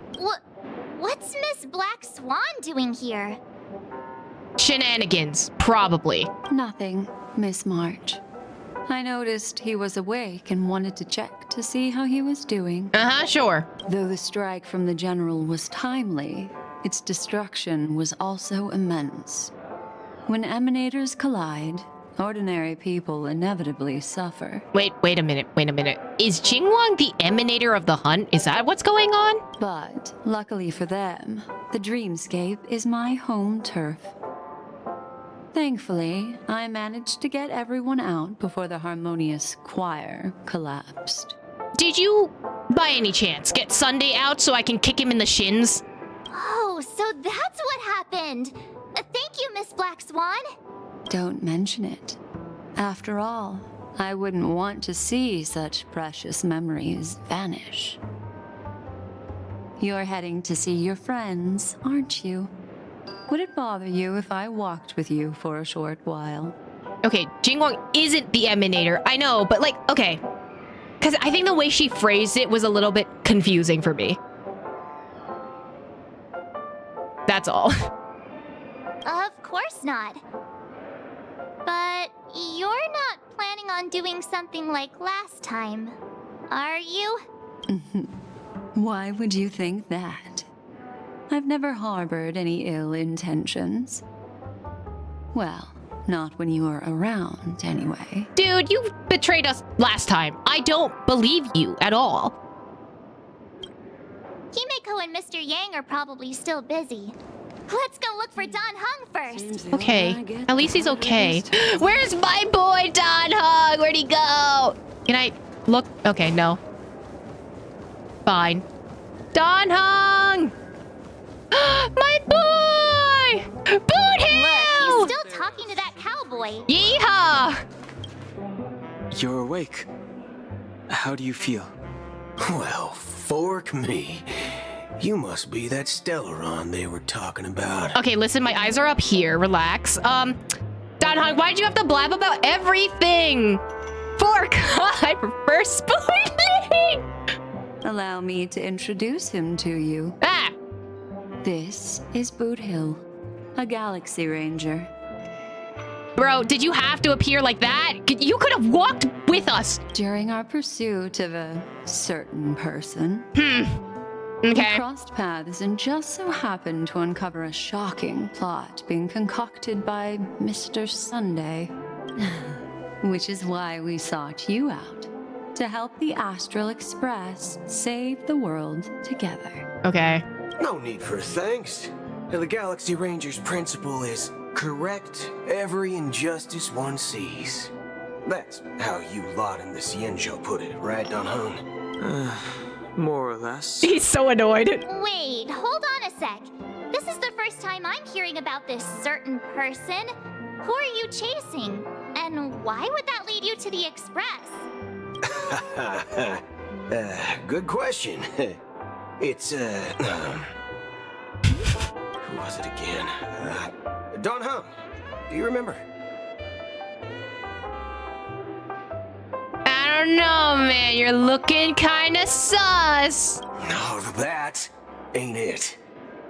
I just can't seem to recall. Weird. My neurochip hasn't registered any malfunctions. Swan, what'd you do? I can't seem to remember either. Swan, what'd you do? What's going on? Heck. Forget about it. If it slipped all our minds, reckon that person was just a minor scoundrel. Unimportant. Ain't gonna stop us from piecing together the story anyhow. She does what she does best. Man, it's all for the girlfriend, isn't it? Yes. When the dust settles, I'll just think of a way to recall it in the memory zone. You didn't have to wipe my boy's memory like that. Everyone, let's hurry up and look for Miss Himeko, shall we? He's now a minor star on Penacony, and the entire hotel's concerned about his well-being. Oh my god, am I famous? Am I famous? You're right. Let's head to the lobby then. Listen, we support women's rights and wrongs here. But they have to do that to Don Hung, though. At least let Don Hung remember. He needs to keep the data bank all, like, up and running, you know? You say anything? Soul glad? You guys go. I'm an outsider, after all. I'd rather not disrupt a long-awaited reunion. I'm literally going to drag you to our reunion. Like, come on. You're a part of the family now. Where's my boy? Where'd he go? Oh, maybe I should follow directions. Boot Hill smash? Honestly, you're so right. Man, there's so many people out here. Birdie! Dr. Blues is so cute! Look, they're with Jingwang! That's all right. In these times of conflict for the sake of utmost safety, it is only right that the Alliance steps forward to mediate on behalf of the Astral Express. we must not allow you to take unnecessary risks. Furthermore, despite the IPC's eagerness for success, it prioritizes peace above all. And the family, trapped though it may be, professes a desire for harmony. The Alliance has always won people over with reason. I firmly believe both parties can indeed put aside their differences and come to a peaceful agreement. The General possesses a deep understanding of the greater good. With the Cienjo Alliance mediating, peace for Penacony is within reach. You flatter me. But ultimately, it's been all down to the Express.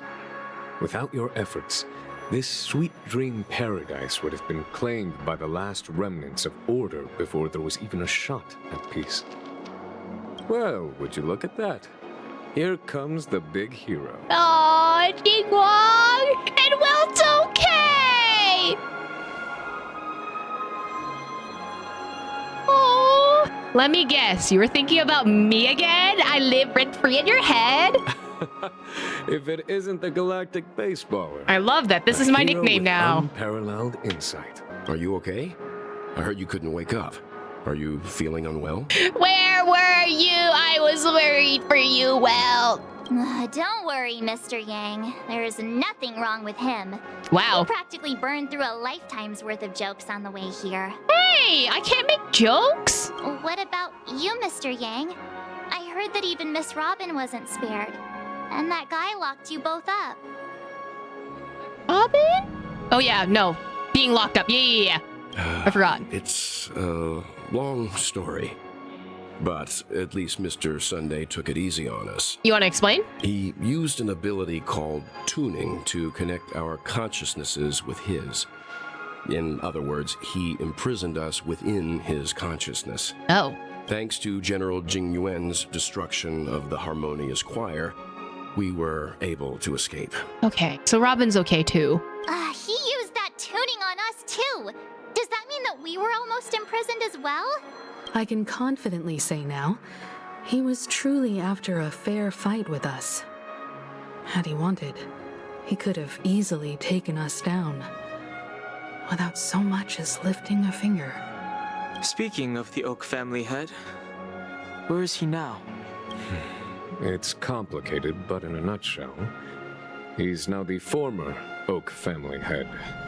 I'm going to assume you didn't mean die, because I'm going to be mad. The IPC has named him the key figure in the family's Penacony split, citing a threat to cosmic peace. He must represent the family and answer for the unrest caused. His trial is set to take place at Pier Point. Okay, so he's alive, he's just in jail. That's fine by me. At least he's alive. The family quickly labeled him and the remnants of the Order as enemies, declaring the turmoil an internal rebellion. This move effectively barred the IPC from intervening in family affairs on both moral and rational grounds. Everyone really has their own agenda, after all. Are you surprised? Well, then what's going to happen to Miss Robin? She and Sunday won't be able to deny their involvement in the Charmony Festival. They're siblings, after all. Why the sigh, General? I can only say that this incident is an unexpected mess for the girl. The Alliance will try to persuade the family to consider this matter carefully during mediation. It's time, everyone. The IPC's key members and I have agreed to consult one another before the upcoming negotiation. Do any of you wish to sit in? I guess I will because I'm curious. Given the General's invitation and the matter's significance to the universe, the crew will naturally accept. However, if the IPC has any reservations... Why, of course you're welcome. They've mentioned that your team is a trusted ally of the IPC in Penacony, so there's no reason not to welcome you. Besides, if there can be reliable observers from the Astral Express present, discussions will go more smoothly. So, what do you all think? Well then, we shall oblige. Aw, Hibika's laugh was cute. I'm kind of allergic to those types of situations. I think I'll just head back to my room and start packing. I'm allergic to meetings is crazy. Not to worry. Himiko and I will take care of things. Can I join Mama y Papa?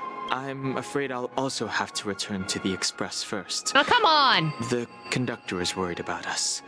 It's best I go and explain the situation. Fine, Don Hong. I guess we don't have any more lines later, but can I sit in with Mama y Papa?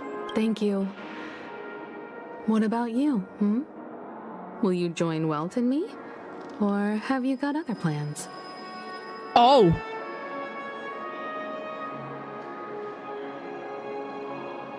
What do you mean? I don't know why, but if something tells me I only have one real option here. Can I go with Himiko? Great. Although I'm not too sure of the reason. The representatives from the IPC have insisted on his presence. Oh. Allow me to lead the way. Follow me, please. So, illusion of choice once again. Okay, never mind. The negotiation will commence at the hotel lobby. Everyone, please follow me. Okay. I will follow you, I guess. Here's my thing. Aventurian's thing with the IPC is still not answered. We haven't finished Acheron's little plot line, and we haven't finished Aventurian's plot line. They have to finish it within this patch, right? Unless they do the stinky thing and then wait until next time and I'll be mad, but, you know.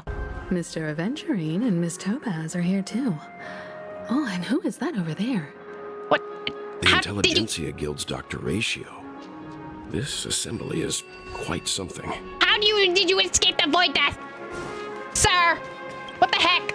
It's been a while, my Astral Express friends. Okay, explain. Void death! You, void death, Hal escape. Tell now. I would also extend my sincere thanks to you, General of the Lawfu. The presence of everyone here assures that the talks will likely reach a conclusion that satisfies all sides. Oh. Looks like everyone has come with expectations. Care to share? Jingo was like, I don't want to deal with this. Like, I'm late. And honestly, valid. Of course. Topaz, if you please. Sure. Leave it to me. In summary, it's good news. After much deliberation from the Strategic Investment Department's Council, the absolute majority of members have agreed to the following resolutions. In light of long-term considerations for interastral peace, and by authority of Pierpoint HQ, the Strategic Investment Department, on behalf of the Interastral Peace Corporation, will permanently relinquish its claim on Penacony sovereignty and offer unconditional support of the family's rebuilding efforts on Penacony. Well, will permanently relinquish its claim on Penacony's sovereignty. Oh, so you're not going to colonize it anymore is what I'm hearing. Now that's something. What's in it for you guys? Does that mean Aventurine took a hit for nothing, honestly? Well, if that's what it takes to bring peace to the entire universe, it's a price I'll gladly pay.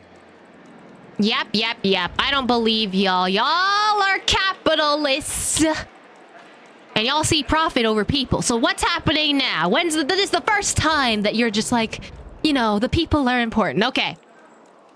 You have a backstory. You have something happening behind the scenes. What is it? Has the IPC finished sharing all its thoughts? Then it's our turn. Oh, I forgot you're part of a different guild. What do you got? The guild, much like the Genius Society, has taken a keen interest in the recent calamity in Penacony. Ultimately, both parties have agreed to a comprehensive collaboration, offering technical support for the reconstruction of Penacony. The floor is yours for the final points, Mr. Scrollum. Enlighten us, please. Oh, man! Man, it's been so long! Organic life's unrelenting search to understand the realm of inner spirituality is something I both admire and envy. Inorganic life has no mechanism to evoke dreams. But when my mechanical impulses are activated, my inspiration circuits will start to operate, and I will enter a state defined as imagination. Listen, it's a sciencey app session, but as long as Scrollum is here, I don't care. Every time, within the realm of imagination, there emerges a fire from the shadows. It is warm, bright. I frequently ponder this flame might represent the essence of intelligence. A cluster of inspiration ignited by high temperatures. The future direction of the universe may well lie within it. Okay, but sorry to sound like stupid, but you're alluding fire as a form of imagination, which leads to a form of intelligence. Is that what I'm getting? Alas, they are nothing but projections of my thought system to me. Desired, but unattainable. But after learning of Penacony's accomplishments, I have come to realize that the flame is not beyond my grasp. After deliberations with my partners, we have decided to defer the progress of the Simulated Universe project, and instead assist the Intelligentsia Guild as technological consultants in the research of the Dreamscape and Memory Zone, so that these assets may be better used to serve humanity. Would you incorporate the Simuni into the Dreamscape? Because that actually sounds like a hell.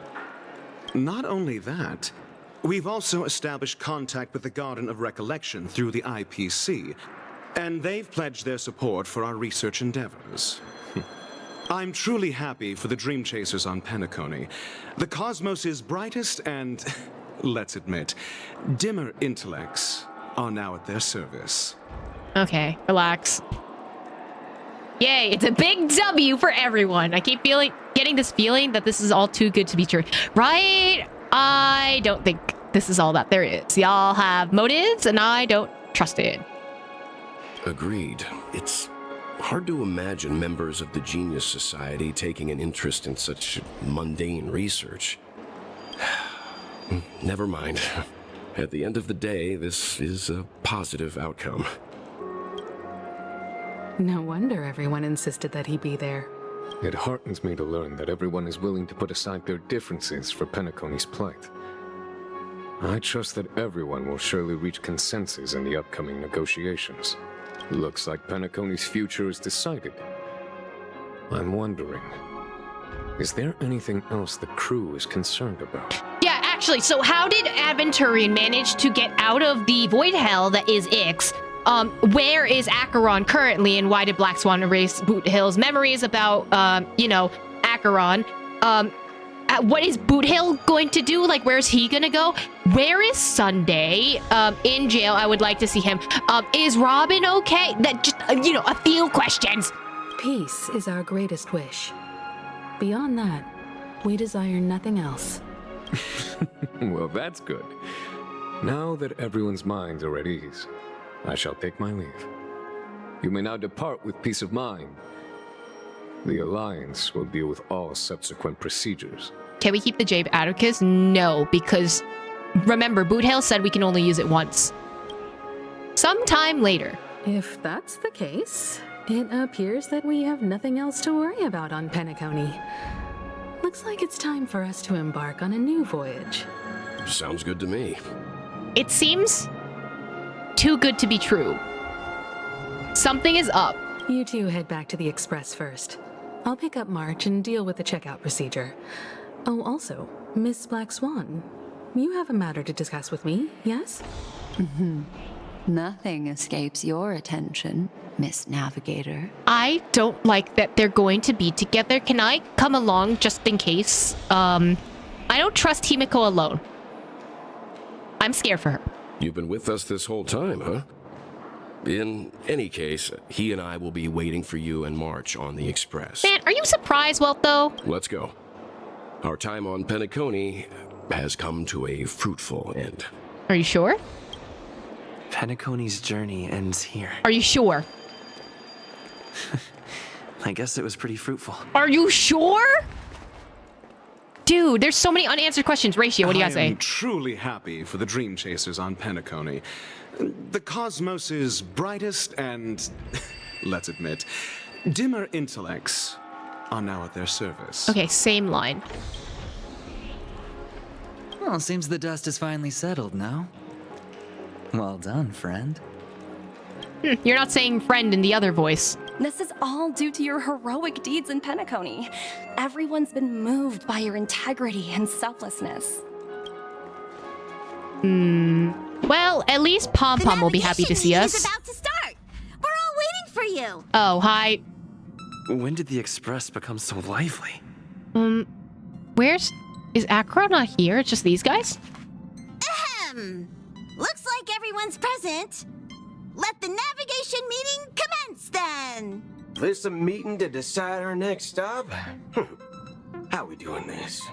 A show of hands. Yes, just calm down. Hold your horses, cowboy. It's for those to decide. Yeah, you took the words out of my mouth, actually. What are you still doing here? Why are you here too? What in tarnation are you guys doing here? Allow me to explain. Mr. Boothill and Miss Black Swan submitted a request to temporarily travel with the Express for their own personal reasons. Yeehaw! We get Cowboy Man for a little bit! As you all may know, the Astral Express never declines any passenger whose heart yearns for the distant stars. Therefore, they will be traveling with us for a while until they reach their destinations. Whoa, the Express is going to be much livelier now. But, Miss Black Swan, you better not use your memo keeper abilities to pull any pranks. Yeah, I'm looking at you, Boothill, as well. Don't threaten us with your gun or pom-pom ever again. Or my son Don Hung. Okay, you got it? Understood, Miss Marge. I promise you, you'll never see me in your room while you're taking a break. You seem sus. Don't! You're freaking me out. All right. Now that everyone's met everyone, we can continue our navigation meeting. Wait, can we do this without? Well, oh wait, no, Welt should be here. So is Don Hung, I think. Firstly, There you Pom-Pom go. wishes to thank everyone. If it weren't for you all unearthing the truth about Penacony, Pom-Pom would have never known where Mikhail and the rest had gone. I love that. I don't know. It's Pom-Pom is giving me Dora the Explorer vibes right now, and I don't know why. What they had to go through was regrettable, but I reckon they all fulfilled their wishes. And it was thanks to all of you. Thank you, everyone. Now then, we come to the crux of this navigation meeting.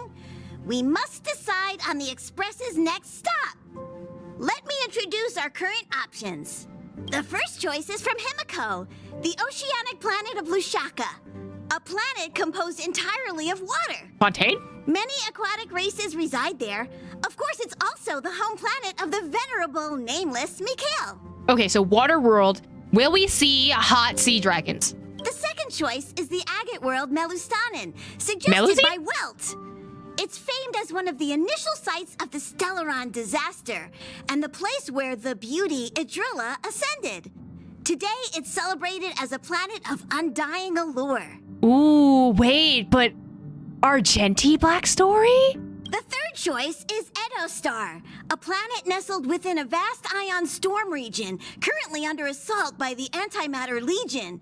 However, the distress signals from there have recently ceased, prompting the IPC's wish for us to check in on the situation. Sounds like we're going to Edo, which sounds like Edo as in the Japanese period. Also, Ion Storm region. Is this Inazuma?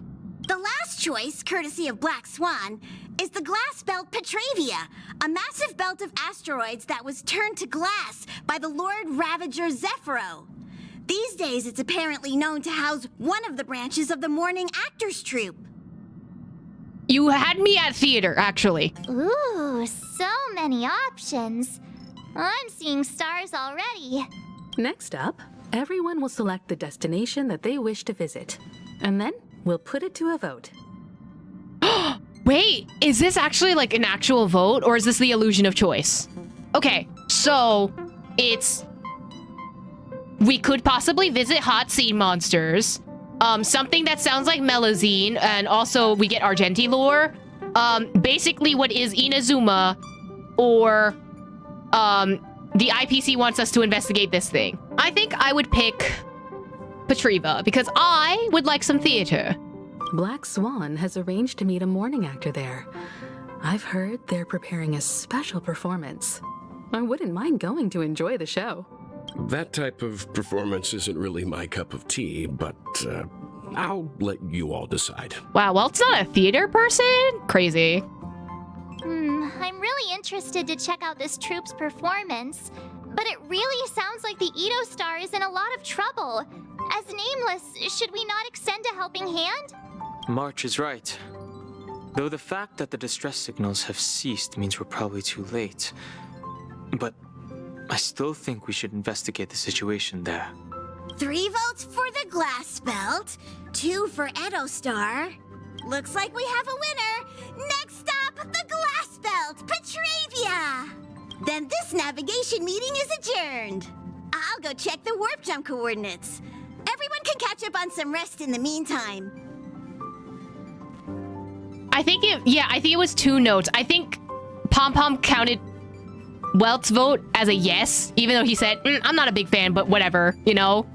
When it's time to make the jump, Pom Pom will make an announcement. Thank you, Pom Pom. There's still some time before the jump. What should I do? Talk with everyone? Heck yeah, let's see. How about a chat? Over here. I didn't like that you laughed before that, and you sounds like you have a plan, and I'm scared a little bit. Oh, you're here. Seeing your reflection among the stars in the porthole really does seem somewhat surreal. You were watching me through the what? How about it? This journey of beautiful dreams. Was it to your liking? Whoa! What a roller coaster ride. It's just so peak. Keep it up. Kind of left me wanting more, you know? Seems like there's some loose ends, no? There's nothing short of a Deus Ex Machina! When the next survey comes, I'll be checking the too easy box again. Is crazy. I think there's loose ends here. I think not all the questions have been answered. There's a rich scent of curiosity here. Stop sniffing me. Such memories can be irresistibly captivating. Okay, listen, consent. So, how about you hand that small parting gift back to me? I'm quite eager to have it back. Oh! I forgot about this. Here. Were you recording memories through that? Oh?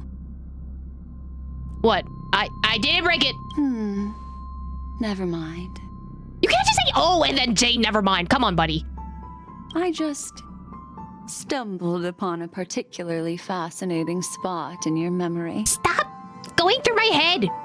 Before I explain, I would like to apologize to you. This farewell gift I gave you isn't really a compass from the memory zone, but merely an empty light cone. Oh. Okay. Remember when we entered the hotel in the dreamscape for the first time, and I procured a few trinkets from your companions? Their functions are similar. This way, I can always be attuned to your location, ready to assist immediately if you encounter any threats. It was a tracker. Okay. What's with you guys and putting trackers on me? But this is not its most intrinsic function. Light cones are slices of light used to encapsulate solidified phenomena. This empty light cone is the same.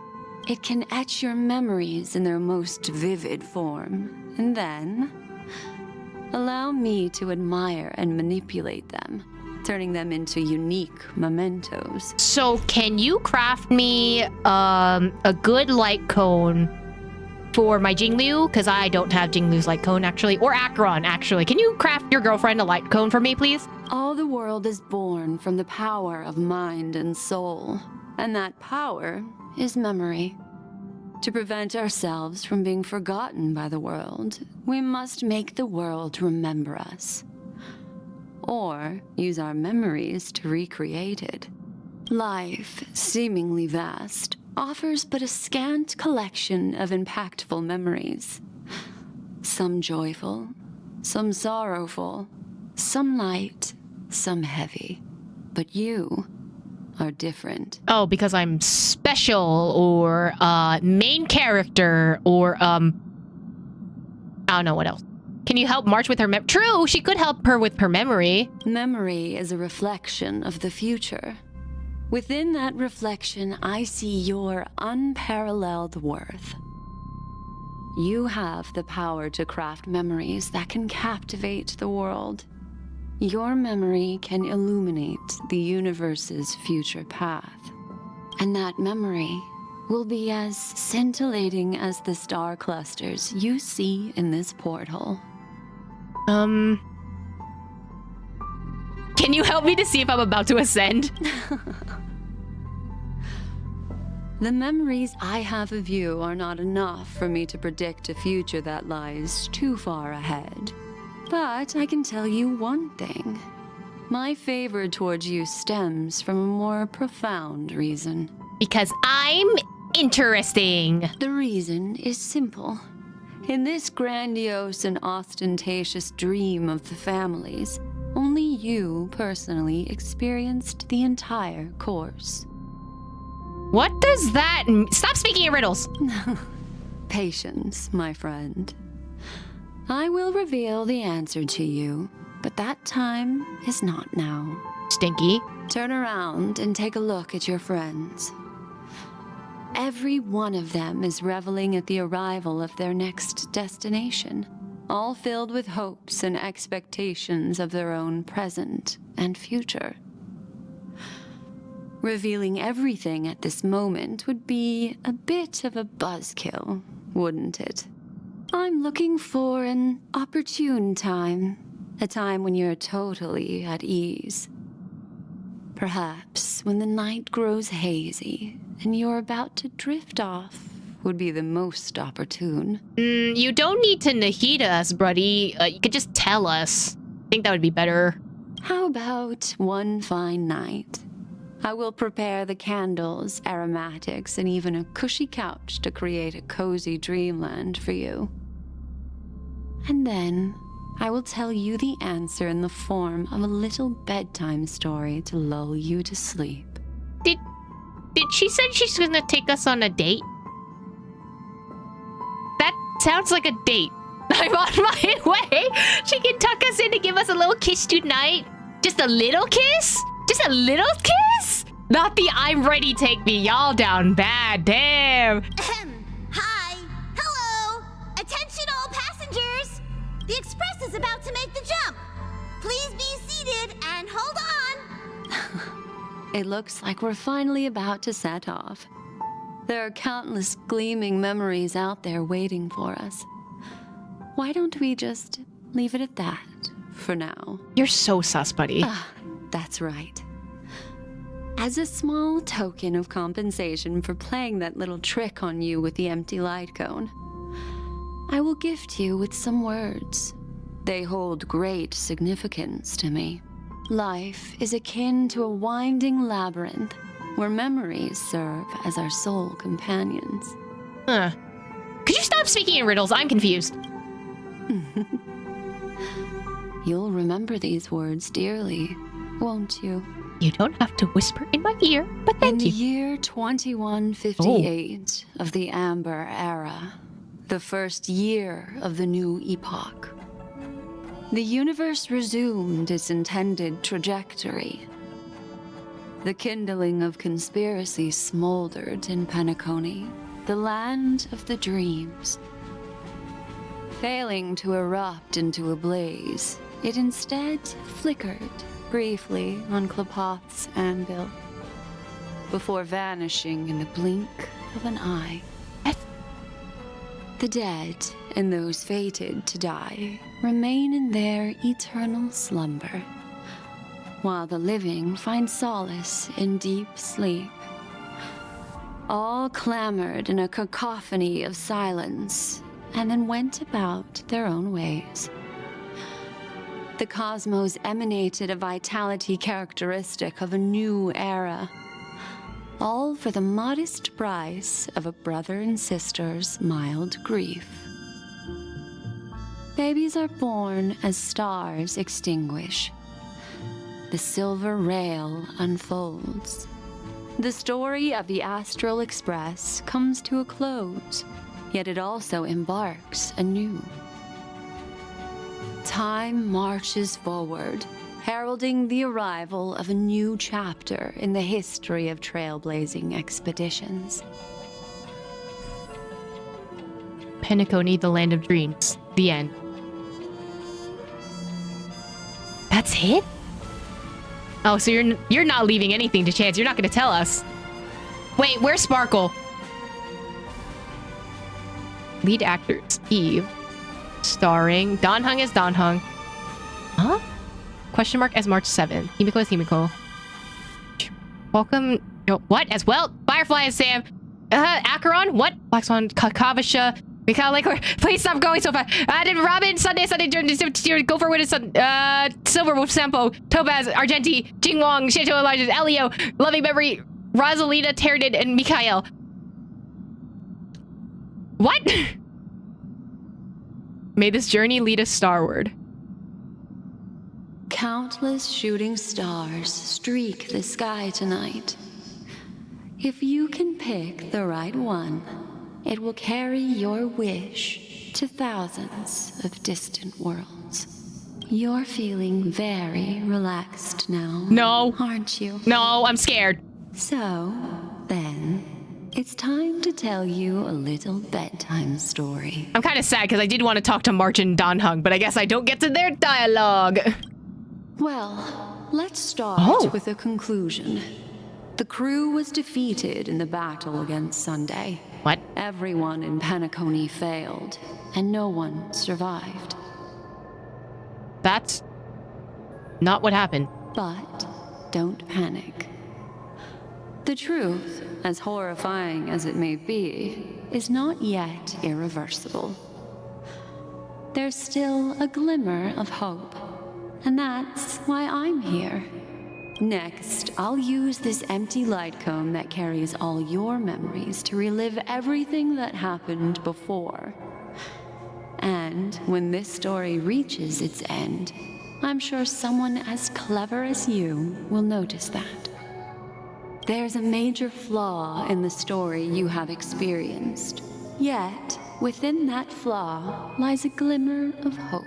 Yeah, Firefly didn't experience her second death. Acheron is missing. Sparkle is somewhere. Somehow Aventurine's fine. And you just told me the wrong ending. Well, you told me Elios's ending, I think. Are you ready for it? Yeah. Do you remember everything? When the clock turned back, the Express started a warp jump, sending you to a strange dream. You were bewildered back then, and then a Galaxy Ranger named Acheron showed you a way out. When you arrived at the Reverie Hotel, you met the doorman Misha and had a confrontation with Aventurine, an IPC representative. Thankfully, Acheron appeared again and helped you. After that, you saved Firefly and explored Penacony together. During the tour, you ran into Sparkle disguised as Sampo and accidentally entered a child's dream. There, I rescued both of you from death, but Firefly didn't return to reality. She realized the truth and tried to involve you in her plan, but that resulted in an accidental death. Even more unsettling, you soon encountered another murder. The two cases of death prompted you to investigate the truth behind the sweet dream. Despite your efforts to gather information about the two victims, you didn't make much progress. But you did learn about the watchmaker from Gallagher. Meanwhile, Aventurine was secretly carrying out his scheme, in which you were one of the pawns. In the midst of a fierce battle, Acheron revealed her true identity as an emanator of the Nihility and unsheathed her sword. That strike foiled Aventurine's plan and opened a passage between the sweet dream and the original memory zone. Upon your arrival at Dreamflux Reef, you learned the truth that death was actually dormancy, as well as the truth about the dreamscape, the Stellaron, and the bellboy, Misha. But from the player's perspective, Aventurine's plan worked. I guess from the Trailblazer's perspective, it didn't. But technically, Aventurine won. He wanted Acheron to do that. You split up with Sunday and Robin, looking for a way to seal the Stellaron. However, it turned out that Sunday and the Dream Master had their own hidden agenda. And you had to engage in an ultimate duel on the stage of the Charmony Festival. Finally, the story reached its conclusion. You emerged victorious, with the Trailblaze triumphing over the Order, and Penacony embracing a bright and peaceful future. Which is not what you said before. This marks the end of the thrilling journey in Penacony. I'm sure you've already noticed something unusual, haven't you? Mm-hmm. The major flaw, which contradicts all the known information, hides in this story.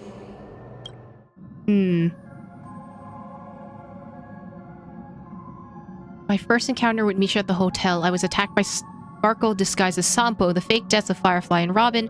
Acheron unsheathed her sword and revealed power of nihility. Death is a disguise of dormancy. See, I was questioning the Aventurian part.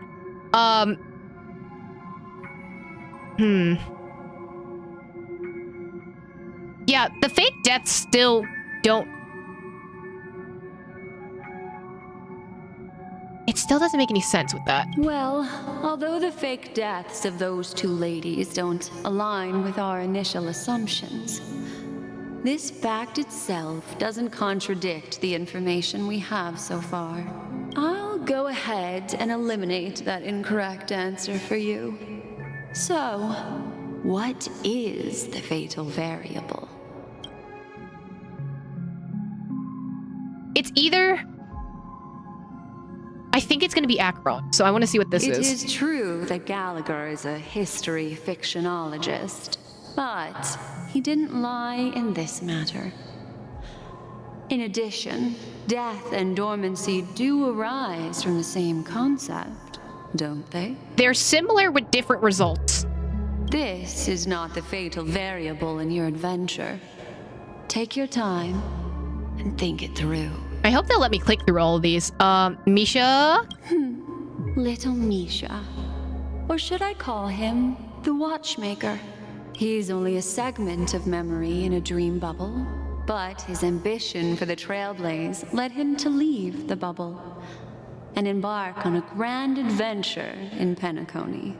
While Misha is a rather special memory zone meme, and he was granted power by the Trailblaze, there's still one thing that he shouldn't be able to do.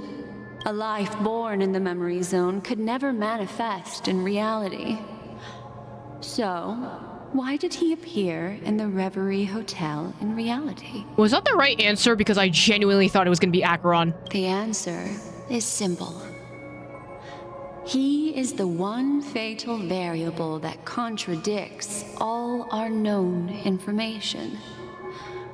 This means that you, who wholeheartedly believe in this memory, are still trapped in the dreamscape at this very moment. So why did you tell us we escaped? That's not the reveal I thought this was gonna be. I guess Misha is the right answer, huh? I mean, she's right. But Misha's not here, so that doesn't describe that. Wake up, sleepyhead. Break free from this eternal dream and return to the real world. We'll find our answers there. The train is about to make the jump. 5, 4, 3, 2... Oh! Robin?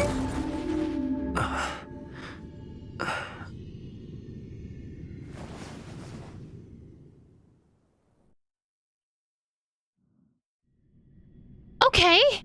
We're back in the building This again. way, darling. No, please don't do that. I get it. Where are we going? Not another one. This is a time loop, isn't it? Thank you so much, Black Swan. Finally, I can breathe a sigh of relief.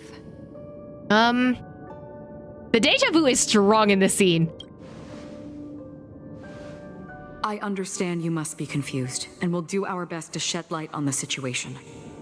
However, before that, it's essential to know that this place is the rift between dream and reality. A place reserved only for those who have awakened from Enna's dream. Acheron did tell us if we remembered her when we met. Oh, that's so annoying, though. I don't like it was all a dream endings. Do you remember Sunday's ambitious plan? He intended to harness the power of the Stellaron, the collective will of over 100,000 Oak family members, and the desires of everyone in Penacony to usurp the harmony and restore the order. Unfortunately, it didn't stop there. From the early days of our journey into Asdana, we were already affected by the Stellaron. That strange dreamscape where we met. Maybe it was a sign that your thoughts were beginning to drift away. To be fair, all of Penacony's adventure has been a dream, technically speaking. Yeah, but I also don't like when stories cop out and just go like, yes, it was all a dream. This is what happened. Because that means that everything you did before that doesn't matter. And that's really, really annoying from a writing standpoint. Did I fall asleep on the express? I don't think the goal of the Order was to put everyone into a deep sleep. Quite the contrary. They used the Stellaron to catalyze the leakage of Asdana's Memoria into the material world, allowing the dreamscape to blend with reality. So now it is, if you die in the game, you die in real life? And that included a lot of Memoria from the Beyond the Sky Choir. As time came and went, the dreams eventually became indistinguishable from reality, and reality became an illusion. People think they are awake, but their spirits have long since stepped into the Temple of Order. This is what makes Enna's dream so powerful. In this paradise governed by the Order, everyone indulges in their delightful dreams and lives happily ever after. I believe what you experienced in the sweet dream, except for that flaw, was real. Only in this way could you reach the destination, lifting the crisis in Penacony and embarking on your next trailblazing expedition. If it wasn't for Acheron's plan, we might have been trapped in this dream forever. Fortunately, while the path of the Order governs all things, it can't affect the Nihility. I came to realize this when the Dream Master tried to expel me at any cost. This is also why you felt a sense of peculiarity when traveling with her. Well, I'm not as fortunate as she is. Even if I'm a memo keeper, I was still influenced by the power of the Order and fell into hallucinations. However, thanks to your memories, now we still have a chance to turn the tide. For mortals, even if they possess the great power of a path, they can't create a flawless world like gods do. That's why there was a flaw in your dream. In other words, once you have realized the world is not real, you'll have a chance to break free from the dream. The flaw in your dream lies within Misha, who could have never appeared in reality. When I turned the pages of your memories, I realized that I was in an illusion too. Technically, we lost. And also, of course, it comes down to Misha. Bro, he's like the most inconspicuous person in this whole thing. Now Sunday has usurped the power of the Harmonious Choir through the Charmony Festival. Asdana has thus fallen into Enna's dream, transforming everyone equally into the notes of the Eon. Failure doesn't mean weakness. Only the strong can gather the will to resist the Order and try to break free. So when did our dream start? I guess towards the ending? We still have a chance, though. To make it happen, please, Black Swan, guide us to those with a strong will. All right, please come with me. Okay. These people are... They're the ones who accept Enna's dream and indulge in their happy illusions. Okay. We have no means to wake them up now. Not even your clockwork will do the trick. However, there are still other things we can do. Let's keep going. Wait, what do you say, though?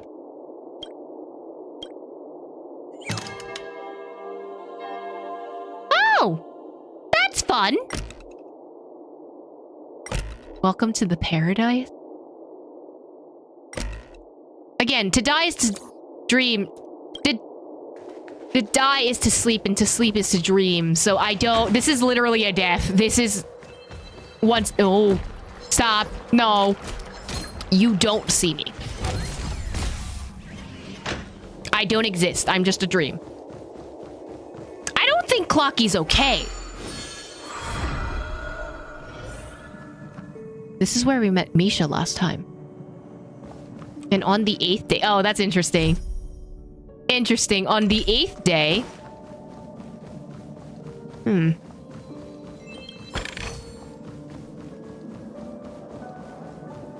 This is where we met Misha last time. Misha's not here.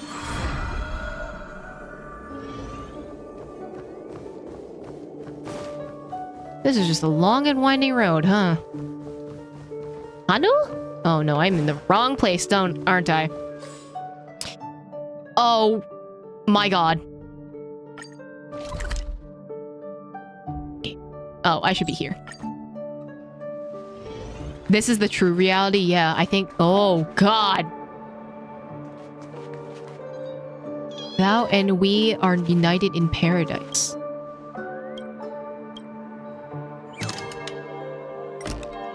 Oh, you don't change. Okay. Well, that's fun. We abide by thy divine... Whoa, Robin! Here we are. It's Robin. Robin? Hey, are you okay? Finally, you've arrived. Let me introduce you to Robin. She woke up from Anna's dream by her own will. And it's this tough lady who led us here with her song. I woke up for the same reason as all of you. In the dream, I experienced something that could never occur in reality. Are we going to lock it up in a cage?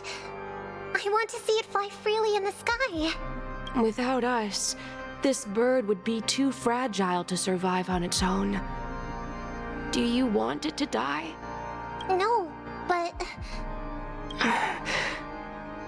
Then let's take care of it together until it can return to the sky.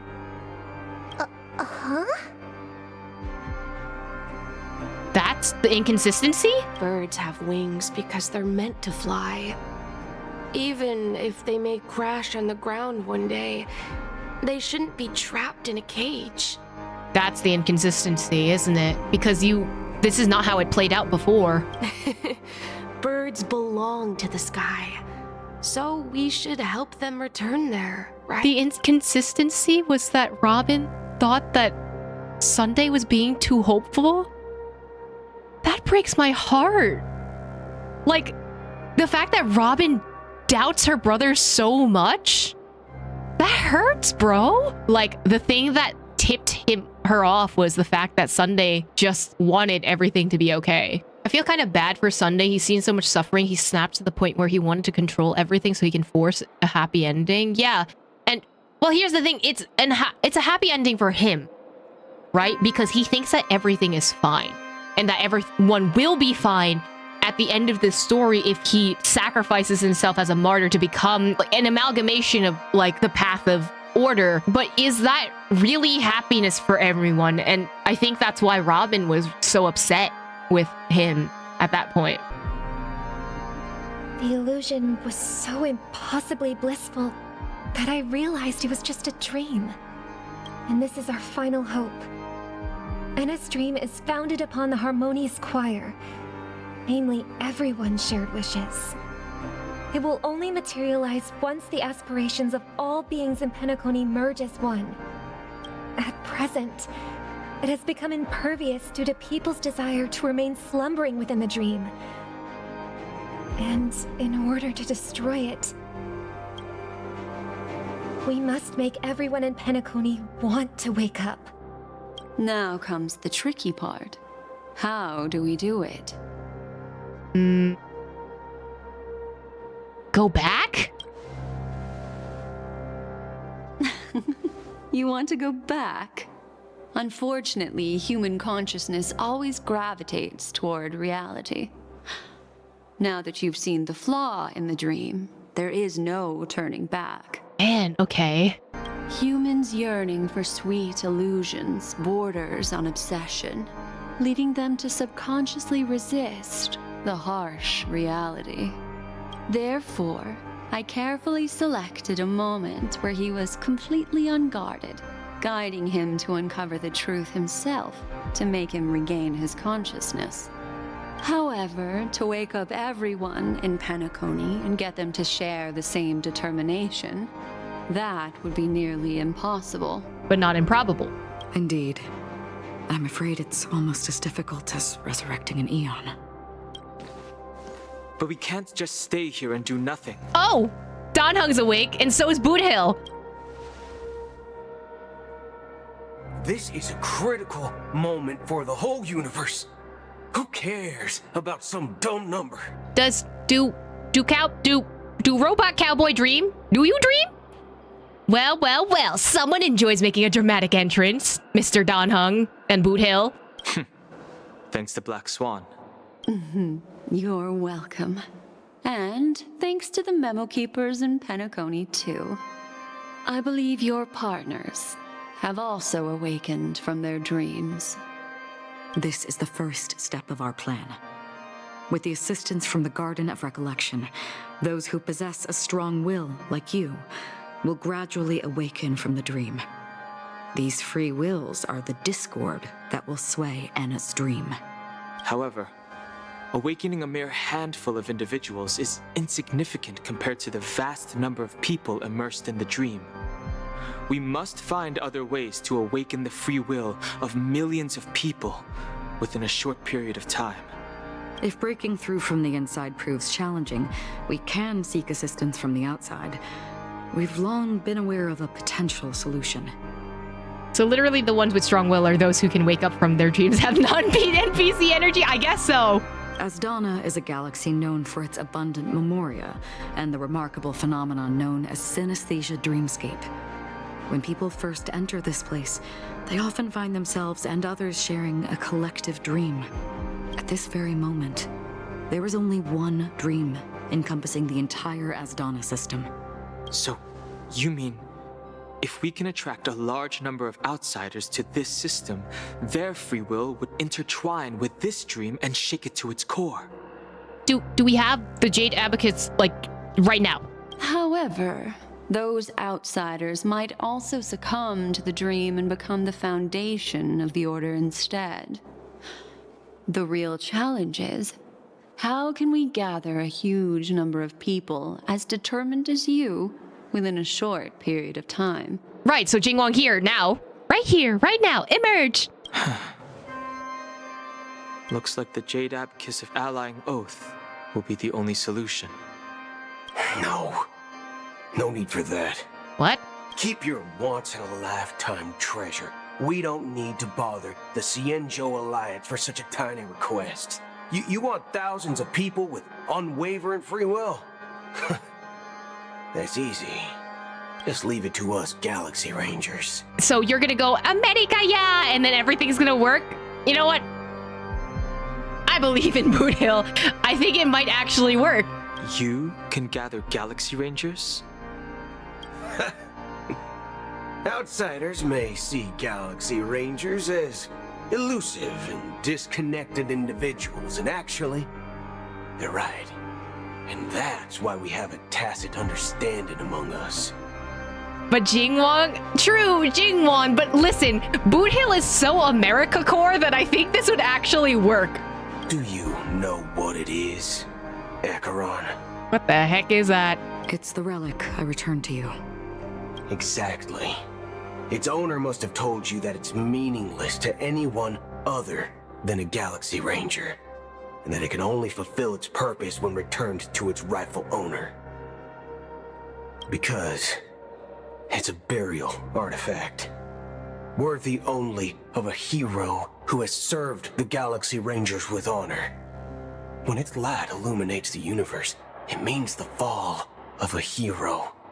And in the direction it falls, countless meteors will streak across the sky. Those meteors are Galaxy Rangers, coming from all corners of the cosmos, driven by a shared purpose, without questioning the cause or counting the cost, because we abide by a common principle. The shooting stars of the hunt only descend on the longest night, and with them comes the dawn. We've stayed silent for far too long.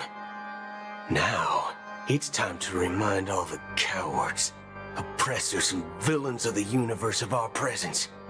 I'll be the one to ignite the first spark. Probably the bullet's very bright.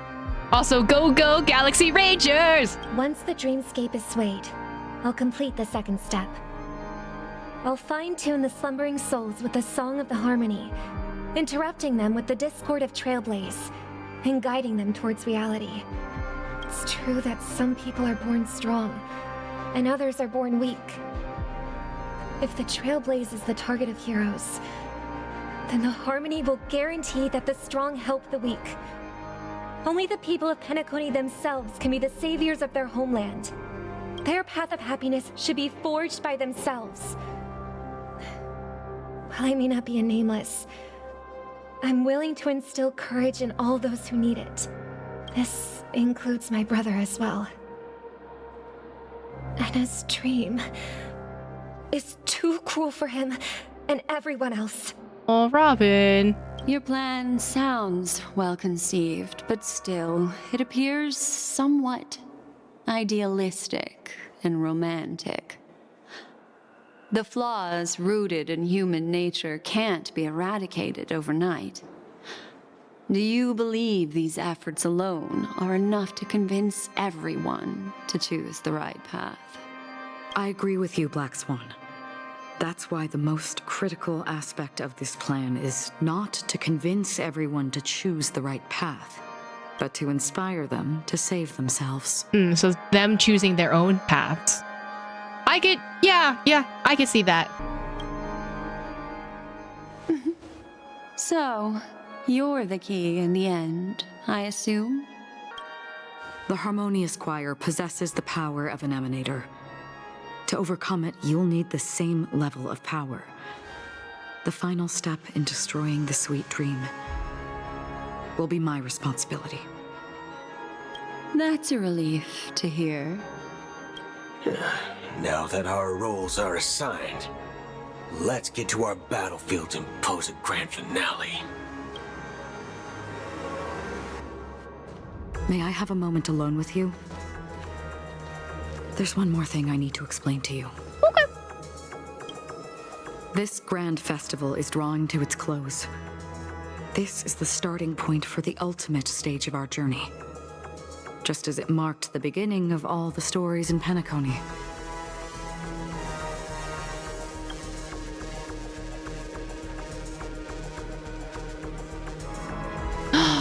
You're right. This is where Firefly uncovered the truth. Indeed. She was the first to discover the world beyond the shores of death, and shared this truth with all of us. There's something you should know. We were able to locate you within this boundless dream, and find the key to breaking free from the dream. All because of one person's unwavering dedication. Firefly. She awakened from the dream ahead of others, discovered the Express amidst the stars, and brought us valuable information about the remnants of the Order. She may have been aided by the script, and it came at a cost.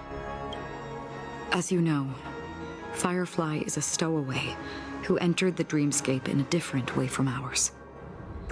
Without the dream pool in the hotel or assistance from the family, she can only awaken from this dream in one way.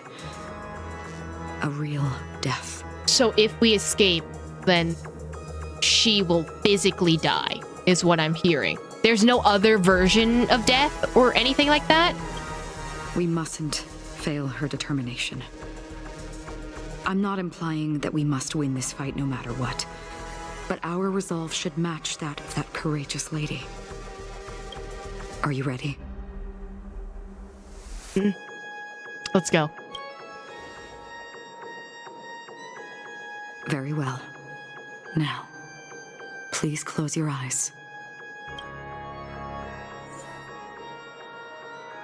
Oh, right. There's always a thing where you can challenge at the end. No, how did I not see that that wasn't the final boss?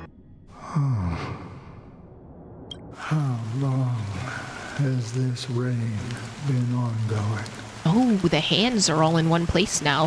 If I remember correctly, it has lasted for decades, or even centuries.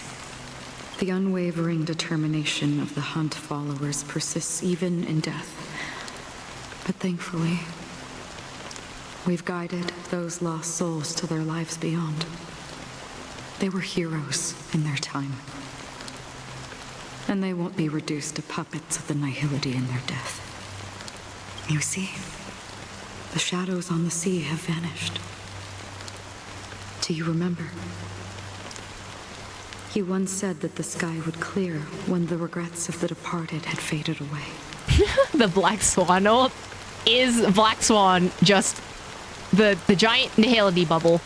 But it's still raining. I know. So, why is all this? Why did this rain choose me? Because someone's regrets haven't been fulfilled, perhaps. Mortals who walk the paths are like sailors on a vast ocean, leaving behind a trail that creates countless ripples of possibilities. These ripples last longer than the fleeting lifetimes of humans. And for some, their presence leaves such a strong mark that it's reflected in the waves. Sin-thirsters, the obsessions of the Pathstriders. They emerge from the depths of Ix, seeing themselves as masters of their own destiny, unknowingly repeating the actions of their past lives. They emerge from the Nihility and head toward it, leading purposeless lives.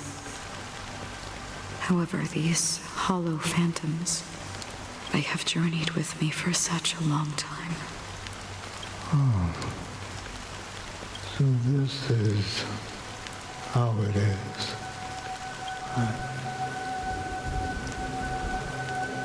I'm already dead. Oh. Yes. Are you watching over me? This is my duty as Acheron the Watcher. So Acheron is Charon, is what I'm understanding. I'm guarding the path to the abyss of the Nihility, guiding every soul reluctant to become one with it. Back to this side. But if this is what the departed ones expected, should you try to change it? I don't know. But someone once told me that when the inevitable moment came, he hoped that someone would stand at his grave and place a bouquet of flowers. Even if it doesn't make sense at all? Some tasks have to be done, even if they are pointless. I have experienced that much already. Please extend your hand and then close your eyes. Be interesting. I've always been thinking that this was Mikhail, so I hope that turns out to be the case because there's no other introduced character. I'll carry your wish with me and fulfill it. Only then will I be able to put an end to the final regret by the Dead Sea. Will I ever see them again? In death, yeah. Yes, that is certain.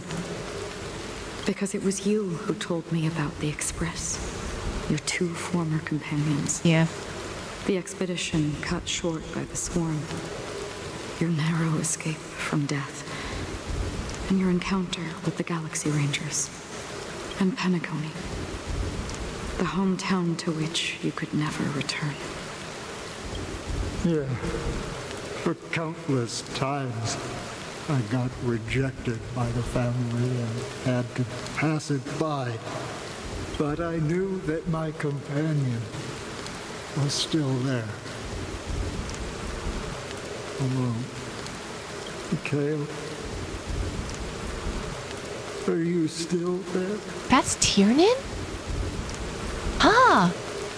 Take my hand and come with me. We will leave this place. Wait, so where's Mikhail then? Besides, you know, physically being in Penacony, but... That's Tiernan? Okay. So, wait, there's 3 of them, so we're missing 1 now.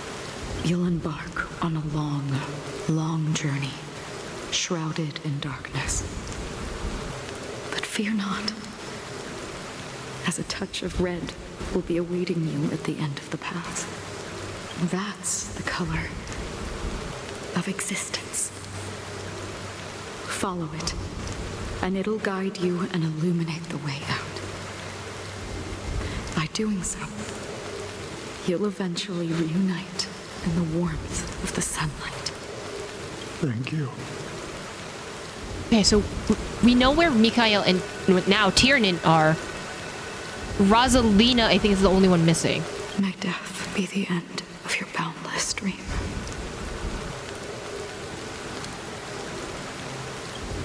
Guiding you back to the waking world. What? Welcome to the horizon of existence. This place is one of the thousands of manifestations belonging to the sleeping and shapeless. And it's also an exit out of the nihility for the awake ones.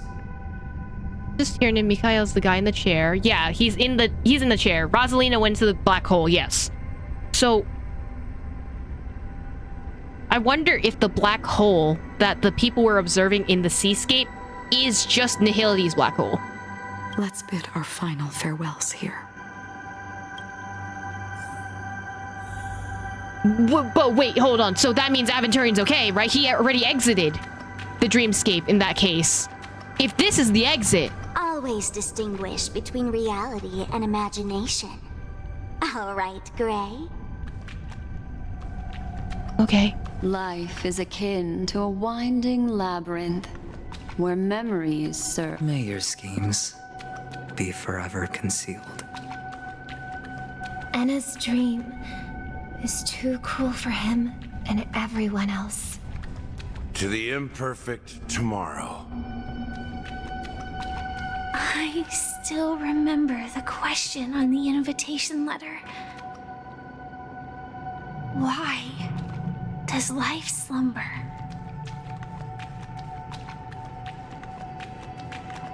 Why does life slumber? We don't know the answer yet, but we're about to awaken from this dream. Or perhaps such is the answer itself. Something Hamlet to die, to sleep, to dream. Leave this place. Return to where you belong. And awaken Penacony from this dream. Will you come with us? As I said, our plan is not about convincing everyone to choose the right path, but about inspiring them to save themselves. So, when will people actively save themselves? When they feel like they're worth something, I guess? The answer is when they are in desperate situations. Yeah, that's the more pessimistic version of that, but about the same thing. Like a drowning individual in the deep sea. When one's body and mind bear immense pressure, agony, confusion, and despair will follow. I firmly believe that.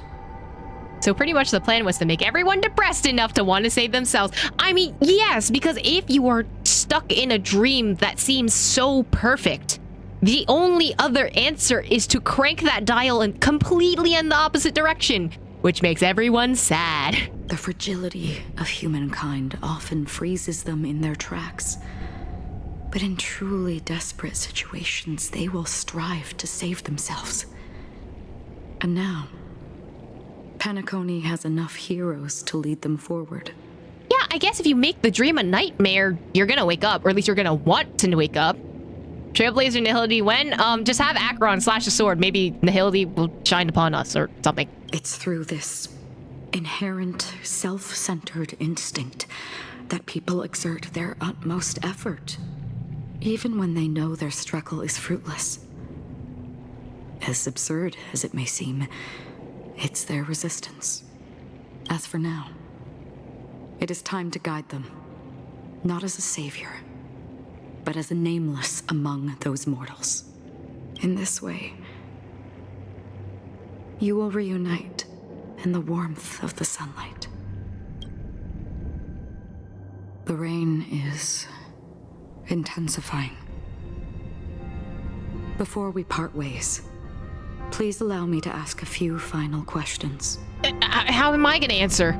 So far, you have forged unbreakable bonds with numerous individuals and entities in the sweet dream. Might I ask if you fear severing these bonds with your own hands? I have one answer, and apparently I feel no fear. If there is a vast, lifelike dreamland that is virtually indistinguishable from reality, a realm without death, where everyone can attain the happiness and fulfillment they deserve, living blissfully ever after, I would ask, would you wish to stay? I would never, ever want to live in a dream. I guess these are like the same answers as before. Imagine if this splendid dream were fated to fall apart.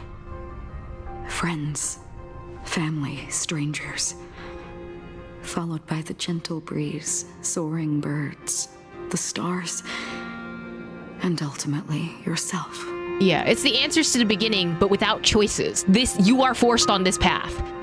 The illusion of choice, I suppose. And every face they remember. The joy and the heartaches. The vows sealed and those left hanging.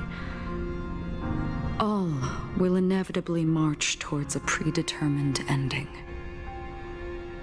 If you had grasped the journey's finale right from its inception, I would ask, would you still embark on this journey? I would blaze a trail without hesitation. I'm glad. The answer itself doesn't matter. What matters is that you've made a decision. Oh, it's what I said. I was just like, that's exactly what I would say.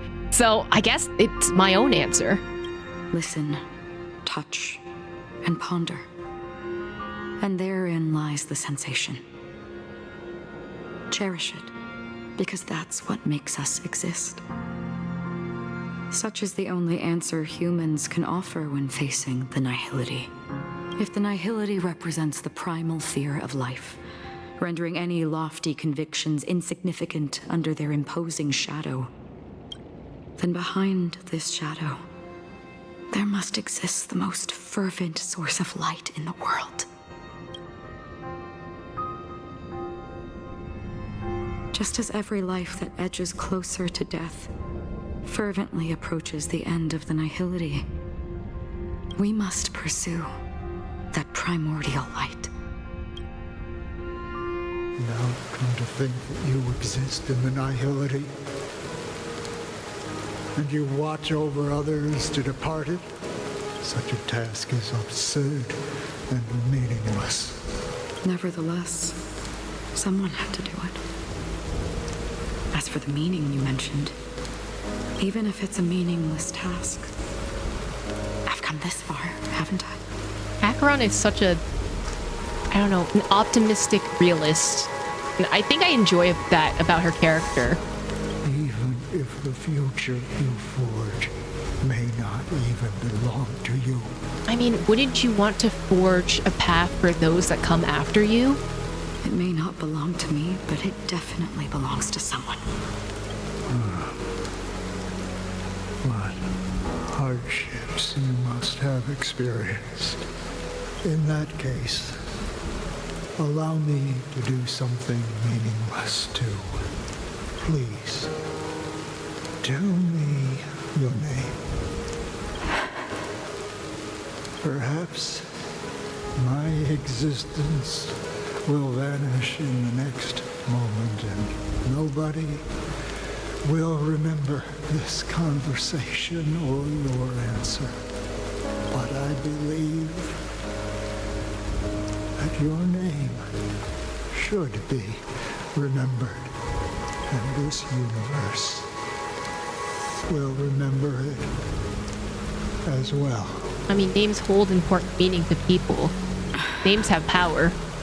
For me, some things are difficult to recall. Yet there are others that I find challenging to forget. Such is memory, a creation of the past that blossoms into significance in the distant future. I remember that marks the start of my journey. The origin of the vibrant red hue in my life, and the most fervent element amidst every tempest. That's my name. Raiden Bozen Mori May. Wait, so this is Raiden May. Wait, so Acheron is Raiden May. From Honkai Impact the Third. What? Wait, so this is the same. This is the same Raiden May. It is her, okay. And Welt is the same Welt. Oh god, we're gonna have more. Wait, so is there a Kiana? There's no... There actually... It's actually her. Wait, it's actually her.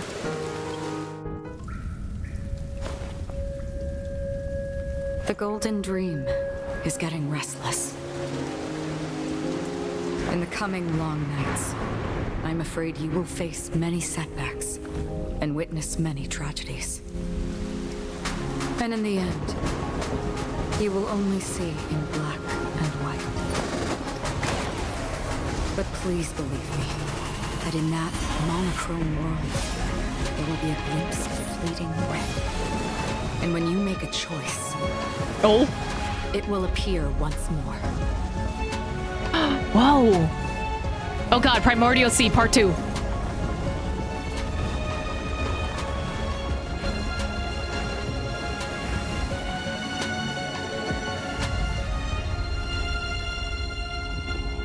Is that the Genshin wishing page? What you must do is ponder its significance.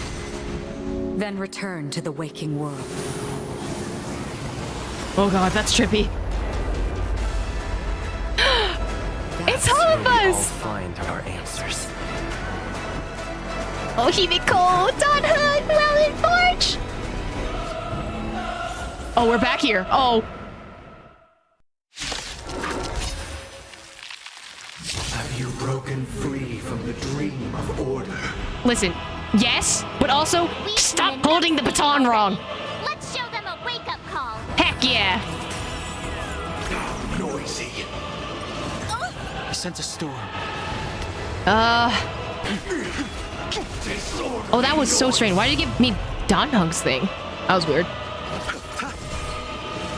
The stars are the Galaxy Rangers, so you're telling me if I wish, I'm gonna get a Galaxy Ranger? You won't get away. Disorderly noise. Perhaps humanity never conceals its desire to control the heavens, and I'm no exception. I love Himiko. How can the weak be righteous? Because, you're a twat. The noise is fading. Not little. Burst. Eternal This. sleep is not the Dead return. Noisy. Awaken, dormant scale. World-cleansing dragon. You won't get away. That helps a lot. Let's do that. Let the show begin. And Clocky's fine here, but you know, let's try that. You won't get away. I have something for you. Disorderly noise. All of you broken. That's fine. See that? Keep up with me. One.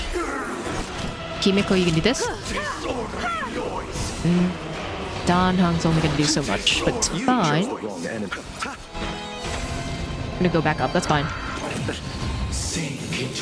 He's your twat. He's still a twat right now. I'm annoyed at him. Still the same. If you could stop disabling my Don Hung, so I can use him. Barely felt it. Let's see this. Sing together. Volteago. Okay, so can Don Hung wake up for a second? I have 2. It's fine. I can wait so I get my burst for Luocha. If I can summon them all together, it's fine. Feel free to make your Don Hung! Break. Much obliged. God damn it! Sleep is the dead return. I forget how squishy he is. Fine, Himiko can do it. Perhaps humanity never conceals its desire to control the heavens, and I'm no exception. There we go. Let's play our own. Let the show begin.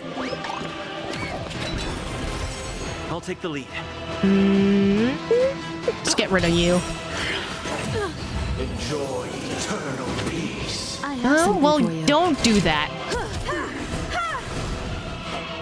It's fine. I think Kimiko can hold her own, if anything.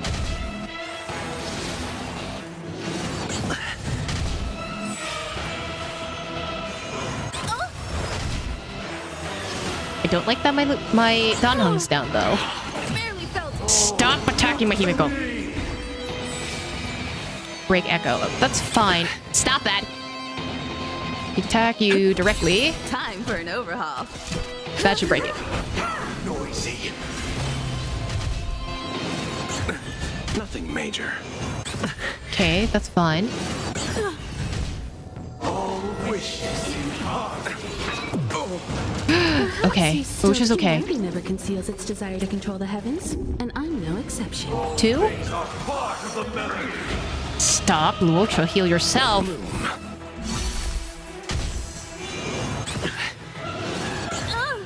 Receive divinity. Much obliged. Eternal sleep. The dead return. You can get you down to 1%, right?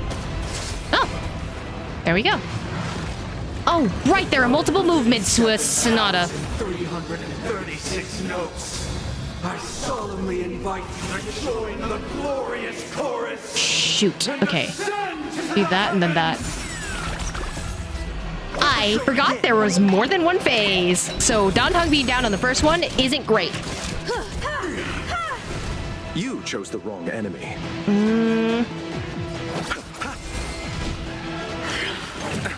With wisdom comes protection. Man, shielding? Can I break shield? Is that possible? Wake up! You won't get away. The noise is fading. Himiko? Escape is indistinguishable from reality. That's not good. If Himiko goes down, we are absolutely screwed. I have 1. I'm gonna save it for Luocha. Luocha needs to heal people. You heal. Much obliged. Promise I don't have a shielder right now. This perfect melody I command. Stop! Recreate paradise anew. Luocha, don't.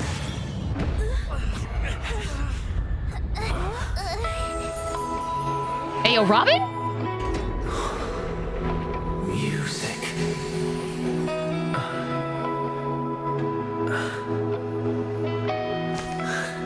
There seems to be another kind of sound coming into the Order's symphony.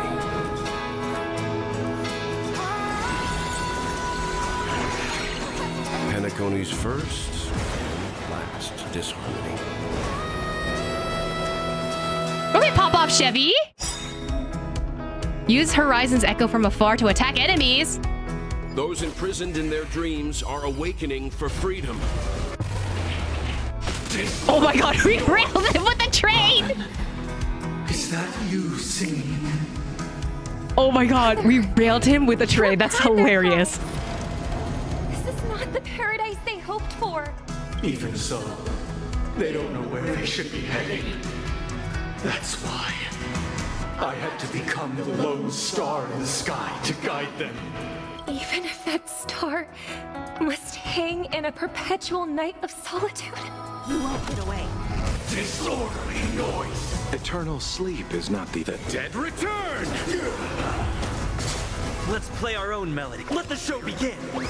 Himiko will be busy fixing that train, that's for sure. Perhaps humanity never If we could just keep summoning trains, that'd be great though. And I'm no exception.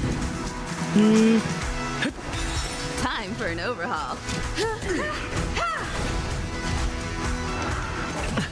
With wisdom comes protection. Listen up. I'll see you off.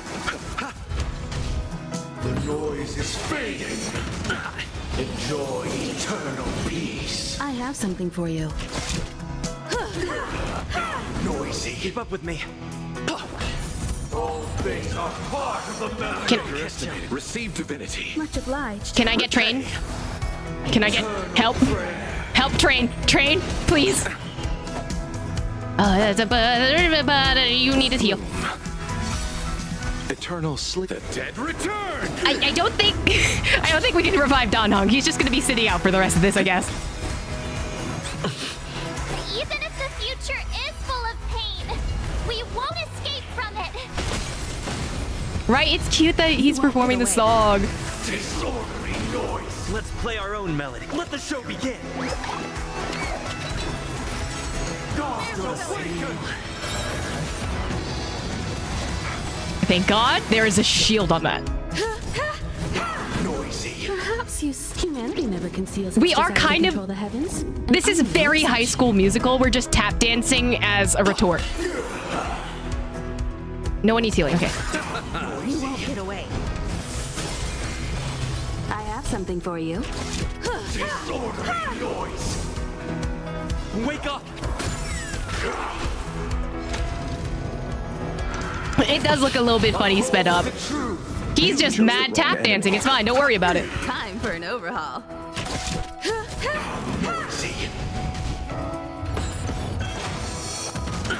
Sink into a dream. Let's play our. Let the show begin. I'll take the lead. Perfect. Rail him with the train. This is in fact Honkai Star Rail. The weakness of humanity cannot be redeemed by others. You won't get away. Disorderly noise. I don't enjoy the 3 times break thingy though. That is really oh my god, Himiko. Don't. No! Eternal prayer. I'll see you off. This is going to be a problem. Noisy. Great teamwork. Eternal Is it? sleep is not 2 the of them end. are dead. Dead return. Listen up. This is not great, although the music is a banger. Gocha, don't. Cannot come to pass. Bro! Stop! Let the show begin. Bro, it is just Trailblazer. Help. Still the same one. I have no healing! Oh my god! Protection.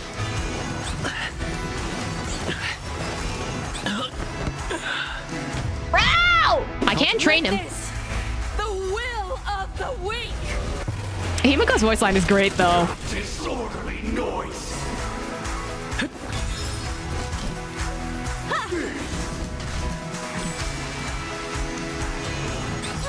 All things are part of the melody. Receive divinity. Thank you. Repay. Oh my god. Let's play our. Let the show begin. Sia really did have bills today. Eternal sleep. Or Chia, is not sorry. The end. The dead return. Perhaps you still don't understand. Humanity never conceals its desire to control the heavens, and I'm no exception. If we had never experienced solitude, how could we have embarked on different paths? Now, our final talk has concluded. Buddy, this is not talking. All the work of creation has been completed. The inevitable day has arrived. The embryo of a philosophy. Is that the Celeron? Will reshape for us all of reality. Oh my god. That's Ina. That's Save more people. Sever my path with your hands. Yeah, I can do that. With a knife. That's terrifying. Every time you break a layer of enemy toughness, you gain a certain collective shield. Okay. Break as many layers of enemy toughness. Okay, so break the shield is what I'm getting.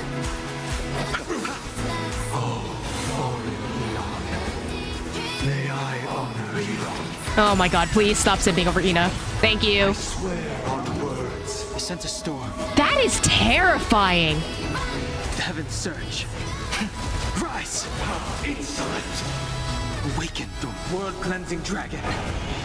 I love that any ability can be available, which is nice. With this 7-day vow, I command you to heed my summons. Yep. Can I get a train? I have a bad feeling about this.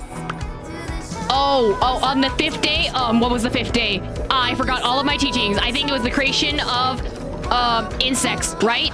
It was not you who created all things. Yeah, because I'm not a god, but there's a train here. Have a noble soul. Don't be shackled by the past. Okay, pop off, Nick. How insolent! It was humanity that created you.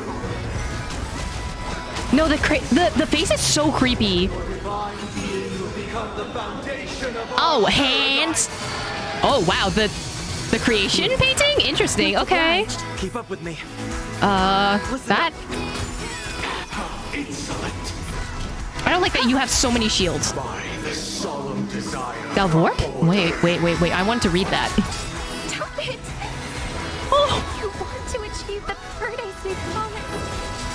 But the order is not the only choice. Oh, Robin! True happiness and the meaning of life lie in defying the nihility. Embracing all that life offers. Let the show begin. It's yeah. The painting of creation or whatever it was. I forgot the name of it. It was either Da Vinci or Michelangelo. I forgot which one. But that's a classic painting. The weakness of humanity cannot be redeemed by others.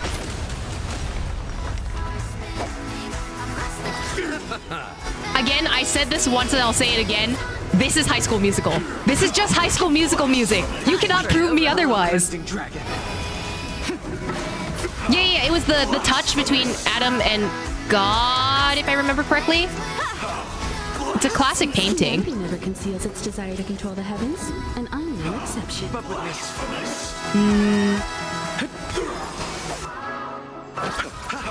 The stress. The heavens surge. Rise! I'll take the lead. Oh, you meant Adam. I got you. I have something for you. Train. Can we defeat it with the train? Even if the future is full of pain, we won't escape from it. Yes, we can. Let's go.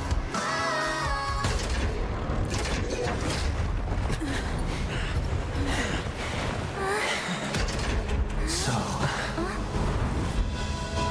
why does life slumber? To die is to sleep is to dream. Someday.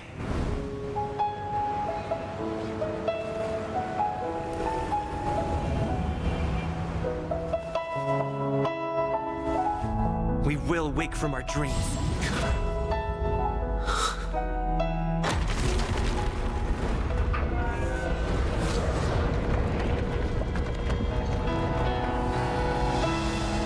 The night is still too short.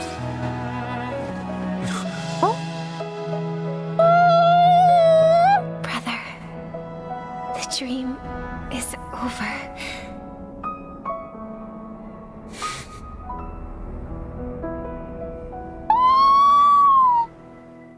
I'm going to cry. In the first year of the AE 2158, a fiery conspiracy erupted in the land of the dreams, but soon faded in chaos and destruction. Whispers carried the tale of those fateful 48 system hours, when a sun teetered on the precipice of collapse. A paradise stood on the brink of destruction, and a world was poised to surrender to its new master. Amidst it all, a body decayed, a pack of vultures gathered, and a brother and sister were doomed for eternal separation. And so, an eon succumbed to slumber once more. Some celebrated this fall, while others mourned. Among the insignificant witnesses, mere specks in the vast tapestry of the universe, it was said that this time, the Eon met their demise with dignity. So, Order was killed twice. As the cosmos bathed in the radiance of a pure dawn, a tempestuous storm brewed on the horizon. The chant of everything for the Amber Lord grew ever louder. Yet, no matter how one contemplates it, time inexorably swings Klapot's colossal hammer in eternal cycles. The tale of the Astral Express reaches both its conclusion and a new beginning. Time marches forward, heralding the arrival of a new chapter in the history of trailblazing expeditions. This is so pretty. Wow. Brother, do you think the stars will fade away? The baby versions of them. Where did that come all of a sudden? Oh! Because the constellation that looks like a bird, the torrent eagles, looks a bit dim lately. Ina was never alive. It's more like this time Ina could go away more peacefully because they were absorbed the first time. So I guess there was like... The only reason why it lingered so long within the path of Harmony is because of the fact that Sunday and Gopher Wood wanted to hold on to the belief of order rather than anything else. It's the dormant eagles. Don't worry, it's still there. It's just it's located in the inner ring of Penacony and can only be seen when spring and summer overlap. As for the question you asked, I think stars do die, just like people. Yeah, stars die, they turn into black holes. But do you know, sister? No star actually belongs to the present. The light we see from them is from a long time ago. This is true. Even after the stars perish, their light will travel millions of light years, spanning countless years, to illuminate the night sky of another world. In our paradise, I believe there will be a star like that, shining with the same light. Its radiance will last forever, and its name will be happiness. Amen? That sounds like a preach. No, not just one star. We should have 2 stars, or maybe even more. Yeah, you're right. It's a deal. It's a deal then. This is our promise, and nothing will sway our ideals. Not necessarily only back to black hole. Stars will turn into black holes. That is fair. That's fair. Yeah, you bet. Penacony, the land of dreams. The end. Or is it? Because you copped out on me twice. I don't think this is the end. I don't believe that this is the end. Okay, Eve starring Dana as Donghang, someone as March apparently. Himiko as Himiko. Again, same thing. Sam, Acheron. Bosun Mori, May. Okay, this is revealed now. So we don't know the thing about... Again, we don't know what's going on with March, but that's because the whole memory loss thing. Again, script supervisor Elio. Okay. Penacony as Gallagher. Oh no. Ex-surveyor about the Astro Express is a young scholar, brimming with enthusiasm and curiosity. Hailing for the Zorda-Un system, enlightened with the remembrance and dominated by academic cliques, she majored in memorial dynamics. To seek out broader academic possibilities, she joined the crew of the Astro Express to build Asadana and reach a certain research into Memoria towards the War of Independence. She piloted a shuttle on her own and has disappeared into the memory zone in search of secrets in the primordial disc. Her research results put on the theoretical basics of Penacony, profound impact on later generations. She was founded on the Land of Dreams. Tiernan, former guard of the Astro Express gunslinger. Haley wanted this. Many wanted to do that. During the war, he was on the Penacony's bunch of confidence generals. We're open to Starman with Lampon family. He crossed the Crusade of Lord Rider Zuko. That was the yourself and I found his relics. Mikhail, former mechanic of the Astro Express, the legendary big shot of Penacony, hailing from the land of Lukshaka, adopted by seafarers. Just the happenstance boarding express, making it travel's companion beyond the mechanical record. She always display the watchmaker was the greatest layer of all Penacony sensitive battle life. He's not started to deviate from the past, but he was unable to witness Penacony's death. He died a quiet death in the forest somewhere. Attendance and funeral was blind with Nameless traditions. Cruise taking was only star seas. Meanwhile, Penacony relates to its glories and petude. May this journey lead us forward. Let me read it next time. That was a lot. At least let me read it, like, out loud. It's a pleasure to hear your voice again. Jade! Congratulations. You've become the biggest winner of this festival. Are you calling just to poke fun at me? How are you alive? No. I'm just impressed. Not only did you venture alone into Penacony and discover the truth of Dreamflux Reef, but you also managed to escape with the help of that Knight of Beauty. Argenti? Remember the recording you received from your Trailblaze friend? It's now the most valuable chip in this game. Does that mean I have to legally like Aventurian because he got rescued by Argenti? Man! Again, I mean, I do like Aventurian now, but... However, this came at a high cost. Losing a cornerstone is a hefty price to pay. Uh-oh. Diamond just called a meeting to discuss what to do with you. Uh-oh. Just as I expected. So is Diamond planning to demote me? Or kick me out of the 10 Stonehearts? Why don't you take a wild guess? Well, alright. Then I'll guess. He's going to promote me to P46? Alright. What will you wager? Are we talking about a real bet here? I don't want to wager anything just to escape your clutches. But if it's just a friendly bet, I'll put on the line what I did when we first met. I'll bet my life, ma'am. Hey, yo. Interesting.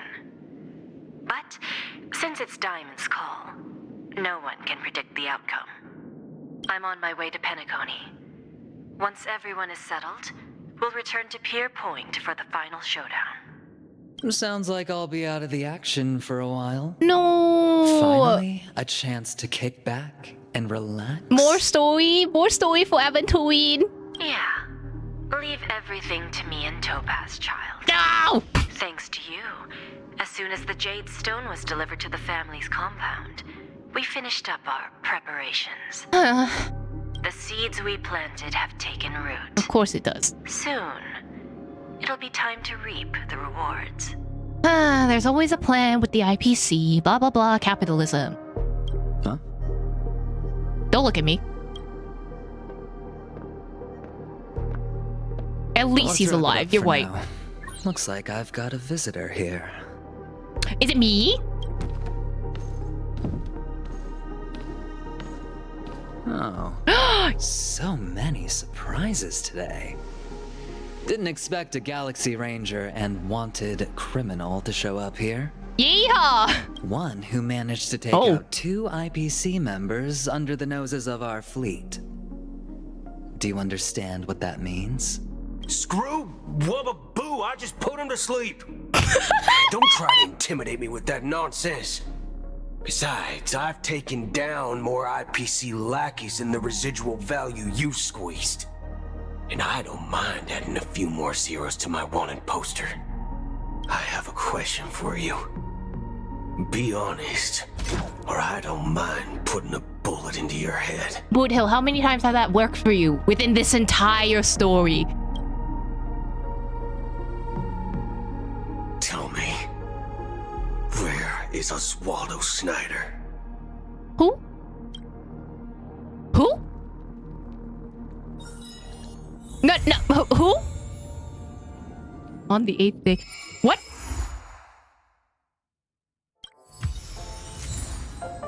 Who? Holmes? Literally Holmes? Holmes? What are you talking about? What's going on? We live, I think. We're okay. We're okay. I did like this story minus the fact that it was all a dream sequence. Like, that is literally, I think, the one point I disliked in the story. Just like, oh, you woke up, but actually, you were in a dream this whole time. I don't know. I just don't like that type of sequence that's used in writing, because now it's kind of just like, well, what was the point? Will this happen again in the future? Is there another cop-out, you know? So, other than that, I think it was fun. I liked Sunday's villain arc, honestly. Like, it may be unbiased, but I liked Sunday's villain arc. He is a very interesting villain. I do love a church boy who's a little bit dissuaded by his faith and, like, takes drastic measures to do something. But there's still so many questions. Like, we still have Sparkle, who... I don't know where Sparkle is. Firefly's second and third death are still up in the air. Where Acheron is right now, Black Swan, what's going on with them? At least we get to see the Aventurians okay, and the fact that Argenti rescued Aventurians kind of crazy, but like now we need to see what's going on with the IPC and Boot Hill. There's a lot, and I hope they answer that in the next patch. Oh yeah, and what was with the button? Oh my god, the Sparkle button doesn't do anything in this patch. Like, this is a long playing game that they're going with, so I don't know. I guess we'll see.